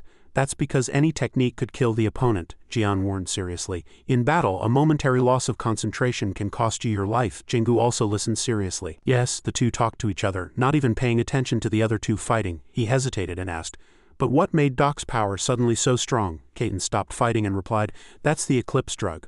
Awakened will do anything to become stronger." He recalled a scene where corpses were piled up and in the middle of it, a pill surrounded by light lay. In that process they didn't hesitate to conduct cruel experiments. Eclipse is one of the things that was born from that. It temporarily amplifies power, but it comes with severe side effects. Jingu's eyes widened in surprise. Side effects? Kaiten spoke again with a serious expression. Yes, shortened lifespan, loss of awakened abilities. He folded his arms and said, "Some even die instantly. Power is never free." Jingu fell into deep thought, and it was unclear what he was thinking. Jian was slightly suspicious about this matter. The side effects were too great, so the eclipse drug was banned, but some people still continued to research it. The kind Doc used is proof that it's much more powerful than what we know. Perhaps someone had been researching and improving eclipse for a long time. Jingu became serious. That's truly the case, he sternly warned him again. No matter how dangerous the situation, never use that drug. If you lose a battle, you still have a chance to survive, but if you use Eclipse, you can't escape the consequences. He agreed seriously. Yes, just then, someone's footsteps came down to the basement. Blues, wearing a bear apron and holding a basket, came down and delivered the news. Jingu, Chairman Zhang is here. As soon as he finished speaking, Jingu rushed upstairs, his previously blank eyes suddenly gleaming. Blues looked at the two cats fighting, a fat cat flapping its ears, looking tired. Zhang was waiting and heard a voice from afar. "Sister," she saw Jingu scurrying towards her and asked, "How's your body?" He immediately replied, "It hurt a bit at first, but I'm much better now." Zhang looked at Jingu. "That's good, and congratulations, you defeated one of the top 10 successors." He reacted with bewilderment. Jingu scratched his head, feeling awkward. "Congratulations. If it weren't for your help, I wouldn't have been able to do it." Her face flushed as she was complimented. "Really?" He raised his hand and explained happily, "Yes, you sparred with me using a technique that mimicked Schneider's slicing technique, didn't you?" Doc attacked in the exact same way. Zhang focused intently on Jingu's bright face. "I didn't know if it would help. I hadn't seen Schneider's technique before," he said excitedly. "Really, it was really useful. There were many similarities in how the techniques were applied." Jingu's eyes sparkled at her. "You're really amazing, sis. You mimicked the technique incredibly perfectly." Zhang, not taking credit, bowed her head. "It's not just me. Others could do it too. It was just easier for me to mimic because I control the wind," he still said firmly. "Really? No way. Kaiten and Pluton praised you a lot too, sis." Her face flushed as she was complimented. "Really?" Seeing Zhang's flushed face, Jingu said firmly, "Really?" The sunlight streamed into the house, giving it a warm feeling. The two were talking in front of the fence. He suddenly remembered, "Oh, by the way, sis, do you know how Astra is doing these days?" She asked back in surprise. Astra Brian?" Jingu's face showed a hint of worry. "Yes, I contacted him, but he didn't reply." Zhang conjectured. "Astra's situation is probably not good." Jingu looked at her with a surprised face. "Why?" Zhang told him what she had heard. Astra had stepped down from the successor position. Jingu was speechless with shock. The scene shifted to the Bryan family's headquarters building. The sunlight streamed through the window into the study. The head of the Bryan family sat in a chair and ordered coldly, "Withdraw from all businesses under that child's name." Astra stood facing him, hands clasped behind his back, silent. He said softly, "I didn't want to do this, but it's necessary for the Bryan family." But his sharp eyes stared straight at him. The world is becoming more and more chaotic, and even those who were once untouchable, like the top 10, have met their deaths. Others have also begun to take action. Astra remained silent. He listened to the family head's words, gripping his other wrist tightly. "Our family needs to be united at this time, but if you continue to handle official business, the family won't be able to do that." Astra's face was filled with sadness, and after a moment he spoke. "Understood. I will follow the family's decision." Astra put his hands in his pockets and slowly walked out. Someone's voice stopped him. "Oh, did you just meet the patriarch?" Vesper and his two brothers approached Astra, who glanced at them with cold eyes. She approached him, pretending to ask about his well-being, and said, looking at his expression, "You must have just heard the news. Are you all right?" The white-haired man grinned and continued, "Don't worry, we'll take over those businesses." Vesper scoffed into Astra's ear, "And we'll develop those businesses even further." He remained silent, his cold expression ignoring their theatrics in front of him. Vesper, as he entered the room, looked back and scorned. "The patriarch called, so I should go now. It's time to discuss important family matters." The three leisurely entered. Astra stood there blankly.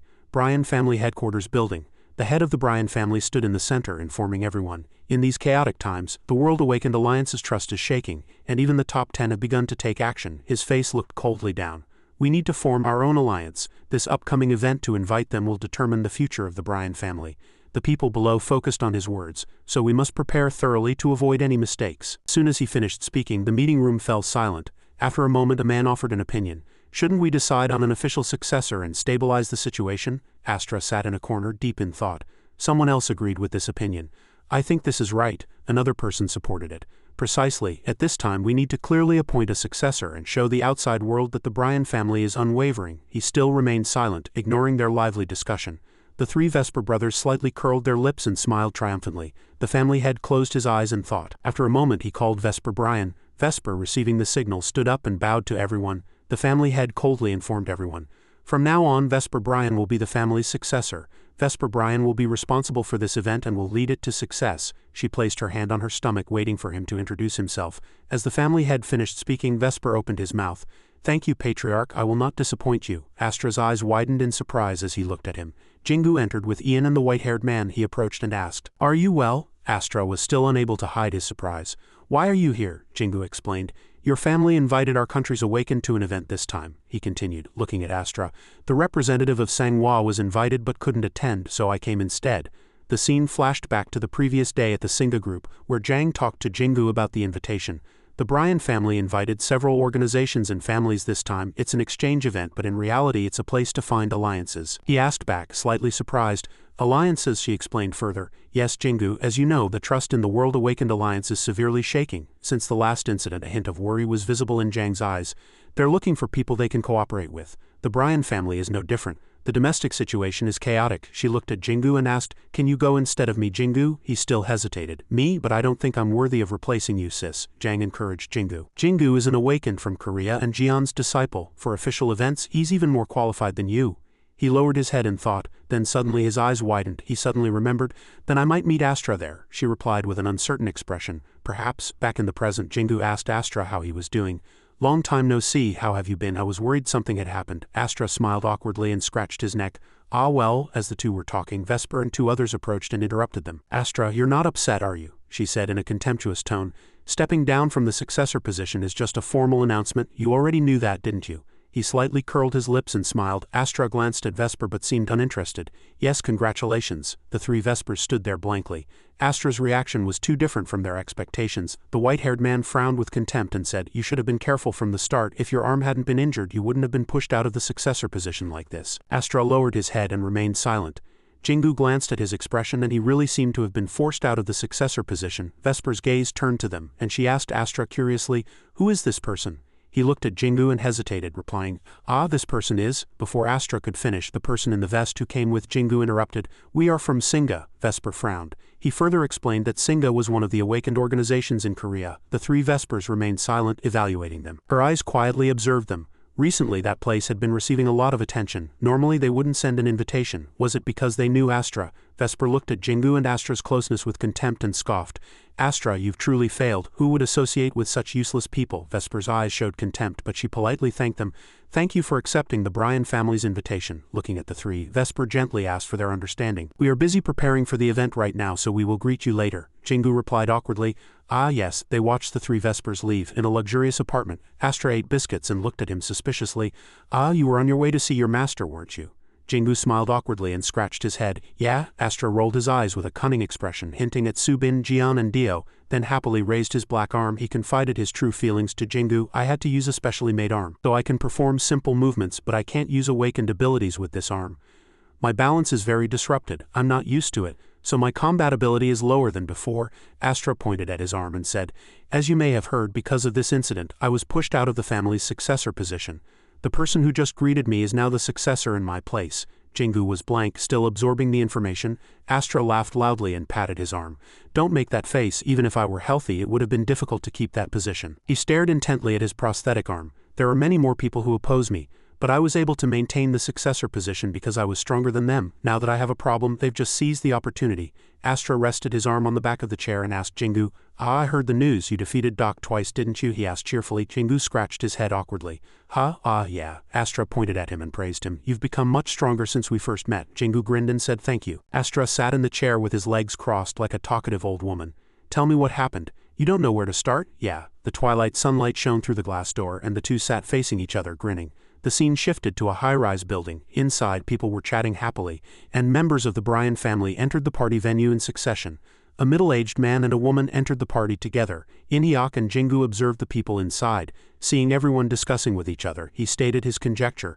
Everyone here seems to be from different places. Jingu stood beside him and asked, "Do you know anyone here?" In-hyuk still didn't take his eyes off the people inside and said, "Not really." He pointed to a group of people talking nearby and said, "But thanks to information, I know a few people. Their personal value is quite high." Suddenly, In-hyuk's gaze stopped.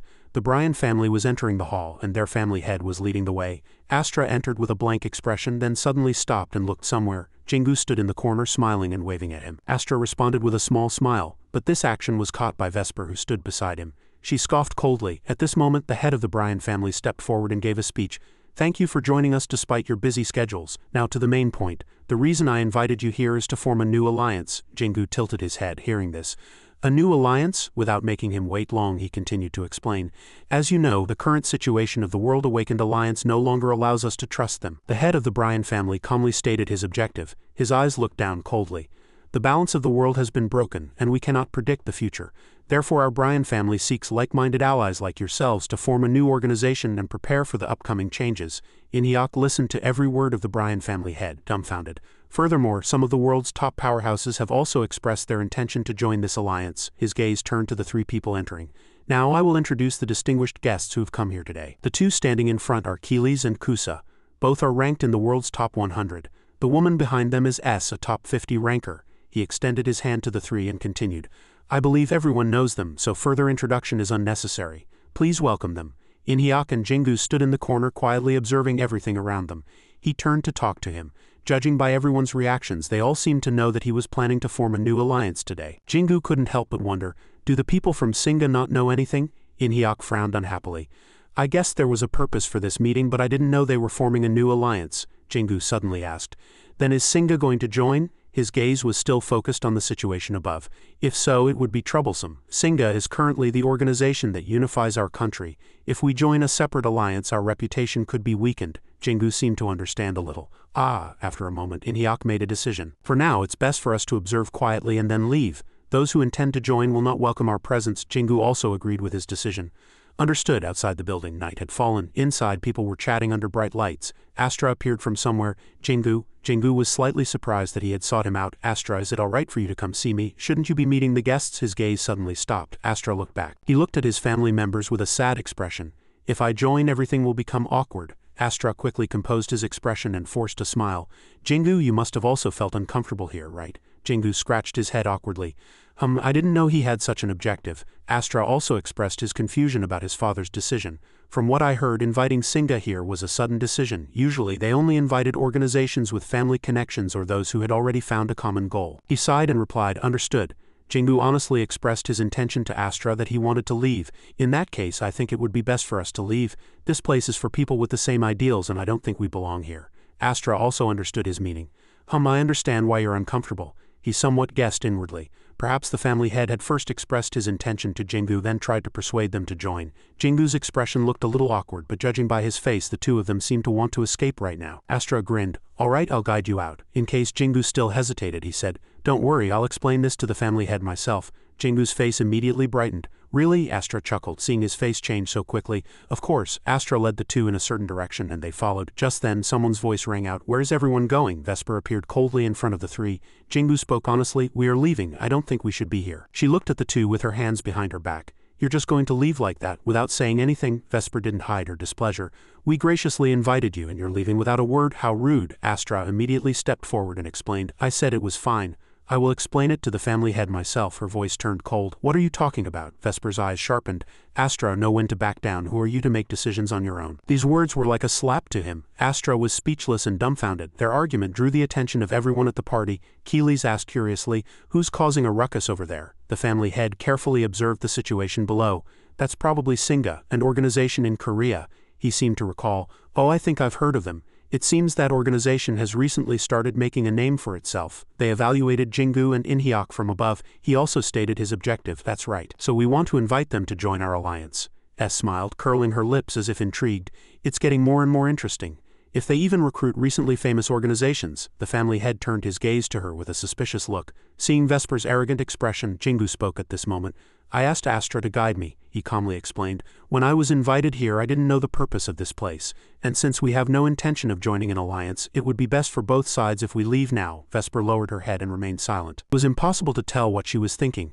Jingu asked again, is it okay if we leave? She thought bitterly to herself. This impertinent little brat. Vesper suddenly felt everyone's gaze focused on her and was startled. Recalling the family head's terrifying face, she couldn't suppress her fear. If I back down here I'll be branded as a failed successor. Vesper regained her composure and said arrogantly, how dare you? The great Brian family extended a hand to you, and you dare to refuse? We exceptionally invited your organization because you've recently gained attention. Don't you know your place? Inhyuk and Jingu frowned simultaneously upon hearing this.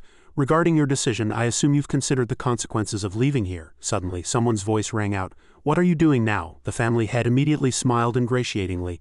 Oh, Lord Biotor. Biotor walked in very coolly, hands in his pockets. The people there couldn't help but wonder about him. Did Lord Biotor also decide to join? He coldly scanned his surroundings. I only came to observe, but if you're going to act like this, I'll withdraw. Upon hearing this, the family head froze and his voice trembled. What do you mean? Biotor said displeased. How can I cooperate with madmen who threaten Jian's disciple? As soon as his words came out, the entire hall gasped in surprise. The 3 world top rankers were also utterly astonished. The family head and Vesper's faces turned pale. Jian's disciple? Even at this moment, Jingu remained calm as if this had nothing to do with him. Vesper still stubbornly refused to believe the reality. That's impossible. That child belongs to the SWA. Jingu still said nothing and offered no explanation. The Brian family head approached and asked for confirmation. You're not mistaken, are you? They are members of a Korean organization. Biotor emphasized again. His words were as firm as iron. Mistaken? I met them recently. Everyone's faces turned pale again as they looked at him, as if the place wasn't chaotic enough. Biotor added, I saw him going with Jian before. Not only Jian but Kaiten too. Everyone in the hall was unable to process the information. Like a CPU overheating. Kaiten, the one called the most skilled, awakened in healing, you mean? He continued to pressure them with his words. That's the little brat your family is threatening. And everyone here knows that very well. Vesper's face turned pale upon hearing this. Her eyes secretly darted towards Jingu. Jingu still calmly remained silent. Jingu's eyes coldly looked at everyone. At this moment the family head interrupted. Any mistake can be rectified. He bowed his head and apologized. We made a mistake. Please give us a chance to atone for it. Jingu politely bowed his head in response. I'm fine. The family head breathed a sigh of relief. In that case, he was interrupted by Jingu before he could finish. As I said from the beginning, we wish to leave this place. The family head's face immediately darkened. Biotor approached and decided for him. You may leave, he smiled and encouraged Jingu. Selyu, you're young, so you can go wherever you want. He turned his head and signaled Inhyuk behind him. Jingu respectfully bowed to the family head. The family head hesitated slightly, wondering if he should let them leave like this. He turned to leave, but stopped. Jingu turned his head and called Astra, startling both Astra and Vesper. He scratched his ear and hesitated. I'm not familiar with the way here. Astra immediately understood. Ah, I see. 3 left happily amidst everyone's surprised gazes. The family head and Vesper watched them with dark faces. I can't believe it. He's really Jian's disciple. Vesper couldn't accept this fact. I can't believe it. He's really Jian's disciple, but how could Astra be involved with Jian's disciple? How could that happen? Biotor's voice rang out, bringing the Brian family members back to their senses. It seems you still haven't come to your senses, he gently advised. Instead of dwelling on resentment, why don't you think about rectifying the consequences of what you just did? She bowed her head, trying to make an excuse. No, Biotor's eyes pierced Vesper deeply. He turned to the family head and said, this matter should be resolved as soon as possible. Biotor coldly reminded them again. Because you've just provoked Jian's disciple who defeated 2 of the top 10. Don't you all know Jian's personality well? Upon hearing this, everyone's faces turned ashen. He lowered his eyes, pondering something. Then Biotor turned and left. All right, I have to go now. It would be troublesome if Jian misunderstood me as being allied with you and punished me. Everyone stared blankly at his retreating figure. S whispered to Keelys and Kusa, I think I should leave. The 2 shared her sentiment. Me too. The family head tensed, hearing the murmurs of the people around him. The 3 approached him and announced, we might have to reconsider joining your association. At this moment, someone's voice came from the other side. Wait, the family head, startled, turned around. The person continued, we'll go too. Everyone turned around in unison. Me too, they politely bowed. We're going back. Only the Brian family members stood blankly in the banquet hall. Everyone's faces showed they couldn't understand what had happened. How did things turn out this way? The family head suddenly growled like a beast. Vesper, Brian. Vesper, startled, turned around, trembling all over. He approached like a demon. The family head shouted at Vesper's face, do you know what you just did? She cowered, struggling to defend herself. How could I have known? He only said he belonged to Singa. The family head's voice suddenly deepened. In an unknown way he admonished her, using all the power he had accumulated since birth. Even if you didn't know, aren't the results of your actions unfolding right before your eyes? Our plan was for the association to formally launch with me as chairman, therefore this event was our chance to turn the tide. But now everything is ruined." Vesper stood motionless, head bowed, enduring the scolding. Her hands tightly clutched her dress and her voice trembled. "Chairman," Vesper looked up and proposed a plan. "Can we talk to Jian's disciple and resolve this peacefully?" The family head's expression was dark. "Resolve it?" She immediately regained her confidence. "Yes, I believe I can calm this situation and resolve everything smoothly."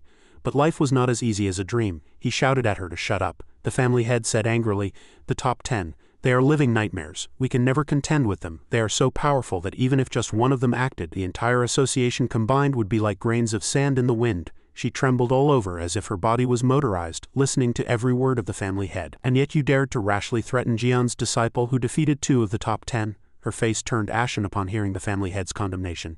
"Even if you can resolve this, do you think those who came here would want to join our association?" Perhaps he was tired from scolding for so long, he finally added. "Vesper, you have just destroyed the future of the Bryan family with your own hands." Vesper's eyes widened in disbelief and sweat dripped down her face. He looked down at Vesper with cold eyes. "I'll deal with you later." A young man from the Bryan family offered an opinion. "Astra seems to have a close relationship with Jian's disciple. Why don't we ask Astra to help de-escalate the situation with Jian's disciple?" Upon hearing this, the family head seemed to realize something. He turned and commanded, "Understood. Summon Astra immediately." Then the family head rubbed his forehead and recalled, "Ah wait, he's currently with Jian's disciple, so tell him to report to me immediately upon his return." Everyone shouted in unison. "Understood." The 2 who came with Vesper bowed their heads in fear. They secretly glanced behind them, and eventually the 2 left. She stood silently in the banquet hall. Vesper stood there motionless, her hands clenched tightly. She seemed to be thinking something. Vesper's eyes glinted as if she was plotting something. The entire city was covered in night. Astra approached from afar with a sad face. "I'm sorry for getting you involved in this." Jingu smiled gently. "It's all right." Astra immediately changed his expression and chuckled. "I wanted to help them too, but I ended up not doing anything. They insisted that I stand outside, so I just left them alone." "Haha." His gaze suddenly stopped. Astra returned to a serious expression. "Anyway, I hope you don't mind. Vesper didn't know anything, so I'll apologize on her behalf." Jingu gently replied, "I don't mind such things. I'm also sorry for causing trouble at your family's party." He suddenly opened his eyes wide. He praised, "It seems you haven't changed at all except that you've grown taller." Jingu scratched his head, embarrassed. "Really? It's only been a short time. How could I change so quickly?" Astra stared straight at Jingu for a while, then lowered his eyes sadly. "When Jian defeated the top 10, if it were anyone else they would have considered themselves above everyone and cared about no one. Even I could have become like that." Jingu was suddenly flustered. "Brother is brother and I am me. There's no need to make such a big deal out of it." Astra confided his true feelings to Jingu. "After meeting you, I decided." He lowered his eyes and expressed his true feelings. "I'm going to put everything aside and focus solely on awakened ability training, just like you and the others. Losing the successor position was really heartbreaking. Before I took that position, I held so much in my hands." Astra twisted his lips and smiled. "It's like realizing the truth of life.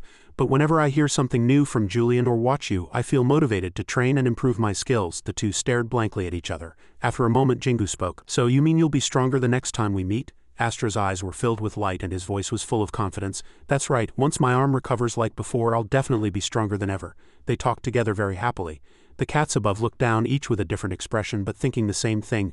This is how friendship is expressed. In a high-rise building, Astra stood facing the Bryan family head. He coldly reminded him, "It's still too early to rest. We still don't know if Jian's side has any complaints." He lowered his eyes and gently replied, "It's fine. He said he wouldn't mind. He will do so." The family head sighed and placed a hand on his shoulder. The family head looked at Astra and praised him. "You did very well." He bowed his head, not wishing to accept the compliment. "No." His eyes turned cold. "Astra Bryan, I intend to reinstate you as the successor." Astra froze upon hearing this. He sighed and continued looking at him. "Vesper has made too many mistakes." Astra bowed his head. His eyes were thoughtful. The family head coldly announced, "The family's successor position seems more suitable for you.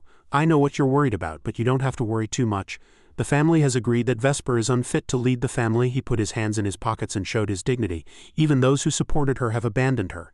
Astra bowed his head and thought, "It's probably because of my relationship with Yu Yang. They've always been like that. They'll use and discard anyone for the family's benefit." He slightly twisted his lips. "Through this incident, I also realized one thing. I am not suitable to be the family's successor." Astra bowed to him, turned and left, leaving the family head staring blankly at him.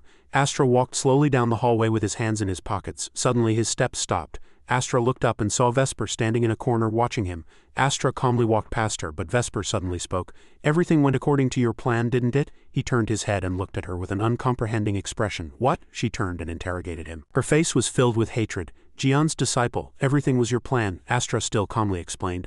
"I had no idea Yu Yang would come here. I don't even know who invited him, Vesper gritted her teeth. She blamed everything on him. Then why didn't you tell me? Were you just watching me make a mistake? Astra still stared at Vesper in silence. She blamed him for no reason. Because everyone turned their backs on me. You're the reason why, Vesper screamed like a beast. Astra simply asked coldly, why is it my fault? She froze at these words. What? He glanced at her with contempt. The responsibility for this family event lies with you. Since you treated the guests that way, why are you shifting the blame to me now? Besides, you saved many trainees at the World Awakened Academy. Vesper clenched her fists. She couldn't refute Astra's words at all. And recently he defeated 2 of the top 10 successors. He said coldly and firmly, don't blame me, look at yourself. She struggled to excuse her foolishness. It's because you didn't tell me. Astra looked at her as if she were insane. Why should I? Vesper immediately stiffened, biting her lip. Astra turned around, not forgetting to remind her once more. Why should I always help you, who always wants to get rid of me? As soon as he finished speaking, Astra left her there immediately. Vesper's body turned red with anger at his words, and her mind was filled with all sorts of schemes. So this is why you tried to drag me into the pit. I won't let this slide. I'll fix this myself and teach you a lesson. The scene shifted to a wide hallway where sunlight poured in. The white-haired man and the round-headed man looked at Vesper with curiosity. Is sister going to him? She replied coldly, facing forward. Yes, the round-headed man said uncomprehendingly. Sister doesn't even know where he is. Vesper didn't care about such things.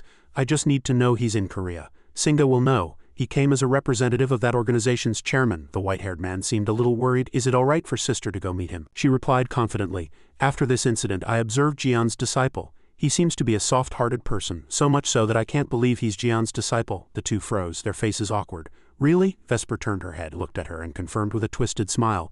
Yes, even during the World Awakened Academy incident, he could have easily left there, but he kept fighting until he almost died. The two opened their eyes wide in surprise. Vesper placed her hand on her chest and said arrogantly, I'm going there to calm him down. A soft-hearted young man. If I go there, he'll forgive me, right? The white-haired man stroked his chin and thought, that's right, not a bad idea. Vesper turned and continued walking, her words filled with contempt. He's just a man, I'll be by his side, please him and make him mine. She lowered her eyes, thinking of Jingu's serious face. It's really fortunate. I rejected all marriage proposals. Thanks to that, I can now form an alliance with Jian's disciple through marriage. At Singa, In-hyuk respectfully bowed his head. Please wait a moment. I will inform the chairman. Vesper glanced at him and replied arrogantly, all right. She watched In-hyuk's retreating figure. The white-haired man whispered to the round-headed man, the chairman here seems quite strong. He glanced at him and asked curiously, how strong? He replied with an uncertain expression, probably top 50. The round-headed man was surprised.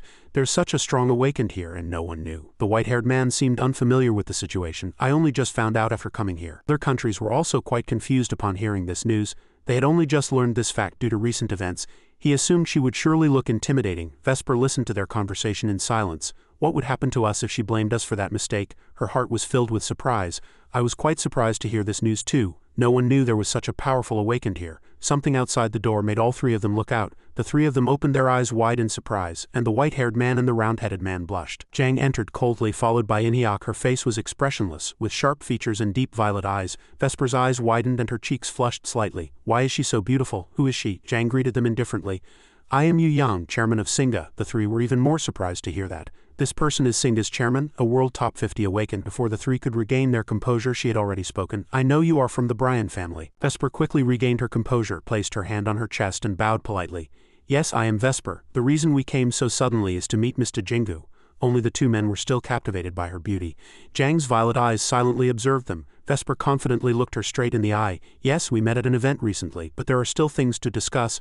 I would appreciate it if you could tell me where he is. Jang was silent, her gaze scanning her up and down. After a moment she replied, he is here, but if you'll wait a moment I will ask for his opinion. Vesper immediately thanked her. Thank you. Jang finished speaking and left. Vesper and her companions followed her with their eyes, unable to look away. As soon as she left, the white-haired man shouted at the still dazed round-headed man. Singa's chairman is so beautiful, I thought she would look intimidating. He was still admiring her. This is the first time I've seen someone so beautiful. He didn't notice Vesper's evaluating gaze. She unpleasantly tossed her hair back. She's older than you think, so be quiet. How can she look so young if she's a top 50? The two immediately calmed down, but their faces were still flushed. You're right, still she's quite lively. The scene shifted to Jingu, who opened his eyes wide in surprise.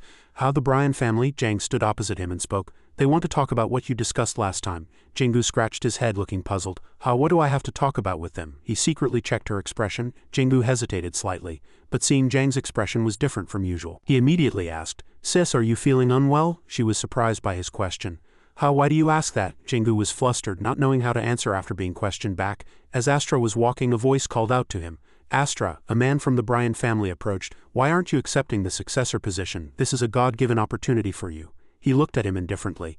Astra calmly walked behind the man and said, "As I told the family head, I don't think I am suitable for that position." He sighed regretfully. "What a pity." The man looked at him and slightly curled his lips. "But do you know that Vesper went to see Jian's disciple?" Astra was surprised to hear this news. "Vesper went to Jingu?" He smiled and continued, "Yes. She said she rushed there overnight to resolve the situation." He raised his head, lost in thought, and mumbled, "But I don't think that's the only reason." Astra frowned, looking puzzled. "What do you mean?" The man curled his lips and looked tired. "That girl went there to seduce Jian's disciple." Astra was blank, unable to process the information. "What?" he continued to explain, trying to make him understand even as he walked with an unconcerned expression. "She abandoned everything before she even felt the power of a true successor, and now her status is lower than before, so her intention is very clear. She wants to connect herself with Jian's disciple at any cost. If she marries him, she can solidify her influence." Astra frowned. His face darkened, and it was impossible to tell what he was thinking. Only the man walking ahead was still happily talking. "As you know, some people who supported Vesper in her youth did so simply because of her appearance. Currently she still has the support of influential figures, and now she is trying to bring Jian's disciple to their side." The scene shifted to Zhang's office where she was concentrating on documents. In-hyuk stood before Zhang and reported, "The two people who came with her have left. Now only Vesper, Brian and Jingu are having a private conversation." Zhang's eyes were still fixed on the documents. She replied indifferently, "Understood." He looked outside and said curiously, "I don't know what they're saying, but why is she insisting on meeting Mr. Jingu alone?" Zhang was silent and did not answer. The entire room fell silent and her eyes deepened as if she was thinking something. The twilight sun shone in, making the room seem warm. Vesper placed her hand on her chest, bowed and sincerely apologized. "I acted rudely last time." Jingu smiled awkwardly. "It's all right, you don't need to worry about it." Vesper continued, "Thank you for your generosity." He awkwardly bowed his head, not knowing how to respond. Her gaze carefully observed Jingu's expression. "Good, everything seems to be going more smoothly than I expected. That kid is still naive. He could have gained a lot from this, but he ended it too easily. All right, now I need to report to the family that everything has been handled directly and stably." After a moment, Jingu opened his mouth. Astra also apologized on your behalf." "I already said it's all right, so you don't need to worry about it either." Vesper's face immediately darkened, and her heart was filled with jealousy. Astra again. "That means he handled this situation well and gained trust." As she said nothing, he immediately asked, "Did you come here just to tell me this?" Vesper was startled by Jingu's sudden question. Yes." Her gaze shifted sideways. Vesper regained her confidence and continued, "I just wanted to say that from now on, our Bryan family wishes to maintain a good relationship with you." Jingu was blank, not understanding her intention. "A good relationship?" She stood opposite him and explained, "We will provide you with everything you need. Training grounds, accommodation, living expenses, and anything that can help you grow. Money, cars, houses, just name it." He bowed his head in thought. Vesper continued to offer, "In addition to material support, should you face any legal issues or difficult situations as an awakened, our Bryan family will do everything possible to help you." Jingu was extremely confused. Why are you making such an offer? I have nothing to give back." She smiled charmingly. "Mr. Jingu, you don't need to give anything back, so don't feel burdened or pressured. All our help is without compensation." He still asked again as if disbelieving. "Nothing in return?" Vesper clasped her hands behind her back and replied, "Yes." Jingu directly asked, "Why is your family doing this for me?" Vesper smiled softly and explained. Images of some awakened came to her mind. "Organizations like ours support certain awakened to help them grow in power. The stronger and more influential they become, the more support they can receive. Especially in the world-ranking groups, such individuals come to possess immense wealth and fame," Vesper said, thinking that Jian was behind him. "Mr. Jingu, simply by being Jian's disciple, you can wield the influence of one of the strongest men in the world." She recalled the scene of Jingu defeating Doc in the previous match. "And what you've done recently is more extraordinary than ever." Vesper extended her hand forward. "For us, simply being connected to you is enough. So Mr. Jingu, all you have to do is enjoy yourself." He remained silent, not replying to her words. Vesper still smiled, waiting patiently. In her heart, she was confident Jingu would accept this offer. Jian never cooperated with any organization or individual and of course never accepted any support, but what about his disciple? At this young age, having suddenly gained immense power, he will surely want to enjoy it. Vesper moved closer to him and said suggestively, "And I personally want to get closer to you." Jingu still looked blank, not understanding the other person's intention. "Personally?" Her foot moved closer to his. Vesper leaned close to Jingu's face, her eyes radiating a captivating light. "Yes, can we get closer? I mean a relationship beyond just acquaintances." Her eyes quietly observed his expression. Jingu still looked blank, not knowing what to do. Vesper arrogantly curled her lips. "There's no way he won't waver. Any man I want will eventually fall for me. No matter how much he resists, he will eventually be mine. A naive kid like him is nothing." The moment she smiled cheerfully, he delivered a blow to Vesper. "I have someone I like." Jingu coldly refused. "I'm sorry, but I cannot have such a relationship with you." Vesper instantly froze. She couldn't believe it. Images of the men who chased her came to mind. Impossible. I was rejected by him, me, Vesper Brian. Before Vesper could regain her composure, he continued, "Thank you for the offer anyway, but I think I have to decline. I don't want to receive such treatment to maintain a relationship. It would be a burden for me." She froze, reaching out to grab Jingu. "How reconsider? Are you still not going to change your mind?" He replied. "I won't change my mind. I truly value your feelings." Vesper instantly stiffened upon hearing Jingu's words, "but I think I would be more comfortable if you didn't make such offers anymore." He politely bowed his head. "If there's nothing else, I should leave now." Vesper blankly watched Jingu leave. She silently watched his retreating figure. Vesper felt like the world was crumbling and her face turned pale. In her heart, Vesper was already forming a new plan. "I can't give up so easily. If I turn back now, the family will surely abandon me. No matter what, I must make him mine." Back in Jang's office, Jingu's voice was heard happily shouting "sis" from outside. She smiled slightly at him and replied. Jang stood up, approached him and asked if the conversation was over. He approached her excitedly. Yes." Jingu scratched his head. He hesitated and said, "The Bryan family made an offer beyond imagination. I was really surprised when they said they would help me without any conditions." Suddenly Jang asked a strange question. "Mr. Jingu, do you have any wishes?" Jingu looked at her blankly, not understanding. Jang looked at him and explained, "We at Singa can fully support you. In fact, not only Singa but all organizations in this country could offer him help." Jingu was surprised and waited for her to continue. Jang's violet eyes looked straight at him. "But the reason no one did so is because I believed you wouldn't want such help." Their gazes suddenly met. Jingu smiled softly. "Yes, I don't need such things. I already have everything I need," he happily continued. "That's also why I rejected her." Suddenly, Jingu remembered something. "Moreover, she wanted to have a romantic relationship with me. I immediately refused." Jang also received no small shock upon hearing this. She was still standing there blankly as if stunned. Suddenly his cheeks flushed. Jingu shyly continued, "I also told her. I have someone I like." Jang froze at his words. He turned and saw Jingu shyly turning his face away. Suddenly his eyes widened. Jang comfortably took Jingu's hand and walked. She looked as pure as a fairy. "Shall we go eat? I haven't eaten anything all day." The hand she held was flushed and it trembled slightly. He was too shy to look directly at Jang. Jingu followed her lead, shy like a freshly grown youth. "Yes, in a high-rise building." Vesper sat in a corner looking depressed, and the white-haired man asked again, looking tired, "So you're saying you'll wait here until Jingu joins our side?" She replied seriously. "That's right." He was extremely confused by Vesper's decision. "But he already said he likes someone else, didn't he?" She scoffed contemptuously. "And that means we should give up?" The white-haired man blankly stared at his sister. Vesper's eyes seemed to be thinking something. He was surprised to hear her say that. "He's just a small fish." Vesper smiled ominously. "Give up just because he likes someone else? Never." The white-haired man stroked his chin thoughtfully. "It's true. The fact that he has feelings for someone else isn't a big problem." He thought for a moment, then rested his chin on his hand and smiled bitterly. "But I'm surprised he rejected you, sister. No one had ever dared to reject you before." Her face immediately darkened. "What?" The white-haired man bowed his head, avoiding Vesper's murderous gaze. At this moment the round-headed man opened the door and delivered the news. "Shu will arrive soon." She immediately stood up, her expression like someone going into battle. Jingu and the cat team walked down the sunlit hallway. Then a sudden cooing voice was heard. "So cute." Vesper ran up, beaming like a goddess. With the two men scrambling behind her, Vesper rested her chin on her hand and acted cute. "What are these pets? Do you keep all these children?" Jingu was bewildered, not understanding what was happening. "Oh yes." She casually brushed her hair back and said in a cooing voice, "So cute." "Hello kids, nice to meet you." The cat team stared helplessly at Vesper as if she were insane. She giggled and looked at them cutely. Vesper's eyes darkened. He wouldn't dislike them if he kept cats. The simplest way to get someone's attention is to show great love for pets. Jingu stared blankly as Vesper tried to befriend the cat team. She reached out to touch Caden, but he recoiled in disgust. At this moment Vesper stood up and acted like a silly woman. "I forgot to introduce myself. These children are so cute, I forgot." Jingu still replied politely, "It's all right." Vesper smiled and asked how he was. "I see you often at Singa. Do you come here frequently?" Jingu replied awkwardly, "I've been using Singa's training facilities a lot lately." She brushed her hair back and smiled brightly. "You're so excellent and you're still training?" Jingu forced a laugh. "I'm not training that hard." Vesper didn't give up and said cheerfully, "I'll be staying in this country for a while. I want to discuss how the Bryan family can cooperate with organizations like Singa." The cat team stared at her with contempt as if she were a piece of trash. Vesper suddenly put on a serious expression. "Oh, Jingu." She moved closer to Jingu, gently stroked his clothes and put on a captivating expression. "Could you spare some time for me?" Jingu was flustered and refused. "I'm sorry, but I have to go train now," Vesper replied disappointedly. "Oh, I guess not." Jingu turned and left, not forgetting to bow to her. "Well, I'll be going now." She smiled gently at Jingu and waved her hand. "Okay, goodbye." Everyone left, leaving only Vesper and the two men. The round-headed man whispered to the white-haired man, "No matter how I look at it, he's much more charming than us." The white-haired man also seemed surprised. "You're right, but he defeated both Doc and Ian. He's the strongest among his peers." The two looked at her suspiciously. "But Vesper, since when did you like animals?" Vesper glared downwards, her eyes filled with extreme disgust. "Are you out of your mind? I'm covered in fur. I hate it the most in the world." The two stiffened upon hearing that. "Ah." She turned around and looked at them.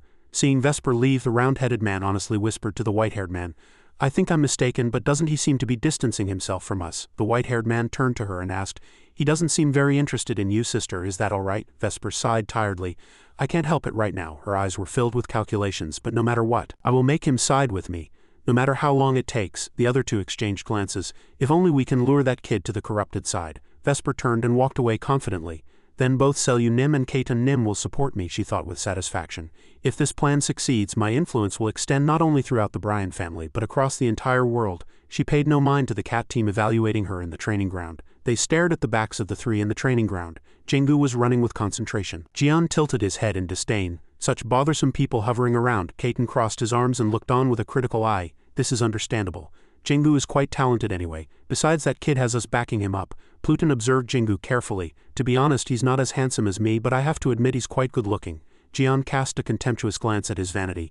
Jingu ran around the room with all his might. Pluton gritted his teeth, his face filled with murderous rage. To be honest, I don't like that woman. She's clearly just trying to use Jingu. Jian remained silent, observing Jingu's training. He looked to the side, his expression one of incomprehension at his continued calmness. Keita, are you just going to watch that woman hit on Jingu? Jian replied with a serious expression. That guy has to face this kind of thing on his own. Jingu darted forward as if he had an engine. Keita frowned and said like an old mother, yes, because he'll definitely encounter many similar situations in the future. Besides, we can't keep interfering and solving things for him. Suddenly, Pluton flared up and shouted loudly. Then what if that guy gets seduced by that woman? Seeing Jingu not stop training, Pluton asked worriedly, Used, are you really going to let that happen? Jian still replied calmly, it's Jingu's decision, so let him choose his own path. Jingu suddenly slammed on the brakes, making the floor seem to crack. He looked to the side with an incomprehensible expression and said in a suspicious voice, Keita, don't you know how to deal with this kind of thing? Jian was shocked at being exposed and tried to pretend nothing happened. Keita sighed and looked to the side, asking, this must be a completely new area for someone like you, right? The two stared at him without blinking, and Jian, sweating coldly, tried to ignore them. Suddenly the three of them looked at each other. A streak of light flew towards Jingu, and he looked at it warily. Jingu quickly dodged the incoming attacks and observed his surroundings with a tense face. Ice arrows rapidly flew towards Jingu. He immediately assumed a defensive posture. Jingu quickly dodged the incoming arrows. It wasn't over yet. Something red continued to fly. It clung to Jingu's arm. More and more of them appeared, completely encircling Jingu. The cat team watched Jingu fight leisurely with no intention of interfering. Jingu spread his legs wide and crossed his hands in front of his chest, defending. His eyes coldly looked up, then widened in surprise. Subin, Jisok and Yuan stood posing in front of Jingu. Jingu ran up cheerfully. Friends, the four hugged and danced like crazy, and the cat team looked at them evaluatively. In a high-rise building, the three looked at Jingu with surprise. Jingu smiled awkwardly, shy like a freshly grown girl. Jingu's entire body stiffened under everyone's gaze. Jisok and Subin looked at him tensely, and Jisok asked again, worried he had misheard.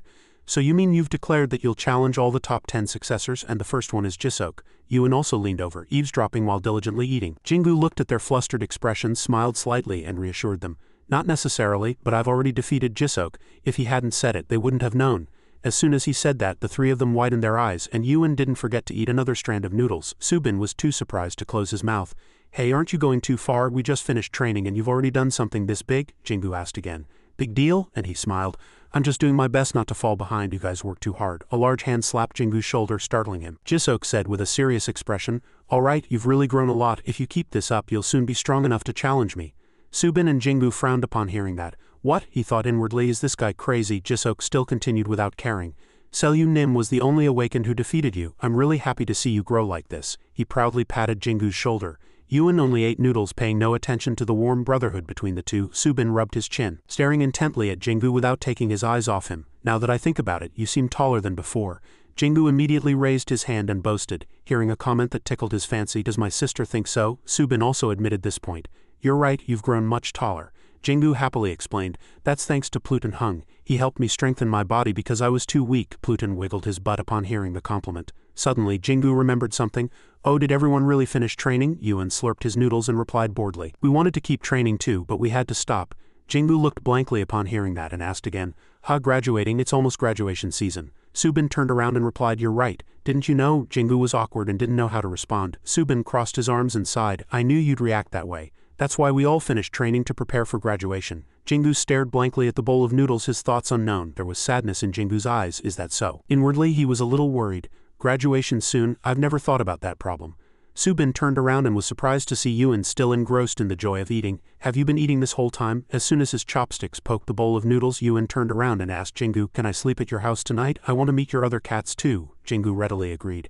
Yes, of course, Subin shouted happily. The cat team looked at her with an expression that was 3 parts helpless and 7 parts foolish. Yes, tonight will definitely be a mess. Sunlight streamed through the corridor windows and Jingu and his group went home together. Subin walked in the middle complaining about Jisok stepping on his head. Jisok asked everyone for their opinion. Should we buy some cat food on the way home? Subin added excitedly, let's buy some cat toys too. I want to buy them new things, they'll definitely love them. Jingu glanced at her joyful expression thinking, this is the best. Jisok was also excited and happy, but only Subin gritted his teeth complaining about his head being stepped on. Do you want to die, you bastard? Suddenly a voice was heard and everyone turned their heads.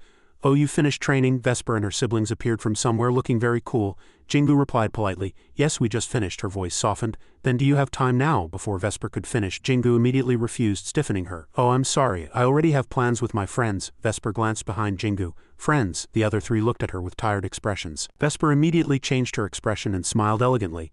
I should be nice to their friends. Her voice was as soft as a girl's. Then these are your friends. Hello, I'm Vesper Brian. Jisok and Subin were slightly surprised. Vesper Brian, a Brian family member. Jingu nodded slightly from the side. Yes. Jingu turned his eyes towards the 3 and introduced them. This is Subin, Yu, Jisok and Yuen. Vesper quietly evaluated them. They're probably Rookie Awakened from this country and graduates of the World Awakened Academy. She approached them and asked, nice to meet all of you. I'll be staying in this country for a while because of work. Also, I have a favor to ask you. Vesper smiled brightly.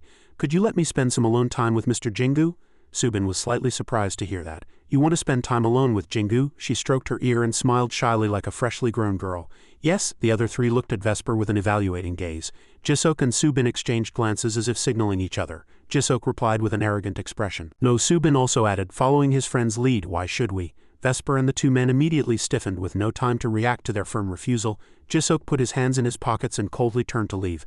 Let's go, guys. Before leaving, Jisok and Subin glanced at them, who were still bewildered and hadn't recovered. Vesper looked up at Jingu and said in a cooing voice, Jingu, don't you remember me? Vesper, who happened to overhear, was startled and turned around. Seeing Jingu reply to Subin with an affectionate expression, of course, I remember everyone. She felt as if she had been struck by lightning. Did Jingu remember the moment he was cold to her? I have someone I like. Vesper was even more convinced by her thoughts. Is that person the one Jingu likes? Seeing Subin's cooing expression, she seemed to be asking herself, is that really true? Subin was very dedicated to her role. She clung to Jingu's shoulder. Subin said softly, Jingu, let's have fun at your house tonight. Jingu was completely unaware of their act. He casually asked again, wasn't it planned all along? Vesper, listening to their conversation, felt like her CPU was burning. She blankly watched them laugh and talk happily. Oh right? Jisok glanced back and made a few sarcastic remarks. A little jealous, a little jealous. Yuen and Jingu immediately looked at him with dumbfounded expressions. Jisok still didn't care and continued to throw out remarks. Oh, I'm jealous. Vesper's eyes widened in disbelief. They were spending time with each other. The 3 stood there blankly, following Jingu's group. And Subin glanced at each other and laughed like pedophiles. We get along too well. She flushed when she was teased. These damn brats. Vesper was furious and glared at their backs. The white-haired man who always accompanied her spoke up at this moment. Vesper, are you all right? The round-headed man still said casually. Their relationship seems to go beyond the ordinary. Vesper's face darkened with anger and she paid no attention to the 2 men. She smoothed her clothes and walked away coldly. I'm fine. It's stranger if someone like her doesn't like Jingu, Vesper encouraged herself. Emotions don't matter anyway. What matters is marriage. She bit her nails, calculating, but I can't just stand by and watch. The other 2 didn't understand Vesper's mumbling. The scene shifted to Zhang's office and she asked coldly, what's the matter? She said alluringly. Chairwoman, please help me. Zhang looked at Vesper with curiosity. Help you with what? She stated her purpose honestly. Please help me get closer to S. She asked again, as if she had misheard. What? Vesper directly revealed her ambition. I want to have a special relationship with Jingu.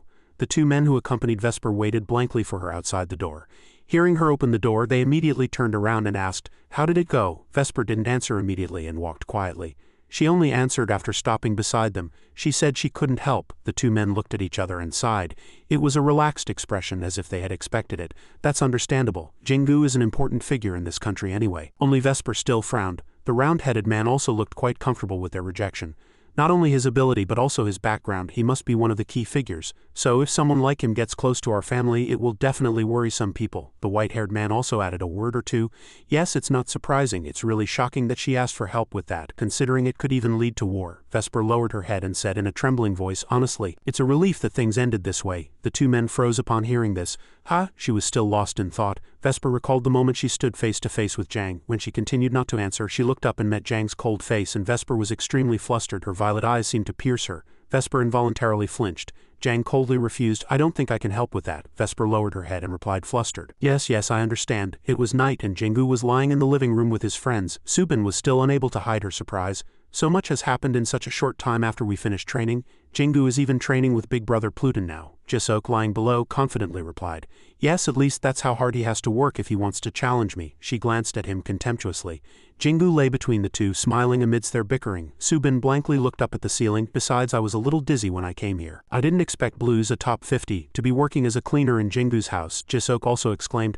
I almost had a heart attack. Jingu laughed shyly. And Yuan, who was asleep, also nodded in agreement. She still couldn't believe it, recalling Blue's diligently cleaning. Someone like him cleaning cat fur and cat droppings. Jisok recalled Blue's cleaning every corner without a speck of dust, working very seriously. Suddenly, Subin threw out a nonsensical remark that startled all three of them. Perhaps if you become a top 10, you can have a top 50 awakened as your butler. Caden, listening to their conversation, flapped his ears, annoyed. He closed his eyes and said in a gloomy voice, My emotions are a mess. Jingu asked worriedly, Are you troubled by something? Subin opened her eyes and had a blank expression. Yes, I couldn't stop thinking about it throughout the training period. The three men immediately sat up and looked at her. She clutched her chest and hesitated. Between Caden and Pluton, who should I choose? They froze upon hearing that. They thought something terrible had happened. The cat team also looked at Subin with blank expressions. Jisok, annoyed, lay down again and mumbled, What kind of useless worry is that? It's none of your business, is it? Subin glanced at him and immediately sprang up, grabbing his head and neck. Do you want to die? Jisok, unable to react to the surprise attack, grimaced in pain. Subin gripped his body tightly and wouldn't let go. You've gotten weaker, haven't you? While the two were wrestling, Jingu and Yuan were still fast asleep. Somehow crushed them and Yuan while fighting, almost making them vomit blood. The cat team looked extremely tired at the sight. Moonlight streamed through the window and everyone was now peacefully asleep. Jingu opened his eyes slightly, his gaze lost in many thoughts. Tomorrow is graduation, it feels like a dream. Maybe it's because I've only just realized this. Jingu stared blankly at the ceiling light. He softly called out, Guys. Everyone quietly waited for Jingu to continue speaking. Suddenly he thanked the three of them. At his thanks, the three of them widened their eyes in surprise. Everyone's faces were filled with questions. Jingu continued to speak. Thanks to you, I've had a truly enjoyable time. He closed his eyes and smiled contentedly. As you know, I never thought school was a fun place. I never looked forward to going to school the next day either. Jingu recalled scenes of being bullied by his friends. Then a voice interrupted. Me too. Jisok looked out with annoyance. I had no reason to go to school. I've never even been to a graduation ceremony. Scenes of being whispered about by his friends came to his mind. Jisok subtly curled his lips. But this time I stopped training midway because I wanted to attend graduation with you guys. Yuan, who was always quiet, also spoke up. Me too. He calmly told his story. Like Jisok, I've never attended a graduation ceremony. Old memories resurfaced. Back then, Yuan just sat in a corner watching people laugh and talk happily. Subin turned around and spoke. Unlike those people, I never skipped school or missed graduation. Sadness again settled in her eyes, but I was never happy there. Subin recalled scenes of being teased by her classmates. Because I never truly belonged at that school. She suddenly sprang up, startling Jingu. Subin turned around and smiled happily. So you don't need to thank me, rather I'm the one who should thank you. He looked at her unexpectedly and didn't know what to say. Jingu looked back and forth between the two. Jisok closed his eyes and agreed with her words. Me too. Yuan also smiled faintly and looked at him. Me too. Jingu's eyes widened in surprise. He bowed his head and laughed shyly. The cat team was also moved by this sight. Suddenly Jisok and Subin's eyes met. The two immediately rushed at each other like madmen throwing punches. She gritted her teeth and punched him in the face. How dare you make such a greasy smile? Jisok also shouted back, not to be outdone. Aren't you the one with the fake smile? Amidst the terrible screams, Yuan still lay asleep with his legs crossed, unfazed. Come on. Jingu hesitated and reminded Subin. Aren't we supposed to go to graduation? Subin. The two immediately stopped and looked at Jingu. She gently rubbed the wound on her cheek. I'll go to your graduation. I can get my diploma later. He asked with slight surprise. Is that allowed? Subin chuckled and replied, I don't know if it's allowed or not. Who cares? I'm just going to do it. A pillow flying from somewhere hit her in the face.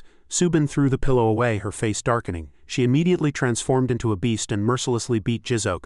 They somehow trampled on Yuan's stomach while fighting, almost making him vomit blood. Yuan's face turned black and his eyes were filled with murderous intent. In front of the dumbfounded cat team, Jingu and Yuan also joined their fight. The cat team felt naturally tired, so noisy. The blue sky unfolded and dry branches swayed in the gentle breeze. It carried the breath of a peaceful morning. The teacher stood on the podium and said clearly, I haven't seen you all for almost 3 years. That's because you were exchange students. But in the end we were able to meet again at graduation. The three tried their best to act as normal as possible. The teacher hesitated. But Subin, why are you here? This isn't your school. Subin stood calmly with her arms crossed. The entire class looked at her suspiciously. She clearly displayed instant wit. Subin exuded a shimmering aura. I want to conclude my school days here with my esteemed teacher, the teacher said awkwardly. If you say so, there's no other way. Above a banner congratulating graduates hung. The teacher awkwardly handed Jisok his diploma. When it was Jingu's turn, the teacher was moved. You will become a great person, Jingu replied politely.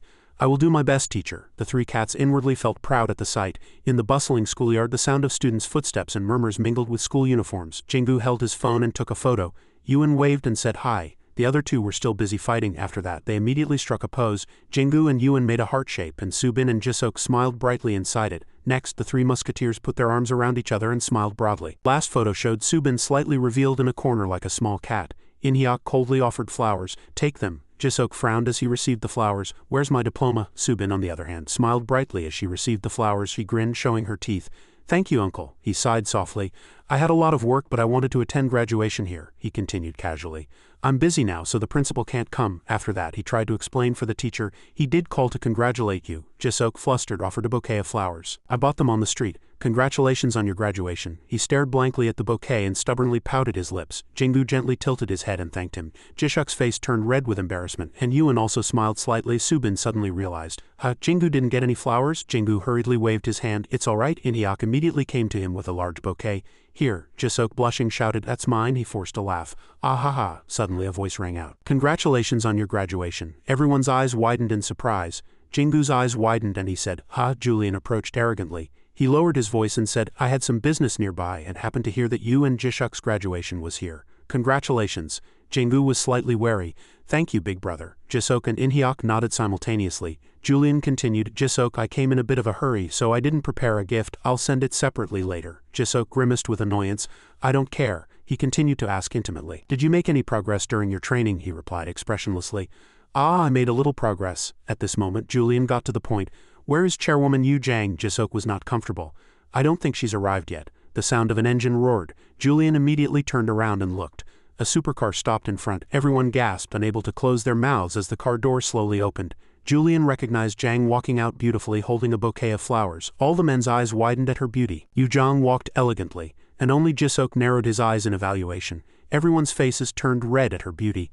Julian's heart pounded violently as soon as he saw her, but she paid no attention to him, and walked past him as if he were a stranger. His heart was filled with anger. Jang handed the flowers to Jingu. Congratulations on your graduation. He replied shyly, Thank you, sis. Julian couldn't believe his eyes. He stared blankly at the beautiful woman in front of him. Julian was astonished. I never thought she would make such an expression. Yu Jang smiled slightly.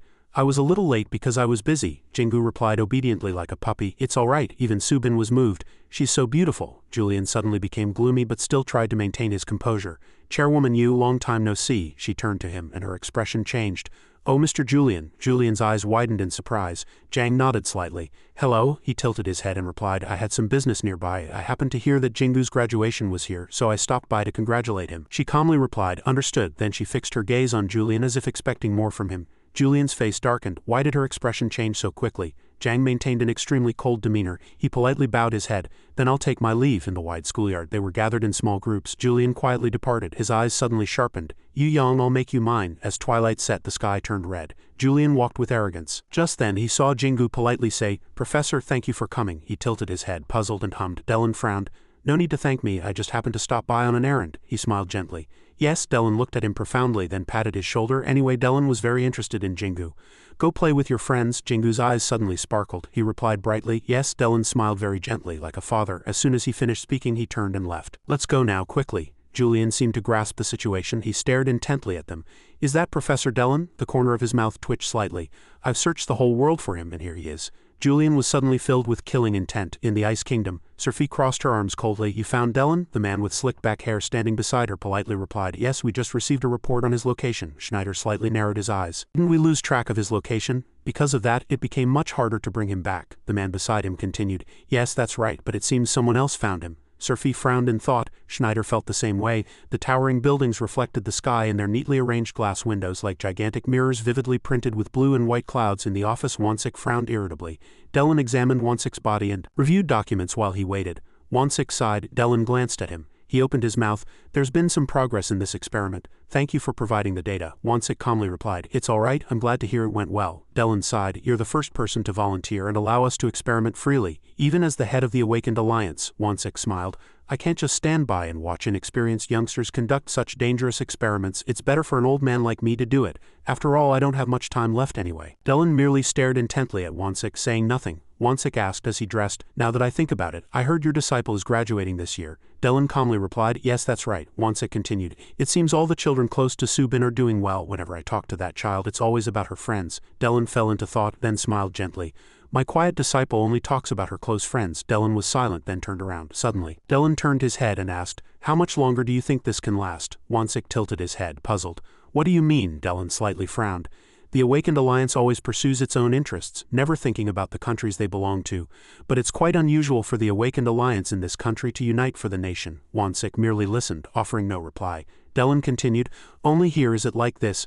I thought you would secretly hold me and use me for the Alliance's benefit, but you participated in an experiment that Awakened should not be involved in. He lowered his voice. What's so abnormal about that? It's also why we never trusted each other in the past. Generally, we have to do that because we lack power. The atmosphere in the room suddenly grew tense. Wonsik said, honestly, I can't hold on like this much longer. Dellen frowned. But I will keep trying until the situation changes. Dellen fell into thought. He suddenly realized, are you perhaps trying to repeat the experiment you did before? He was immediately flustered. No, that's not what I mean. Wonsik placed a hand on his shoulder and smiled slightly. Anyway, you don't know how relieved we are to have you here. Wonsik seemed very pleased. Since you came here, the research has advanced at least 10 years faster than before.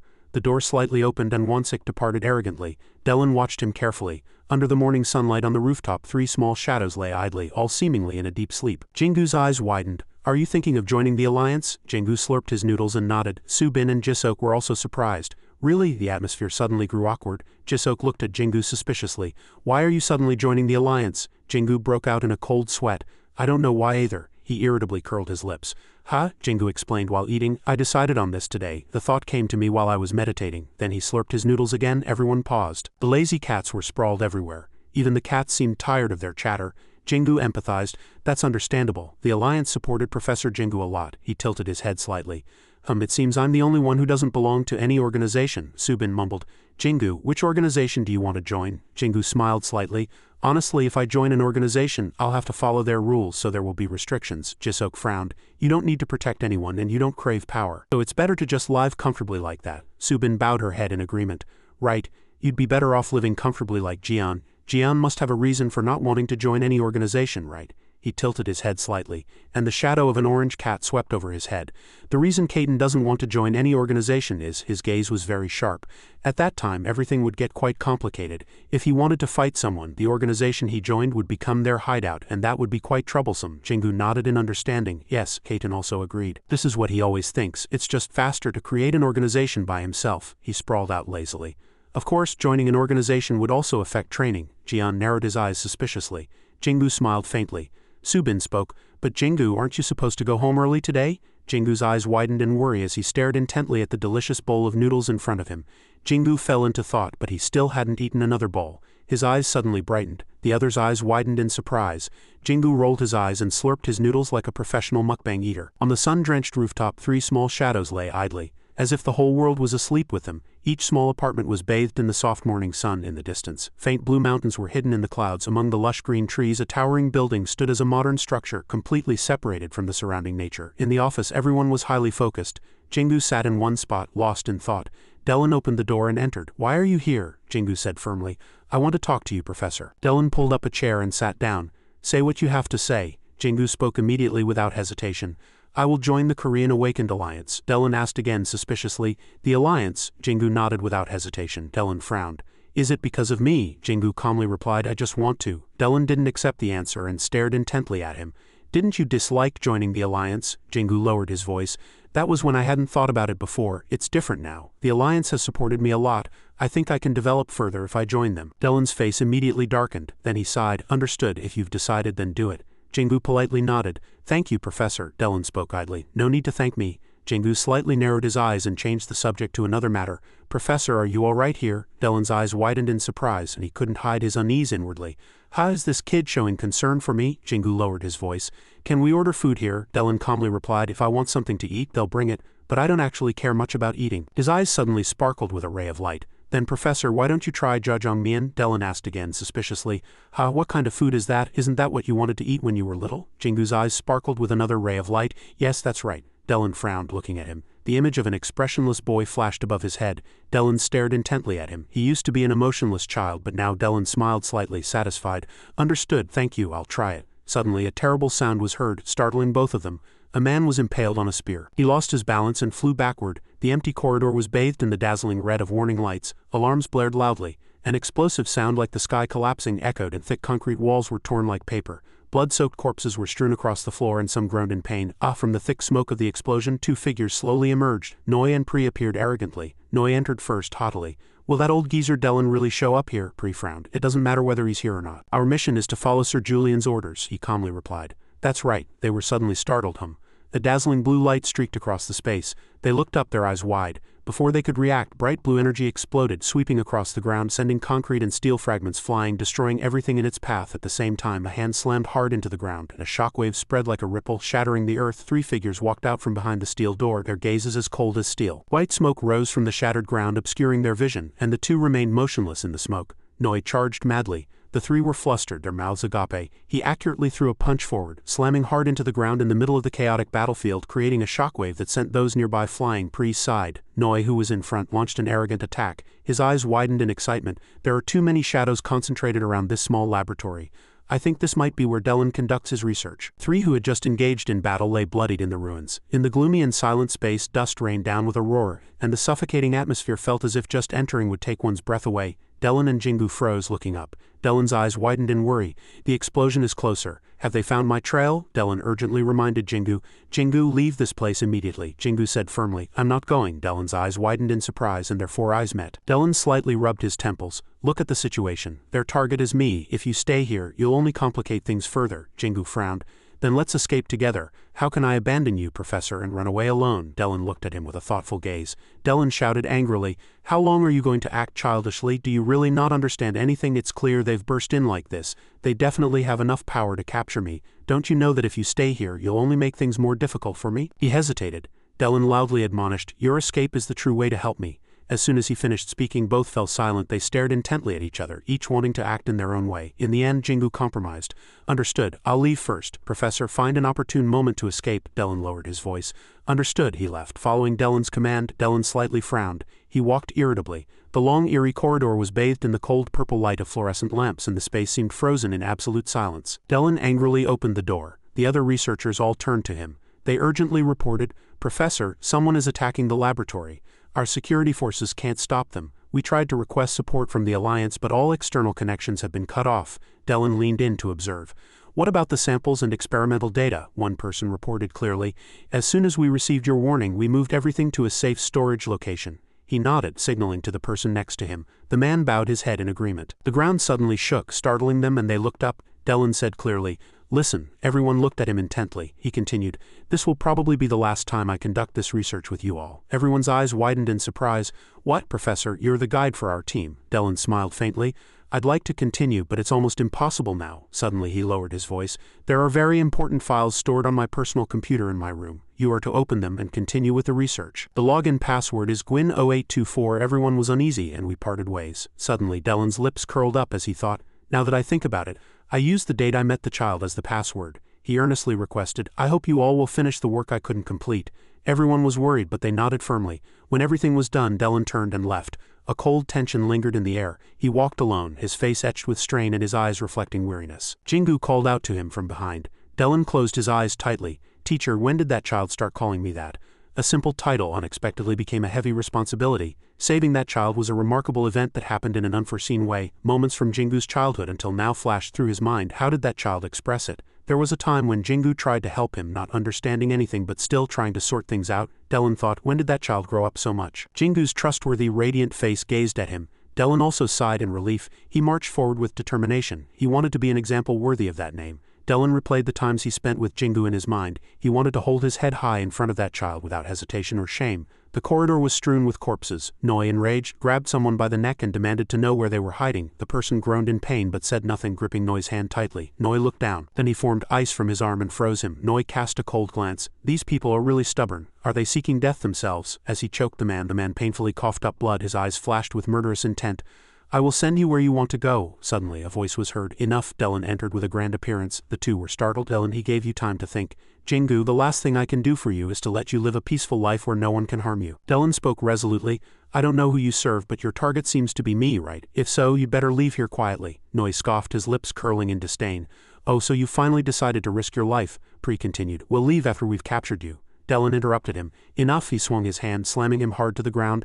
I should deal with him first. A fierce explosion ripped through the stifling air and the entire room erupted in a red glow as Dylan used his technique from the thick dust that had yet to settle. Pri stood silently upright, his sharp gaze hidden behind a black mask. Noi cowered, using his hands to block the shockwave from earlier. Dylan frowned uneasily.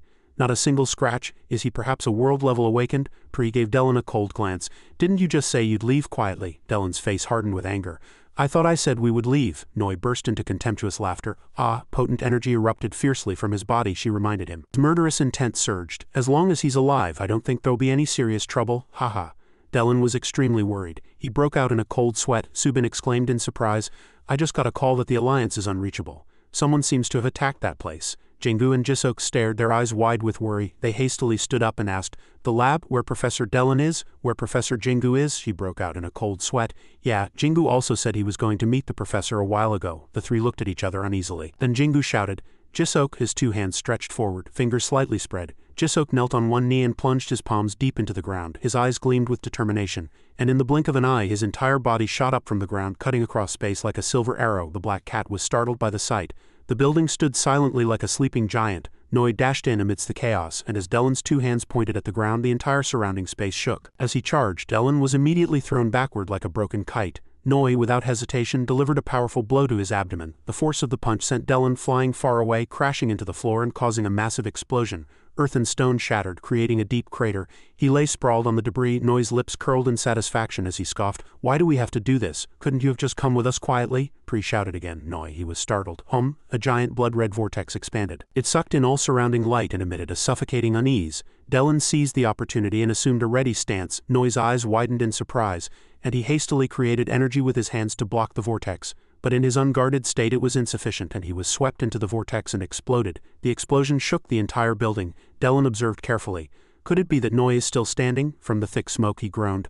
His face was burned and in constant pain from the energy vortex just now. This damned old man, you're not much better yourself. Blood flowed from his mouth. To take a hit like that to the head and only suffer this much damage? This guy's crazy. He swung his arm without hesitation and charged. Noi gnashed his teeth in anger. Die, old man. Dylan immediately ducked to evade, and Noi punched the wall. Sharp red energy streaks like living blades poured out, swirling directly towards their target. Noi also punched forward simultaneously, and Dylan was startled. A dreadful punch landed squarely on his abdomen. Once again, Dylan was thrown backward, falling like a durian. The ground burst open and brick fragments flew out. He groaned in pain. Dylan sat up, his arm bent backward and immovable. He gnashed his teeth in agony. Looks like my right arm is broken. A hand appeared from somewhere and gripped his head, making Dylan groan in pain. Noi, enraged, gnashed his teeth as he cruelly dragged him like a trash bag. Damned old man. The more he spoke, the harder Noi dragged him. Dylan groaned in agony. With his other hand, Noi grabbed his arm and bent it backward, breaking it. Dylan's body was no longer intact anywhere. Drops of blood fell from his mouth. Noi mercilessly concentrated energy in his arm, then bent it back with great force. Noi laughed vilely. Ha ha ha. Dylan was in such pain that his eyes rolled back, his murderous aura surged, and his face now looked extremely sinister. I've only just begun. I've only broken 2 arms, now I'll break both legs too. Noi grabbed his arm again, looking almost identical to a murderer from Detective Conan. He mercilessly tortured his body. Suddenly his head exploded. Pri looked up in surprise. It was a fatal blow from Jingu. Residual energy still lingered. Dylan's eyes widened in surprise. Jingu? Pri felt his blood boil. Who is that guy? Without hesitation, Jingu overpowered Noi. Energy emitted from him enveloped him and exploded. Smoke and dust obscured his vision. Pri bowed her head and thought, that attack just now was quite similar to the old man's, right? I heard that old man had a disciple. Jingu coolly unleashed energy from his hand, his gaze never leaving his opponent. Noi blocked the attack with his arm. Are you that old man's disciple? She frowned cruelly. Then it'll be faster to catch both of you at once, he said arrogantly. Quite good. Dylan gnashed his teeth in anger. Why aren't you running away and doing this? Jingu's heart remained unshaken. "I came to save you, Professor." As he widened his eyes, a massive tsunami surged in his heart. When he heard Noi's words, he suddenly trembled. "It's almost enough to bring tears to my eyes seeing you two care for each other." He uneasily watched the situation unfold before him. No, Jingu can't be their match. Noi also assumed a ready stance, energy fiercely burning. Dellen was extremely anxious. Though they aren't in the world's top 100, their power is by no means inferior. He charged without hesitation like a spinning top. Dellen nervously broke out in a cold sweat. "Jingu can't stop them, it's too dangerous now." Seeing this, Jingu immediately left the spot. He landed lightly, then immediately used a technique on him. A shocking explosion reverberated. Before Noi could react, his defense shattered under the impact. A suffocating explosion ripped through the space, and a red light burst forth, sweeping away everything like a blood-red storm. Noi charged like a meteor. He swung his fist, full of murderous intent, and Jingu recoiled, dragging his feet on the ground. A punch as heavy as a hammer roared, spewing flames of fury, but he was completely oblivious to it. Noi descended from above like lightning, clenching his fist, radiating light in the blowing storm, and slammed it hard into the ground. The stone floor before him shattered into a deep crater. Jingu jumped back very quickly. As Jingu ducked, energy surged like hellfire, and a red light enveloped his body, rising like gunpowder smoke. He raised his hand and energy erupted from his palm in a vortex, cutting through the air and swirling directly towards his opponent. Jingu was startled. That attack just now had no effect. He angrily wiped the blood from his face. Annoying, Pre's eyes widened in astonishment. His power isn't dangerous, but he's only attacking Noi's face and legs, making his movements quite difficult. This young man has quite a lot of combat experience, but that old man has no combat experience at all. Dellen's eyes also widened in astonishment. "Jingu, since when did that child become so good at fighting?" Red objects continued to swirl in his palm, emitting red energy. Noi charged fiercely. Jingu did not hesitate. Confidently concentrating energy in his hand, he accurately aimed and delivered a powerful attack towards his abdomen. He continued to charge like an ox, completely unharmed. Jingu was startled by this sight. He clenched his fist and slammed it hard into the spot where he stood. As the ground shattered, he leapt away in time. He immediately counterattacked, throwing a massive amount of energy at his leg. He gnashed his teeth in pain and anger, immediately throwing a powerful punch at Jingu.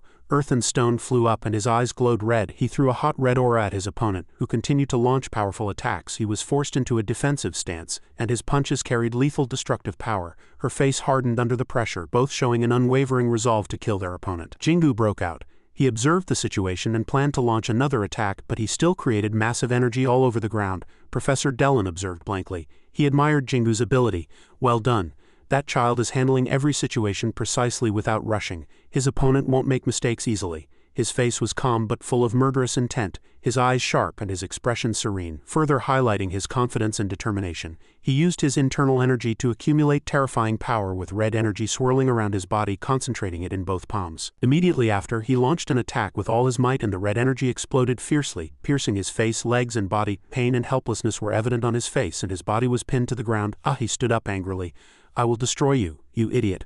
I don't care if I kill you, our goal is just to catch that old man Dellen." He flinched as a voice was heard. "Calm down." He looked up and saw Pri again. Pri, arms crossed, spoke calmly. "That guy is only attacking your legs. He's not someone you can easily defeat as you think." Hearing that, he immediately looked down at his legs. She continued, "He's using this tactic because he knows you're much stronger than him." Immediately, he received an unexpected attack from behind, but he quickly tilted his body and evaded it. The one who launched the attack was Jingu. She observed from afar and realized it. Her eyes widened. She thought nervously, where did this guy come from? Has he been waiting for an opportunity to attack? While he maintained his ready stance, the energy still lingered around his hands. Thick smoke and dust slowly dissipated. Before the dust could clear, he hastily leaped into the air, and Jingu immediately reacted, reflexively raising his hands. Then he charged like a beast, his eyes glowing like fire, roaring with murderous intent. "Damn it, while we're talking, this damn guy." A punch as if falling from the sky aimed at Jingu, carrying suppressed anger. As his hand hit the ground, a huge explosion occurred, and earth and stone shattered. He was thrown far away, unable to believe what was happening. Jingu extended his hand forward. He clenched his fist. He desperately dodged his attack. He quickly realized his fighting style has changed. His eyes were shining and he was concentrating immense power in his hands, suppressing his anger with a frown. Large chunks of rock underfoot flew towards Jingu. Jingu also blocked the rock attack with all his might. His pupils quickly darted backward and he recognized his opponent. He clenched his fist, his eyes as cold as iron. In the blink of an eye, he charged like a vortex, his muscles filled with power. Jingu gritted his teeth and delivered a powerful lightning-fast punch that struck him hard in the chest. It was like a sledgehammer. Dellen's eyes widened, his face paled, and he screamed in fear. "Jingu?" Jingu flew far away like a bright arrow, his body hitting the ground hard and bouncing twice consecutively. Finally, Jingu fell to the ground covered in blood. He approached step by step, standing arrogantly, twisting his lips into a half-smile, and said with a voice full of contempt, "Damn it, this kid is quite tenacious. Did you see? Before I could take him down, he hit me in the face. but then suddenly a stream of red energy flew straight at his face. Pri also broke out in a cold sweat. He barely managed to get to his feet, unable to speak, his face contorted in pain with one hand still outstretched. There were clear burn marks on his face, and gritting his teeth he stretched out his hand towards Jingu like a beast's claw. He grabbed Jingu's wrist and growled, "I need to teach you a lesson." Then he pulled hard, lifted Jingu and slammed him forcefully onto the ground. Blood spurted from his mouth from the strong impact. Jingu had almost no strength to resist, and he showed no mercy, rushing forward like a beast out of control, not letting go. Once again he pulled hard, lifting Jingu's tattered body. Jingu's face hit the cold ground. Blood spurted from his mouth, staining his entire face. Then he gathered all his strength and threw Jingu far away like a discarded toy. Jingu's head hit the hard ground and blood gushed from his mouth. Professor Dellen's eyes widened as if they would burst, filled with unspeakable horror. Seeing him lift Jingu with one hand, Dellen hastily stepped in to stop him. "Stop," he surrendered, sobbing. "I will go with you. I don't care what you do to me, please just spare that child." After finishing his words he looked crestfallen like a rain-soaked chicken, and the space became suffocatingly silent. He laughed contemptuously. "If that kid wants to live longer, teach your students better." As if knowing what was coming next, he was too astonished to speak. He grabbed Jingu by the neck with a cruel smile. "We just need to take you. This kid." The moment he was about to finish, Jingu glowing eyes flashed, and a powerful beam of light, too fast for the naked eye to follow, shot past Pri. Her eyes widened in terror. A powerful punch came from behind, and the pressure forced him to pause momentarily. Jingu's fist struck him in the face, the force twisting his head to one side, and blood-laced saliva sprayed from his mouth, scattering in the air. He was hit by the attack, and his massive body immediately flew backward, leaving a long, bright trail across the air. The dust swirled, creating a thin tornado, hitting the distant wall and remaining motionless in the faint smoke. She widened her eyes in surprise. "What?" The smoke slowly cleared. He knelt, cradling Jingu in his arms. When he raised his face, his eyes had already changed. It wasn't ordinary anger, but a cold, sharp, unforgiving hatred. Dellen was surprised that the person who appeared was Jingu, and she was also shocked. "What was that speed just now? I didn't even know when that guy arrived." After placing Jingu against the wall, Jingu asked worriedly, "Are you all right, Jingu?" Jingu opened his eyes and spoke weakly. Jingu's voice was filled with apology. "I'm sorry, I rushed here as fast as I could, but it seems I was late." Jingu slightly lowered his eyes and smiled faintly. "No, you came just in time." Tears welled up in Jingu's eyes. He replied silently. Jingu stood up. "Since I'm here, now rest. Leave the rest to me." Hearing the sound, Jingu turned around. He stood up and spat blood, his entire body covered in blood, his clothes torn in various places. With his other hand he clutched his chest. His eyes were cold. "Damn it, where did another dog come from?" Jingu looked at him with calm but resolute eyes. He stood still, proudly staring straight at his enemy, his shoulders trembling slightly. He gritted his teeth, thinking in rage. To feel such fear while facing this kid, I can't believe it. The two looked at each other, maintaining a certain distance. He was almost driven mad by the injustice. This kid, that kid, they don't know their place. Seeing him use energy, Pri quickly stepped forward and urged, "Don't underestimate him. That kid is faster than us," he asked arrogantly and with confusion. What do you mean?" At that very moment no one could see it. Jingu, like the wind, shot through Noi's arm. Before he could even assume a defensive stance, Jingu's fist aimed for his flank again, the force arching his body as if it would break. Noi was thrown backward and hastily swung his fist to attack, but at that very moment Jingu ducked. The punch he threw missed Jingu, but its power was still immense. The ground where his fist swept past violently shook and cracked. Jingu's eyes saw through the gap, and his eyes flashed like lightning in a storm, continuously striking him. Noi's eyes widened in surprise and disbelief. "What is this monstrous speed? And with my injured leg, I can't keep up with that kid's speed." Jingu unleashed all his power and speed. His continuous punches and kicks were too fast for the naked eye to follow. He continuously defended without a chance to react. Cornered, Noi growled and slammed both hands hard onto the ground, and massive chunks of earth and rock surged up fiercely like a landslide. Boulders the size of torsos shot into the air, falling to the ground like sledgehammers. Jingu immediately raised both hands and crossed them in front of his chest, assuming a defensive posture. He slid one step across the cracked ground, his heels leaving long trails, but he did not fall. Dust swirled, and the ground beneath their feet cracked like a spiderweb. They faced each other, neither moving nor speaking, their eyes as cold as steel. Dellen narrowed his eyes, thinking this will be difficult. My friend is very strong compared to his peers, but he hasn't delivered a decisive blow to take down the enemy yet. Jingu's entire body was covered in wounds, but his eyes shone with the purest belief. Jingu will find a way, Dellen quietly observed Jingu. He glanced at Pri, thinking, but the problem is the other one hasn't acted yet. Pri crossed her arms and said, Noi, finish it quickly. She maintained her arrogance in every word. If you take any more time, I'll have to get involved, Noi snorted. He unleashed all the energy within his body. I can't believe I have to use all my strength just to catch this kid. Noi clenched his fists, his eyes glowing golden as if they would incinerate everything. As his powerful energy erupted, the earth and rocks trembled, and a brilliant golden energy surged up like a tornado of fire, enveloping Noi's body and swirling like a cosmic storm. Dellen thought with difficulty. So he hadn't used all his strength yet. This power I'm feeling definitely rivals a world ranker's level. Jingu was also too astonished to speak. Noi called out, Kid. His eyes narrowed, and his face was filled with a cold and dangerous expression. Before I kill you, I want to tell you I acknowledge you. You're truly amazing. Jingu looked at him and nodded slightly. He took a deep breath and all three were surprised. His eyes flashed and Noi growled, "Die!" His entire body was covered in aura, and concentrating all his strength in both hands he slammed them hard onto the ground. The ground violently shook and earth and rocks shattered around him, sending dust rising high. Fragments flew everywhere as if a meteor had fallen, and Dellen and Jingu both froze. This power was beyond imagination. Pri remained motionless, covering her face with her hand. Jingu calmly countered. Earth and rocks bounced and dust was thick as if an earthquake had struck. The ground beneath his feet was deeply gouged and shattered into a massive crater. Noi laughed with satisfaction. At that moment he felt Jingu suddenly appear behind him. Soundlessly, a cold killing intent spread like a knife to his throat. Jingu's eyes blazed. Staring at his enemy, he attacked him with a heaven-shattering punch. He planted his feet and delivered a punch imbued with electric power, striking him hard, sending him flying far away. He fell hard to the ground, screaming and writhing in pain. Several blue streams of power emanating from Jingu continuously attacked him. All three had to block that power with their hands. As the dust slowly cleared, he was plastered against the wall, sweating profusely and breathing heavily. But Jingu still stood firm, his sharp and unwavering eyes firmly fixed on his enemy. Without the slightest tremor, Pri frowned, thinking, "Impossible, how can this kid have such powerful combat strength?" Amidst the thick smoke, Jingu stood quietly, his hands still clenched, with a few strands of blue lightning flickering around his wrists. Pri suddenly realized the level of this power, and he can even use lightning elemental power. Dellen also felt it and mumbled, What on earth is this kid?" Jingu still stood proudly. A small explosion echoed and he stumbled to his feet. Drops of red blood fell to the ground one by one.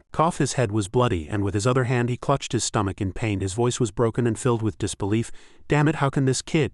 Seeing that he could still stand, Jingu was incredulous but not at all afraid. His eyes were still sharp. "This guy is truly different from the enemies I've faced. He took a hit and can still stand." Jingu clenched his fists and lightning exploded around his body again. "Alright, I'll have to take him down one more time." Jingu gathered his strength. Another stream of power flew through the air from behind. He was wary. In the blink of an eye, Jingu tilted his body and charged sideways. The attack missed, hitting the ground, and a heaven-shattering explosion echoed, sending up thick dust. As the dust cleared, a long deep gouge appeared on the ground like a wound across a battlefield. He slightly frowned and his eyes were cold, wary and dangerous towards Pri. Pri still maintained her combat stance, her eyes never leaving Jingu. An arrogant voice echoed, "So you were Jian's disciple." Lightning still blazed around Jingu's body. Despite Pri's words, he remained completely unfazed, staring straight ahead. He suddenly asked, "Jian's disciple?" Pri lowered her hands and began to use her internal energy, and an aura exploded. "He knows that now is not the time to be angry, right?" He said nothing and quietly ascended, and Dellen, feeling the killing intent, was shocked. That woman is finally acting, but even knowing that kid is Jian's disciple, she remains unfazed. Pri crossed her hands in front and streams of power spread throughout her body. Her eyes flashed with light and a magical ray shot out.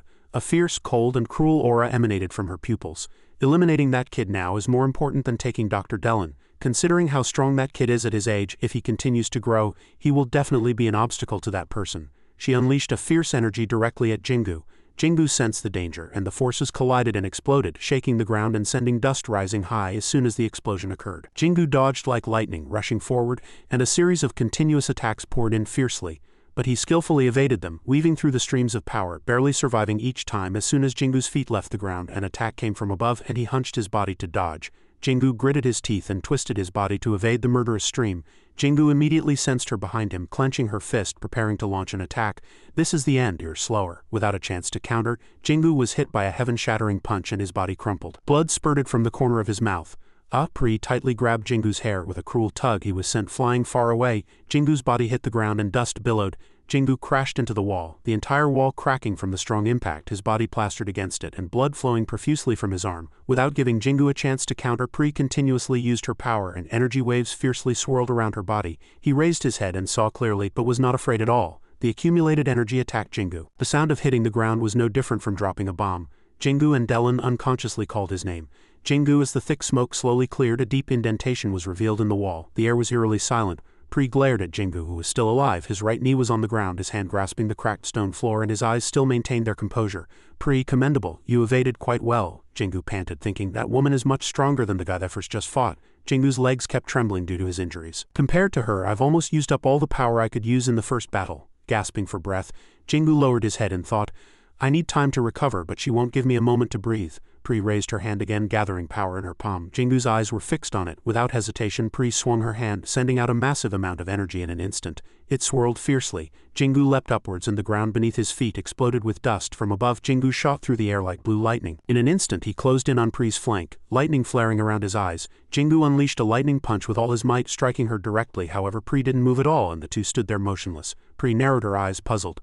That's strange. Just a moment ago he showed incredible speed and combat skills and now they're all gone. Pri's hand blocked Jingu's fist, which felt like a deflated ball. Nevertheless, Jingu stared straight at her, his eyes cold and unwavering. Pri tilted her head slightly and said nonchalantly, "Well, it doesn't matter." Without warning, Pri punched Jingu in the shoulder joint. The punch tightly gripped Jingu's arm, which gradually turned red. Without giving Jingu a chance to react, Pri delivered another direct punch to his body. Jingu knelt and bowed his head, his hair covering his eyes.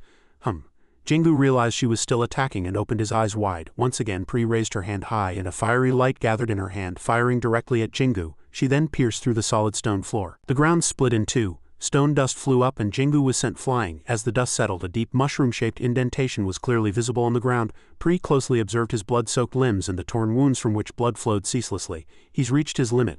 Jingu pondered deeply. She's too strong, I can't recover, and I'm constantly taking additional damage. Pri approached with heavy footsteps, stomping on the ground, and raised her hand, ready to deliver a fatal blow to Jingu. Just as a deadly attack was about to strike, in the blink of an eye, a red stream of power from an unexpected direction flew straight towards Pri's shoulder. Pri flinched and staggered. She quickly turned her head to find the culprit. Pri, who had been attacked by Jingu, still stood majestically, completely motionless. With eyes as sharp as blades, Jingu and the man both stared wide-eyed, their expressions a mix of surprise and bewilderment. The man grumbled in anger. "This damn brat is still bothering me," Pri said. "Deal with him," he snared. "I'll take care of this side," he quickly replied. "Good, once it's done, let's take Delin and leave immediately," he growled with delight. "Good?" Jingu turned his gaze to him, and he turned back to Jingu. His eyes burned, and red energy erupted from his body like waves. A voice interrupted Jingu and him. "Don't you dare lay a single finger on my disciple's body." Delin was still prone, but he desperately tried to gather a fiery red orb of fire in the air. He growled in anger. "Damn it!" As Delin poured red energy into the fireball, it grew larger and swirled violently. Delin smiled confidently and said, "I've focused enough of my power, although it's very difficult to use power with both arms broken. Can certainly hit you once." He charged at Delin like an unbridled beast. Pri urgently shouted, "Noi, be careful." Delin's eyes flashed, and a massive chunk of red energy with immense pressure flew straight towards his chest. It swirled violently, as if trying to destroy his body from the inside out. He was sent flying backward, his mouth agape in pain. Pri screamed in astonishment. The powerful force created a huge explosion. The battlefield instantly fell silent, and as the smoke slowly cleared, he lay unconscious in the middle of the torn ground. His stomach area was severely burned. Delin lowered his eyes slightly, breathing heavily, his shoulders trembling slightly. Delin turned gently at the sound of someone calling "Professor." Jingu silently focused on Pri, who was standing worrying inwardly. "Terrible," her eyes flashed quickly. "Given the situation, there's no choice but to quickly deal with Caden's disciple and escape with Delin." Suddenly, her body flared up like a burning torch of light. The three were astonished by the sight, and Pri unexpectedly used a technique. A strong current of energy attacked the three directly. Jingu, the man with Jingu, and Delin froze in astonishment and fear. A transparent, crystal-like energy source appeared, cutting through the air. Jingu and Pri froze at the phenomenon, muttering, "Ice!" Icy wind fiercely attacked Pri. The wind wrapped around her and sharp blasts cut at her flesh like blades. Her two hands tightly clutched her body. At that moment, a gust of wind flew straight in. Jingu couldn't hide his surprise, not even blinking. Jisok and Subin appeared coolly. "You guys." The two had very serious expressions. Jisok gnashed his teeth and said, "I originally intended to cut off her arm completely, but in the end it only left a scratch." Pri stood there completely unharmed with only a small scratch on her wrist. The five stood there silently observing the situation without saying a word. Pri pouted, thinking, "Is that his backup?" She watched Jisok and Subin suspiciously, but the two were still too young to be considered backup. Suddenly, Delin shouted from afar, "Be careful, that woman is on par with world top level awakened." Subin flinched. Pri launched an attack at Subin and Jisok, and the two quickly dodged to either side. At the same time, the two used their techniques to block her attack. Three forces collided, causing a loud explosion. Ambiguous shadows appeared amidst the thick dust. Subin and Jisok were surprised and on guard. Suddenly, an energy stream exploded in an attack. Subin quickly ducked and Jisok raised his hand to block. The attack grazed Subin's body and hit the ground, exploding. She was astonished, and Jisok's hand trembled but remained clenched. "I blocked the attack, but what kind of power is that?" Subin observed and replied, "I think her level is truly world top level." Jisok continued to mutter, "What should we do now? If we can't attack stronger, we can't even scratch her." "That's right. Continuously attacking like this is useless." Pri's eyes flashed, and she raised one hand to create an energy orb. Subin loudly told Jisok to limit her movements immediately from Jisok's two hands. A swirling energy erupted, quickly covering the enemy, and trapping Pri inside a vortex. Jisok continuously amplified his power. Pri stood majestically, completely unfazed. "Are you trying to stop me with this?" After finishing her words, Pri placed her hand on the swirling surface and all 5 fingers popped out. Jisok gritted his teeth, amplifying his power, and shouted at Subin, "Hey, it's not over yet?" Subin hunched her body and compressed energy inward. With 10 fingers gathered and ice crystals flew around. As the source of power reached its peak, large chunks of crystal condensed. Delin observed silently. "That child isn't simply increasing the size of the ice chunks." Dellen's eyes widened in surprise. She's condensing the ice element. Pri gathered power in her hands and tore the swirling wind in two. Jisuk's forehead was covered in sweat. He shouted, I can't hold on any longer. She realized Subin was acting. Subin gritted her teeth and compressed diamond-shaped ice power in both palms. Take this, she launched a powerful ice attack, and the ice flew straight at Pri like a spear. The ice attack flew straight towards her chest. Pri's body flinched, and her eyes widened as a fierce light exploded, blinding Jisuk and Professor Dellen, who covered their eyes with their hands. Jingu and the man watched every movement with concentrated attention, not blinking. Earth and stone exploded and flew everywhere, and dust filled the air. Pressure condensed, shattering the building walls, and stones and bricks flew everywhere, creating a large black hole in the smoke. As the smoke slowly cleared, the five stood motionless. Dellen was startled. Who are these children? Jisuk and Subin silently observed what was ahead. Jingu and the man waited nervously. The man suddenly opened his mouth. Did it work? Jisuk and Subin quickly turned around and shouted, You damn brat, are you crazy? What did you mean by that? With a small sound, Jisuk and the man immediately froze. Subin turned her head and cursed. Damn it. Pri stood tall and motionless, the internal energy around her body still swirling. As if the explosion from just now was merely a passing breeze, Jisuk knelt slightly, and the energy flow in his palms trembled subtly. He said irritably, All this because of him. Jingu's face immediately darkened, and he showed signs of regret, saying, It wasn't intentional. Pri stood in the middle of the energy vortex, raising her hand, ready to attack again. Subin raised both hands to block and shouted loudly, Lady, please stop. Pri flinched and said nothing. Her three friends and Professor Dellen were also surprised and looked at Subin with concentration. Subin suggested, How about we just go our separate ways? Pri was surprised. What? Subin sincerely negotiated. Honestly, I don't think we can beat you. But at the same time, it would take you a lot of time to kill all of us. And during that time, real reinforcements might arrive. Subin stared straight at her opponent, her voice low. Wouldn't that put you in a difficult situation? Pri didn't answer and looked at Subin again. Seeing this, Subin calmly advised, And wouldn't it be a good thing if you took the unconscious man next to you? She looked down at the unconscious man next to her and thought inwardly, Reinforcements might really come. We've wasted too much time here. Pri took a slight breath and continued to think. If reinforcements come here as this child says, it will be an even more dangerous situation for us. Pri was slightly relieved when Subin agreed to the compromise. All right. The man was lifted from the ground and slung over her shoulder, and Pri said, I'm leaving now, but next time it won't end like this. Jisuk and Subin listened intently. Pri glanced back, but her heart was full of dissatisfaction. However, with her other hand, she launched an unexpected attack at Jingu from behind. Pri's eyes narrowed, sharp and dangerous. I need to kill you before I leave. Jingu calmly waited for the incoming attack. Jisuk, Subin, the man with Jingu, and Professor Dellen screamed in fear. Jingu? At that moment, Pri's hand collided with an incredibly bright stream of energy. A scream echoed. The three friends' eyes widened, not blinking. They couldn't believe the sight before them. Jingu was completely unharmed, but Pri was not. Although one hand was burned off, Jingu's other hand was clenched tight. The lightning energy source was still abundant, ready to counterattack at any moment. Pri was in agony as her hand was cut off. My hand, how could you recover so quickly in such a short time? Jingu didn't answer, and there was no emotional fluctuation in his eyes. Pri pouted and darted out through the hole from before. Everyone breathed a sigh of relief. Jisuk slumped to the floor. Jisuk glanced at the man next to him and teased, Jingu, you ran all the way here like crazy just to get hit? Jingu smiled and didn't answer. He immediately turned to the person next to him. Are you all right? Professor Jingu, are you all right? He sighed and said, I thought I was going to die. Dellen replied, Oh, I'm fine. At this moment, Jisuk stood up and said, Hey, you got hit so badly, but why is your expression the same? Subin rested her chin on her hand and observed him. Your expression is much more varied when you eat. Dellen observed the children and said, But these children can fight two people on par with world top level. Outside, Pri flew through the forest like a bird. With the man on her shoulder, Pri gnashed her teeth in anger. A terrible failure. I couldn't even take Dellen, and I couldn't deal with Caden Brake's disciple. Damn it. As she stepped onto the dirt path in the forest, she heard someone's voice. Well done. Pri flinched and recognized Caden Brake. Caden crossed his arms and pouted slightly. Pri turned to face him. She thought anxiously, the strongest awakened among the top 10 who killed the most awakened with his own power. Pri trembled all over. To meet him here, the person I've tried so desperately to avoid. Caden looked down coldly from above, and the man jumped to the ground. His gaze seriously looked at her. My disciple gained a lot of real-world experience thanks to you. Pri was startled. Was he observing all this time? He smiled. Of course. Life or death battles are very important, you know. In the building where the battle took place, In-hyuk stood at the front, followed by Son-ha, who looked up with worried sweat. Pluton and Kaiten stood with their arms crossed, looking serious. Kaiten narrowed his eyes and said, Newcomers like those children need to realize how important real-world experience is. In-hyuk replied, But what if the children are in danger? Pluton explained. Where in awakened combat is there no danger? Children need to gain experience, he sneered, curling the corners of his lips. An opponent on par with a world top 100 is exactly what my disciple needs. Pri continued to listen intently to Caden's words.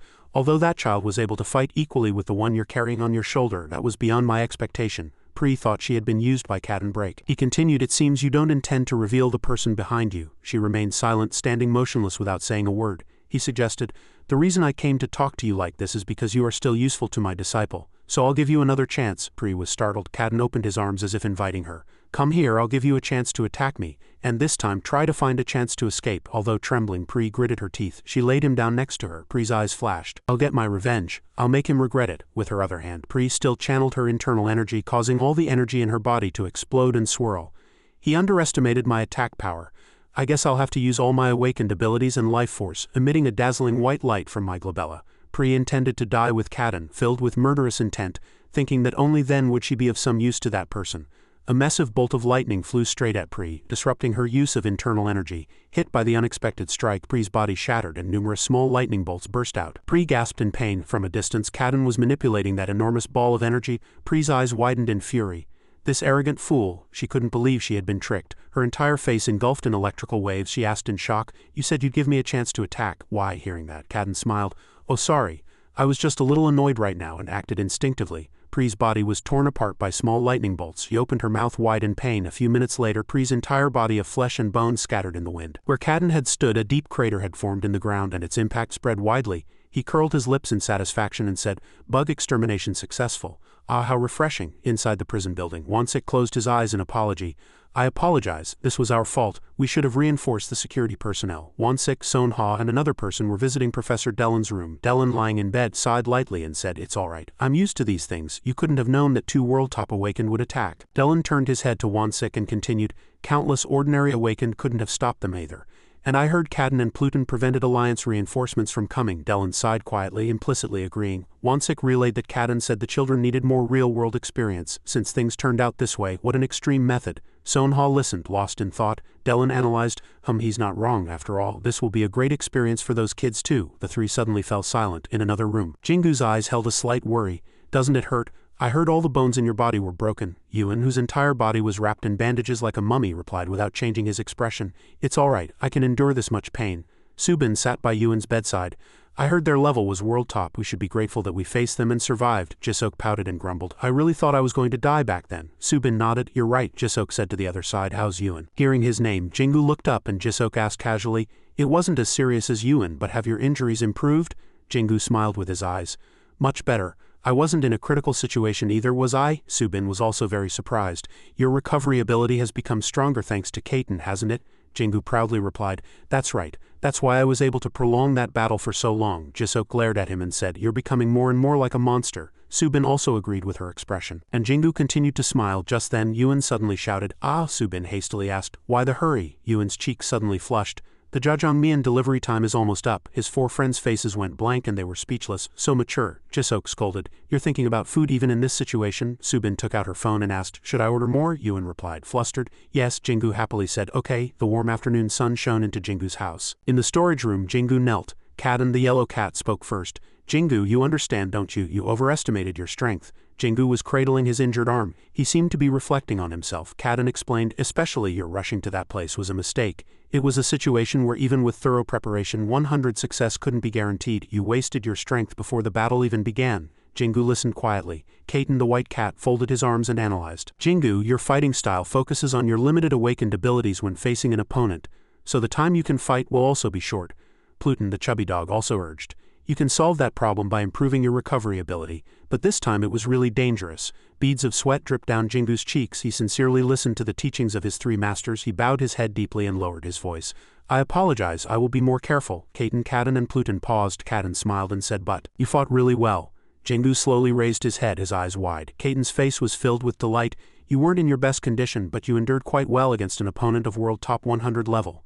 Jingu was slightly surprised. Cadden burst out laughing.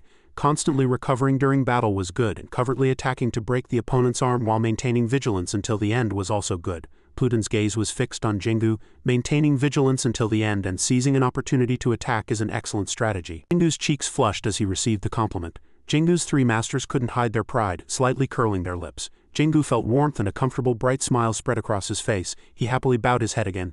"Thank you, big brothers." In a cold region, snow-covered trees were visible outside and moonlight streamed through the window. Inside the room, a man sat with his chin resting on his hand, lost in thought. Ian was lost in thought. Ian's eyes suddenly sharpened and his hand resting on the table trembled slightly with anger. "Not only did we fail to capture Dellen, but we also lost 2 secretly trained combat agents. This alone is already a huge loss." Fury made Ian's forehead veins bulge and flashes of energy flickered in his eyes. Jingu, why do you keep blocking my path? In an online conference room, all the chairmen of the awakened organizations were holding an online meeting. A man sat in front of a large screen. Jang reported incidents involving foreign awakened have significantly decreased in our managed areas. Kongsek nodded slightly. Ah, it's similar on our side. Andrea also nodded similarly. The white-haired man nodded but didn't finish his sentence. Wonsik explained, recently an attempted kidnapping of Dr. Dellen occurred in our area. However, other routine issues have decreased. Garrus crossed his legs and nodded. That's truly good news, Kongsik discussed. Is it because our abilities are now public?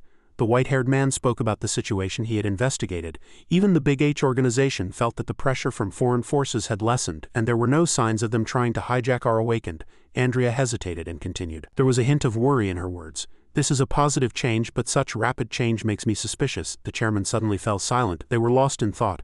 But a few seconds later they all understood the problem and realized simultaneously. Could it be? Garrus placed his hand on the armrest of his chair and calmly confirmed. It seems so. Sonha sighed and said, it's certain. Simply showing our abilities wouldn't cause such an extreme reaction. Kongsik was flustered. Are you talking about Kadon? Garrus narrowed his eyes. Not just Kadon, but Kaiten and Pluton are also in Korea, aren't they? The 6 people suddenly tensed up. The 3, Kadon, Kaiten and Pluton, caused an extreme reaction in the Awakened Alliance. Kongsuk's face was slick with sweat.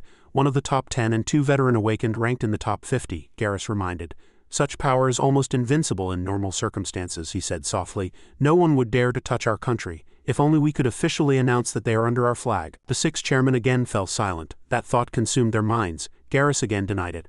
But unfortunately they are not here to cooperate with us. If they were, they wouldn't have gathered together, and they wouldn't even be in Korea. He considered another issue. Don't forget. We shouldn't think of their power as ours, the 6 chairmen implicitly and firmly agreed. Understood, Wonsik said. Then we must ensure Jingu doesn't leave us, Kongsik replied. You're right, this country must support him. The brown-haired man suggested a method. Isn't there a sure way to bind him? The white-haired man who reacted first asked. A sure way, the brown-haired man replied firmly. I'm talking about marriage. They immediately thought it was a good idea and admired it. The brown-haired man explained, what could be a surer solution than marriage? It's a method proven perfect for long-term alliances. He finished speaking and was pleased with his ingenious idea, and the other 5 fell into thought. Garrus also thought it was a good plan. He stroked his chin and said, Isn't Jingu old enough to get married now? The white-haired man holding his forehead said unpleasantly, I don't have a daughter, but there must be a suitable person among our relatives. Wonsik hastily raised his head and said, Actually, my niece is close to that child. A little push will do. Dellen clasped his hands, and Andrea also had an intrigued expression. My niece was really interested in Jingu, but Jang replied, I'm a bit uneasy. Garrus also listened carefully. The other 5 also listened in surprise. Jang stated her opinion. Jingu highly values the relationships he builds with the people and environment around him. When talking about Jingu, Jang was very serious. But if we try to tie him down with deception and forced marriage, it could make him lose trust. Her eyes stared straight ahead, and it could make him leave? They all thought Jang's words were very reasonable, and all 5 of them sweated. The brown-haired man scratched his head in embarrassment. Actually, it was just a suggestion, Wonsik said. It's best to follow Chairwoman Yu Yang's words. Well, honestly, I don't think Jingu has such feelings for our Subin. The white-haired man hastily looked away. You're right, we don't want to pressure him. Andrea smiled awkwardly. My niece just happened to mention she was interested in him. It was just that, haha. Dee quietly observed everyone's expressions. She narrowed her eyes. Am I getting old? Why am I suddenly getting goosebumps? Wonsik also replied. Why do I feel a little guilty? The brown-haired man was flustered. Me too. I can't understand my feelings. At this moment, Garrus also stiffened, realizing they had gone too far. At Jingu's house, the yellow cat was doing push-ups. The chubby dog Pluton was doing sit-ups, while the 2 masters, the yellow cat and the chubby dog, were working out their muscles. Kaiten was examining Jingu's injuries. That child has recovered now. Jingu swung his fists a few times, feeling very good. That's right, my recovery speed has definitely increased. Kaiten sat with his arms crossed and reminded. Still, don't be too overconfident and rush into fights. Besides, you have less energy than most awakened of the same level. Jingu raised his fists high and asked, Is there no way to increase my strength faster? Kaiten was silent for a moment. Kadon didn't mind swinging his 2 elbows while exercising, and Kaiten lowered his voice and said, Not just you, but all awakened think similarly. They want to increase their strength faster than now. Jingu listened carefully to Kaiten's words. To become stronger. Kaiten lowered his voice and continued, But that's natural, but it's a dangerous thought. He emphasized, If you're obsessed with that thought, you could go down the wrong path. Jingu wondered. The wrong path. Kaiten looked up slightly and explained. Some try to absorb the opponent's energy by killing other awakened. Others use special drugs to forcibly increase their power. In that process, they end up committing evil deeds without thinking about the long-term consequences and fatal side effects. Jingu was surprised. Ah, Kaiten turned to Jingu and said, You want to improve your awakened abilities, which means you want to become stronger. Kaiten looked at Jingu's expression and said, But actually you are getting stronger very quickly, so don't push yourself too hard. Focus on developing your strength through energy control whenever possible. Jingu straightened his body, clenched his fists and replied with a determined voice. Yes, clouds floated like smoke over 2 towering mountain peaks on a round table atop the mountain peak. Schneider was lost in thought. Others have started to move too. Surfi replied. Beneath the peaceful surface there have always been covert activities, but the recent problems are truly serious. He was slightly suspicious. Since we lost Andre, the opponent probably thought it was their optimal opportunity. 2 steps approached and Shu walked in proudly. The 2 looked back in bewilderment. Shu politely knelt and bowed his head deeply, showing respect to the 2 leaders. Surfi asked, It seems you finished your training, Shu replied. Exactly. Lifting his head, Shu said, I came to ask one thing. Surfi sighed, guessing, is this related to Andre? With slightly downcast eyes, Shu's voice was as soft as the wind. To be precise, I heard the news that my master was defeated by Kaden. I came to ask why you 2 took no action. Still with crossed arms, Surfi sighed and slowly continued, We did not stand idly by. We tried to stop Andre from pursuing Jian. Even if he had defeated Kaden, Andre would have been severely wounded. That's too dangerous. Someone was controlling their own power, which was blazing in Surfi's hand. Surfi continued to explain without rushing. The current political situation is extremely unstable. Kaden defeated Astra, one of the top 10. That broke the balance. Now other top 10 members are starting to reveal their true power. His hair stood on end in the faint dust. Surfi continued, In such a situation, confronting Jian would have been a mistake for us, but your master Andre chose honor and insisted on continuing to fight. Shu lowered his head, covering his eyes, and asked, Even if he had won, Jian certainly wouldn't have been unharmed. Shu, filled with rage, clenched his fists until veins bulged and retorted, Then why isn't Kaden taking responsibility? At Shu's next words the vast space fell silent. If we just leave Jian alone, won't the world disregard the framework? Schneider said. Andre acted on the same belief as your words and he was defeated. He pointed out Shu's master's weakness. He was overconfident that Kaden wouldn't have fully recovered after the battle with Astra. The problem isn't that the world disregards us not acting. This humiliating outcome happened because of Andre's reckless actions. Shu was silent. After a moment Shu said, Understood. Then I will avenge him. Schneider and Surfi narrowed their eyes. She asked Shu, What do you plan to do? Shu, still kneeling, expressed his opinion. I heard that Jian's disciple provoked us. Shu's eyes glowed red with energy and his gaze was as cold as ice. I will take that opportunity to eliminate his disciple. Evening at the building, pouring rain. At this time, Wansik was sitting in his office in front of a large screen. Suddenly Yu Yang on the screen said, Chairman, why did you suddenly call an emergency meeting? Wansik bowed his head, not looking at the screen. I met Julian yesterday. I thought I should personally deliver the decision made regarding him. Hearing this, all 6 people on the screen fell silent, their expressions extremely serious. Kongsik asked again, Chairman, are you referring to the decision to mobilize national bodyguards to protect Julian? Wansik still had his head bowed, his hands clasped together. That's right. Suddenly he opened his eyes wide. That's why I wanted to meet him, but at that very moment a luxury car stopped in front of Jingu's house. Wansik got out of the car. He looked at the house and asked Sonha, who was standing behind him, So this is where that child lives? Sonha immediately replied, Yes. Just then someone walked out. It was Blues. He came out carrying a cat litter scoop and a bag, grumbling with so many cats. If I don't clean up quickly it'll start to smell like poop. Wansik and Sonha encountered Blues at the door. He glanced at Wansik. Wansik also looked at him slightly suspiciously, but Blues just walked past him towards the trash can. Wansik followed him, asking Sonha. Sonha replied, That person is. His face immediately grew serious. Blues' talent? Wansik asked again. Puzzled. Blues' talent? Sonha added. Yes, he's one of the world's top 50 rankers. Hearing this, Wansik was astonished. He opened his eyes wide. What? Blues slowly approached, tall and muscular, his eyes sharp and radiating a murderous aura. Wansik and Sonha were astonished, unable to believe their eyes. Suddenly Blues glanced at something and looked down at the garden, shouting in anger, Arg, why did they poop on the lawn too? This poop doesn't look like it came from our cats. Seeing this sight, Wansik and Sonha were even more surprised. The 2 stood there blankly. They wondered, why is that person cleaning cat poop in Jingu's garden? Suddenly, a strange red aura appeared. That ominous aura gradually covered the sky.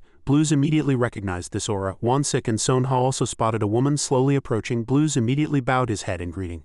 Lady Jestela. It was none other than Jestela. Her face was cold. Seeing this sight, Wansik and Sonha were filled with doubts about the world and they couldn't believe what was happening. World Top 10. Jestela. Blues still had his head bowed, smiling as he asked, Are you out for a stroll today too? Jestela remained silent. Blues hastily opened the door for Jestela, urging, Please be careful. After that, the door slammed shut in front of Wansik and Sonha. They were still standing there blankly, too shocked to speak. Upon returning, Wansik immediately called for a video conference with everyone. After recounting what had just happened, he fell silent for a moment. At this point, Kongsik spoke. So, Chairman, are you saying you're also suspicious of the information you just heard? That Blues, one of the world's top 50, is cleaning cat poop at Jingu's house, and Jestela, one of the top 10, visits there as if it were a friend's house. Wansik was still reeling from the shock. Yes, Kongsik was flustered by this problem. He continued. He tried to calm down and summarized again. In short, Jingu's house not only has Jian, Kaden and Pluton, but also Jestela and Blues. Her subordinates. Wonsik replied yes. After speaking he just fell silent. Suddenly he noticed everyone's expressions. Everyone on the screen had doubtful and disbelieving looks. Wonsik trembled. What kind of expression is that? He stood up in a fit of rage and shouted, "It's true, I saw it myself." After that, Wonsik grabbed Sonha by the collar. "I even brought Sonha as a witness because I was afraid no one would believe me." Sonha was slightly surprised as she was pulled forward. He said with a serious expression, "The chairman's words are entirely true. I also saw it myself." At this point, the people on the screen finally began to panic, and they couldn't believe such a thing could happen. Kongsik was utterly astonished, unable to believe it. Yu Yang also covered her mouth in surprise. A top 50 ranker cleaning cat poop at Jingu's house. The white-haired man's eyes widened in shock, and Jestela taking a stroll with him. The black-haired man's face also darkened. He was startled. "I don't know how to accept this." Wonsik trembled with rage. He thought to himself, "These damn fools, they don't believe me. Are they treating me like an old ghost?" Just then, Yu Yang spoke. "Chairman Yu, what do you plan to do now?" Zhang asked again, puzzled. "What?" Yu Yang replied coldly. "The value of that child Jingu has exceeded all our expectations, so are we just going to sit back and watch?" She still seemed not to understand well. She was a little worried. "What do you mean?" the white-haired man interrupted with a serious expression. "Yes, we can't just sit back." After speaking, everyone looked at Zhang. Zhang, realizing the situation was not good, immediately averted her gaze. "I have something important to do." After that, she immediately turned off the screen. Even after Zhang left the meeting, everyone remained silent. Suddenly, Yu Yang spoke. Chairman Yu is the right person. She has always worked for this country." Kongsuk also agreed. "That's right, she's been too busy leading Singa and serving this country since she was young. She hasn't even had time to meet a good person. Wouldn't it be great if things worked out with Jingu?" The black-haired man sighed. "Even if she isn't very proactive about this." Everyone in the meeting room fell silent. At this time, in Zhang's office, she was deeply troubled by this problem. As Zhang sighed, a voice suddenly echoed. In-hyuk entered with a serious expression and reported, "A challenger has appeared." Yu Yang fell silent upon hearing this. At Jingu's house it was pouring rain. Kaiten slowly walked in. Andre's disciple Shu has declared that he wants to challenge Jingu. Jingu turned around from his training, and Pluton and Jian also looked at Kaiten. Jian frowned. "It seems he's targeting that child since he can't take revenge on me." Jingu was heavily sweating from his recent training. He asked, "How strong is he?" Everyone was silent for a moment. Then Kaiten replied, "As far as I know, Shu is ranked 90th in the world." His imposing figure standing before bloodied corpses had always been a nightmare. He continued, "But I think he's much stronger than that ranking. Most disciples of top rankers keep their ranks lower than their actual abilities." Jingu was slightly worried to hear this. Kaiten continued, "But Doc and Ian whom you fought are not entirely considered true successors of the top 10. The true successors of Veramund and Schneider are Julian and Lloyd." He lowered his voice. "And Shu is Andre's official disciple." Jian said seriously, "With your current rate of growth you might be able to fight him later, but honestly at the moment that opponent is too much for you." He advised Jingu, "It's probably best to avoid this fight." Hearing this, Jingu wavered slightly, but he still clenched his fists and bowed his head, replying, "I don't choose my opponents based on my situation." Jingu looked at Jian with a resolute expression. "Besides, I've declared that I'll challenge the top 10 successors. I won't run from this fight." Jian was thinking something. He glanced at Jingu. Understood. At this time it was still pouring outside. The sound of the rain was loud. Kaiten looked out with crossed arms, puzzled. "Don't you think that child will have a hard time winning this time?" Pluton also frowned and replied, "I was thinking the same thing. Shu has already reached the limits of his power." Jian just thought and said nothing. Pluton continued, "The problem is, if he loses this fight, there's a high chance he'll lose his life." Kaiten said seriously, "Since they can't touch Jian, they'll try to eliminate Jingu to avenge Andre." Pluton glanced at Jian. "Jian, what do you think?" Jian's eyes sharpened. He replied firmly, "Whether that child wins or loses, worrying won't change anything. The only thing we can do is put all our efforts into training him during this period." Hearing this, Kaiten and Pluton both looked at him. They also agreed with Jian's opinion. That's right. At this time in Zhang's building, Jingu was warming up in the training ground. Jian, having transformed into his human form, stood opposite him with a cold face. Jingu said excitedly, "I can't wait to train with Big Brother Jian." Jian sighed and chuckled. "Quite exciting, isn't it?" Yu Yang watched worriedly from outside. "Isn't this the first time Jian has sparred?" Kaiten replied, "That's right." Zhang watched with Kaiten and Pluton as the two prepared. Jian said, "All right, attack me." Jingu smiled and replied, "Yes." He closed his eyes and took a deep breath, calming himself. "I've asked many times, but Big Brother Jian always refused. Finally, I have a chance to spar with Big Brother." Jingu clenched his fists. "Can my power keep up with Big Brother's?" When it took too long, Jian spoke again. "Have you thought enough?" At this point, Jingu opened his eyes. "Don't hesitate. Attack with all your strength." Immediately, he rushed at Jian with astonishing speed. "Anyway, this is just a spar." But Jian still stood calmly, doing nothing until he got very close and was about to throw a punch. Jian glanced at Jingu attacking. He gently tilted his body to dodge Jingu's attack, and Jingu was surprised. In an instant, he grabbed Jingu by the nape of his neck. Jingu's eyes widened and he looked flustered, after which he raised his hand and gently pushed Jingu away. Jingu immediately flew. With immense force, Jingu flew far away. At this point, he had already lost consciousness, and blood splattered. He gritted his teeth. After that, the immense force caused a huge impact. As the smoke dissipated, the three of them worriedly looked at Jingu.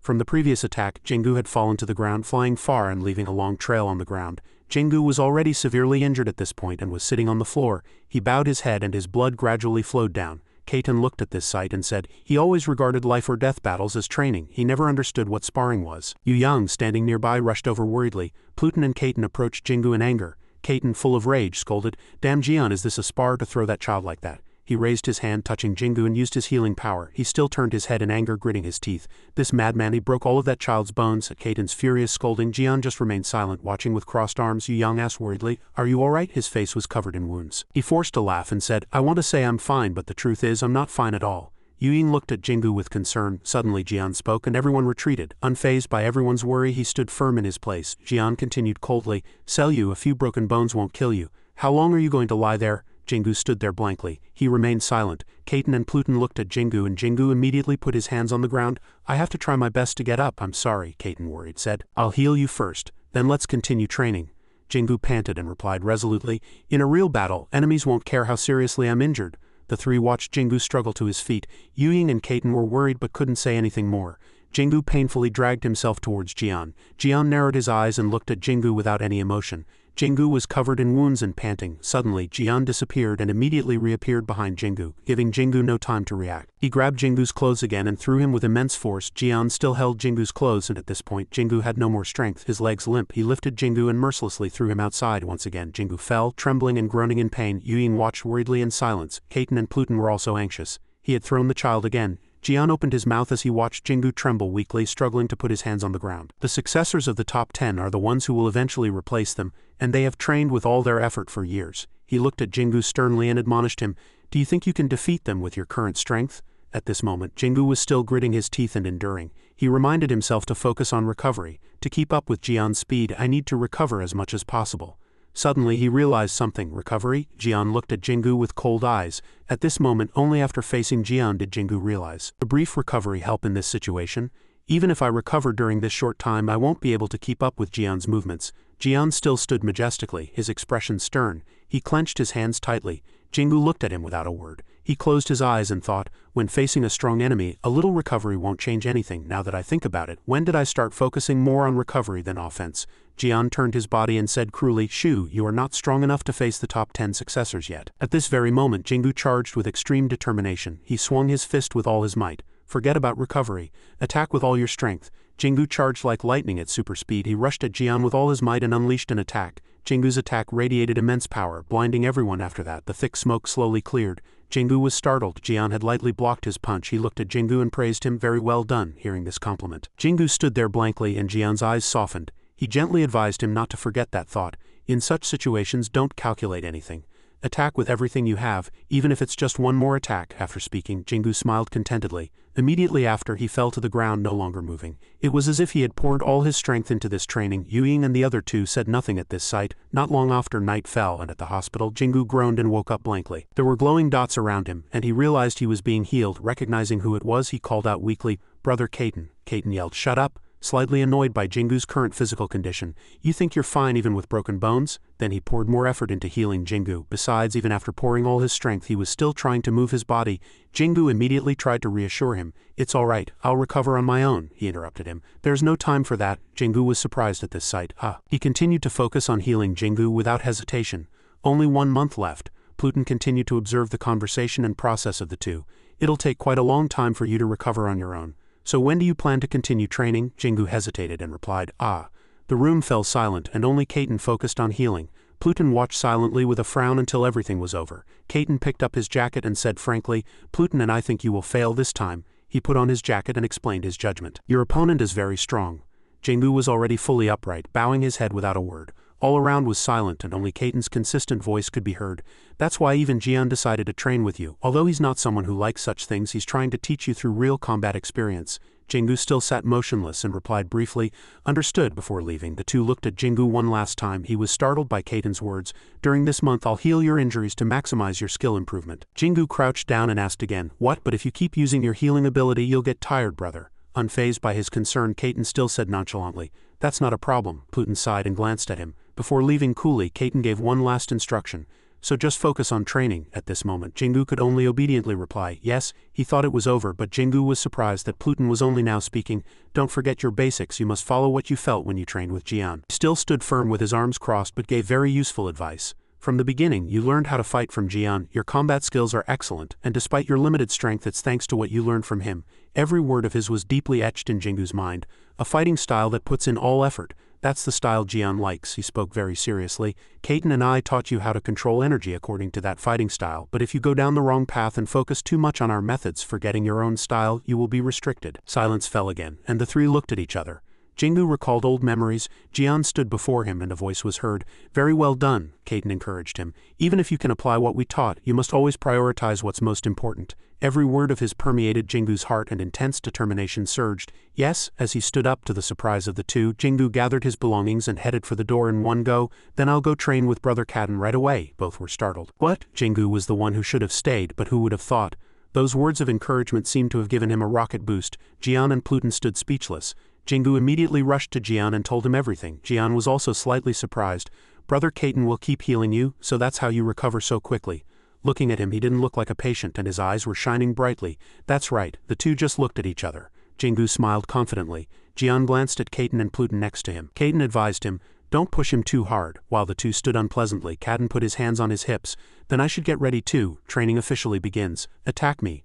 Like a switch had been flipped, everything was ready with one word. Not looking like someone who had just left the hospital, he immediately rushed to the opposite side at lightning speed. Kaiten watched coldly. Jingu threw a lightning punch, his eyes shining brightly, yet Kaiten stood motionless even against this full power attack. All of Jingu's fury was intercepted by Jian's left arm. Despite being blocked, Jingu's eyes still shone brightly. Jian said in a soft voice, continue. Then he lightly flicked his finger and Jingu flew backward.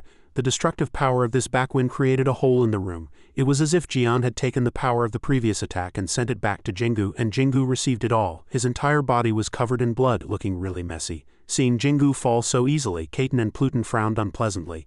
The previous attack had no effect on him. Jingu immediately returned to combat mode. His only goal now was Jian. This time he was more careful and was able to avoid Jian's swinging hand. Jian was slightly surprised. He smiled and advised him, consider every attack your last attack and pour all your strength into it. He said nothing but replied with a smiling face, signaling that he understood. Immediately a flash of lightning flickered. He roared like a beast, exploding with all his strength. Kaiten, observing from outside, also broke out in a cold sweat. Skill is there, but without accuracy it's useless. Jian easily evaded backward. A moment of carelessness can cost you your life. Realizing Jingu's weakness, he taught him another painful lesson. This scene was familiar. Jian's lessons caused Jian to heal Jingu again. Who knows how many times it was repeated, but every time he fell, Kaiten healed him. Pluton, watching the entire process, felt like it was a repeating cycle, healing, recovery, and then powerful lessons. The floor of the room was now shattered. Jingu fled, dodging the blue lightning. His only goal was to direct all his attacks towards Jian. He still calmly looked at Jingu. The fight continued, and Jingu put strength into his legs, and the electricity gradually moved to his fists, becoming the zero-punch technique. His eyes were very serious with every attack. All the light was focused on him, and no one could see clearly what had just happened. However, he was still the one defeated. His mind was empty, he was panting, and he couldn't figure out what he was lacking. No matter what you do, you need to rest. Jian stopped. There's a fight tomorrow, so let's end it here. Although he couldn't stop Jian compared to when he first started training today, he still confidently replied without losing consciousness, yes. The most exhausted person here was Kaiten. His face was pale from too much healing.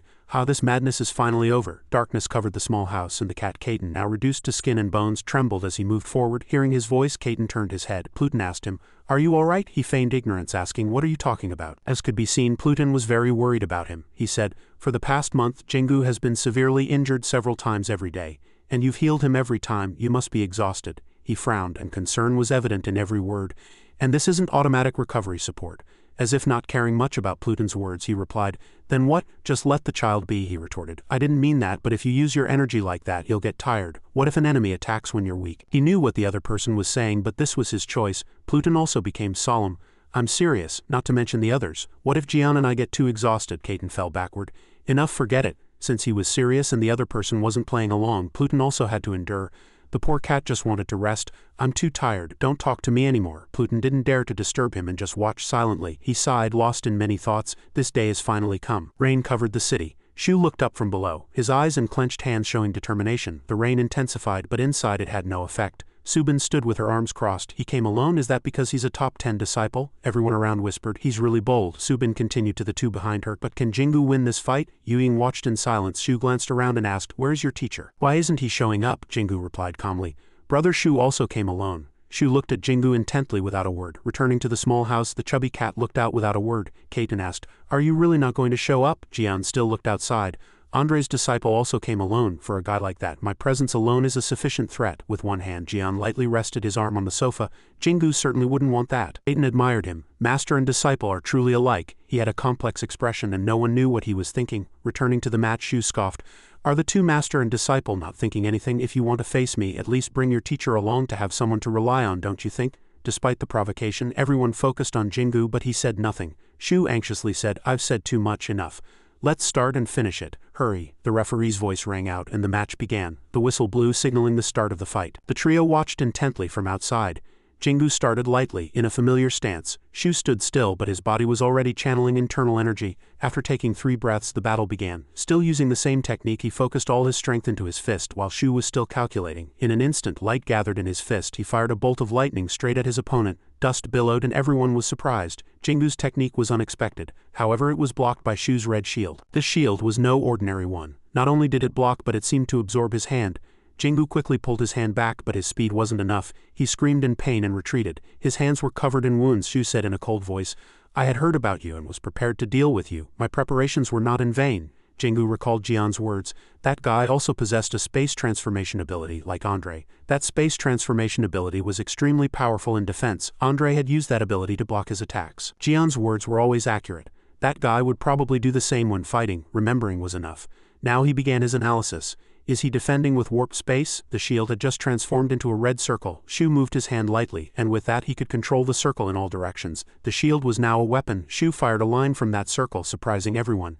Just a little more and it would have pierced him. Jingu quickly moved his body to survive. And Jingu returned to his starting stance. He swung his left hand, throwing a series of punches at his opponent. This attack was also blocked by the blood-stained shield. This time too, his result was the same as before. Jingu again withdrew his bloodied hand and looked at his 2 bleeding hands. He had to think of a way. Jingu observed his opponent, thinking, my attack was blocked again. The shield again turned into a circle above Shu's head, and he wore a disappointed expression. Truly disappointing. Are you Jian's disciple? Jingu looked at him with a slightly angry expression, and the space grew darker. Shu's face also darkened. Show me all the power you possess. Then I will thoroughly destroy it and even take your life. The magical circle grew wider and deeper. As his opponent began to use his technique, Jingu focused all his strength into his fist. His elegance surprised everyone slightly. His technique was not only powerful but also increased in speed. Jingu's eyes were filled with killing intent. Shu still calmly watched that dazzling light. Cold-bloodedness was revealed in his eyes. Jingu's speed was now like the speed of light, and he rapidly approached behind Shu. Intense killing intent erupted, and lightning streaks obscured the sight of those around. The power of the attack made everyone take a step back. The trio covered their faces with their hands in surprise to shield from the dust. Jingu's fist pierced the shield, but it only pierced it. He couldn't do anything more. Shu asked, have you still not realized? I am not underestimating you at all with your power. You cannot penetrate my space transformation ability. Jingu did not give in and began to pull his hand out. Putting his fist in was easy, but pulling it out was harder. This was precisely what injured him. Now not only his 2 hands but his entire body was under attack. In-hyuk and Jang were both surprised by the unfolding of the fight. Subin screamed as she saw him flying far away. Jingu screamed in pain but did not give up. He still stood up and continued to fight. Shu maintained his cold voice from the beginning. How many people have you defeated with that speed until now, haven't you? Jingu's eyes had already started to blur. Nosebleed was flowing and his clothes were stained red with blood. Shu continued, but your ability is only effective against weaker or same-level opponents. Subin shouted, don't talk as if you know everything. Jingu has always fought strong enemies. He didn't care, but he's only slightly stronger. Besides, you've only met enemies who knew nothing about his speed, so you were just careless. Beads of sweat trickled down Jingu's face. He hadn't expected the man in front of him to know so much about him. Shu continued to assert his superiority, but an awakened of my level would have no chance to counterattack, even if they only roughly understood his speed ability. As if being read like an open book, Jingu suddenly stopped moving. Everyone couldn't believe he knew so much about him. Shu snapped his fingers and immediately the circle tripled in size. He probably intended to end it here.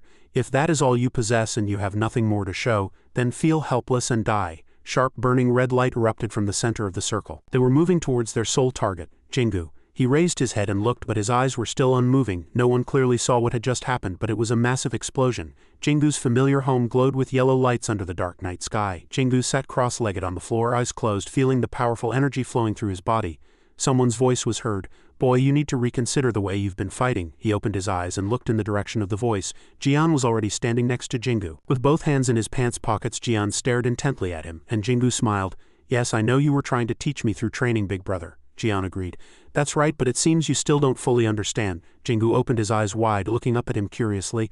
I'm still fighting the same way as before. I'm not utilizing the method of controlling my strength to prolong the fight as big brother Jian and big brother Pluton taught me. Jian interrupted him. That's not the problem. Recall the way you fought from the very beginning, Jingu asked again, as if finding it hard to understand. The way I first fought. He began to analyze. That's right, from the start, you used all your strength to completely destroy the opponent's defenses, giving them no chance to react. Your fighting style didn't change after you learned energy control from Caton or Pluton. It changed when you started focusing on regulating the power of each attack. Jian's expression grew serious. From then on, you stopped pouring all your strength into a single attack. Jingu listened carefully to his teachings as if gaining new knowledge. He continued, of course, fighting that way isn't wrong. That's also one of the important tactics in combat. Jian pointed out the limitation.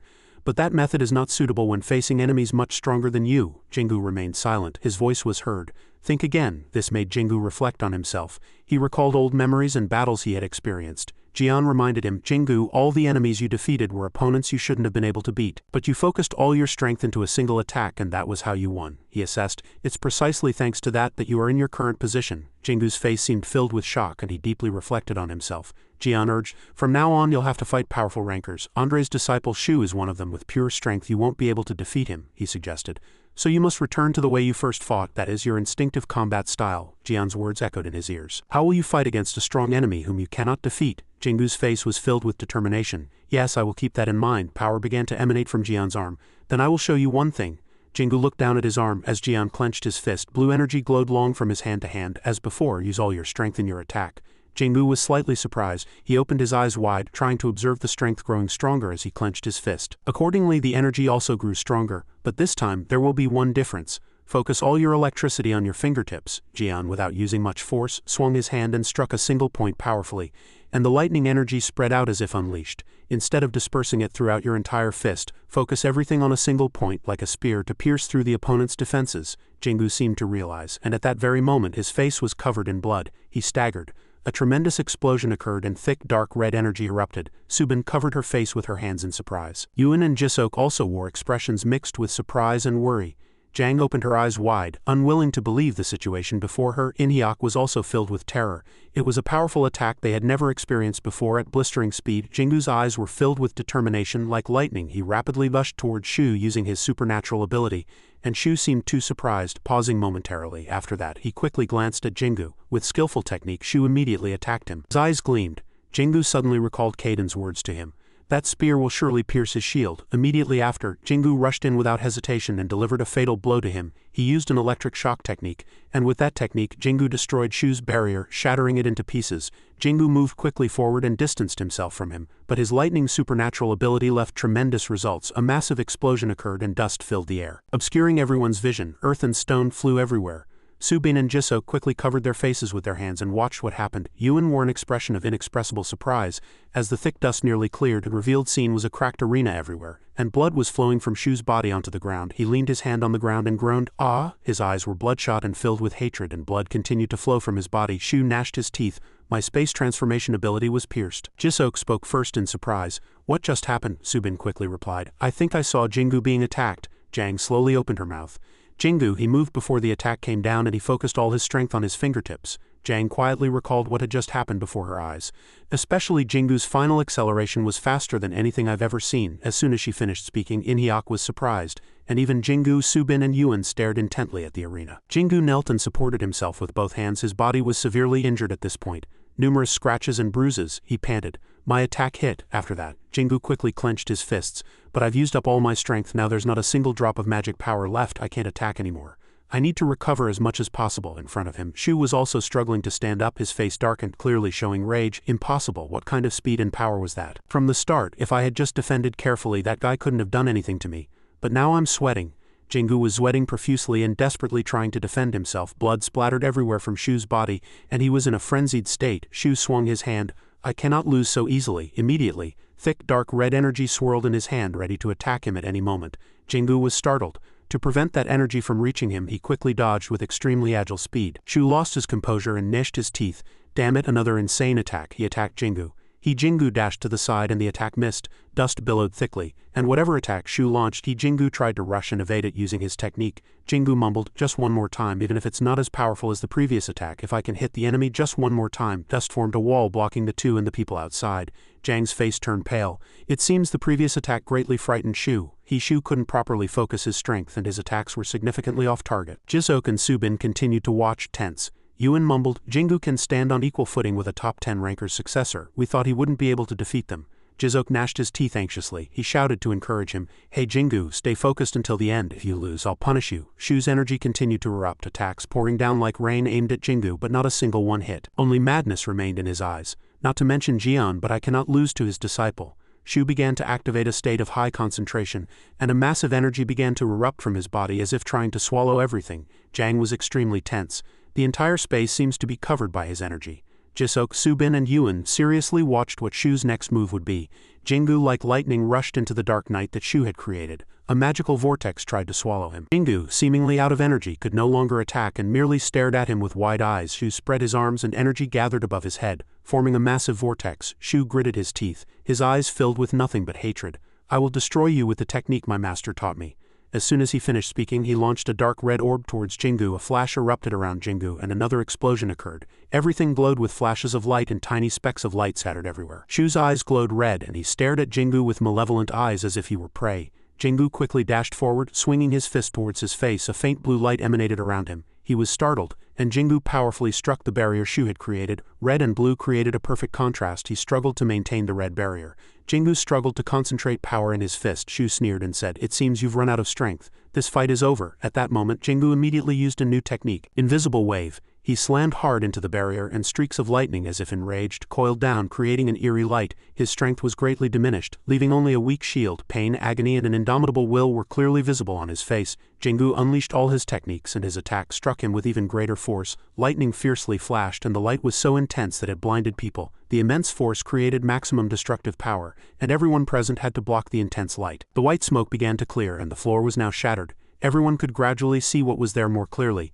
Jang and Inhyuk were frozen by the sight before their eyes. From within the thick smoke, a stumbling shadow slowly rose, while the other lay motionless. Blood stained the cracked ground beneath his feet red. Shu was severely wounded, with large and small cuts still bleeding. He panted, looking at his opponent. Jingu lay motionless in a pool of blood, his entire body covered in wounds, his arms burned black, and the flesh inside emitted hot smoke. Subin and Jisok shouted nervously.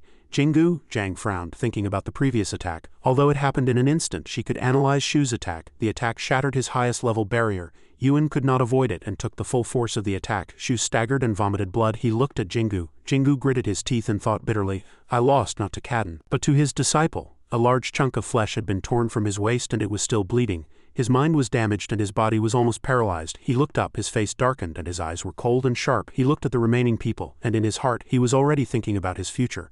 "I can't escape this place alive. I can't run away in this situation." On the opposite side, Yuan, Subin and Kuin were already in an attacking stance, ready to avenge their friend. His cold eyes gleamed like a snake's. Not to mention these children, especially that woman. Jang and Inhyuk also had darkened faces.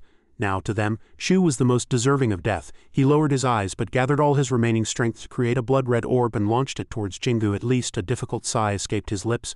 "I have to pour everything I have left," Subin asked suspiciously. "What?" She was terrified. "He's still trying to attack." Yuan and Kuin, who were next to her, had pale faces and couldn't say anything. Jingu was still lying motionless. The three shouted angrily and nervously at the same time.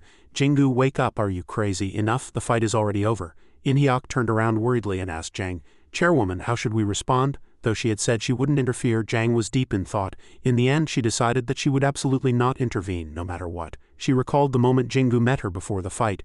Jingu had told her in a confident tone, "I already told Brother Kadin not to attend or watch this fight." The two looked at each other quietly. Jang sighed upon hearing those words. She said seriously, "This matter is hard to guarantee, Jingu. I understand your abilities, but the gap is too wide. You can't win." Jingu reassured Jang, "I will still stick to my decision, but I know that sometimes you have to fight even if you fail." Jang looked at him with eyes deep in thought. Jingu told her, "But if someone rescues me in an official fight, from that moment on I'll think that someone will come to rescue me every time I'm in danger," she told him gently.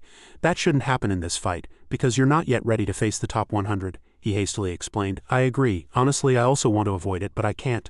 Jang was silent. Jingu bowed his head and clenched his hands tightly. If Brother Kaden lost his life, and if I were Shu, I would probably do the same. The light reflected on his face made his firm resolve even stronger. That's why I can't refuse Shu's challenge this time. Jang was persuaded by his words. Jingu asked Jang for help, and I have one more favor to ask you, sis. Jang was surprised by the request Jingu made to her. Returning to the match, the orb created by Shu's power was growing larger and larger.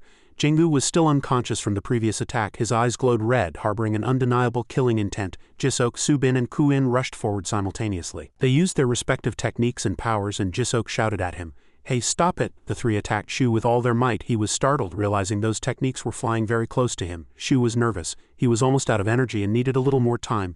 Damn it, if only I could draw out a little more strength. However, a powerful current of energy swept away their techniques and they disappeared before reaching Shu. Shu was also very surprised. Jisok stammered and asked, who are you? As the smoke cleared, the person standing before them was Jang. She was blocking Jingu and Shu, and she was also the one who had swept away the previous techniques. Jang's eyes were sharp and her face was calm but resolute. Shu gripped his injured arm and looked up at her. A tense atmosphere surrounded them and they seemed to be confronting each other. Subin said loudly in surprise, "Sis, what are you doing?" Jang was silent and did not answer her question. Jisok stepped forward angrily and shouted, "Sis, are you crazy? Get out of the way." Jang resolutely refused. No, Jisok was dissatisfied with her answer and raged. He shouted madly, "What do you mean no? Are you really trying to protect him right now? He just tried to kill Jingu and you're protecting him." She still slowly answered him, "I'm not protecting him." Jisok challenged her. "Then what are you doing?" Jang replied. "This is Jingu's request." Everyone who heard those words was shocked. They were silent, unable to believe what they had just heard. Even Shu, who had brought Jingu to the brink of death, couldn't believe what he had heard. That kid asked that no one intervene even if he loses.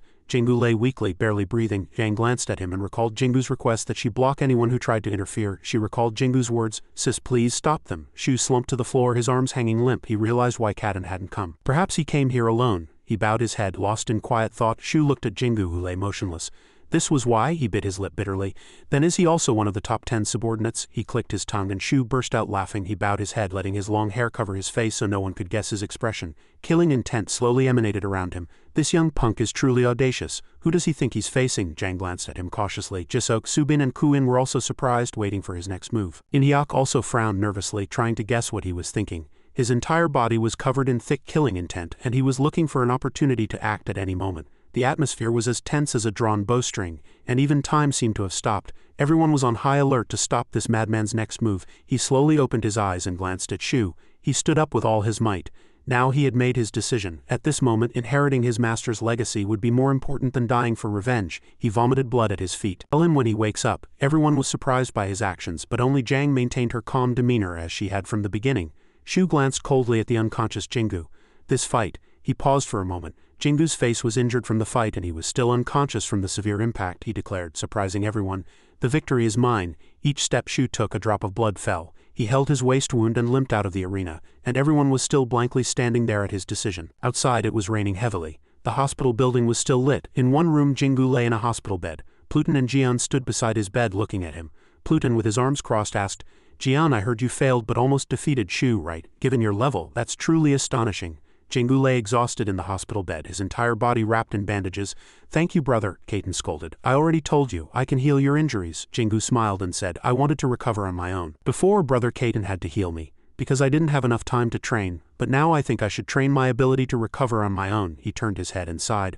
"Understood, if that's what you wish." He asked again, "You know you were very lucky, right?" Jingu lowered his eyes, slightly dazed. Sadness was clearly visible on Jingu's face, making him look very pathetic. "Yes." Then he was silent, and the two men looked down at him but said nothing. Pluton asked, "And you're still alive, right? That's as good as a win." Jingu smiled. "Yes." As if remembering something, he suddenly asked, "Where is brother Jian?" Kaden was startled. "Huh?" He and Pluton looked at each other. Outside it was still raining heavily, and the street lights illuminated the street. Jian was hunched over with Pluton. The two were training, casting spells. Katen hurriedly ran down the stairs and said, "Someone just sent a message." Jian was slightly off guard and Katen's voice was heard again. They reported that Jingu was defeated. Jian stiffened. His face darkened and he continued, "Fortunately, I heard that kid is still alive." Jian's eyes widened and Pluton also sighed with worry but relief. "Thank goodness," Katen informed them. "That kid is being treated at Singa Hospital, so let's hurry and go see him." Jian was still sitting in a corner glancing at the two talking. He suddenly spoke. "No, you two go first." Pluton looked at him with curious eyes and Katen was also surprised. "Huh?" Jian still didn't turn his head and his chubby cat shadow was cast on the floor. That kid wanted to finish the fight himself, so he should recover himself and gain experience himself. Pluton and Jian frowned but said nothing. Returning to reality, Jian explained to Jingu that he hadn't come because he was training, and he believed Jingu could overcome it on his own. Disappointment was clearly visible on Jingu's face. He lowered his eyes. Understood. Someone's voice was heard loudly. That kid woke up. Pluton, Kaiten and Jingu all turned towards the door. Jisoo, Kuin, Subin and Jang entered together. Jingu was happy again. It's you guys, but everyone looked angry and not very happy. Jisoo clenched his fists. You're awake, you crazy bastard. Jingu was flustered. Ha, then Jisoo launched into a long scolding. Didn't you say no one should intervene no matter how dangerous it was, you crazy bastard? Jingu couldn't say anything. Ha, he gradually lost his composure. Are you crazy, ha? Do you really want to die? Why would you say such a thing when you were unconscious? We really thought you were dead. Jingu's eyes widened, and he didn't expect his friends to say such things. Subin gritted her teeth, trying to hold back her tears. Shu tried to kill you and Sis stopped us. Gloom hung over everyone's faces. Do you know how we felt? Jingu was startled, his eyes wide with an incredulous expression. Even Kuin was silent, looking at him with an unpleasant expression. He felt truly unfamiliar. The room now had Pluton and Kaiten on the left and his friends on the right. In front was Jang. Pluton and Kaiten exchanged glances again. Then Pluton grabbed someone by the neck and made a gulping sound. Pluton dragged Jisoo and Kuin out the door. Kuin still needed rest. Jisoo struggled to break free as Pluton left him. Kaiten grabbed Subin by the neck like a chicken and dragged her out. After this scene, only Jingu and Jang remained in the room. Jingu lowered his eyes, feeling embarrassed. Jang approached Jingu's bedside. She sat on the bed and asked about his well-being. Jingu, how's your health? Jingu bowed his head, looking downcast. I can still endure it. I'll be fine. Jang glanced at Jingu and Jingu looked back up at her. She spoke, please don't ask me for such a favor again. Jingu looked puzzled. Jang blamed herself. She said sadly, no matter how much you beg next time, I won't do it again. Jingu was silent, about to say something, but stopped. Outside, the rain showed no sign of stopping and Jang's voice echoed in the room. It's not that I don't understand your intentions, Jingu. That was the only reason I accepted that suspicious request, her sad voice continued. That's why I looked you straight in the eye. Don't ever ask me for such a favor again. Jingu couldn't believe what he had heard. His eyes widened and Jang's hands were already clenched into fists. Do you understand what it felt like for me to keep that promise? She recalled the recent fight and the helplessness she felt when Jingu fell painfully. Her cold expression when she stood in front of Shu. Jang bit her lip, trying to hold back her tears. Jingu's voice was heard. I am truly sorry, she turned to him. Jingu said in an earnest, choked voice, truly I am sincerely sorry. Jang regained her usual calm expression. I don't want to hear your apology. What I want to hear is that you won't ask me for such a favor again. Jingu hesitated. Yes, I will not ask for such a favor again. Jang stood up from the bed. This is enough, I'll be leaving now. She paused. Jang looked utterly flustered. What are you doing? At that moment, Jingu's bandaged hand grabbed her arm. Jingu looked tearful, his eyes brimming with tears, looking very pitiable. Jang turned to look at him directly. Jingu explained, I just felt I couldn't let you leave like that. Jang's cheeks flushed with embarrassment. That's not what I mean, your arm is injured. Jingu's eyes held firm resolve. It hurts, yes, but I acted instinctively because I couldn't let you leave like that. Jingu lowered his voice. I'm sorry, truly. Jang still stared at Jingu and Jingu's wide eyes made people feel sympathetic. Immediately after, Jang's face moved very close to Jingu's. Jingu was startled, his eyes wide open. Jang gave Jingu a very soft and gentle kiss on the forehead. Jingu was still blank and soon her red lips left Jingu's forehead. Jang gave Jingu an affectionate look. If you want to know what happens next, don't do such a foolish thing again. Jingu's face immediately flushed fiery red, he replied like a small rabbit. Ah yes. Jang left the hospital room, her face still red. Jingu stared blankly at her retreating figure, but his young face remained red even after Jang disappeared from sight. Jingu was still blank. Wait, what happens next? What does that mean? The rain lingered, and as night deepened it continued to fall. As Jian tried to focus on absorbing energy, a familiar voice informed him again. Jingu is asking about you, big brother. Pluton continued, he seems a little disappointed that you didn't come. Kaiten approached him closely, heading towards the garden. Jian asked again, disappointed. Kaiten, seeing Jian's unusual demeanor, asked curiously, hey, what's wrong? Jian still had his eyes closed. What? He replied. I've never seen you speak so frankly, big brother. Jian frowned irritably, probably hit a sore spot. He opened his eyes. He glanced back. Kaiten wore an expression as if he understood everything. This time he's more worried than when he faced the top 10. Pluton wagged his tail. I think so too. Jian was blank. He judged as he watched a dog and a cat mockingly talk about him. Pluton and Kaiten laughed and joked happily, and Jian felt extremely helpless in the middle of a desolate snow-covered mountain. At this moment, inside an ancient house, Schneider and Serphi looked down at Shu with cold eyes. Serphi crossed her arms, her expression emotionless. I heard you defeated Kaiden's disciple, but looking at your current state, you seem quite miserable. Shu knelt, his face buried in the ground, saying nothing. Schneider reminded him, your efforts were sufficient. Return to your room and focus on recovery. The atmosphere suddenly grew heavy, and all three fell silent. Schneider and Serphi glanced at each other. After a moment she turned her head and asked, do you have anything else to say? Shu's lips moved slightly, and he asked coldly, when will you deal with me? Schneider and Serphi frowned, remaining silent. Shu lifted his face and continued to press, or are you just going to keep me captured and seize the legacy my master left behind? The two still said nothing, and Shu scoffed. It sounds reasonable now that I hear it. Shu's eyes looked at them coldly. There's no need to save my face. I'm already prepared, he said frankly. The three of you cooperate, but in the end you only pursue your own interests. Like the other top 10 members, you're always wary of each other. Shu clenched his fists. He spoke acrimoniously, his hands placed straight on his knees. But now that my master has passed away, you'll steal everything from him, won't you? Especially the source of power he left behind. Hearing this, the two flinched, their faces darkening. Shu became even more resolute.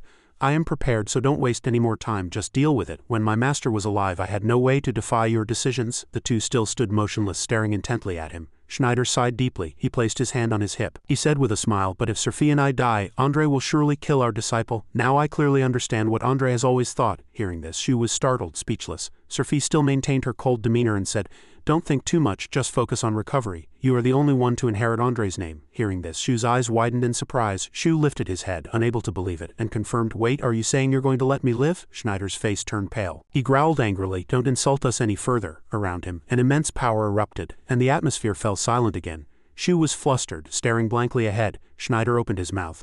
I'm not interested in Andre's legacy. Why would I want a power I didn't obtain myself? Shu said nothing, his face blank, his head bowed. Suddenly he recalled the warning Andre had given him in the past. Shu, never forget that even though the three of us belong to the Frame organization, we are always looking for opportunities to devour each other. He even stared with wide eyes, emphasizing, and don't forget that you must seize others' power for yourself. Understand? Back in reality, Shu's face suddenly tensed. But before he could react, Sophie said, if you're done talking, return to your room immediately. Shu did not answer and slowly stood up. The two watched him quietly and he slowly departed. As they watched Shu disappear, Sophie suddenly recalled Jingu. Moreover, that child is growing at a frightening pace. A worried expression appeared on her aged face. I didn't think Shu would defeat that child easily, but I didn't expect him to be pushed to such a brink. Kadin truly has a talent for training disciples. Schneider placed his hand on his hip and slowly continued, anyway, now the whole world will have to acknowledge Jian's abilities and his disciples' abilities. The scene shifted to the hospital, and Jingu was slowly putting on his clothes, his entire body wrapped in bandages. Suddenly, a voice from outside the door startled Jingu. He's being discharged? Jisok and his group arrived, and they didn't even look at Jingu, looking angry. Jingu tried to speak. Guys, Jisok asked irritably, why do you keep calling me? I don't even want to hear your voice. Subin next to him added, me too, I was trying to sleep, but you kept calling, it was really annoying. Jingu frowned and said sincerely, I want to apologize to everyone. Jingu faced his three friends and spoke in a low voice about what had happened this time. They listened quietly as Jingu continued to speak. I didn't think of anyone, only myself. Jingu's expression was very sincere. I'm sorry. Images of his friends flashed through Jingu's mind and he truly regretted it. Next time I'll think more about those around me. As soon as he finished speaking, Jisok, with his hands in his pants pockets, roughly kicked Jingu in the abdomen. Jingu was startled, his eyes wide open. Jisok curled his lips, threatening, if you do this again it won't end here. Hearing this, Jingu's lips curled up and he was deeply moved, but before he could react, Subin angrily pulled Jishuk's hair and scolded him, why are you kicking him, you damn brat? He hasn't even recovered yet. Just like that, a fight broke out in the hospital room, and the remaining two took turns trying to stop them. She was still angry and wanted to fight to the end. Let go. Jingu quickly returned home. As soon as he entered the house, he hugged the cats and asked tenderly, are you guys alright? At the same time, a man walked out and asked, you're back? Jingu looked up and replied, yes. He leaned on a mop and slowly said, I heard you defeated Andre's disciple, Shu. Jingu was startled, looking blank. He replied honestly, but I lost, he sighed. Yes, that's right. I thought I almost won, he praised. I heard that guy was quite strong, kid, you did well. Jingu lowered his head sadly. No, I almost died. He glanced at Jingu and comforted him in a low voice. If you face someone stronger and survive, that's not a loss. The most important thing for us awakened is to survive, he sighed and advised. And you're still young and you just became Jian's disciple. Yet you faced a world ranker. That's truly amazing. Hearing this, Jingu's face showed a momentary surprise. Is he trying to comfort me? He bent down and continued working.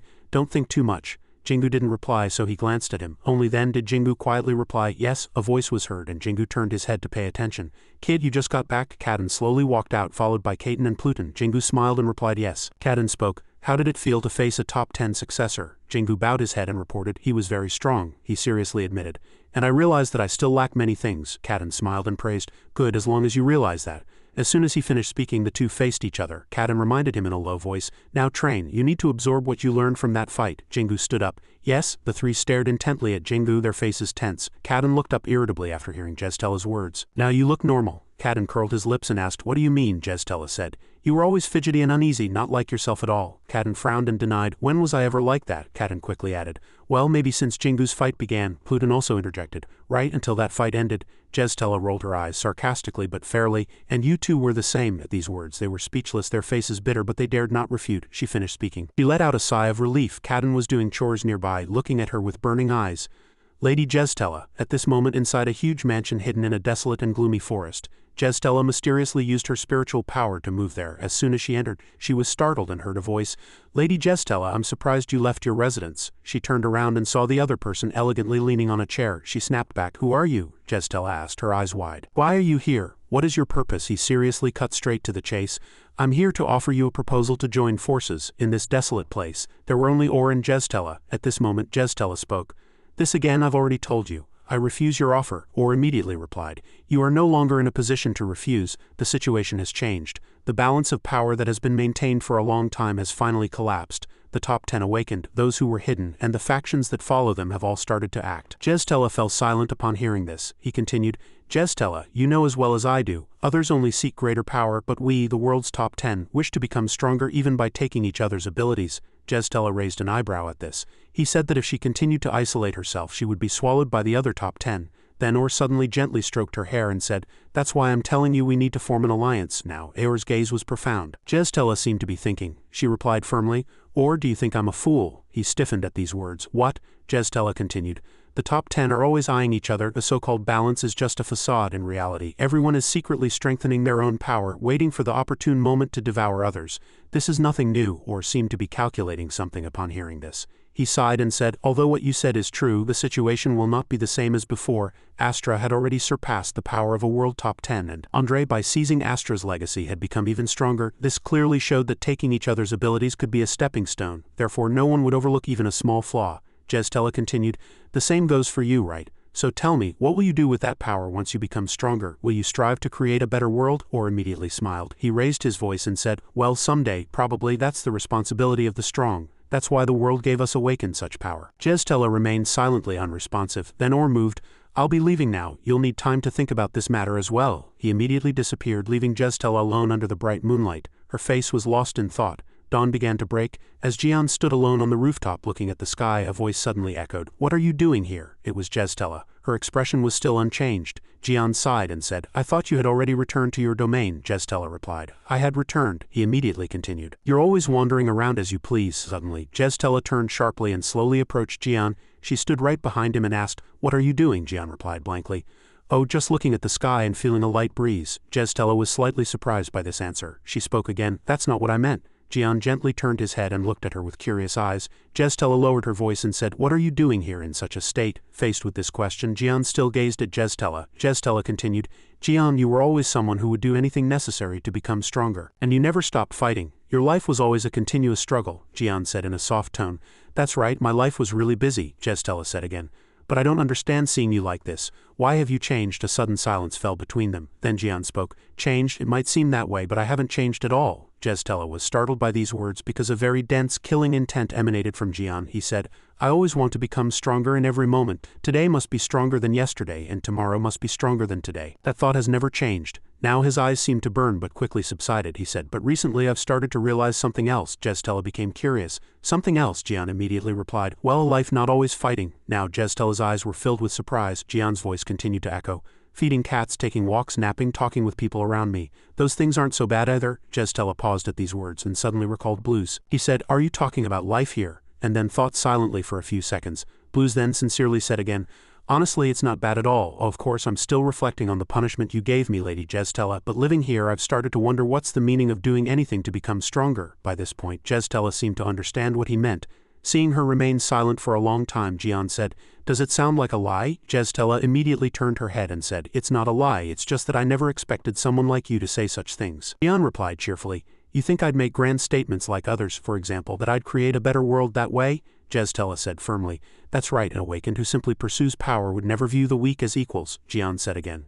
But I'm not like that. For me, getting stronger is fun. I'm different from those who despise ordinary people and make excuses about a better world. I'm not one of those who say people without abilities should be wiped out. This scene reminded Jestela of Or, who had said, They say it's the responsibility of the strong and that's why the world gave us awakened such power. At this moment the sunlight grew higher. Jestela said softly, I don't agree with them either. Jian calmly replied, I know. Jestela was immediately surprised. What? How do you know? Jian continued. That's right, you never leave your domain, but whenever you hear news of awakened harming ordinary people, you personally step in and defeat them. Jestela seemed a little touched by these words. Jian's expression remained unchanged, and he said again, For me, this kind of life isn't so bad either. Now, Jestela's eyes softened. She stared intently at Jian and said softly, Jian, you really have too much free time. Jian smiled and replied, haha, I can't refute that. So Jeztella also sat next to him looking at the sky and feeling the breeze. Cat fur flew everywhere because a black cat was being groomed. As the clippers gently passed, the cat seemed to enjoy it. Blues groomed the cat's fur and said, goodness, look at these fur balls. Now the black cat looked much cleaner and brighter. Another cat quickly clung to Blues's leg. He immediately said, no, you already ate earlier. If you keep eating, you'll get as fat as that tree. The tabby cat made a blank expression at these words. Just then a voice was heard. Brother Blues, here you go. It was Jingu. He looked at the bag and wondered, what's this, cleaning tools? Jingu quickly replied, no, it's a very nice shirt. Jingu said again, I bought it for you because you seemed uncomfortable here. Blues was surprised. You bought it for me, he replied firmly. Yes, that's right. I always appreciate you cleaning the house, so I thought about what I could do for you and bought this. Blues didn't seem particularly pleased. You don't need to thank me for that. I already told you I do it to keep the house clean whenever Lady Jeztella visits. Jingu smiled again and said, I remember. But thanks to you we can live in a clean house, so I'm really grateful. Blues's eyes looked blank, but then he seemed touched by the gift and the sincere gesture. Looking down, Blues turned his head slightly embarrassed and said, well, I'll wear it. Jingu smiled. Seeing the cats clinging to him, he thought, the kids really seem to like you, brother. Under the cool and refreshing blue sky, Jingu was stretching. The weather is really nice today. Above, Jeztella was watching this scene. Jingu was surprised to see her. Ah, he immediately bowed respectfully in greeting. Hello, sister. At this moment, Jeztella gently descended. Jingu said, Brother Cadden went out and hasn't returned yet, so you'll have to wait a bit, sister. Jeztella stared intently at him but said nothing, then suddenly asked, have you still not decided what to ask of me? Jingu replied, flustered, not yet. Honestly, I don't even know what to ask of Lady Jeztella. Facing Jeztella made him a little nervous. At this moment she spoke. In your last battle, I heard Jian didn't go with you for fairness. Is that true? Jingu immediately replied, yes, that's right. Jeztella glanced slightly and asked, why do you pursue power so much? Jingu was slightly surprised at these words. Ha, Jeztella continued. I heard you only realized you were unawakened after meeting Jian, so your actual training is still quite new. Your abilities are developing incredibly fast, but you still want to become stronger. Do you want to acquire immense power to dominate others and stand above them? Jingu stiffened at these words. He replied, flustered, no. Well, that's not all of it. I really want to become strong like Brother Jian, but I don't want to be a burden to him. If I'm weak, my master Brother Jian will be looked down upon. And if I can't protect myself, Brother Jian will also be in danger. But more importantly, I've heard that in the world of awakened, you need power to protect yourself and your beliefs. I want to protect my beliefs with my power. As Jingu spoke these words, his eyes were very firm. Jeztella seemed to notice that. Suddenly, Jingu chuckled shyly and said, honestly, getting stronger is really fun too. I like pushing my limits. Now in Jeztella's eyes she unconsciously saw Jian's appearance in Jingu's looks and words. And knowing that I can keep improving really excites me. Just then, Jeztella was quite surprised and calmed down. She spoke, I heard you pushed Andre's disciple to his limits. Didn't you? Jingu immediately replied. Oh yes, that's right, Jeztella praised. Well done. As Jian's disciple you should be. Jingu was a little shy at these words. He replied cheerfully, really, as Brother Jian's disciple I should be strong. Jeztella then looked seriously at Jingu again and said, what I mean is, being Jian's disciple is certainly very dangerous. You need to reach that level to survive. In the blink of an eye, Jingu's cheerfulness turned to bewilderment. At this moment, Jeztella entered the house. The whole neighborhood was still peaceful. Under a gloomy sky inside an ancient castle, the interior was very mysterious, with torches burning. At this moment, a woman's voice was heard. What happened to Jeztella? Or maintained a very serious expression. He said, I spoke with her. She will need time to think. The woman replied, I wonder if she'll come to our side, or assured her there was no need to worry. Jeztella knew this time was different from before. The woman smiled and said again, she'll understand, and I heard Greg and Mior are also planning something. Or sighed and continued, those two are always plotting. It's nothing new. Suddenly the woman lowered her voice and said, or if Jeztella refuses our offer, remember that we must eliminate her immediately before others snatch her. Or immediately became furious. Shut up, Garas. I agreed to cooperate, but if you keep spouting such nonsense I won't stand by. The woman laughed loudly and said again, as expected, you always get emotional easily when Jeztella's name comes up, or continued to listen to her words. At this moment the woman was about to disappear and said, calm down, as you say, if Jeztella comes to our side, such things won't happen. Now Or was left alone. Suddenly his subordinate came and said, Lord Or, I have a report. He was surprised. What? The subordinate immediately replied, there is recent information that Jeztella has contacted Jian. Or was even more surprised at these words. What? That's impossible, he shouted in anger. Until now, Jeztella has avoided all contact except with her closest subordinates. It's unbelievable that she would meet anyone, let alone with Jian. Jeztella had tried to kill him. The subordinate was very afraid. The subordinate couldn't believe it either and investigated more deeply. But this information seems reliable. Even Blues Start and Jeztella's subordinate is known to be with Jian. This information came to Or like a blade. He muttered in surprise, she really left her residence? That's not like her. It can't be, in the past, Or had raised his voice and asked, "Who was that?" The subordinate immediately replied, "He's an awakened named Jian. I once reported about him. He earned his reputation on his own and constantly fought and won against other awakened. That person is not someone you need to worry about," Or immediately replied. "Now I remember. The man who fights like a beast and always jumps into fights, but why would such a person want to meet me?" The subordinate suddenly stammered. "That matter," Or immediately interrupted. "Ah, I see." The subordinate seemed to realize something, Or continued, "He must want to join my ranks. Tell him to go back. Not just anyone is worthy of being my subordinate.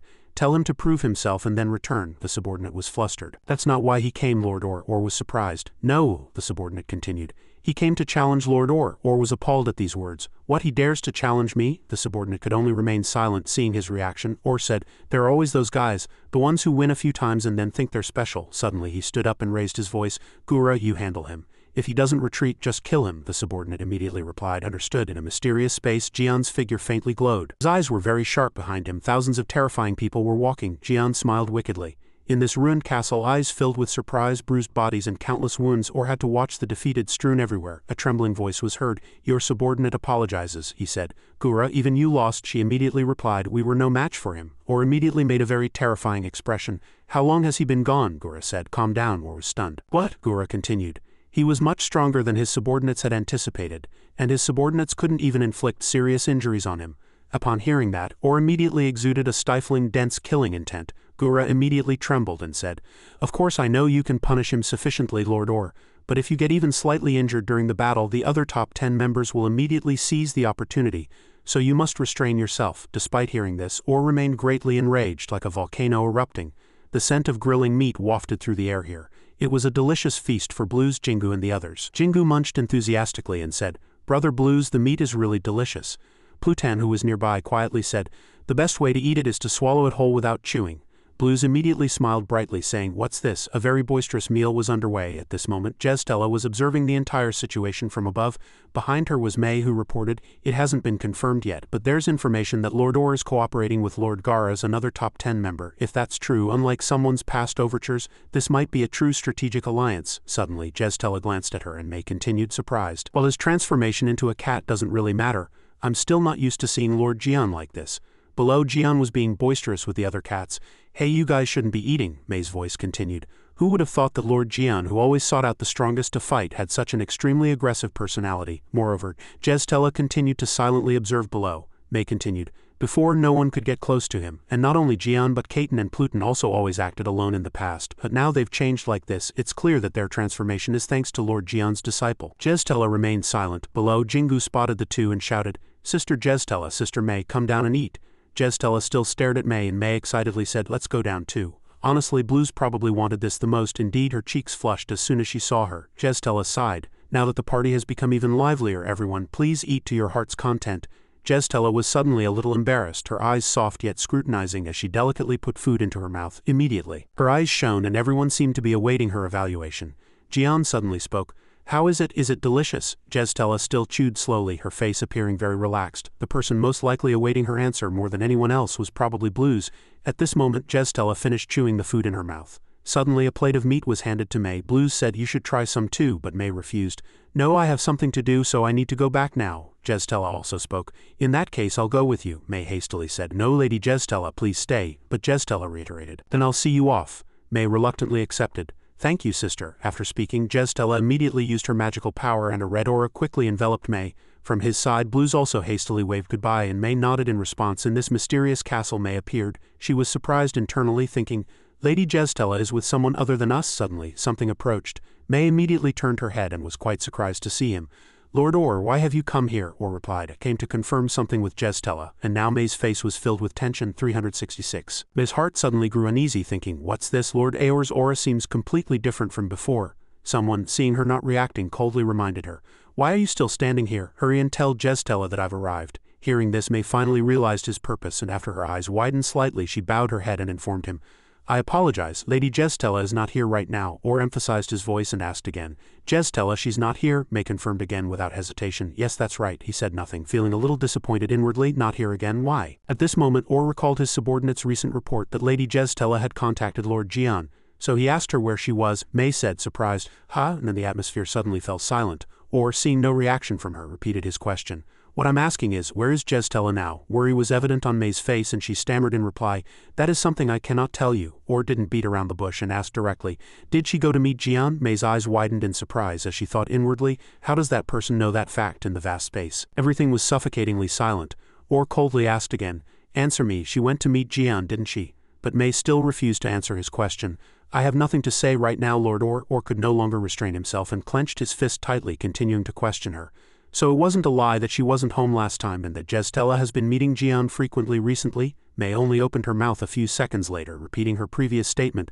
I only have one thing to say, I have nothing to say right now, Lord Or, he scoffed and said. How ridiculous, despite my countless proposals over a long time, Jestela refused to leave this place. Aor's hand clenched even tighter and his voice remained steady.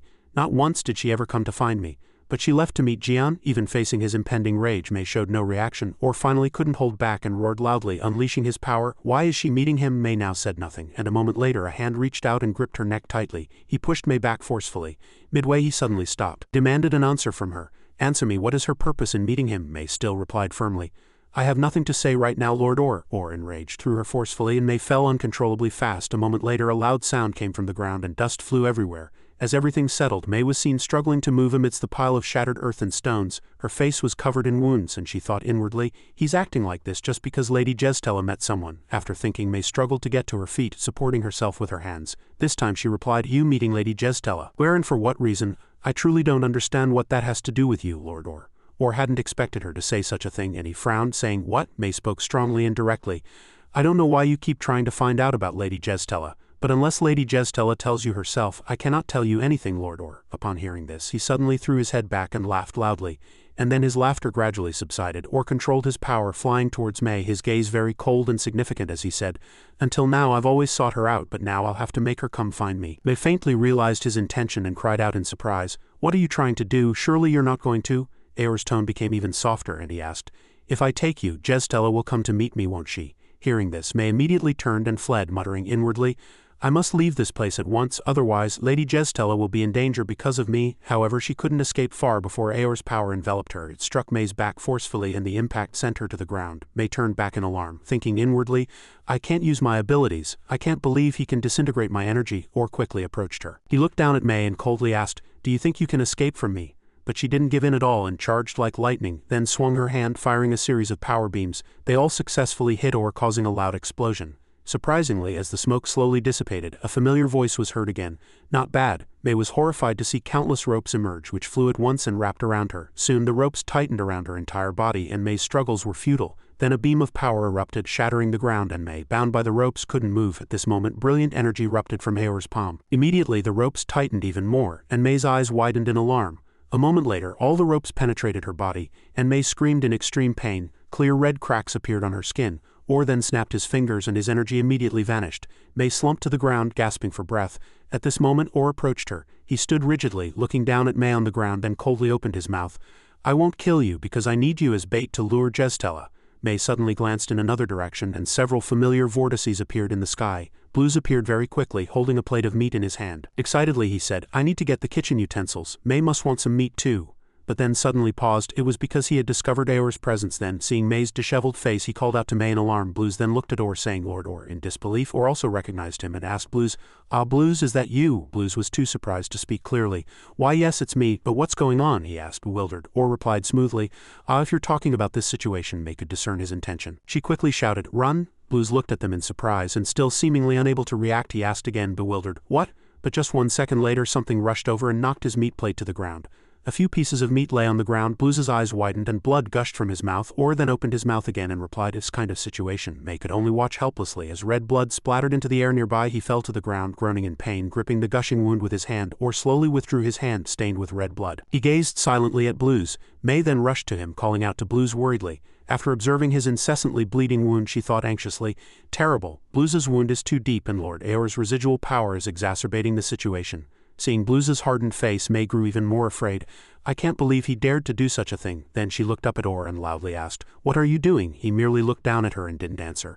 May gritted her teeth and warned, What are you thinking? Lady Jestela will never tolerate you crossing the line like this. Or then opened his mouth and repeated, Cross the line, me. Suppressing his anger, he asserted again, You are the one who crossed the line. May stared blankly, her eyes wide, silently listening to what he was saying. Or continued to speak. 10 years I've waited for her for 10 years, always watching and waiting for her, just for her to act for me. Just once." He then clenched his fist again and lowered his voice, emphasizing, "But now she's acting for that pervert." May was momentarily speechless and couldn't say anything. Suddenly Blues painfully opened his mouth again to retort, Don't insult Lady Jestella." As soon as May heard him, she called out to Blues worriedly, or also looked down at him. Blues, despite being in pain, still tried to protect his lady. He said, gasping for breath, "Yes, Lord Orr, you've waited a long time, but Lady Jestella has never once given you false hope." Both Orr and May listened to his words silently. "So don't do this." Blues painfully lifted his head, looked Orr straight in the eye and reminded him, "Don't distort the truth as if Lady Jestella toyed with your feelings, Lord Orr." The two stared at each other, neither backing down. A moment later, several beams of power appeared, followed by Aor's voice. "Ridiculous." He clenched his arm, condensing energy, and glanced at Blues, saying, "Now I remember, you always clung to Jestella, just trying to gain more power. You parasite." Blues still glared at him. Orr then swung his hand and energy erupted fiercely like lightning. He said contemptuously, "But now that parasite dares to lecture me." All the beams of power flew towards May and Blues. The two watched them as they descended towards their location. In a single instant the beams of power fell, completely engulfing the vast space. A moment later, as the smoke slowly cleared, Blues was covering his face with his hands, ready to face them. But when there was no movement for a long time, he opened his eyes in surprise. It turned out May was standing in front of Blues, fighting against Aor's power. A moment later, when they all withdrew their energy, everything suddenly became peaceful. Orr reminded her in a cold voice, "Move aside. I am restraining myself because you are still useful, otherwise you would have already been shattered by now." May's eyes, though filled with tears, were full of strength. She had no intention of giving in and replied, "There's no need to restrain yourself. Dying here is better than being held hostage by Lord Orr and endangering Lady Jestella." Suddenly, at this moment, an energy stream flew towards May from behind. Her eyes widened in surprise as she thought inwardly, "Wait, this technique." May turned around and realized Blues was casting a technique. He desperately squeezed out his last remaining strength, saying, "May, please take good care of Lady Jestella." Then a black hole appeared, sucking May in, and she screamed, trying to resist, but it was futile. Very quickly, the black hole closed and May was gone when it was over. Blues also had no more strength to endure and simply collapsed to the ground. Or narrowed his eyes and looked at him, then slowly opened his mouth. "I didn't know you could use Jestella's technique." After speaking, Orr grabbed Blues by the collar and pulled him up. "You must have poured all your strength into casting that, didn't you?" His gaze was cold as he looked at Blues and said, "Because of you I've lost the bait to lure Jestella, so don't think you can continue to be arrogant." Orr continued speaking, casting energy. "I have no intention of keeping you alive to let you meet May again.